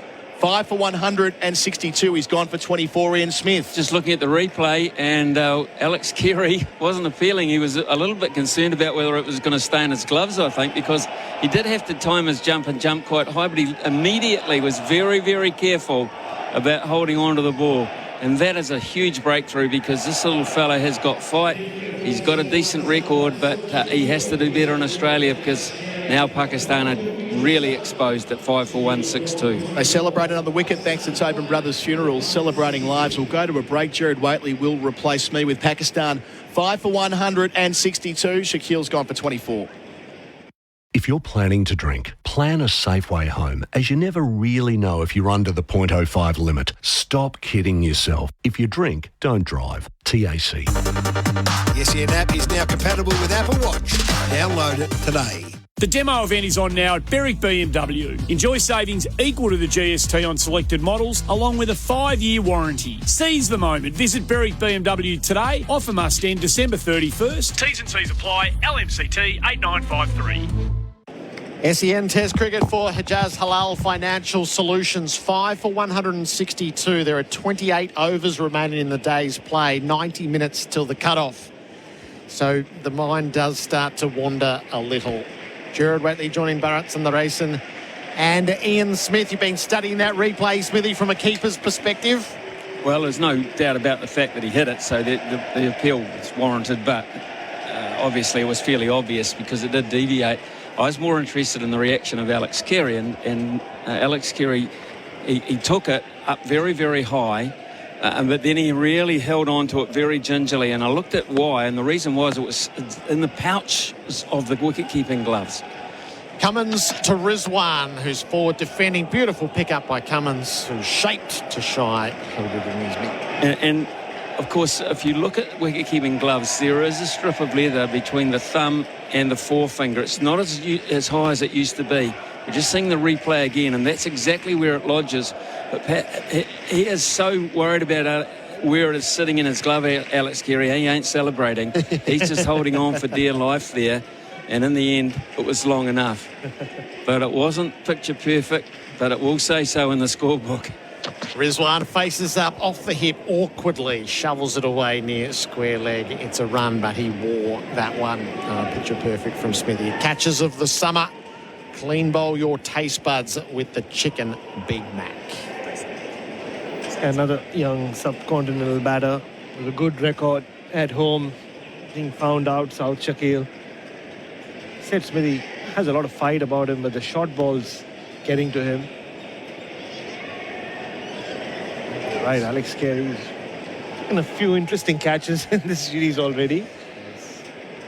3 slips and a gully in place. Australia closing in. Salman has the strike. Cummins bowled right at him. And he's got gloves and the top of the bat in front of the grill. He drops it down at his toes. He looks uncomfortable. I almost feel, Gerard and Smithy, when Pat Cummins is bowling, there's no point looking at the speed gun. Right? It doesn't really seem to matter at what speed he releases the ball. Just something about what happens after it lands and after it pitches. And you speak to batters who faced him even when he was young, they all say the same thing. You think that you can play a normal front foot defensive, the ball hits the splice of your bat. It's quite a skill. Cummins probing away. He bowls. Salman munches the ball out to point. No run. It's a good point, actually, and it might pay over a period of time to do a study on seam position and how he is in his release, because a lot of bowlers are seam-up bowlers, and because he's a first change bowler and he bowls more overs later on, maybe he can't use the seam-up as much and has developed a cross-seam delivery, which they say tends to make the ball bounce a little bit more abruptly or sharply from time to time, and maybe that's it. He's a better cross-seam bowler, or wobble seam, isn't it? Wobble seam's the modern vernacular. Cummins top speed in this innings, 138.8. He's got the 2 wickets. He's on 249. Test wickets. He bowls to Salman, who leaves outside the off stump. And he's created a niche with this wobble seam. And obviously there are other fast bowlers around the world. Jimmy Anderson's name always comes to mind when you talk about the wobble seam. But what he's able to achieve with it, we saw it the way he got rid of Babar Azam in the first innings as well. He later spoke about it, but how he had no idea, or he never has an idea of what's going to happen after it lands. But it's Pat Cummins. It just seems to do what it needs to do to get the wicket, Gerard. Pushing the deep square back. It's Travis Head. Salman faces up to Cummins. Full face of the bat, knocks it away to cover, and he's able to take his first run, 5 for 164. That is the end of the over on the Toyota Hilux scoreboard and Unbreakable connection. That's one day, that's not just one day. Mum, can you be more specific? Boxing Day. Of course, we knew what you meant. I think Nana will box you, Dad. It's not that kind of boxing. It's a Bingley Boxing Day sale. Everything in boxes and not in boxes. Huge deals on fridges, ovens, washers and dryers, TVs and tech, coffee machines and more. The whole box and dice. The Bingley Boxing Day sale. And it's not just Boxing Day. It's on now. Bingley, better living every day. SEN Test Cricket for Hijaz Halal Financial Solutions, 5 for 164. Rizwan is 14. Salman is 1. 153 further runs required for Pakistan. Australia needs 5 wickets. They're looming large, Bharat. Yeah, we've gone from daring to dream of Pakistan getting close to daring to dream of a 4th-day finish, Gerard. Yes. 6 o'clock, and then if a result is achievable, you can add half an hour on. So it doesn't take much from here, does it? It's probably 2 more wickets in the next hour, and a resolution tonight is very much in play. Stark around the wicket, bowls. Rizwan up and defending down the line of the leg side. Mitchell Stark's moved around the wicket. I wonder how much of that has to do with that landing area or the takeoff area. He seemed to have real issues in the previous over when he was bowling over the wicket. Looked a little sore after he delivered a couple of deliveries. Even now, he's just staring at it. He's walking back to the mark. Although Salman has batting skills, he still averages 44 in Test. We haven't seen any of it so far in this series. Stark in full stride. Hits the crease and bowls, beaten on the outside edge. Salman, big spar drive. In the expert's chair, in place living, creating homes for people to create memories. Chris Rogers. Buck, welcome back. Hello, guys. Australia had that task at T, remove Babar and Shakil, and they have successfully done so in an hour. Yeah, there's been some semi-resistance from Pakistan, hasn't there? And then just when you feel that they're starting to get themselves into a decent position, Australia's just found a breakthrough. Salman with Stark bearing down. He's fending to the ball, which passes the outside edge. You've just seen this so many times from visiting teams, haven't you? Ahead in games, but not long enough against Australia. We saw it with the ball yesterday, 4 for 16.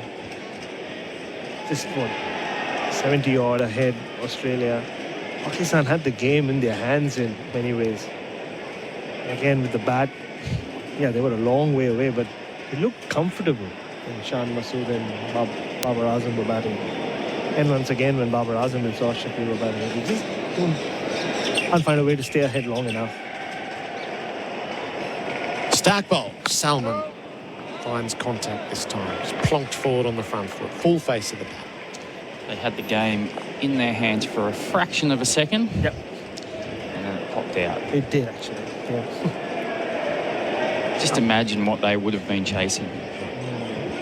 I feel like that's a moment that will become a reference point in Test matches here. That when an opposition looms and tries to put their hands around it and fails, Abdullah Shafiq is going to live in folklore for that dropped catch, I think. Salmon is on one. Stark bowls to him. He leaves the short ball, which passes through to Kerry. I'll do a Shafiq. Yeah. Because it's such a clear reference point, isn't it? That the lead is only 100. And the catch is so simple. And the only way he could have sort of made sure that wasn't to be is if he played well today with the bat, and then the way he got out as well, wide swing and a wide delivery, didn't help his cause.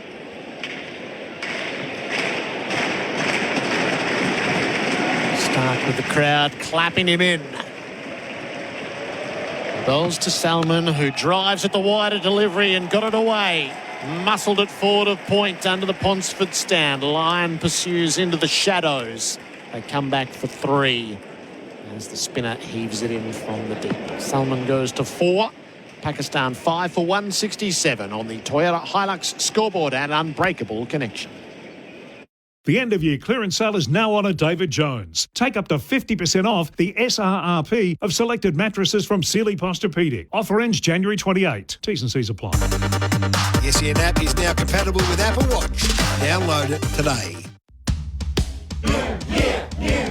The New Year, New Gear sale is now on at Golfbox. Spoil yourself with something new. Stock up on essentials and step out in style. Score big at the New Year, New Gear sale. Shop now at golfbox.com.au. Pakistan needs 150 runs. Australia needs 5 wickets. That's the equation on SEN Test cricket for Hijaz Halal Financial Solutions. Pat Cummins makes his way to the crease and bowls to Salmon, who jams down on a ball that he's able to keep out. So, did a Shafiq, have you got a pop culture reference for us, Buck? You've seen the movie Kingpin, haven't you seen? Gerard? I have. He did a Munson. Roy Munson. I think that will appeal to plenty. Worth watching? Do you like 10-pin bowling? I don't mind it, but movie-based sometimes. Do you like crude comedy? It's the Farrelly brothers. Yeah. Something about Mary. Have you seen Dodgeball? Yeah. Oh, yeah. Well, Kingpin is an actual compendium, I think. Salmon leaves Cummins outside the off stump. Pat thought that made a late dive at the bail. He's got his hands behind his head, grinning in the aftermath. One of Bill Murray's best ever roles, I reckon.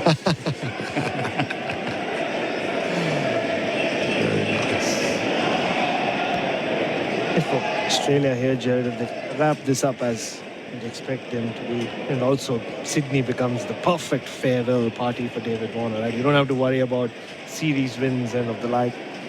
Just focus on David Warner. That's the ideal scenario. Salmon faces up to Cummins. It's in at the armpit. He turns it away to backward square and works a single. 5 for Salmon. His session to the cricket. Cheers. Liquorland choose to drink wise. Just your coach's eye, Buck, on Babar Azam and the 2 dismissals in this test match through the gate. Where does your eye go? Well, I was saying before, it just looks like he was a bit flat-footed. I think I asked you, Bharat, if you'd noticed anything. And I think if you're getting beaten on the inside and getting bowled, it means you're probably not over across in line with the ball. I mean, if you're missing that, probably pads should be in the way. Cummins to Rizwan, defends the ball to mid or no run. I think as a top-class batter, you shouldn't be getting bowled that much, I reckon. You should be getting in the way of the stumps and then good enough to use your bat. And if it misses the bat, it hits you on the pad. It's been a trend for him throughout this year, though. Even on flat pitches, he's been bowled. And I've seen other batters go through that as well. You'll remember Rahul Dravid when he came here in 2011-12, Ben Hilfenhaus and the likes, to keep going through his defenses to the inside edge. Rizwan faces out. He pulls off the top edge down to fine leg. It bounces short of Stark. He takes it on the first bounce. Single. I'd almost encourage him at times just to walk at the bowler a little bit. Just get a little bit of movement. I don't mean like dance down. Just shuffle forward a little bit and just see if you can get the feet moving a little bit more. Just get out of that spot on the crease.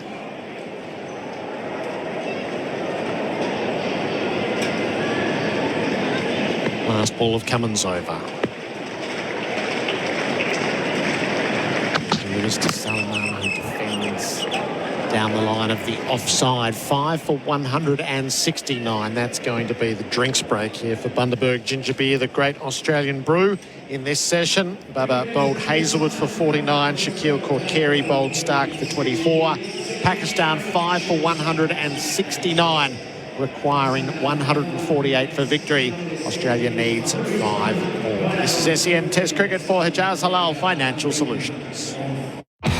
Millions of kilometres covered, thousands of servo coffees, tons of boats towed, plenty of that's not going anywheres, and countless grains of sand. Seriously, where does it keep coming from? A whole lot of work sites, trips with workmates, and getting roped into helping just about everyone move house. 50 years, 8 generations, only one Toyota Hilux. Hilux, an unbreakable connection since 1968. Oh, what a feeling. Toyota.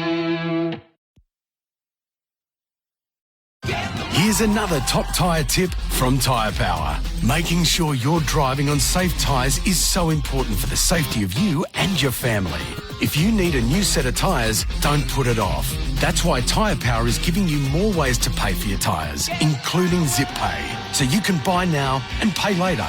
Terms and conditions apply. To find out more, talk to the experts at Tyre Power. Visit tyrepower.com.au or call 13 21 91 for your local independent owner. That's one day, that's not just one day. Mum, can you be more specific? Boxing Day. Of course. We knew what you meant. I think Nana will box you, Dad. It's not that kind of boxing. It's a Bingley Boxing Day sale. Everything in boxes and not in boxes. Huge deals on fridges, ovens, washers and dryers, TVs and tech, coffee machines and more. The whole box and dice. The Bingley Boxing Day sale. And it's not just Boxing Day. It's on now. Bingley, better living every day. Baba Azam is on strike. He bowled! Hazelwood crashes through. That's the wickets. And they all know it. Hazelwood mobbed by his teammates. Line bowl, man back for Rizwan. Heaves it over mid-wicket straight away. Well, there's a sign of intent. Off the mark with a bigot. All the way for 6. Riding and bowling here and edging behind. Falls to the short ball. Attempted from Stark above the eye line. Shaquille, he just couldn't resist it. The action on the way to the Bundaberg Ginger Beer drinks break. 5 for 169 Pakistan. Rizwan is 17. Salman is 5. SEN Test Cricket for Hijaz Halal Financial Solutions. The mind does start to wander. Australia, will they be able to close this out tonight, or will they have Pakistan in a position at their mercy? Or can this pair bat the next hour and a quarter and give Pakistan some level of hope? The Toyota Hilux scoreboard, an unbreakable connection, 5 for 169. Gerard, Whateley and Chris Rogers in place. Damien Fleming is about to join us as well. Buck's got the coach's eye. He loves all aspects of batting. We've just set him the little task on Baba Azam, and he's got some thoughts around Shan Masood as well. Shafiq 4, Imam 12, Masood 60, Baba 41, and Shaquille 24. Every time Pakistan open up the possibility of a memorable chase, Australia is able to take key wickets. Flem, welcome in. Gerard, Bucky, how are you, boys? Hello, Flem. How are you seeing that? Well, it's been tough work, hasn't it, this time? They bowled beautifully. Hazelwood and Cummins. Stark's picked up a wicket. Yeah, I think they're just under the pump. I think a couple of wickets ago, they're thinking about the possibility of getting to the end of the day and winning this test match. But once again, it's Cummins who just goes, no, I'm going to get the ball. I'm going to change the momentum of the game. So one more wicket now for the Australians. You know, I'm still a chance to knock it over tonight. Stark with ball in hand from the worn end after the drinks break. He eyes up Rizwan, who defends him away to points. Righto, Buck, you've been studying Bubba. Yeah, you it looks like when he defends, I mean, as I said, I think he's kind of stuck a little bit to the crease, but when he defends, his back knee just drops down a little bit and it sinks him down and stops his head from kind of getting out further over the ball. And from there, he's just really feeling for the ball. He's pushing his hands out in front of his head and his body and almost hoping, rather than being a bit more tilted forward with a straight back leg and playing a little bit more under his eyes. Stark around the wicket, bowls. Rizwan slices a ball down to deep points. Totally in control of that. He's 16. That's 5 for 170. Bucky, one other thing I noticed with Bubba's arm, and I'm sure he's done it all along, but he has a very wide stance for a small man. I wonder if it's always been that wide and what difference that would make. You're probably asking the wrong man there. Looked like I was sitting on a horse, but I liked the wide stance. Lance Klusner actually was the one who helped me a little bit with that when I was at Northampton. He just said, well, where do you want to be when you hit the ball? And the ball's going to be top of off 5 times out of 6. Yep. Stark bowls. Salman drives straight to cover. Kawaja fields no. Or just missing if it's a DRS. So I just kind of worked backwards. So I almost got into the position I wanted to be, nice kind of decent stride, and then try to kind of minimise the movement back. So when you were playing really fast bowling, you don't have a lot of time to take a big stride. So I was almost trying to get into that position before the ball was let go. That was my theory. Bubba, he has a fairly wide stance. Salman ducks the bouncer from Stark. It was pretty well directed too. And there's other people, when they do that, they feel stuck. No doubt. They can't do that as well. They like to have their feet maybe shoulder width apart and be able to move a little bit better. So, it just looks like Baba's kind of almost batting numbers. It's kind of backing across and then just push hands at it. Rather than just being a bit like Rizwan here, he's just playing the ball. He's just trying to do whatever he can to score runs. Salman's on 5. Stark bowls to it. Salman drives. He can't beat line at point. So, I mean, it is hard to be critical of players who are some of the best in the world, but equally you go through little ups and downs in your career, and maybe he's just got into a bit of a habit of just being a little bit static at the crease. It's amazing how tight that corridor is that's dismissed him the whole series, isn't it? Similar type balls. Last ball of Stark's over. Salman to see it. He lays bat on ball through cover this time. He found the gap. Line gets around from deep point. 2 runs as it's tossed into the keeper. Salman is 7. Pakistan 5 for 172 on the Toyota Hilux scoreboard and Unbreakable collection. A couple of breakdowns to be aware of. One of them's in the Domain Tunnel in the left-hand lane, seeing delays right back onto the Monash. Another one in the Burnley. This one's in the middle lane. It's closed, seeing delays right back onto the Westgate. At Dan Murphy's, they don't match competitors' advertised prices. They beat them. That's Dan Murphy's lowest liquor price guarantee. T's and C's apply. Choose to drink wise. And the Renegades take on the Strikers in the BBL. Hear it live tonight on SEN.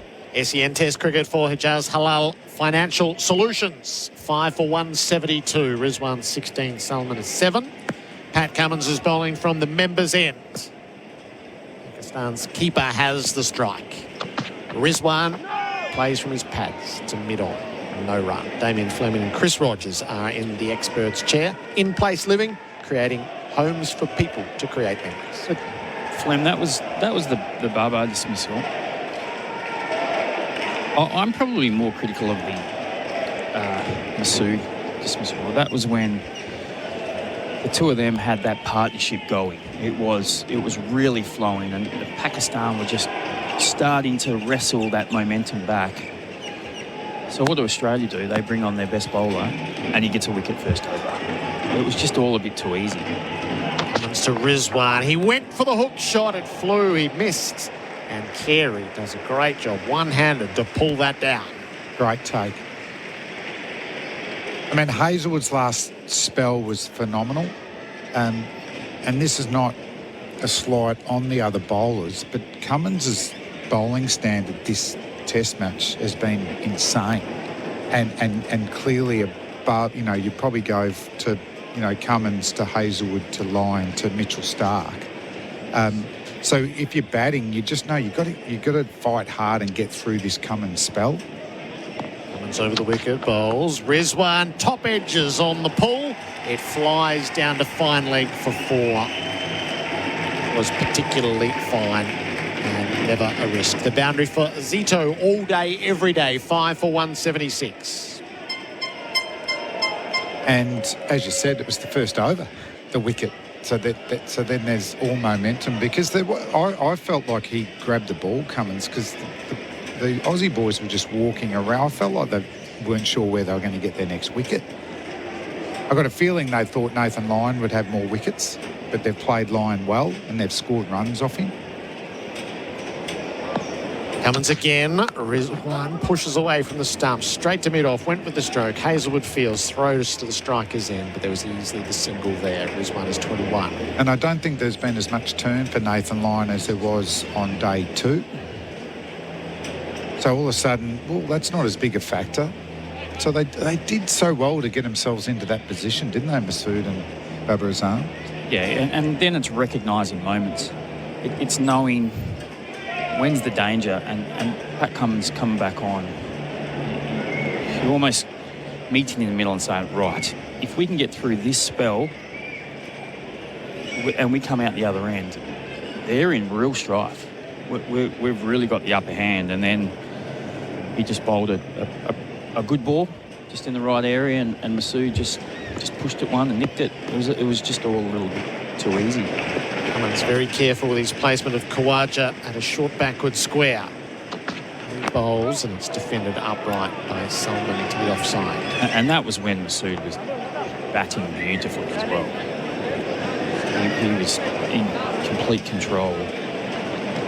It was also his strike rate, wasn't it, Bucky? Like he was scoring at will. Yeah, but then is it continuing to go with that momentum, or just pull it back a little bit, take your medicine, and then see if you can get back to Stark, get back to Hazelwood or even Lyon.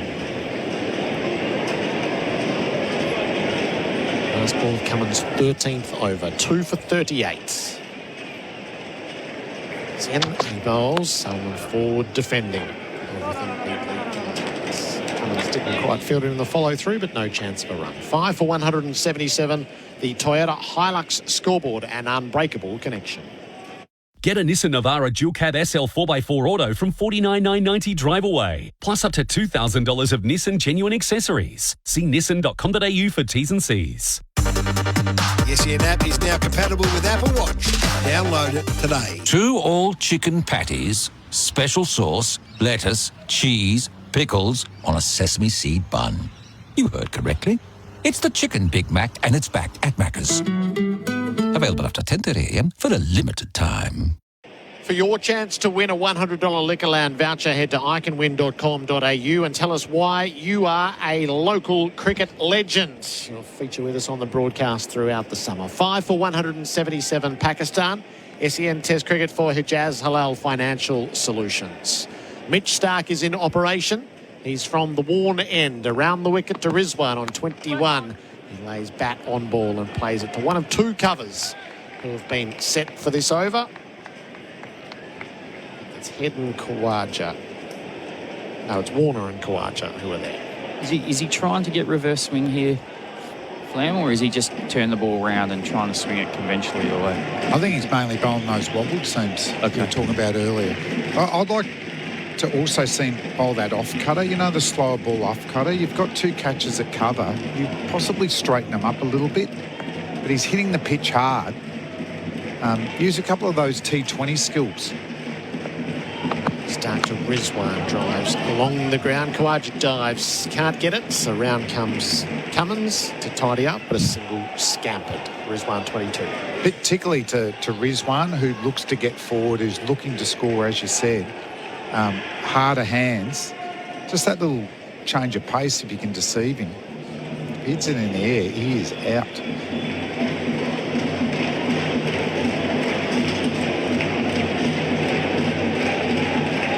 Just about to hit 5 o'clock.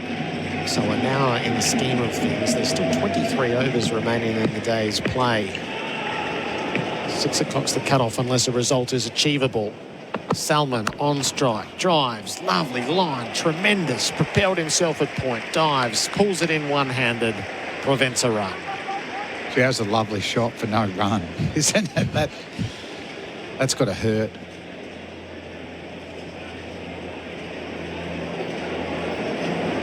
Side on total commitment. You're just kicking yourself slightly as a batter because it just sliced off the face of the bat. If you just held his wrists a little bit firmer, he's piercing that gap. He plays for Titanium Caravans, built tough.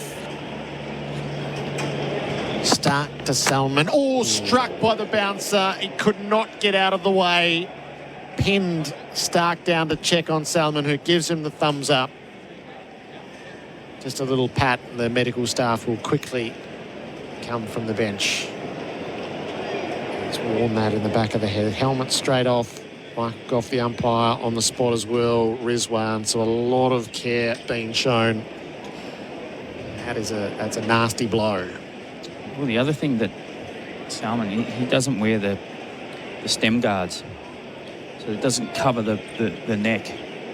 That's actually compulsory in Australian domestic cricket. Yeah. Like that's a frightening blow.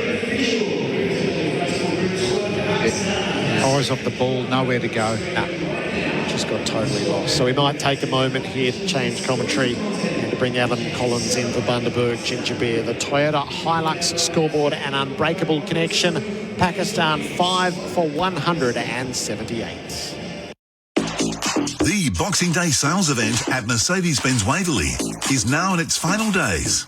Unwrap the ultimate luxury with certified pre-owned and executive-driven vehicles from just $49,800 drive away. Over 200 to choose from. The Boxing Day sales event at Mercedes-Benz Whateley ends 5 p.m. tomorrow and is not to be missed. 769 Springvale Road, an easy 8 minutes from Chadstone.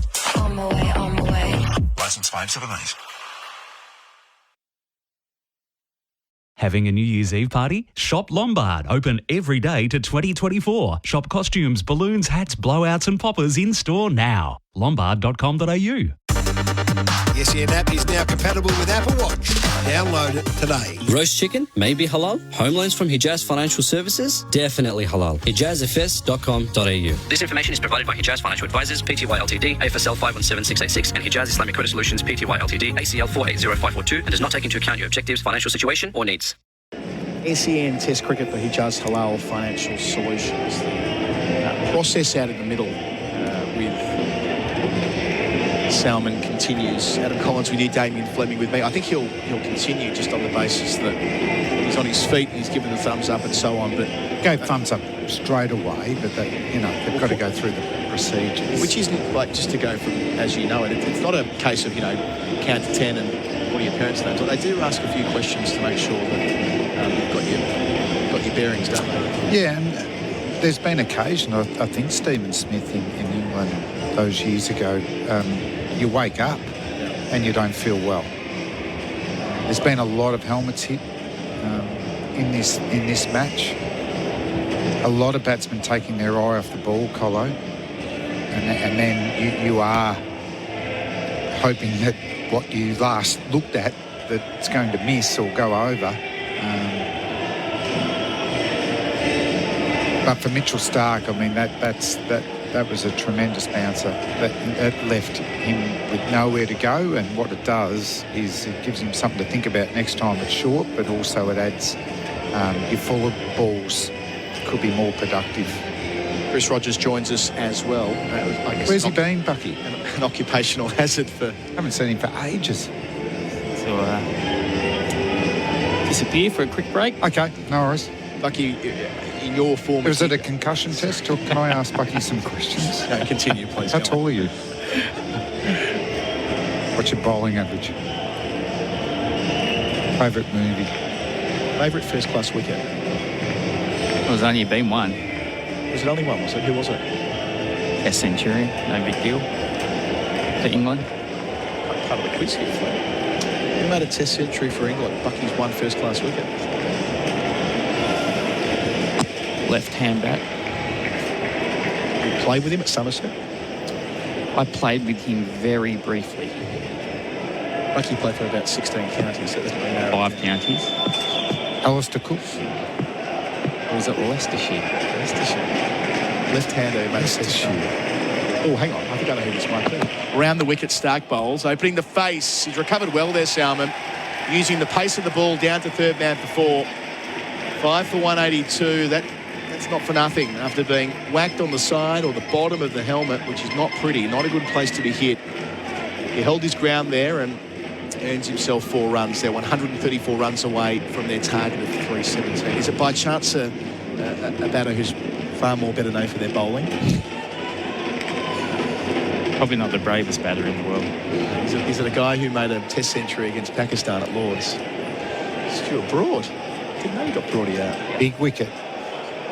Round the wicket, Stark to finish. 13th over. Salmon leaves alone. We'll come back to this. 5 for 182. On a Toyota Hilux scoreboard, an unbreakable connection. In that over, a boundary for Azito all day, every day. A couple of crashes on the go to look out for. Trucker 9 this one, Leaks Road outbound before Forsyth Road and Clyde North. Avoid Tuckers Road at Soffra Road. If you're in Deer Park, you might want to avoid Ballarat Road outbound at Station Road, the right-hand turning lane. Have you heard? 50 Days of Deals is back at Liquorland. Grab a 700ml bottle of Absolute Vodka for $45 and Sunday choose to drink wise. And the Renegades take on the Strikers in the BBL here at Live tonight on SEN. Facts on SEN Test cricket for Mate Internet and Mobile. One of those somehow is that Chris Rogers took 1 wicket at an average of 137 in first-class cricket. A best of 1 for 16. Tidy. I was bowling right arm slow. Were you the captain? No, I wasn't. Who are you playing for? As Hazelwood approaches and starts his new over. Bowls to Rizwan, who plays him sliding to one side, giving the stumps to Hazelwood, but gets it back to the bowler, no run. Northamptonshire, Wantage Road, just bowled one outside off stump. I don't know why I had to slip in, because it shouldn't have carried there, but Stuart Broad swung that hard. He managed to edge it and it carried to slip. Stephen Peters took the catch. Geese. Anything from Broady after the game? I think he had his revenge a number of times, Fleming. Okay. So I think he came out on top. Is he just on top? Here's Hazelwood away from us at the northern end. Passes umpire Goff. Bowls here to Rizwan, who defends to mid-on. Quick single, but Cummins is trotting after it. Fair enough too. Rizwan to 23, 5 for 183. A link back to our previous topic. I remember watching you bowl in a first-class game in Antigua on the same tour where you copped a whack to the helmet, missed a couple of test matches, and we were just discussing before about the concussion test and how it can be a delayed effect or a delayed onset for symptoms. That, from memory, is what happened with you in Dominica, where you worked out the next day you were in some strife. Yeah, well, I mean, I was probably a little bit strife that day as well. But Hazelwood bowls, plays, opening his hands, or opening the blade of the bat, I should say. Salmon down towards deep third. We'll get a couple more, maybe a third. There will be a third. So for the second time in 2 overs after being plunked in the back of the helmet, he's found a way to access that region behind point. He's up to 14, 5 for 186. Yeah, that concussion was strange, but because I didn't feel particularly great that afternoon, but I'd been hit in the head lots of times, not a lot of it. And anyway, came back the next day, and the doctor asked me how I was, and I just said, I'm a little bit tired, that kind of thing. But that was probably because I stay up late a little bit, and he practically ruled me out then, and I thought, hang on, you can't do that. And so I tried to then train. Hazelwood bowls here to Rizwan, who defends down the pitch. and it was the strangest feeling was my eyesight just kind of narrowed as if I had blinkers on, and then the peripherals were just all blurry, like I was looking through water. And then I felt sick, and it was a really strange feeling. It was probably the first time I'd ever noticed being concussed like that. Hazelwood to the crease, delivers short ball, tries to take it on Rizwan. It gets big on him. He gets nowhere near it. He chastises himself after missing the shot, and well, really, it wasn't far away from the edge either. Lucky to survive and not to get a top edge straight in the air. Albeit the worst head knock I got was at, and we were talking about sight screens earlier, it was at Oakham College against Leicestershire again. And Mark Cleary, who played for South Australia and Victoria, he was the overseas. Yeah, nice. And they had really low sight screens and a tree behind, and I just I think in hindsight, I just wasn't picking it up. And Charlie Dagnall, who you would know very well. Yep. Good character. Broadcaster in the UK. He got me out for a golden duck in the first innings. LB didn't really pick up the ball. Didn't think much of it. Hazelwood's got 3 in the corner.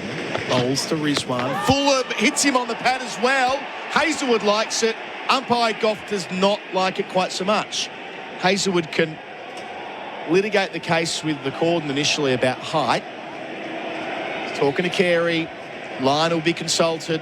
They trust Lyon on this basis.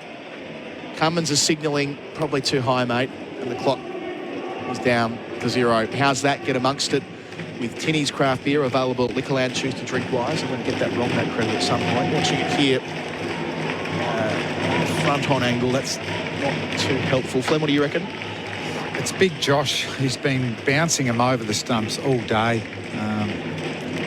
A gut feel would be that it's going over again. Correct decision. End of the over as well, which we have now blown straight through, so we'll have to continue or we'll miss a ball. Nathan Lyon is going to be back in the attack, none for 54 from his 12 overs so far. On the Toyota Hilux scoreboard, an unbreakable connection. 5 for 186. They trail by 130. Rizwan 23, Salmon 14, and Nathan Lyon, the change of bowler for Red Energy. Switch to 100% Aussie-owned Red Energy, redenergy.com.au. The ball was going well over the stumps. Yeah. Replay. Titanium Caravan's built tough. So Lyon can get going here through the low. Yeah, exactly. We know he's capable of it. Thought it'd be a big day for Nathan Lyon. Old Salmon last week at Perth. He dances to the first ball here, reaches it on the half volley and out to wideish mid off it goes, no single. Salmon was the one that copped the one that, I wouldn't say rolled, but got up at about ankle high. Long on and square leg just off the fence in front of square. Try and take him on. Salmon waits for Lyon, southern end, flights it up, takes it down to long on for a single. 15 for him, 5 for 187, 129 away. We're not far away from that point where one decent partnership could get them within striking distance. Odd on Rizwan here. Just on concussions before we wind it up here. The stem guards there on the back of the helmet for Salmon. I must admit, for a time I thought they were compulsory. They're compulsory in Australian domestic cricket, yeah. I mean, they're clearly not in international cricket. Steve Smith doesn't wear them, for example. Okay, here we go, boys. I mean, he has, but he hasn't been of late. Lyon bowling. 3 back on the leg side and going back as well. Here's one knocking it on the head to cover. No single. Nice goes up.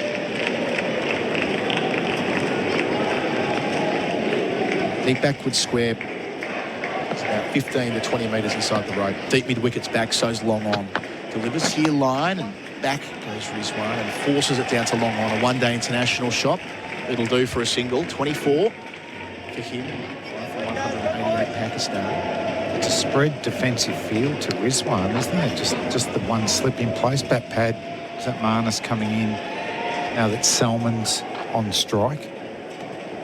Someone struggled a bit when Nath bowled, challenged the outside edge. Lyon to Salmon here, using his feet and kicking it away, Pajara-esque. Yeah, when he just got it outside his eye line and when it just went on with the arm. Appeal for leg before there. So we still get tight here at the G. Last ball of the over. Defending line is Salmon around the corner. 5 for 188. It'll be 45 minutes more of play today. Rizwan 24, Salmon 15. That's on the Tyre Power scoreboard. Always well bowled. Bev Marks, the Sleep Professionals Boxing Day sale has 50% off all mattresses and 20% off all furniture. No exceptions. Available at all Bev Marks stores and online. The SEN app is now compatible with Apple Watch. Download it today. The New Year, New Gear sale is now on at Golf Box. Spoil yourself with something new. Stock up on essentials and step out in style. Score big at the New Year, New Gear sale. Shop now at golfbox.com.au. Here with Hijaz Halal Financial Solutions. Flem, if these two bat the 45 minutes, where might we be by the close?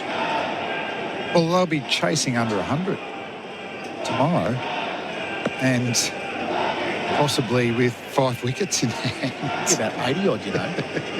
Got a roll on here. Hazelwood bowls and driving through cover is Rizwan. Didn't time it quite as well as it looked, but still gets back for 3. He just forced it. He wanted it. Got caught in that gap in the first innings. But that's brave batting to take him on to 27. 5 for 191. And then still with maybe 15 overs of this old ball to bat with early tomorrow morning. Australia going to have to hold their nerve a little bit here.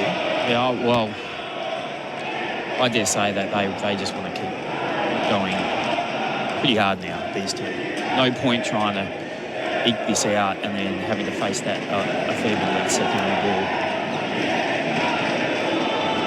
ball. 26 overs before that second new ball. If they could get, 90 to 95, even 100, that's probably their best chance. So a leg gully now for Salmon after that whack a couple of overs ago. 2 slips and a gully as well. Hazelwood bowls, back of a length. Salmon steers it through the cordon. Not far away from second slip.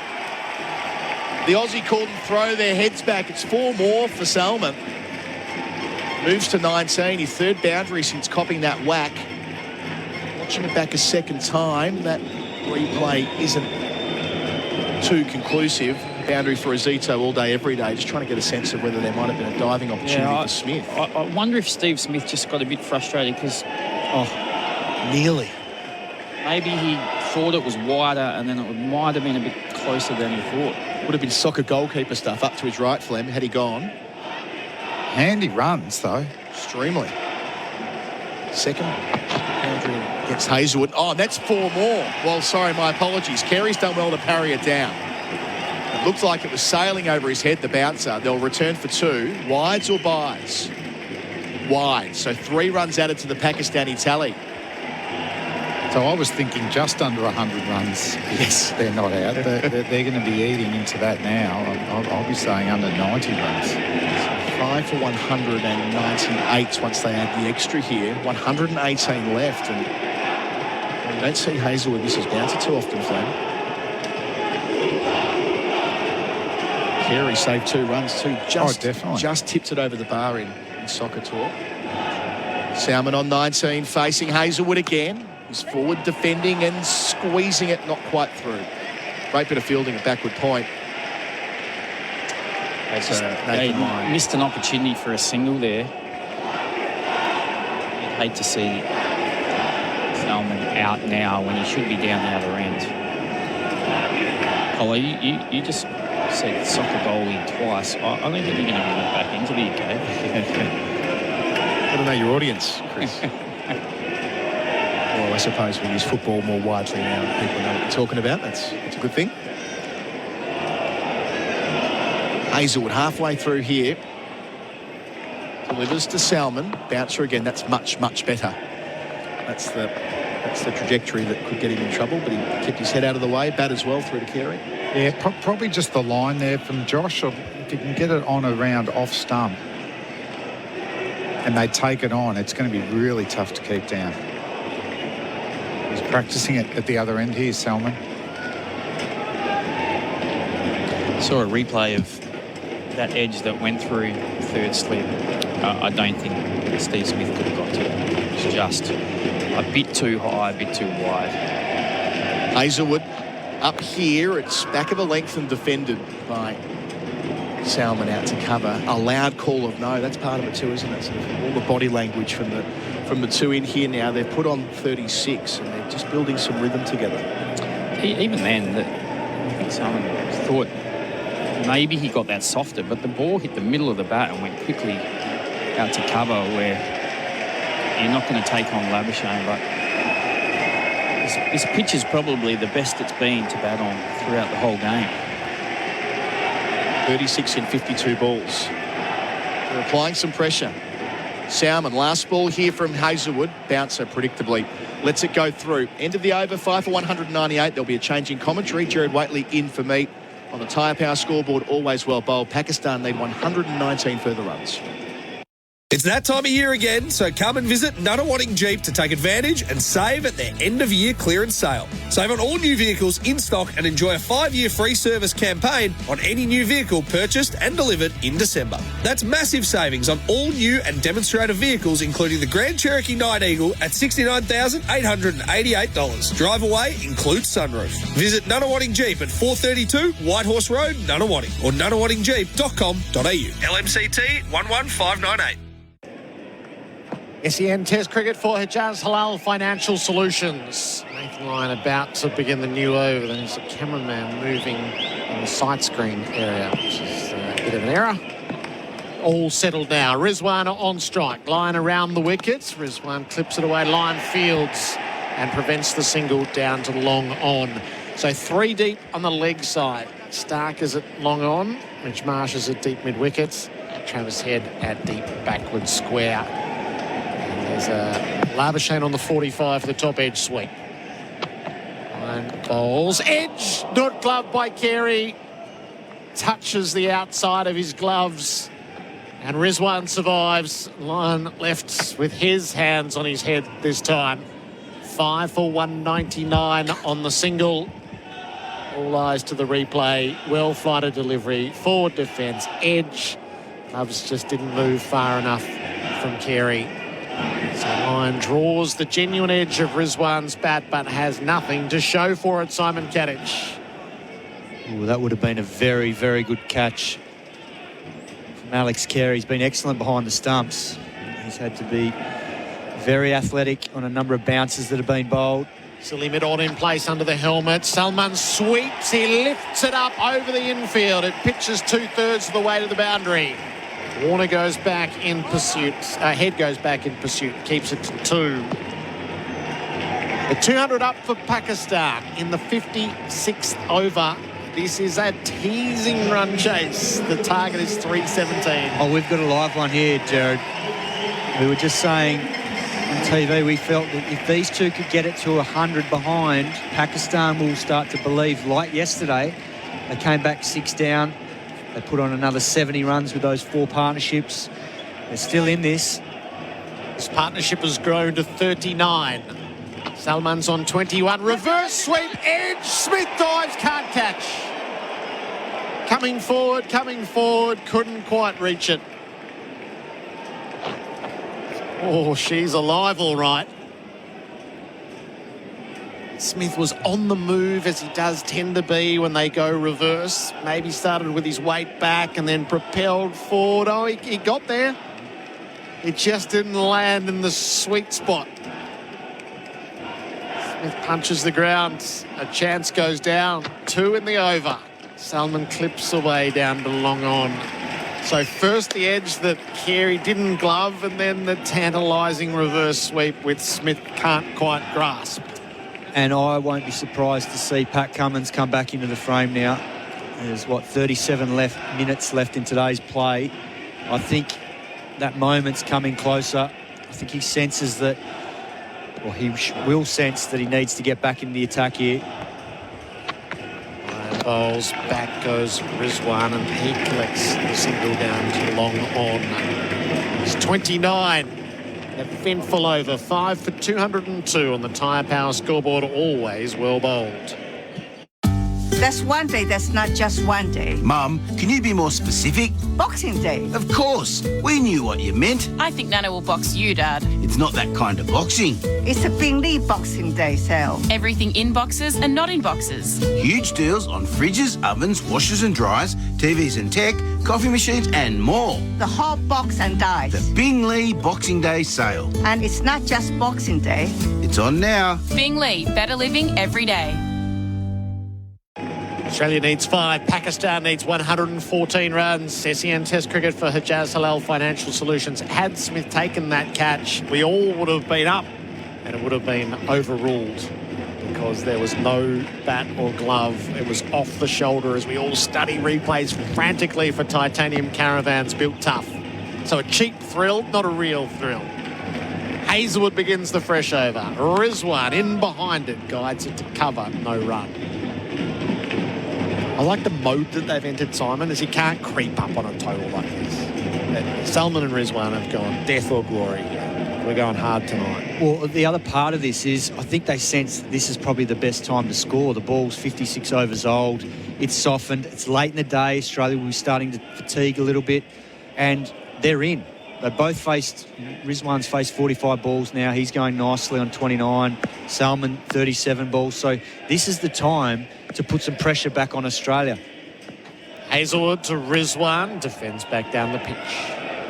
Because realistically, if they get through this little 35-minute period tonight and they're both there at the end of play, they'll come back tomorrow probably needing 80 to 90 runs, depending on how quickly they score. And the other part of it will be that they'll be coming back to face probably a 60-odd over-old ball, 62, 63 overs. So they'll be coming back knowing tomorrow that they're dealing with an old ball in the morning. 2 slips and a gully in place. Hazelwood bowls to Rizwan, wrapped on the pads. Hazelwood is up and asking. He'll be denied. Quick little conversation.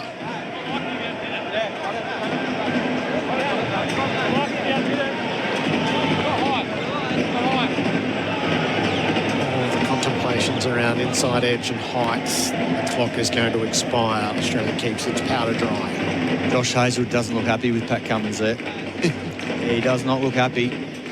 I think Pat Cummins is saying it's high, but the boys square of the wicket saying no, it's not. Certainly didn't hit it. They've got onto the back pad. Oh, that's close. It's close, all right.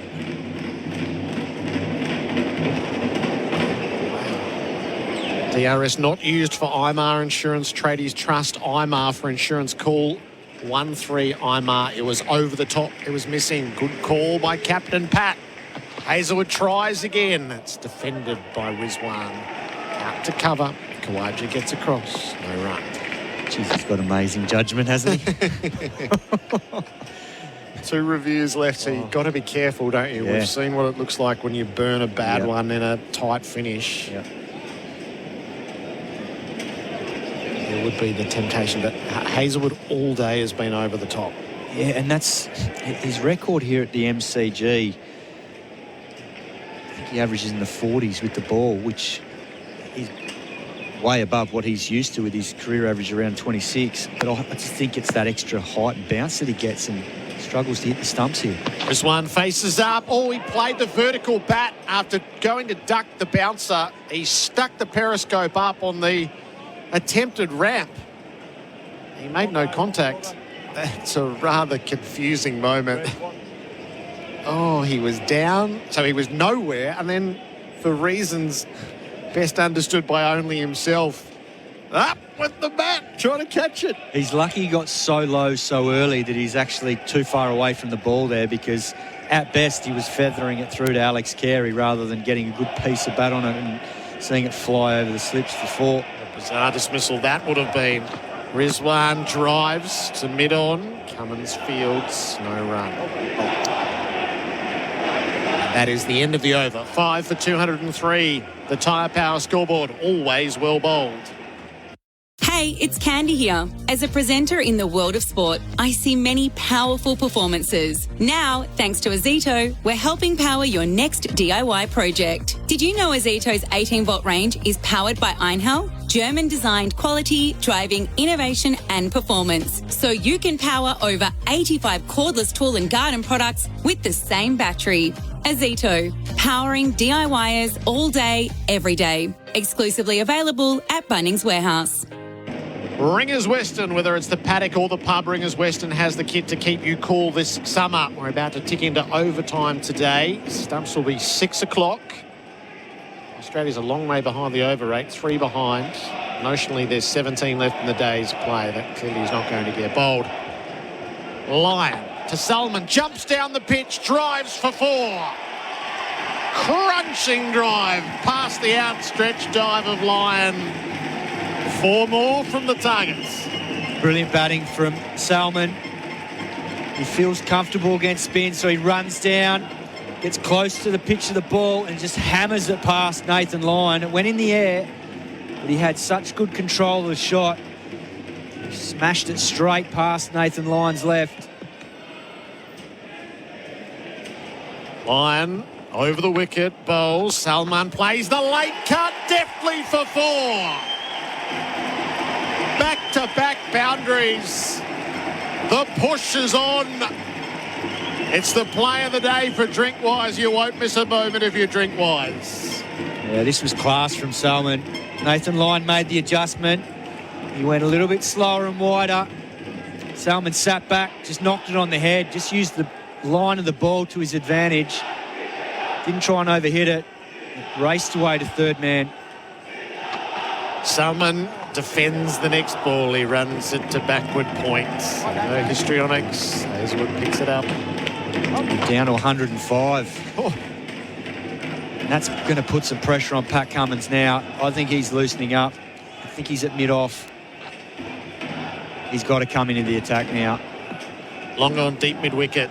Slip silly mid-on. Lyon bowls. Salman defends. Smothers the spin. Pakistan, those would have been the winning runs probably, Gerard. That late cut, had they held their catches in this test, because it's cost them over 100 runs. Yep. And we'd be there now, Pakistan to be celebrating. Salman from the crease. Defends.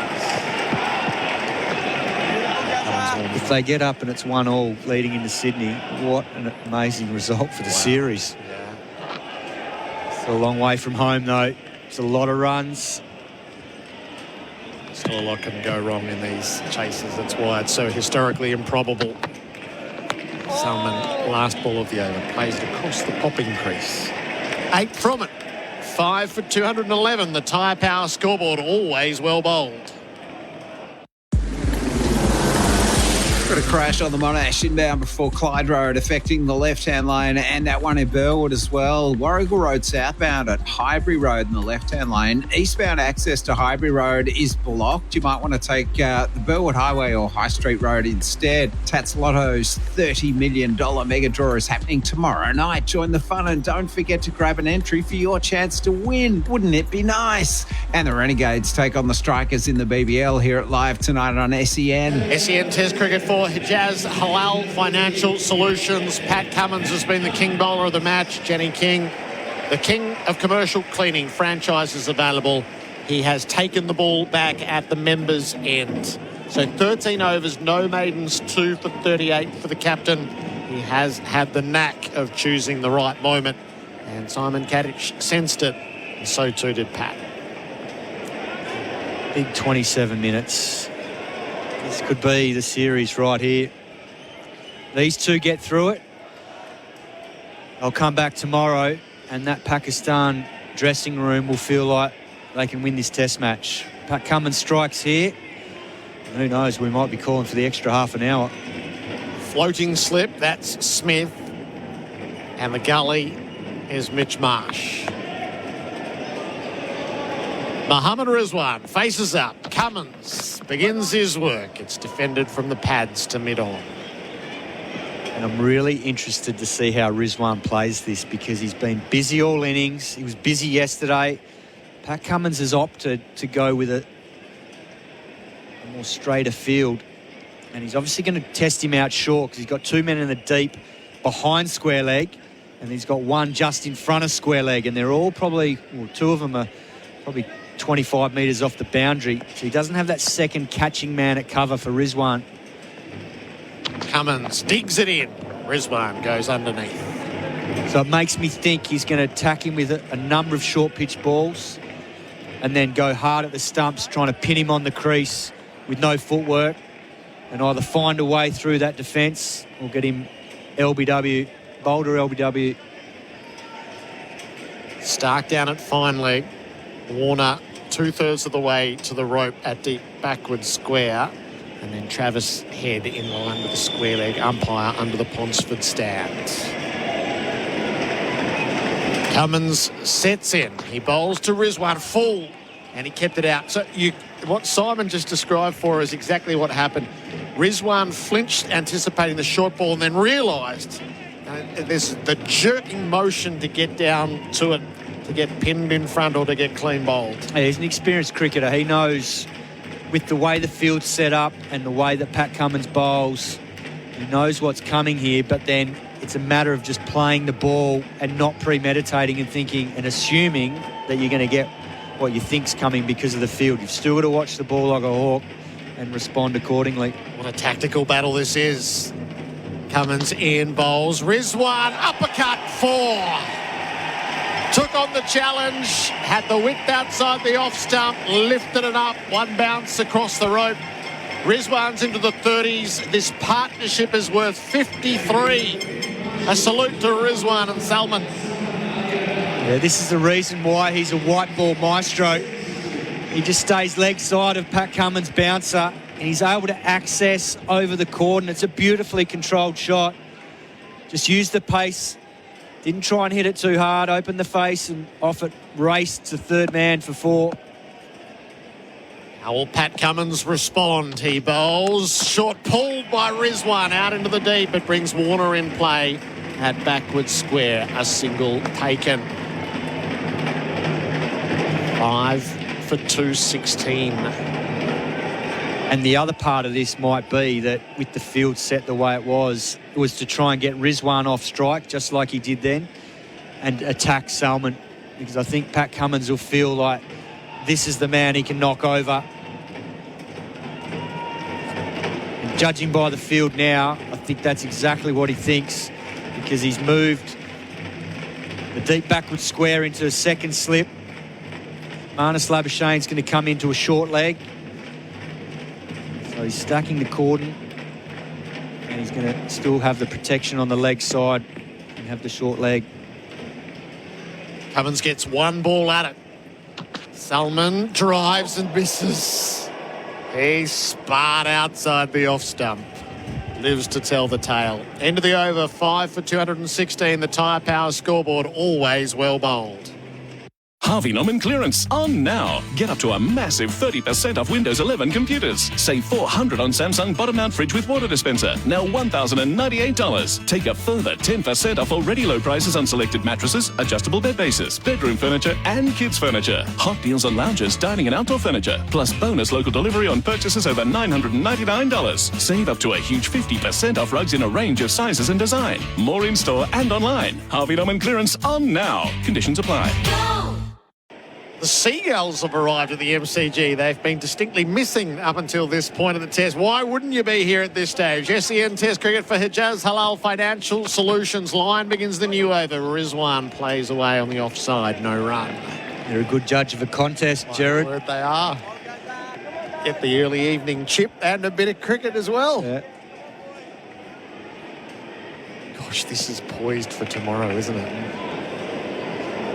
What might Australia do to tilt the balance? Rizwan jumps out of his crease. Oh, he almost got done over by Lyon. Had to jam down on a ball that threatened to get under. And it trickles back to the bowler.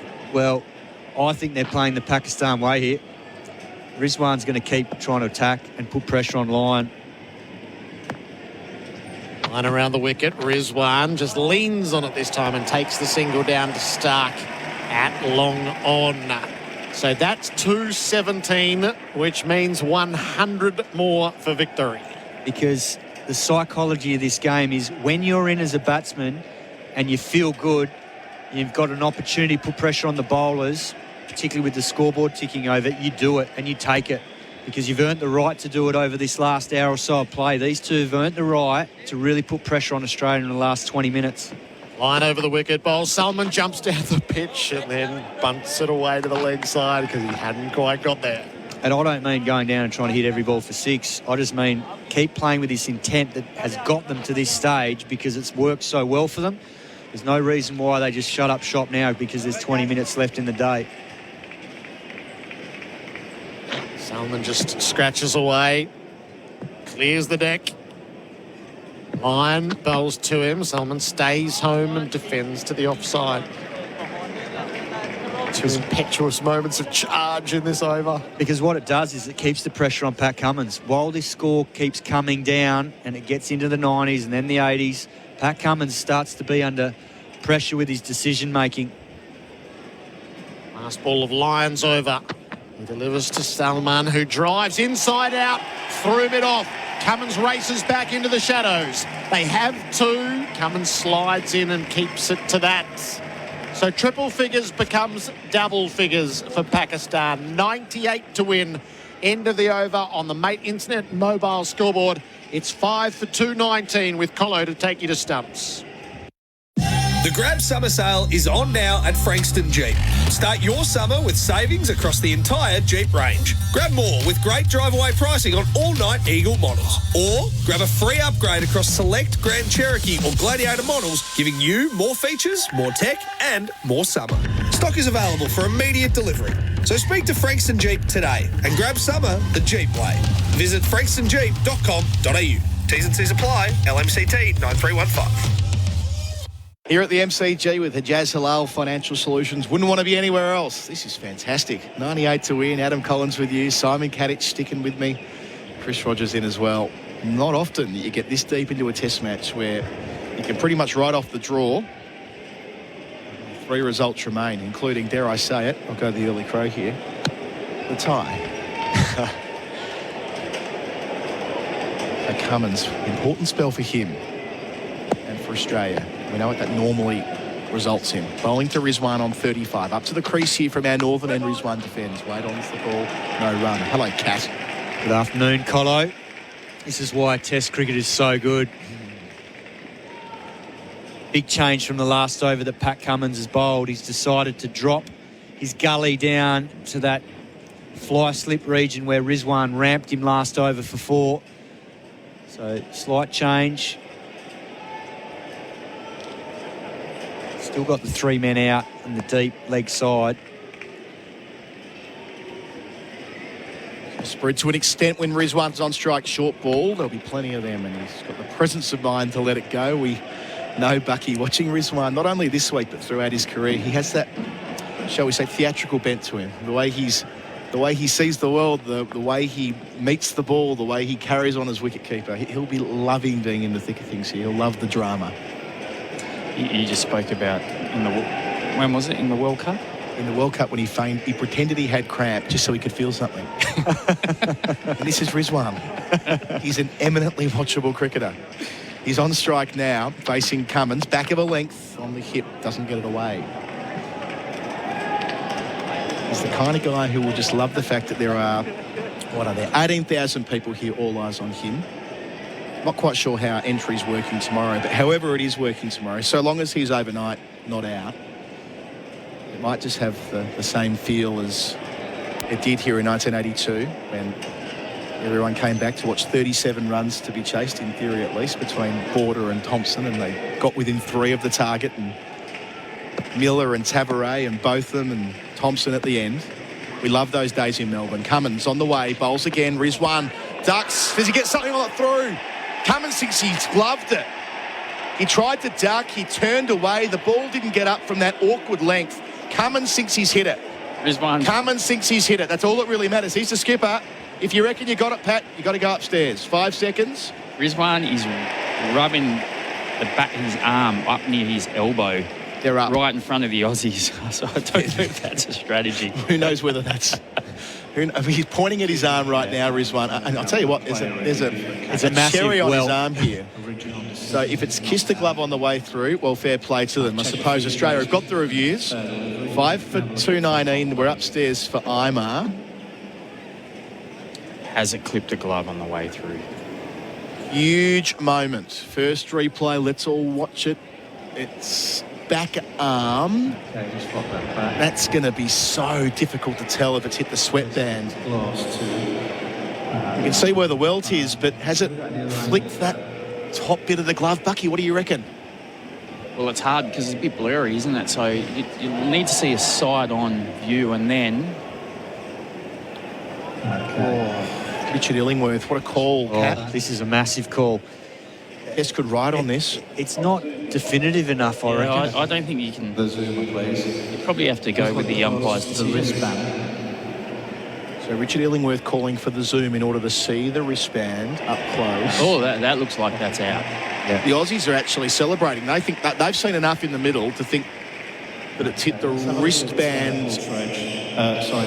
Hotspot, please. And hotspot comes next. Good use of technology here. That should show something, if anything. Well, it won't side on. Okay, please. Rizwan at the bottom of the screen, by the way, isn't happy at the way this is playing out. He's like, come on, give us a break. You can see on my arm there's a bruise there.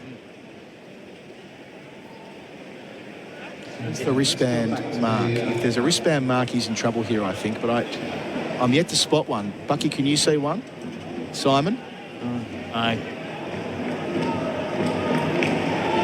Are we not in umpire's call territory?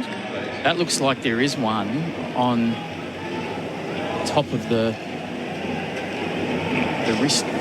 wristband of the glove. Top of the wristband? But, I mean, there's a whiter mark. Now they're going to zoom up on the wrist. Gee, how the game has changed. So back to the front on replay. I think he's giving this out. The longer he looks at it, if it's not definitive enough, it has to go back to the on-field umpire, doesn't it? I just think from the front view, it looked... That's an important intervention. Hold that, please, he says, when the ball is... Well, where it looks most like it's hit the glove, he's asking them to stop it. Oh. Here's this very zoomed up bit. Aussie fans like it. The ball doesn't seem to change direction until it hits the forearm. Here's Snicko, which Snicko makes the predictable spike, and I think there's a sense here that in the ground that Michael. So it's come off the wristband. Oh, he's giving it. And thanks. He's giving it. Rizwan cannot believe it. He's remonstrating straight away with Joel Wilson at square leg, saying how that Michael Goff's finger is about to go up. He's changing his decision. A moment of some controversy here at the G. Rizwan has no choice but to depart for 35. He has no recourse. We've seen every possible angle. He's been given out and he's put his helmet back on.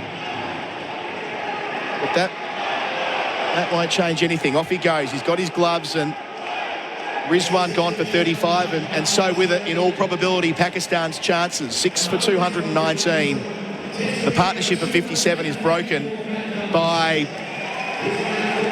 a millimetre, by a centimetre perhaps. It is so close, but Richard Illingworth in an unenviable situation there, having to make a call on the evidence that he had, and well, he saw enough. That was that front-on vision, wasn't it, Kat, that was enough for him? Yeah, look, I understand why he's reversed the decision. It just feels like the ball hasn't started changing direction until it hits his forearm. So unless it brushes that wristband, which he's obviously comfortable with, then it's out. But when you look at it, the ball doesn't change until it comes off the forearm, which is what Rizwan's trying to say. It's one of those where if anyone's too effusive about whether they think it's absolutely out or absolutely not out, you can probably put their opinion to one side. There's so much grey area here. Definitely. That would suggest that Richard Illingworth should have followed the on-field umpire's decision. However, just looking at the angle that the ball's going in, I don't see how it couldn't have hit the wrist guard of the glove. So over to Amir Jamali. He's played some gutsy innings so far in the trip. We'll need one here. Packed cord, and Cummins bowls to him, and it spills onto the stumps nearly. It was rolling, and he shoved out the boot. It might have even reached the stumps. What a couple of balls these have been. Rears up off a length, hits a thigh pad, maybe a glove, then a boot. We'll get a look via stump cam. And he missed it with the boot the first time, missed it with the boot the second time. Here's the side on, Bucky. I think the second time he actually did. He got in the tiniest little gap between ball and stumps. And he's nearly kicked the bails off for good measure. Drama. Cummins, short ball, ducks, periscope up, doesn't hit the bat. A wicket for Australia, 6 for 219. Salmon 32, Jamal yet to score, 97 to win.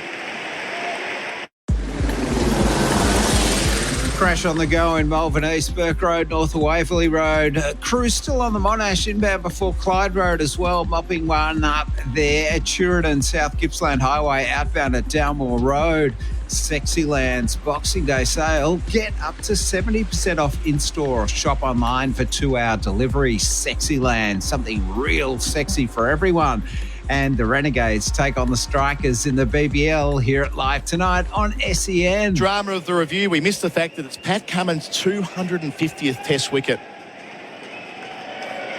One of the true greats of Australian cricket. For Mate Internet and Mobile, all our numbers. Line bowls, 2 men back on the onside, sweeping or attempting to sweep his Salmon. Not making contact, ballooning off his body into the turf. Salmon 32.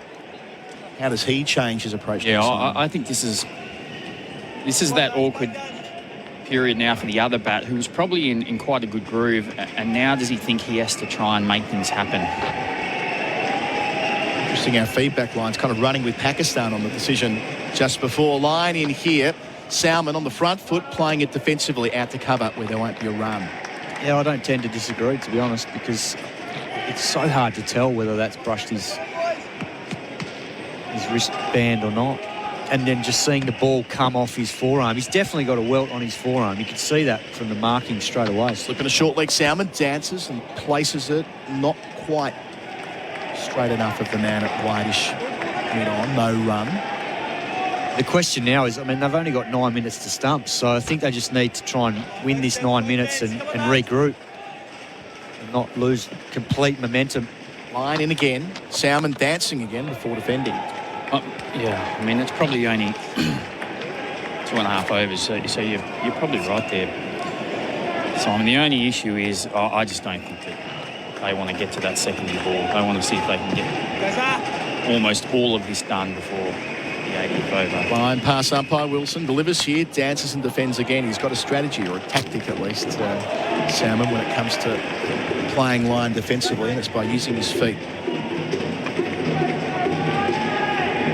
Yeah, it's a good point, because it's only after this ball 18 overs to the second new ball, and that would become a different ball game.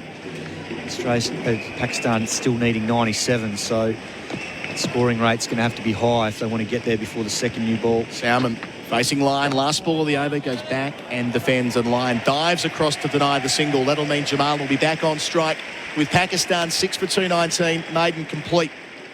97 to get. All our numbers for Mate Internet and Mobile. What's better than winning the match? Winning the series. Host Plus has been named Money Magazine's Best Super Fund for 2024. Judged on strong performance, value for money and a focus on members. That's a plus. Issued by Host Plus Pty Limited. Visit moneymag.com.au for awards criteria. General advice only. Consider your circumstances and the relevant PDS and TMD at hostplus.com.au before deciding. Awards and ratings are only one factor to consider. Past performance is not a reliable indicator of future performance. Search Compare Host Plus today. SEN Test cricket for Hijaz Halal Financial Solutions. Second new ball you raised. There was a similar scenario at Brisbane in 2016 when Pakistan were chasing far more than this.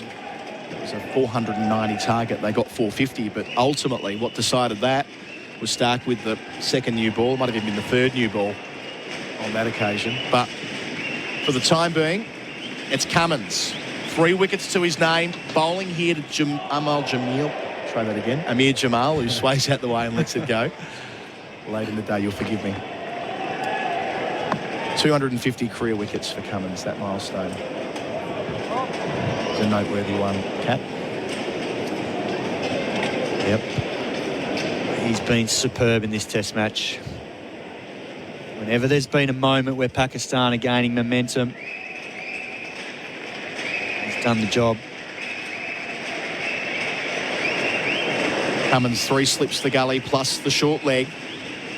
Delivers here. Jamal ducks the bounce, and that awkward ducking manner that he has. He just kind of bows. It's not ducking, it's bowing. He bows and places the bat in the air. At some point, they're going to hit that periscope, but haven't as yet. I think they're more likely to hit that badge that's on the helmet. I see. Continuing to get feedback on our Tyre Power line about the dismissal of Rizwan, and some saying that hotspot plus Sticko. Yeah, the hotspot. I'm not sure whether many people thought that was the conclusive part of the conversation. I suppose we'll see in the wash-up of today. Cummins bowls in behind it defensively. So did you see on the hot spot, there seemed to be right at the top of that wrist guard of the glove, there was a whiter patch. It just wasn't white. It was a cream. It's like a different colour, didn't it? But I mean, it looked exactly where, and then if you go back to the front vision, it kind of looks where the ball's hit. But yeah, it's such a tough one. And what are the rules in that situation? As Simon said, is there enough doubt to then go with the umpire's decision? Cummins changing angle, going around the wicket to the new man Jamal, trying to bump him out. Awkward in the ribs, kept down just past short leg. Good cricket all round. Michael Goff's watched it in real time, and if he can't be sure when he's standing sort of 22 yards away, then obviously he felt there was an element of doubt, probably why he gave it not out. He couldn't be 100% sure, I guess. I just think in these situations, so long as Richard Illingworth fronts up and explains his decision-making, then we can kind of hear why. But if he doesn't, then we're just going to be unsure, I think. Cummins staying around the wicket to Jamal, full and driven out to mid-off. Nice technique from Jamal. We've been impressed by him, Kat. Yeah, he's been very good with ball and bat in this series. He was excellent in the first innings, 33 not out. Hung in there well. Didn't look pretty at times playing the short ball, but you can't fault his character. He's got plenty of it. Put on some runs down the list yesterday with Rizwan. Feels like a long time ago now, but it was only yesterday. 33 not out. 33 not out. He put on 45 with Rizwan, 25 with Shaheen. With a 45 run stand here. Cummins bowls to Jamal. It goes straight in the air. Cummins takes it.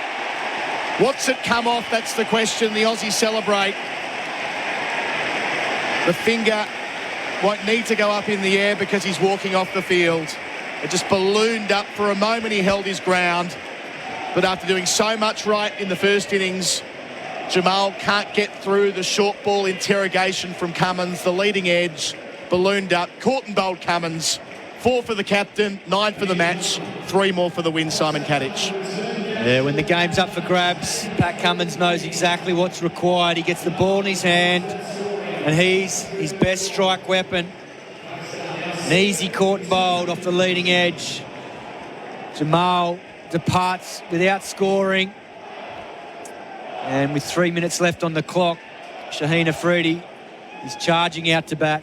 We'll take a quick break with Afridi nearly there for Mate Internet and Mobile. The score reads 7 for 219.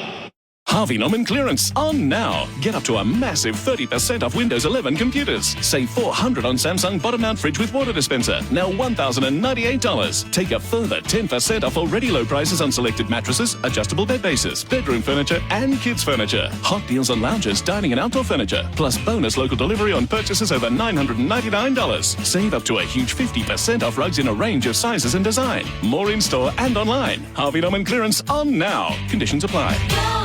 Our coverage at the MCG for Hijaz Halal Financial Solutions. Chat between the Pakistani players and the Australians and the umpires between overs. I'm Not sure if that might relate to the extra half an hour. There is latitude here. And I only assumed that was what the discussion was. It was almost, as it happened, the umpire walked straight towards Pat Cummins. We have seen it taken 7 down before. That test I mentioned earlier, Brisbane 2016, they took it at 7 down and Pakistan got through it, and another hour on what became the 5th and final day. Line bowling here, over the wicket. Edge found, but through second slip. It runs away, they'll take 2. Salmon moves to 34, 7 for 221. Just the fact that Salmon stood there and defended maybe suggests that actually this is the last over if they get through. I mean, Pakistan can't win it in the next half an hour, right? So it's only if they've made the call that Australia are going to get the time to do it themselves. Line bowls, 2 back on the leg side, and Salmon knocks it on the head back to the bowler. It doesn't feel like we should be getting an extra half an hour, Kat. It doesn't have that momentum to it, you know what I mean? I think there could be a result if they play another half an hour now that they've taken those 2 wickets, but... Line in, Salmon dancing and out through mid-wicket he goes. Has he found the gap? He has. So much for playing for stumps. Someone tell like a Salmon. He was there at the end last week at Perth, and he showed a fair bit with ball and with bat in McCordon, where he's taken 6 catches across 2 test matches. He's 38 now, 7 for 225, 92 to win. 3 balls to come. How does Line respond? Salmon forward, defending. 2 balls to come.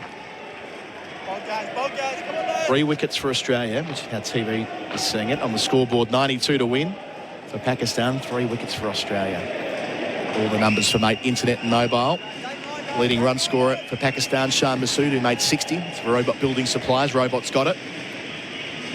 Line up, bowls here. Dancing again, second last ball of the day. Out the deep square leg. They'll want 2 here to keep Salmon back on strike, and they get 2. Well played. Salmon reaches the 40s with 1 ball to go on the day, 7 for 227. Just getting a message through here. Play will be extended by half an hour. Just going to take a beat after this last ball, but the key information, at the request of the Australian captain and permission from the match officials, play will be extended 30 minutes to achieve a result. Interesting. I wonder whether he needed consent from the Pakistani captain for that. Anyway, so play will continue after this ball. It won't be the last ball of the day. Line bowls and playing through the covers. Salmon driving inside out against the spin. Out towards the city end, they'll take 3 and he'll keep the strike. Why not? A productive over for Pakistan. They had 11. End of it. Play will continue. The show goes on.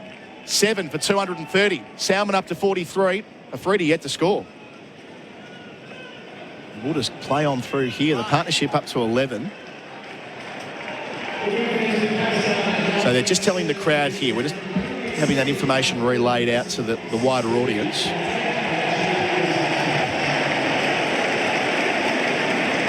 The crowd of 18,000, Bucky, they really like that piece of information that we're going to crack on through here for 30 more minutes. But I suppose from Pakistan's perspective, if they get through the 30 minutes, 88 could be 60-odd.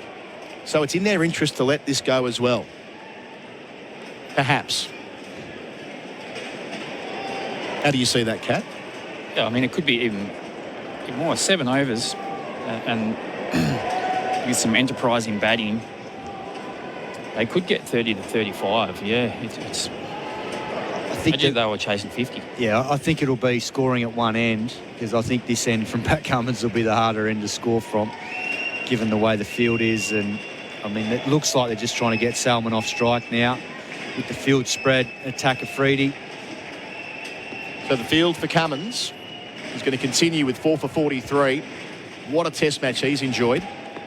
Fly slip for Salmon. Deep backward point. 3 out on the leg side. Here come the bouncers. Cummins in, 1 slip, short ball. Bouncer takes it on, misses. Such brave, crazy brave batting with all the fielders back. Sign of intent, first ball of what's going to be a hostile over, Cap. Yep, it certainly will be, judging by the way the field is. 3 men in the deep backward point, a fly slip, fine leg, deep square leg that's probably 30 metres off the boundary, and deep forward square leg. Tell you what, Cummins has got 9 for 91 in this match so far. 251 in Test cricket now as well. He bowls here. Salmon, short ball, gets it really fine for 4. 2 bounces in a row. Salmon is going to take every available opportunity. They are not throwing in the towel. They want this 317. Salmon 47, Pakistan 7 for 234, Simon Katich. He's played that nicely, Salmon. It got big on him. He just managed to get the top edge on it. Flew down a fine leg, and they're just moving fine leg. Probably about 5 metres finer now. Not sure how long he can last doing that, though. He wasn't in control of that. Still 83 runs away from their target. Salmon's 47. Cummins away from us. Bowls here, Fuller. Tries to drive inside edge. Spits out to backward square. They only get 1. The strike will go to Shaheen Shah Afridi. Anything could happen here. 7 for 235. Well, he has to trust him at some point, so he's managed to soak up 3 balls this over. Now it's up to Afridi. He was good in the first innings, but a lot of that was against Nathan Lyon. 21 from 28 in the first innings, Shaheen Shah Afridi. Your point from yesterday, Kat, which I wasn't aware of, that he's been promoted up the list in T20 cricket of late. Yeah. He might just take that attitude. You know, some tired Aussies out there, bowled a lot over the last couple of days. Which means they might be forced to take Nathan Lyon off at the other end if they feel that he's going to try and attack him. So a more conventional field. 2 slips a gully, backward point cover, mid-off, mid-on, mid-wicket, and then 2 out on the leg side. Deep backward square and fine leg. Cummins round the wicket straight away to the left-handed Afridi. Delivers here. Afridi wafts and misses outside the line. Didn't need to play at that. How good has he been? It's quite incredible, isn't it? Yeah. He's just been a level above. He's been a number of levels above. Yeah. Clinic. Said before it was 37 to win on day 5 in 82. That might be the number we get to. Cricket has a funny way of doing things like that. Here is Cummins. 2 left in the over. Round the wicket. Afridi edges, doesn't carry to gully. Mitchell Marsh spills it, but they have Steve Smith backing up. They don't get a single. 3 wickets in hand as well.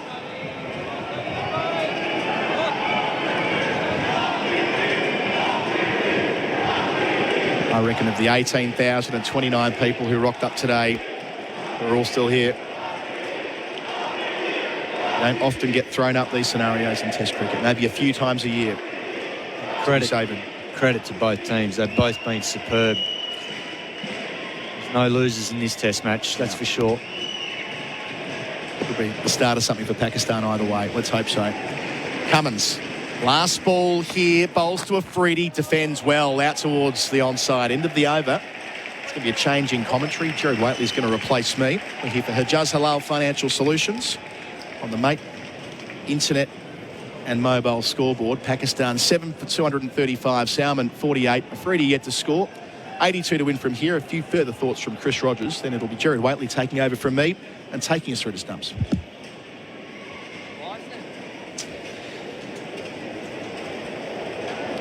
Well, we're just deciding who's going to be bowling this over. It is going to be Nathan Lyon. He's going to continue from the Shane Warne end.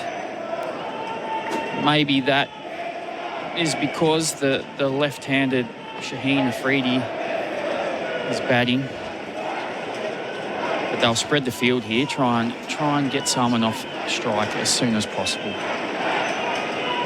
SEN Test cricket for Hijaz Halal Financial Solutions. I was downstairs when the announcement came that play was going to be extended. There was a great roar from those who are in attendance. They want to see this run to its conclusion. A thoroughly absorbing Test match and a great day's cricket.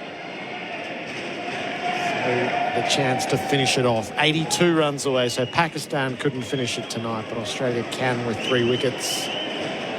Extension of the half hour's play. Pat Cummins takes his time to set the field with Nathan Lyon. 2 in the deep, 3 in the deep on the leg side. Salman has the strike. Lyon bowls to him, defended back to the bowler. I wonder if we'll see him play that backing away square drive again. It's high risk, but it's high reward, particularly at the back end of the over where you might get a 3. Lyon over the wicket, bowls, and defends to the leg side. It feels like his only options for a 2 is to punch it into square leg there and get it not quite out to the deep. Otherwise, you're right, Buck. I think he has to go through cover. Lyon bowls to him. Salman backed away and then tried to punch it round the leg side when Lyon threw it down there. He missed. Carey gloved it. I wonder if did he follow him there, or does he think that he's going to run down the wicket and maybe went down leg side for a stumping? Salman stands upright, twitched, and then drove down to long on. He kicked the back leg out to see what he would get from Lyon as a result. Just the conventional nudge down the field to Stark. Salman is 49, Pakistan 7 for 236. Lyon gets 2 balls at a freebie. I reckon he's going to try the setup again. The first ball up and over, trying to spin it away, see if he can get a corded slip, and then he's going to try for the slider and LBW. Smith at first slip. Lavashane's coming in under the helmet at back pad. There's a cover that's creeping near the square. That's Dave Warner. 2 deep on the leg side. Freedy decided to lash out. Line around the wicket, bowls. Forward comes Freedy. Smother what was on offer. How long before he tries to whack him back over his head here? Mid on, Starks at mid off. Last ball of Lyons over. Around the wickets, Afridi back and keeps him at bay. There's a good Pakistan contingent down at the punt road end appreciating the fight. 7 for 236. Afridi yet to score. Salman's 49. They flick the lights on at the G, anticipating that there'll be an extension on the extension. The scoreboard for Mate Internet and Mobile. Just trying to warm those lights up before the shadow creeps across. Cummins 17 overs, 2 maidens, 4 for 48. He's got the chance for 10 in the match.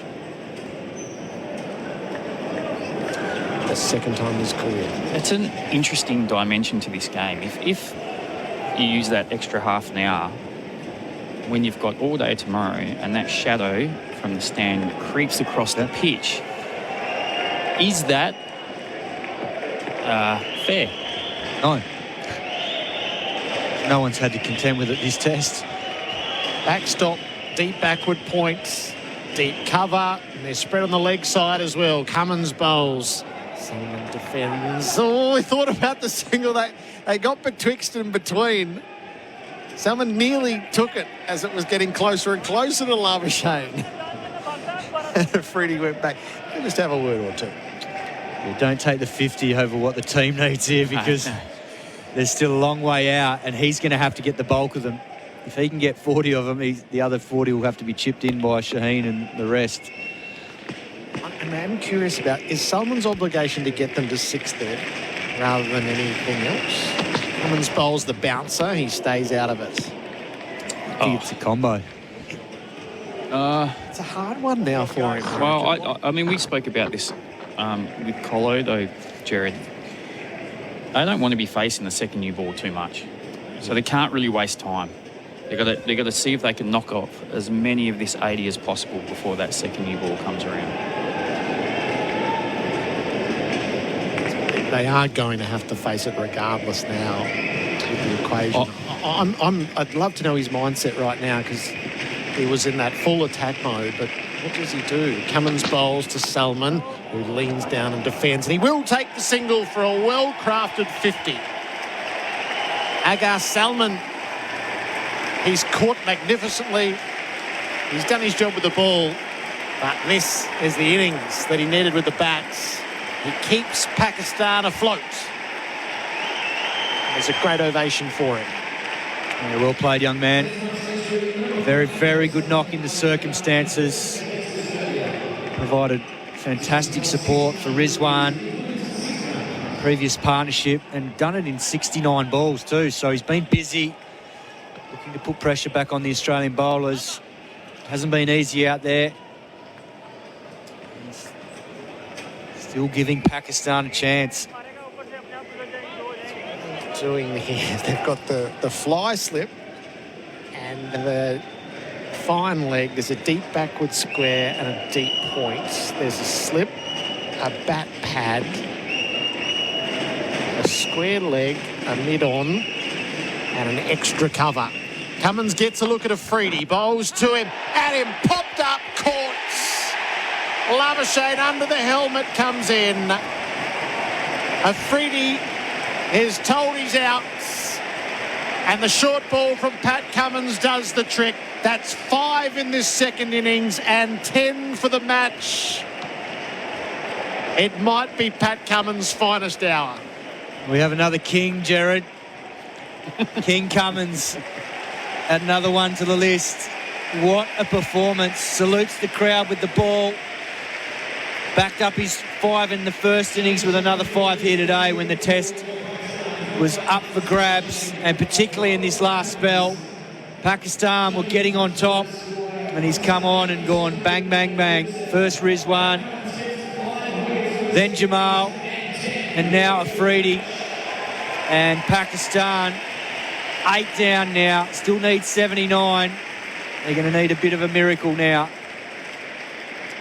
I guess it's not just the fact that he's been able to come and impact the game again. It's the way he's gone about it. He's the tactics to go round the wicket, tuck up the batters and get leading edges that have popped up in the air. I mean, and then you have to execute it as well. It's been high-class fast bowling.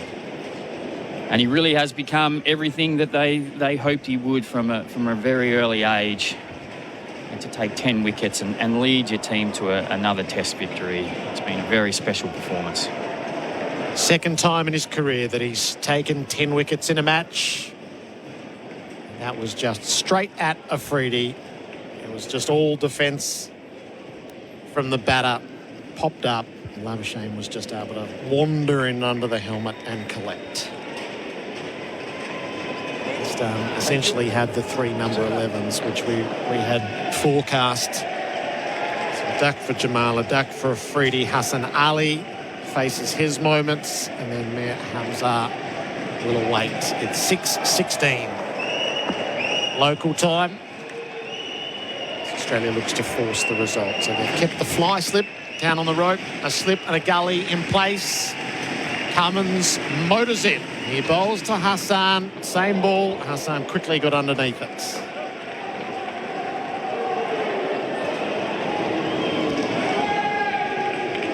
We get one more goal.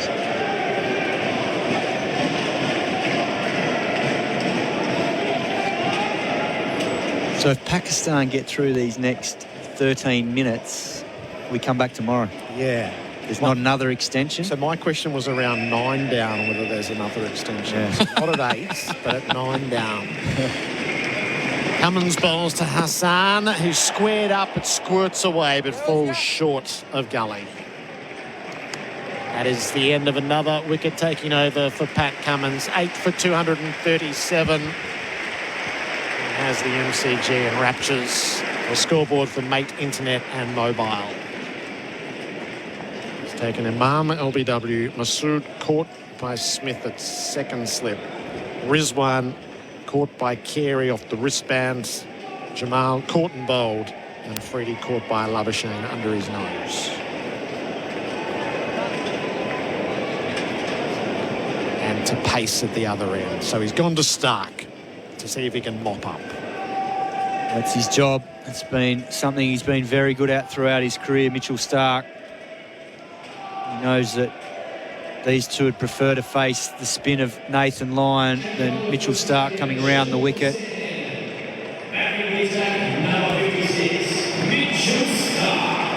13 overs, 1 maiden, 2 for 55 for Mate Internet and Mobile.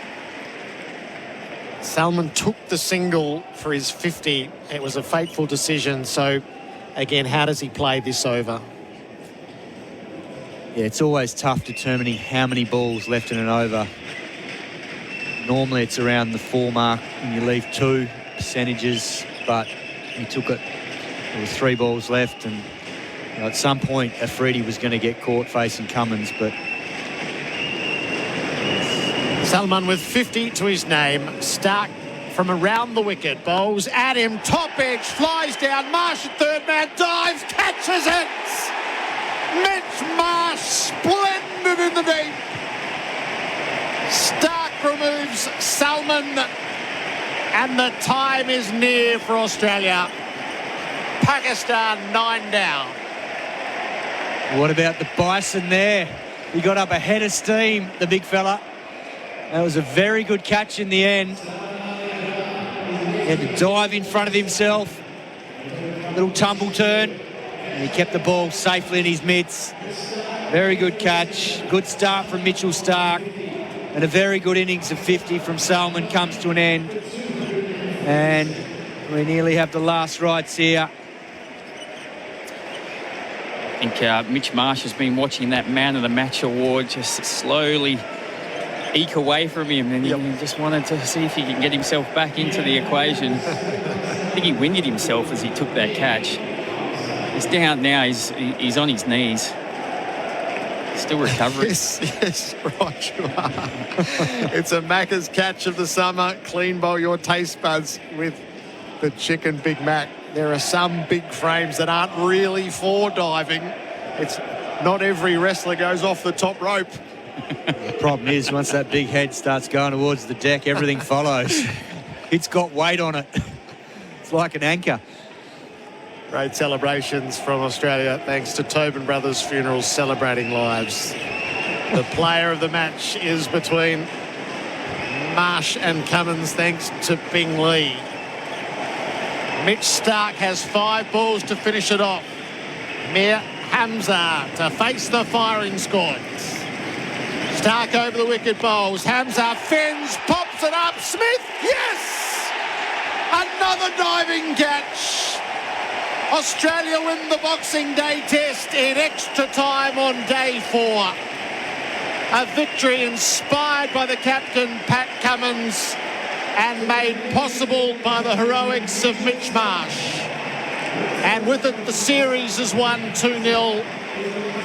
Pakistan's gallant chase falls 79 runs short, the margin of victory for Australia. It's 2-0 in the series. It's been a rollicking good test at the MCG. It's been an absolutely sensational test. I mentioned it earlier, I don't think there's any losers here today. Australia deserved victory. They played beautifully over the last 4 days, but so too have Pakistan. They've shown a lot of spirit and fight and a lot of character to come out here today when everyone probably thought that they'd get rolled in the second innings. But they've stood up. They've been bowled out for 237, but they can hold their heads high with the application and pride they've played with. Yeah, I just think it's a memorable test, just because if you think back to all the moments that have happened in this, Mitch Marsh, that 96 in the second innings when Australia were in all sorts, and from a guy who 5 years ago was getting booed by the Australian crowd. Pakistan having Australia 4 for 16. Hamza taking 2 wickets in 2 balls, including probably the best ball he's ever bowled in his life when he knocked over Travis Head. And then, of course, Pat Cummins taking 10 wickets in this game and really standing up when Australia needed it. Even at the end there, that decision to bring Mitch Stark on, take Nathan Lyon off, took precisely 2 balls to get the 2 wickets. It's excellent captaincy. So handshakes exchanged. Fully endorse what you've just said. For those who are here, 18,000 on day 4, it's a memory that they'll carry to see it come to its conclusion like that. Like all good sporting contests do, it's got the moment of controversy. The Rizwan dismissal is the flex point in the day's play. the application of technology. So we saw it used twice today, and it hasn't convinced those who are watching, but it was applied in the manner that the game has asked. There was Cummins is sent on his way because there's a ripple on Snicko. It doesn't quite marry up with what you're looking at, but that's the convention. And with the wristband, there is a hot spot on the wristband, and it's not subjective. All the umpires are asked to do is see what's there and then apply it. So there is no benefit of the doubt. There's a hot spot on the wristband. It begins and ends there. Both will feel unsatisfactory in some way, but that's how the technology is written into the laws of the game. Yeah, it's a shame that it's probably had that involved in it, because I think you take those out of the equation, and the cricket that we've seen over the last 4 days has been high class. We've seen some magnificent batting. Obviously, Mitch Marsh and Steve Smith yesterday got Australia out of a huge hole at 4 for 16. And then today, Pakistan, I thought Babar Azam showed a bit today. He's under pressure after a slow sort of start to this series. We saw Shan Masood, the skipper. He stood up and batted beautifully.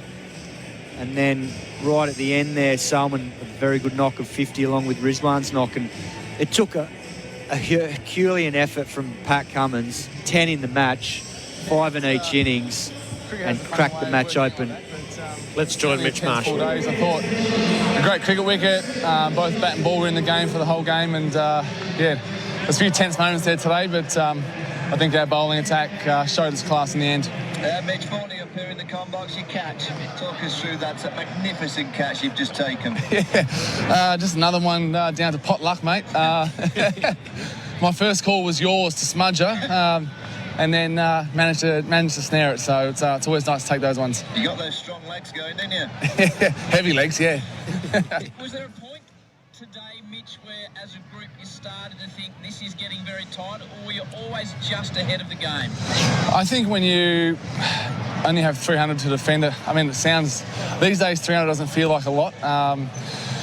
We knew if we were only ever a couple of wickets away. I think when Bubba was in, you always know how class he is. Rizwan batted beautifully, so we sort of always felt 1 wicket ahead of the game, but when it gets tight at the end there, you sort of rely on your experience, your calmness. This group especially has played in a lot of big games over the last 12 months, and we relied on that in the last hour there. Mish, your captain's done it again. He's just got an incredible mentality of grabbing the ball and saying, I'll do the job. Yeah, he's brilliant. What a game. 11 wickets, 250 wickets, and he kept them beautifully as well. So, he's an absolute star.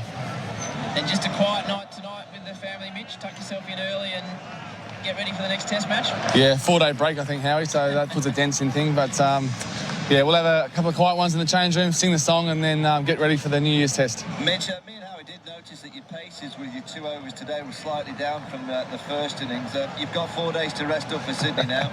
Yeah, thanks, boys. That means a lot. Good on you, Mitch. Enjoy the celebrations. Well played, and congratulate you and the boys for a fantastic Test match. Well done. Cheers, boys. That's Mitch Marsh down on the boundary with the Fox cricket team posing the questions. It's a Test match that he'll never forget for his place in it. Certainly, I think he might not have got the 100, but they've won a Test match, and he's played exactly how he wanted to. Played true to his game, took the game on under huge pressure, given that Australia were 4 for 16 there. And yes, he had a little bit of luck, but after that drop catch, the rest was up to him, and he was convincing in the way he went about it.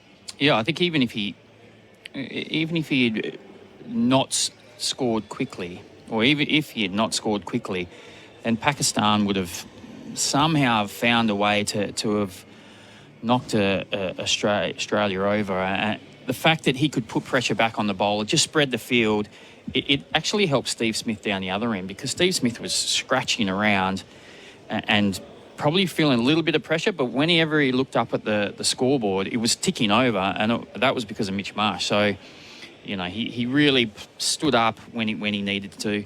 I think the other thing, we talk about moments and memories, the other thing we will always remember this game for was the 2 absolute drop catches by Shafiq, and none more so than Mitch Marsh in that second innings. SEN Test Cricket for Hijaz Halal Financial Solutions. Pakistan all out for 237 Australia win by 79 runs. We'll have Adam Collins and Bharat Sunderasen down on the boundary, and we'll take the presentations which are about to begin as well. I might embark on the call of the card and see how far we get. Shafiq caught Khawaja bowled Stark for 4. It was 1 for 8. Imam LBW Cummins for 12, 2 for 49. Masood caught Smith bowled Cummins for 63 for 110. Bubba bowled Hazelwood for 41, 4 for 146. Shaquille caught Carey bowled Stark for 24, 5 for 162. Then Rizwan caught Carey bowled Cummins for 35, 6 for 219. That will be debated at great length. Jamal caught and bowled Cummins for 0, 7 for 219. Then in time extension, Afridi caught Labuschagne bowled Cummins for 0, 8 for 237. Salman caught Marsh bowled Stark for 50, 9 for 237. And Hamza caught Smith bowled Stark for 0, 237. So at the end, the wickets fell at 219, 219, 237, 237 and 237. The bowling figures for Australia: Mitch Stark, 13.2 overs, 1 maiden, 4 for 55. Josh Hazelwood, 15 overs, 7 maidens, 1 for 34. Nathan Lyon, 19 overs, 1 maiden at none for 84. Pat Cummins, 18 overs, 2 maidens, 5 for 49 to go with his 5 for 48 in the first innings. And Mitch Marsh, 2 overs, no maidens, none for 8. Just if you were voting on the Johnny Muller medal, would you go Cummins or would you go Marsh? Cummins. Yeah, definitely. Yeah, I'm the same. The 10 in the match should do the trick. Shall we say hello to Colo and Bharat down on the boundary? In amongst the throng of a terrific finish in the early evening on day 4. Hello, Gerard.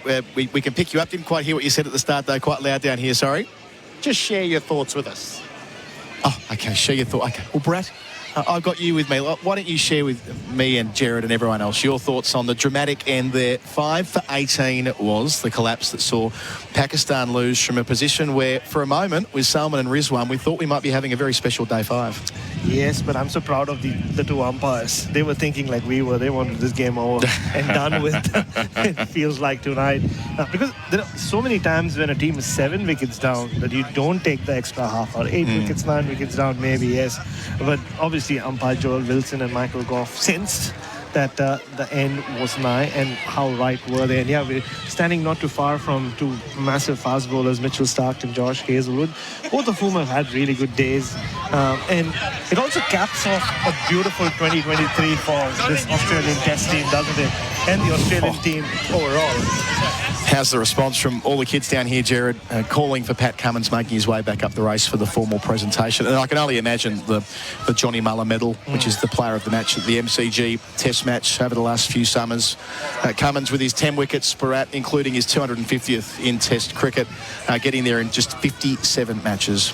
Oh, incredible. And with Pat Cummins, the thing is, yes, the numbers are extraordinary, but it's also the impact that he seems to have. I mean, just think of what he's done in this Test. First innings, Pakistan, the second wicket partnership, they seem to be coasting. Comes in, gets rid of Abdullah Shafiq, gets rid of Babar Azam with that special delivery, and finishes with 5, and the set up to Rizwan. Today, the same.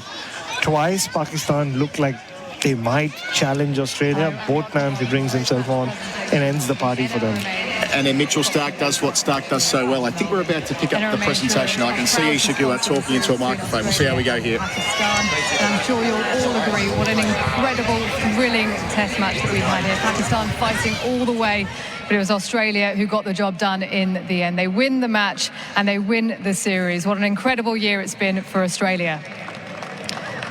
I'd now like to welcome up the losing captain, Shan Masood. Shan, you've got a smile on your face, but that must be incredibly hard to take. You had a win in your sights. Could have been historic stuff, chasing those runs down. Just talk us through the emotions. Yeah, like I said before, we have to look at the bigger picture. And the smiles are that there were a lot of positives. We can easily sort of be like, what if we did this? What if we did that? But that's all part and process of the game. I thought there were a lot of positives, but if you give a quality side like Australia a sniff, which we did, maybe sometimes with the ball, maybe sometimes with with the bat. Yesterday, maybe in the field, if you drop someone in form like Mitchell Marsh, we might not have been chasing 237 today, but mistakes happen. But in terms of the bigger picture, this is the way we want to play Test cricket, and playing Test cricket in these conditions, fighting till the end, and where a result was possible for us. I think that's something we have to take forward as a team.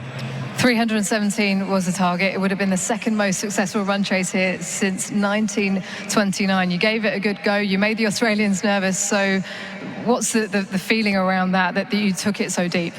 Like I said, it's a reflection of 4 days. The game kept turning. Sometimes it would go Australia's way, sometimes ours. We were fortunate to win the toss and have the best of the bowling conditions. But then when we were leading with the bat, when me and Abdullah had a good partnership, Pat Cummins came in with that spell, and that's why he's one of the best bowlers in the world. And then again with the bat in the second innings, Steve Smith and Mitchell Marsh's partnership, that put us back again. But I think from our guys, like from the bowling, we've taken 20 wickets, which we haven't done in Australia for a while. That's a box ticked.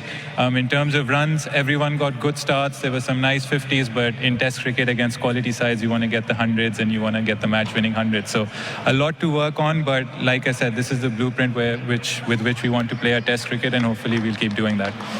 And just lastly, 250s for yourself. How pleasing is it for you to be able to lead that? You talked about wanting to be attacking, and against an attack like Australia, it's incredibly hard to do here. But like I said, they're ruthless. You want to convert the 50s into hundreds, and that's what we have to do as a batting unit. Make sure we get those hundreds, because they have some world-class bowlers in their ranks, and if you give them a sniff, if you don't convert your 50s into hundreds, you might not have enough runs on the board. Converting 50s, being more ruthless with the ball and also in the field, that's what you want to work on ahead of Sydney? Absolutely. I mean, again, it's the World Test Championship. Every Test match counts, and that's our focus. Like I said, I'm very happy with how we played the game. It's just about those finishing touches and winning the crucial moments like the Australians did in this game. Okay, thanks, Sean.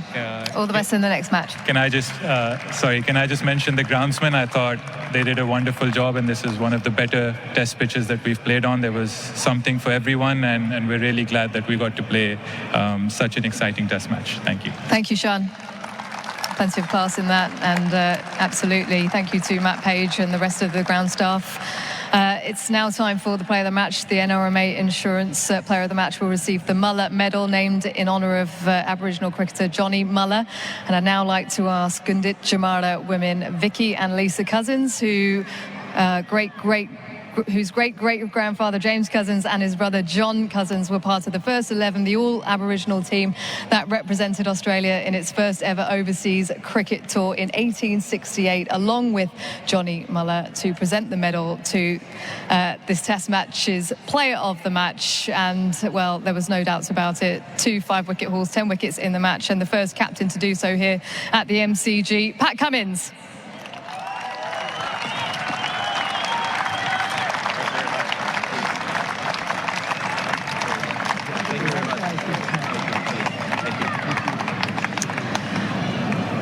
There's no doubt about it. You are a fighting cricketer. You always produce the goods when it matters. 10 wickets in the match. You averaged 17 here. What is it about the MCG for you personally?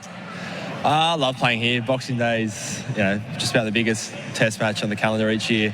Love the build-up around Christmas, and the last few years the wicket's been pretty nice for us quicks. And for you, what is it that you're able to extract that others maybe can't? I'm not sure. I feel like you've got a few options here. There's obviously a bit of seam there in the last few years, but also I like a bit of up and down bounce. So it feels like at the end there you can bowl a few short balls. Even little things like the run-up's always really nice here. So I always enjoy my time. Be honest, how nervous were you when they got under 100 needed? I got a little bit twitchy there. Felt okay, but they were batting pretty nicely. So happy with the Rizwan wicket. And what was the talk at the start of the day in terms of the runs that you might need on this surface? Just try and get as many as we could, really. Anything with a 3 in front of it was the aim, so we got over that. So I felt like we had enough to bowl at, but a little bit tight. A word on Pakistan and the fight that they kept showing. At one stage, they had you 4 for 16. So how important was that partnership at that time? Steve's and Marshy's partnership really got us back in the game. We were behind for a little while there. They were bowling well. They had the tails up. Wicket was tough. So that was a huge partnership. Got us back in the game and gave us something to defend. Is that what has been so pleasing for you as a group this year, is that you have the blueprint, but it's everyone has contributed at different times? Yeah, spot on. Even at 4 for 16, the dressing room's really calm. We know someone's going to step up and it's going to be their day. And, yeah, it's just real trust and support in the change room for each other. And, yeah, every week it feels like another match winner stands up. And just a word from you on the year that you've had. Crazy year. Lots of cricket, lots of success on the field, which I think we're going to look back and remember 2023 as one of the special ones. Okay, well done once again, Pat. You've won the series. Congratulations. On to Sydney. What's the plan in the break between? I've got an extra day off now, which is always nice, but no, get up there, chill a few days and get ready for another big test. Congratulations once again. Great, thanks. Pat Cummins, the player of the match and the winning captain as well. 10 wickets in the match to help his side to victory. It's a series win for Australia against Pakistan. They end 2023 on a high. That concludes the presentation ceremony. We'll see you in the New Year's Test at the SCG starting on January the 3rd. Down here by the side of the MCG, who picked up 4 wickets today to complete what's going to be quite a memorable Test victory, I suspect. Mitch, what a way to win 2023. Yeah, great way to finish an amazing year, I think. A lot of success, a lot of individual success, but a fantastic year across the formats for both Australian teams. So, yeah, a nice way to finish. So you play your role at the end, but, I mean, for a while there, with Rizwan batting with Salman so nicely, building that partnership, getting it under 100 as well, there was a chance that could have gone either way. Yeah, I think they applied themselves really well in second innings with both bat and ball. Obviously, to have us 4 for spin in the second innings, a great rebuilding from Mitchie and Steve there to really build on our lead and give us something to bowl to. And then, again, they applied themselves with the bat in the second innings, a couple of partnerships there, and in the end, Pat Cummins too good. Throughout those partnerships, Mitch, did you feel like there was enough in the pitch and enough with what you guys were doing that you could crack the game open at any point? Yeah, I think the wicket certainly got a bit better to bat on. I don't think it played as many tricks as we thought it might. Again, it's only day 4, so I think a very good cricket wicket. There was enough in there for bat and ball. Certainly if you apply yourself with the bat, there was runs to be scored, which we saw from guys in both teams. Again, if you hit the right spot for long enough, the ball was doing just enough to entice the bat or to keep the bowlers interested. So I think a very good cricket wicket, but we sort of knew whilst there were a few partnerships there, 1 or 2 wickets there could crack the game. And none of us would mind a day off after the year we've had, but just the last time, when did you find out that you're getting the extra half hour to finish them off? The wicket Paddy got, I think the 7th wicket maybe. The umpires asked if we wanted to. I think there's only a couple of minutes till before 6 o'clock, and they asked if we wanted to keep going for another half an hour. And it was a quick yes from all the bowlers, and away we went. Speaking of your captain, Pat Cummins, 10 for 97 in the match. He's overtaken Richie Benaud today. He's picked up his 250th Test wicket today. He's led you to so much this year. A word for your leader. I think, the way to finish for him, amazing year for him across all the formats as a leader, as a cricketer. He loves the MCG, doesn't he? I think this is his fourth 5-wicket haul in about 4 years. So, a fantastic week for Paddy. I think he led phenomenally. Certainly with the ball done in the field, his changes were great. He made an impact every time he brought himself on, and that's something due credit for the year that he's had as a bowler and certainly as a leader.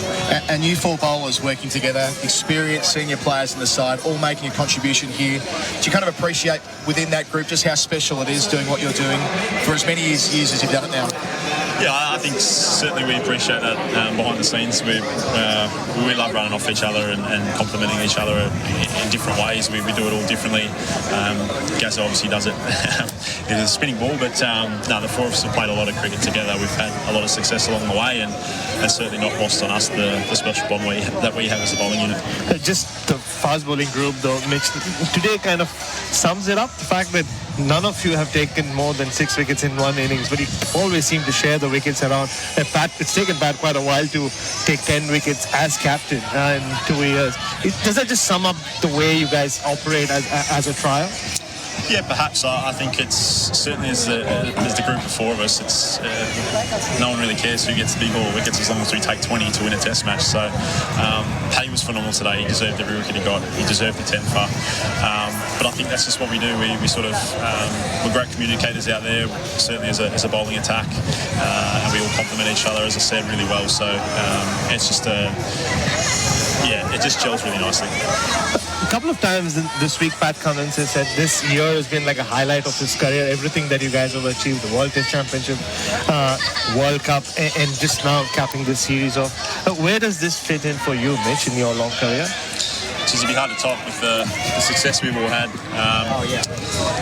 I'm not sure you could go past this year with certainly, as I said, the Test Championship, retaining the Ashes, the World Cup in India. We've had a successful start to the home summer. It's hard to top. If you could almost just get a couple of other series wins across the year, I'm not sure you'd be able to beat it ever. I suppose the nature of cricket is there's not a great sport for finish lines. The show goes on to 2024 and trying to retain these standards and go to the next level again. Yeah, it's a quick turnaround. We've just given ourselves an extra day off, which is fantastic. An early start to the Sydney Test, but it's a great way to finish the year. But certainly not resting on that. We want to finish the series off really well and take that momentum into the West Indies series. Mitch, congratulations on your performance today on the win. Thanks as always for joining SEN Test Cricket. Thanks for having me. Cheers, guys. And we'll go back upstairs to Gerard and the team. Bharat, Sunderasen, who have done such a sterling job as part of our SEN Test cricket team for Hijaz Halal Financial Solutions. Australia victorious by 79 runs. The player of the match is Pat Cummins. He's the second Australian captain to take 10 wickets in a match. Do you know who the other was? Alan Border. Alan Border. Had the SCG. That's it, against the West Indies. Yeah. So a lovely piece of trivia for Pat to be part of. The Mate Internet and Mobile Scoreboard. Australia 319 and 262. Pakistan 264 and 237. The highest run scorer in the match, Mitch Marsh, with his 96 for Robot Building Supplies. Robot got it. And Shan Masood made half centuries in each innings for Pakistan, 54 and 60. Give us a wrap of Australia's performance for Red Energy. Switch to 100% Aussie-owned Red Energy, redenergy.com.au. Chris Rogers and Simon Katich. Yeah, I think, as Pat Cummins alluded to, it's the fact that this team has strength all throughout the side. It's not just reliant on one or two players all the time. That they know they've got fantastic players, and it's probably illustrated by the fact that there's only one player who's not in their 30s now. So and that player is 29. He's Marnus Labuschagne. They're all seasoned pros now. They've been playing for a long time. They all know their games very well, all at the top of their games, and it's a pretty good side, isn't it? There's not many weaknesses at all, and in this game they were under pressure, really under pressure, and they were lucky enough that probably Mitch Marsh, who you'd least expect, I guess, of that top six to step up, was the one who did it. Albeit he had a little bit of luck, but that's the way it goes sometimes. So I think from a team point of view, it'll continue to give them a lot of belief that all round they're a very strong team. Yeah, and I think Camo summed it up beautifully when he said, they have that belief in the dressing room that it's, an opportunity for someone, if they're in a position of bother, which they were, that there's someone in that group that will step up and grab it, and that's exactly what happened in this Test match. Both Steve Smith and Mitch Marsh did in the second innings. We saw other guys, obviously, in previous Tests in Perth.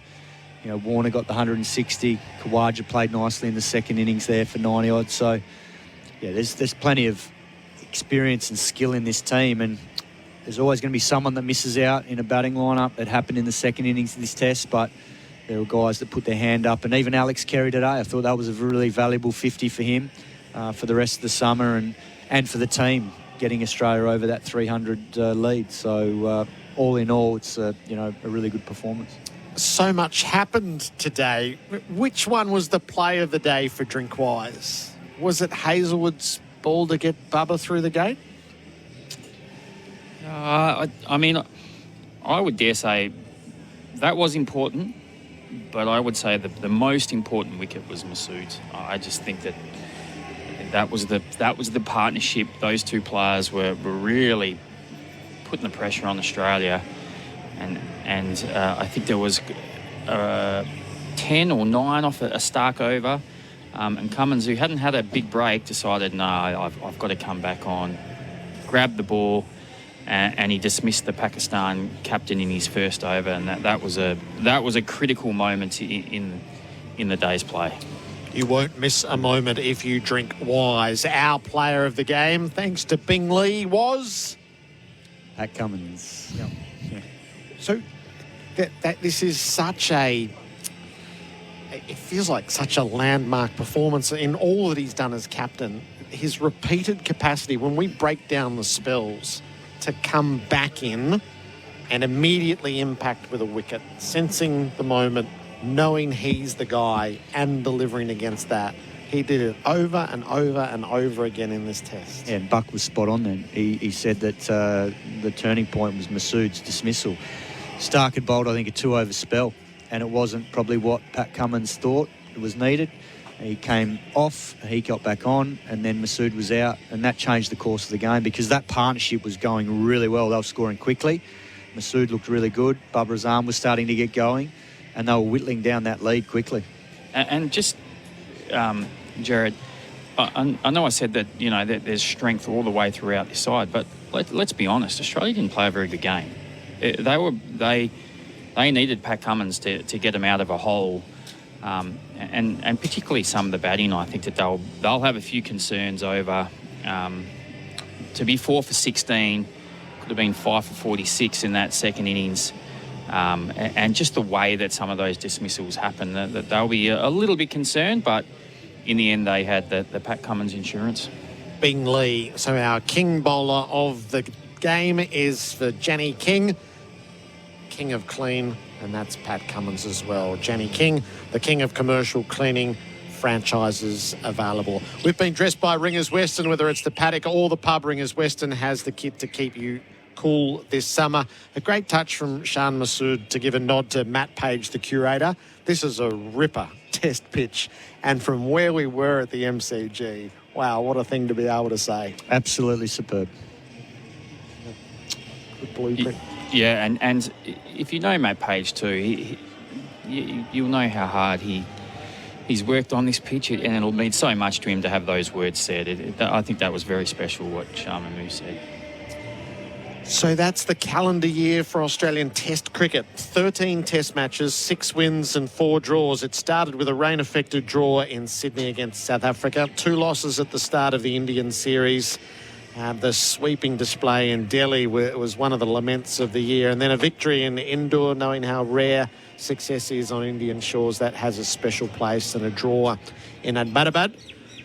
The World Test Championship, won at the Oval, which was followed by the first 2 tests at Edgbaston and Lord's, victories for Australia. The loss at Headingley, and then the draw at Manchester with the rain, and a loss at the Oval, which meant the Ashes was split, and 2 wins against Pakistan to tidy it up. So 13 Test matches, 6 wins and 4 losses. It concludes at the MCG, Australia victorious by 79 runs. Simon Katich, Chris Rogers, thank you. Thanks, Joe. Thank you. All of our team and all of you who have been involved throughout our SEN Test cricket coverage, thank you. Thanks for all your messages. We look forward to reconvening in Sydney, where we'll cross our fingers for a bit of dry weather for the SCG Test. Shall we, just for a change? Get an uninterrupted run at it. Australia victorious at the MCG by 79 runs over Pakistan. They've won the series 2-0. The Dave Warner farewell comes next. This has been SEN Test Cricket for Host Plus and Henley Homes. Build with confidence. 15 losses in a row on Australian soil. Shafiq has the strike. Stark to him. He enters and he's caught a third slip. It's got a deep backward square after it. Masood runs the ball past Gully for back-to-back boundaries. Shan scoring down the other end. Can't get out to Cummins. Bowls here. He's hit on the pad again. Decision for Goff. Goes Cummins' way. Bowls round the wicket. Driving Shan Masood. An attractive cover drive.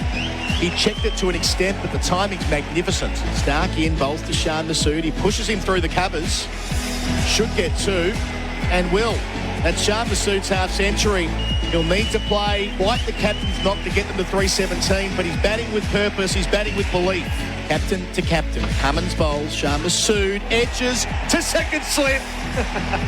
It's always Cummins when they need him. Abba Azam is on strike. He bowled! Hazelwood crashes through.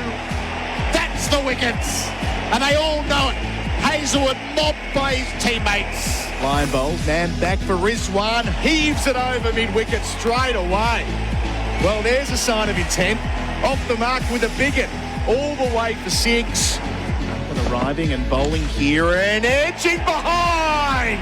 Falls to the short ball. Attempted from Stark above the eye line. Shaquille, he just couldn't resist it. Lyon over the wicket, bowls. Salman plays the late cut deftly for 4. It was to Salman, who drives inside out, threw it off. Cummins races back into the shadows. They have 2. Cummins slides in and keeps it to that. So triple figures becomes double figures for Pakistan. 98 to win.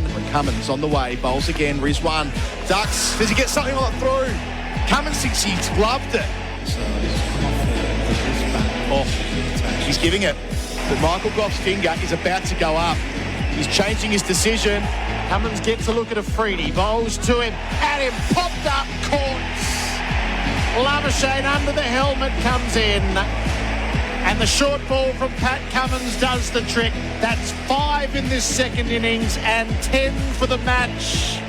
Stark over the wicket, bowls. Hands up. Fens. Pops it up. Smith. Yes! Another diving catch. Australia win the Boxing Day Test in extra time on day 4. A victory inspired by the captain, Pat Cummins, and made possible by the heroics of Mitch Marsh. And with it, the series is won 2-0.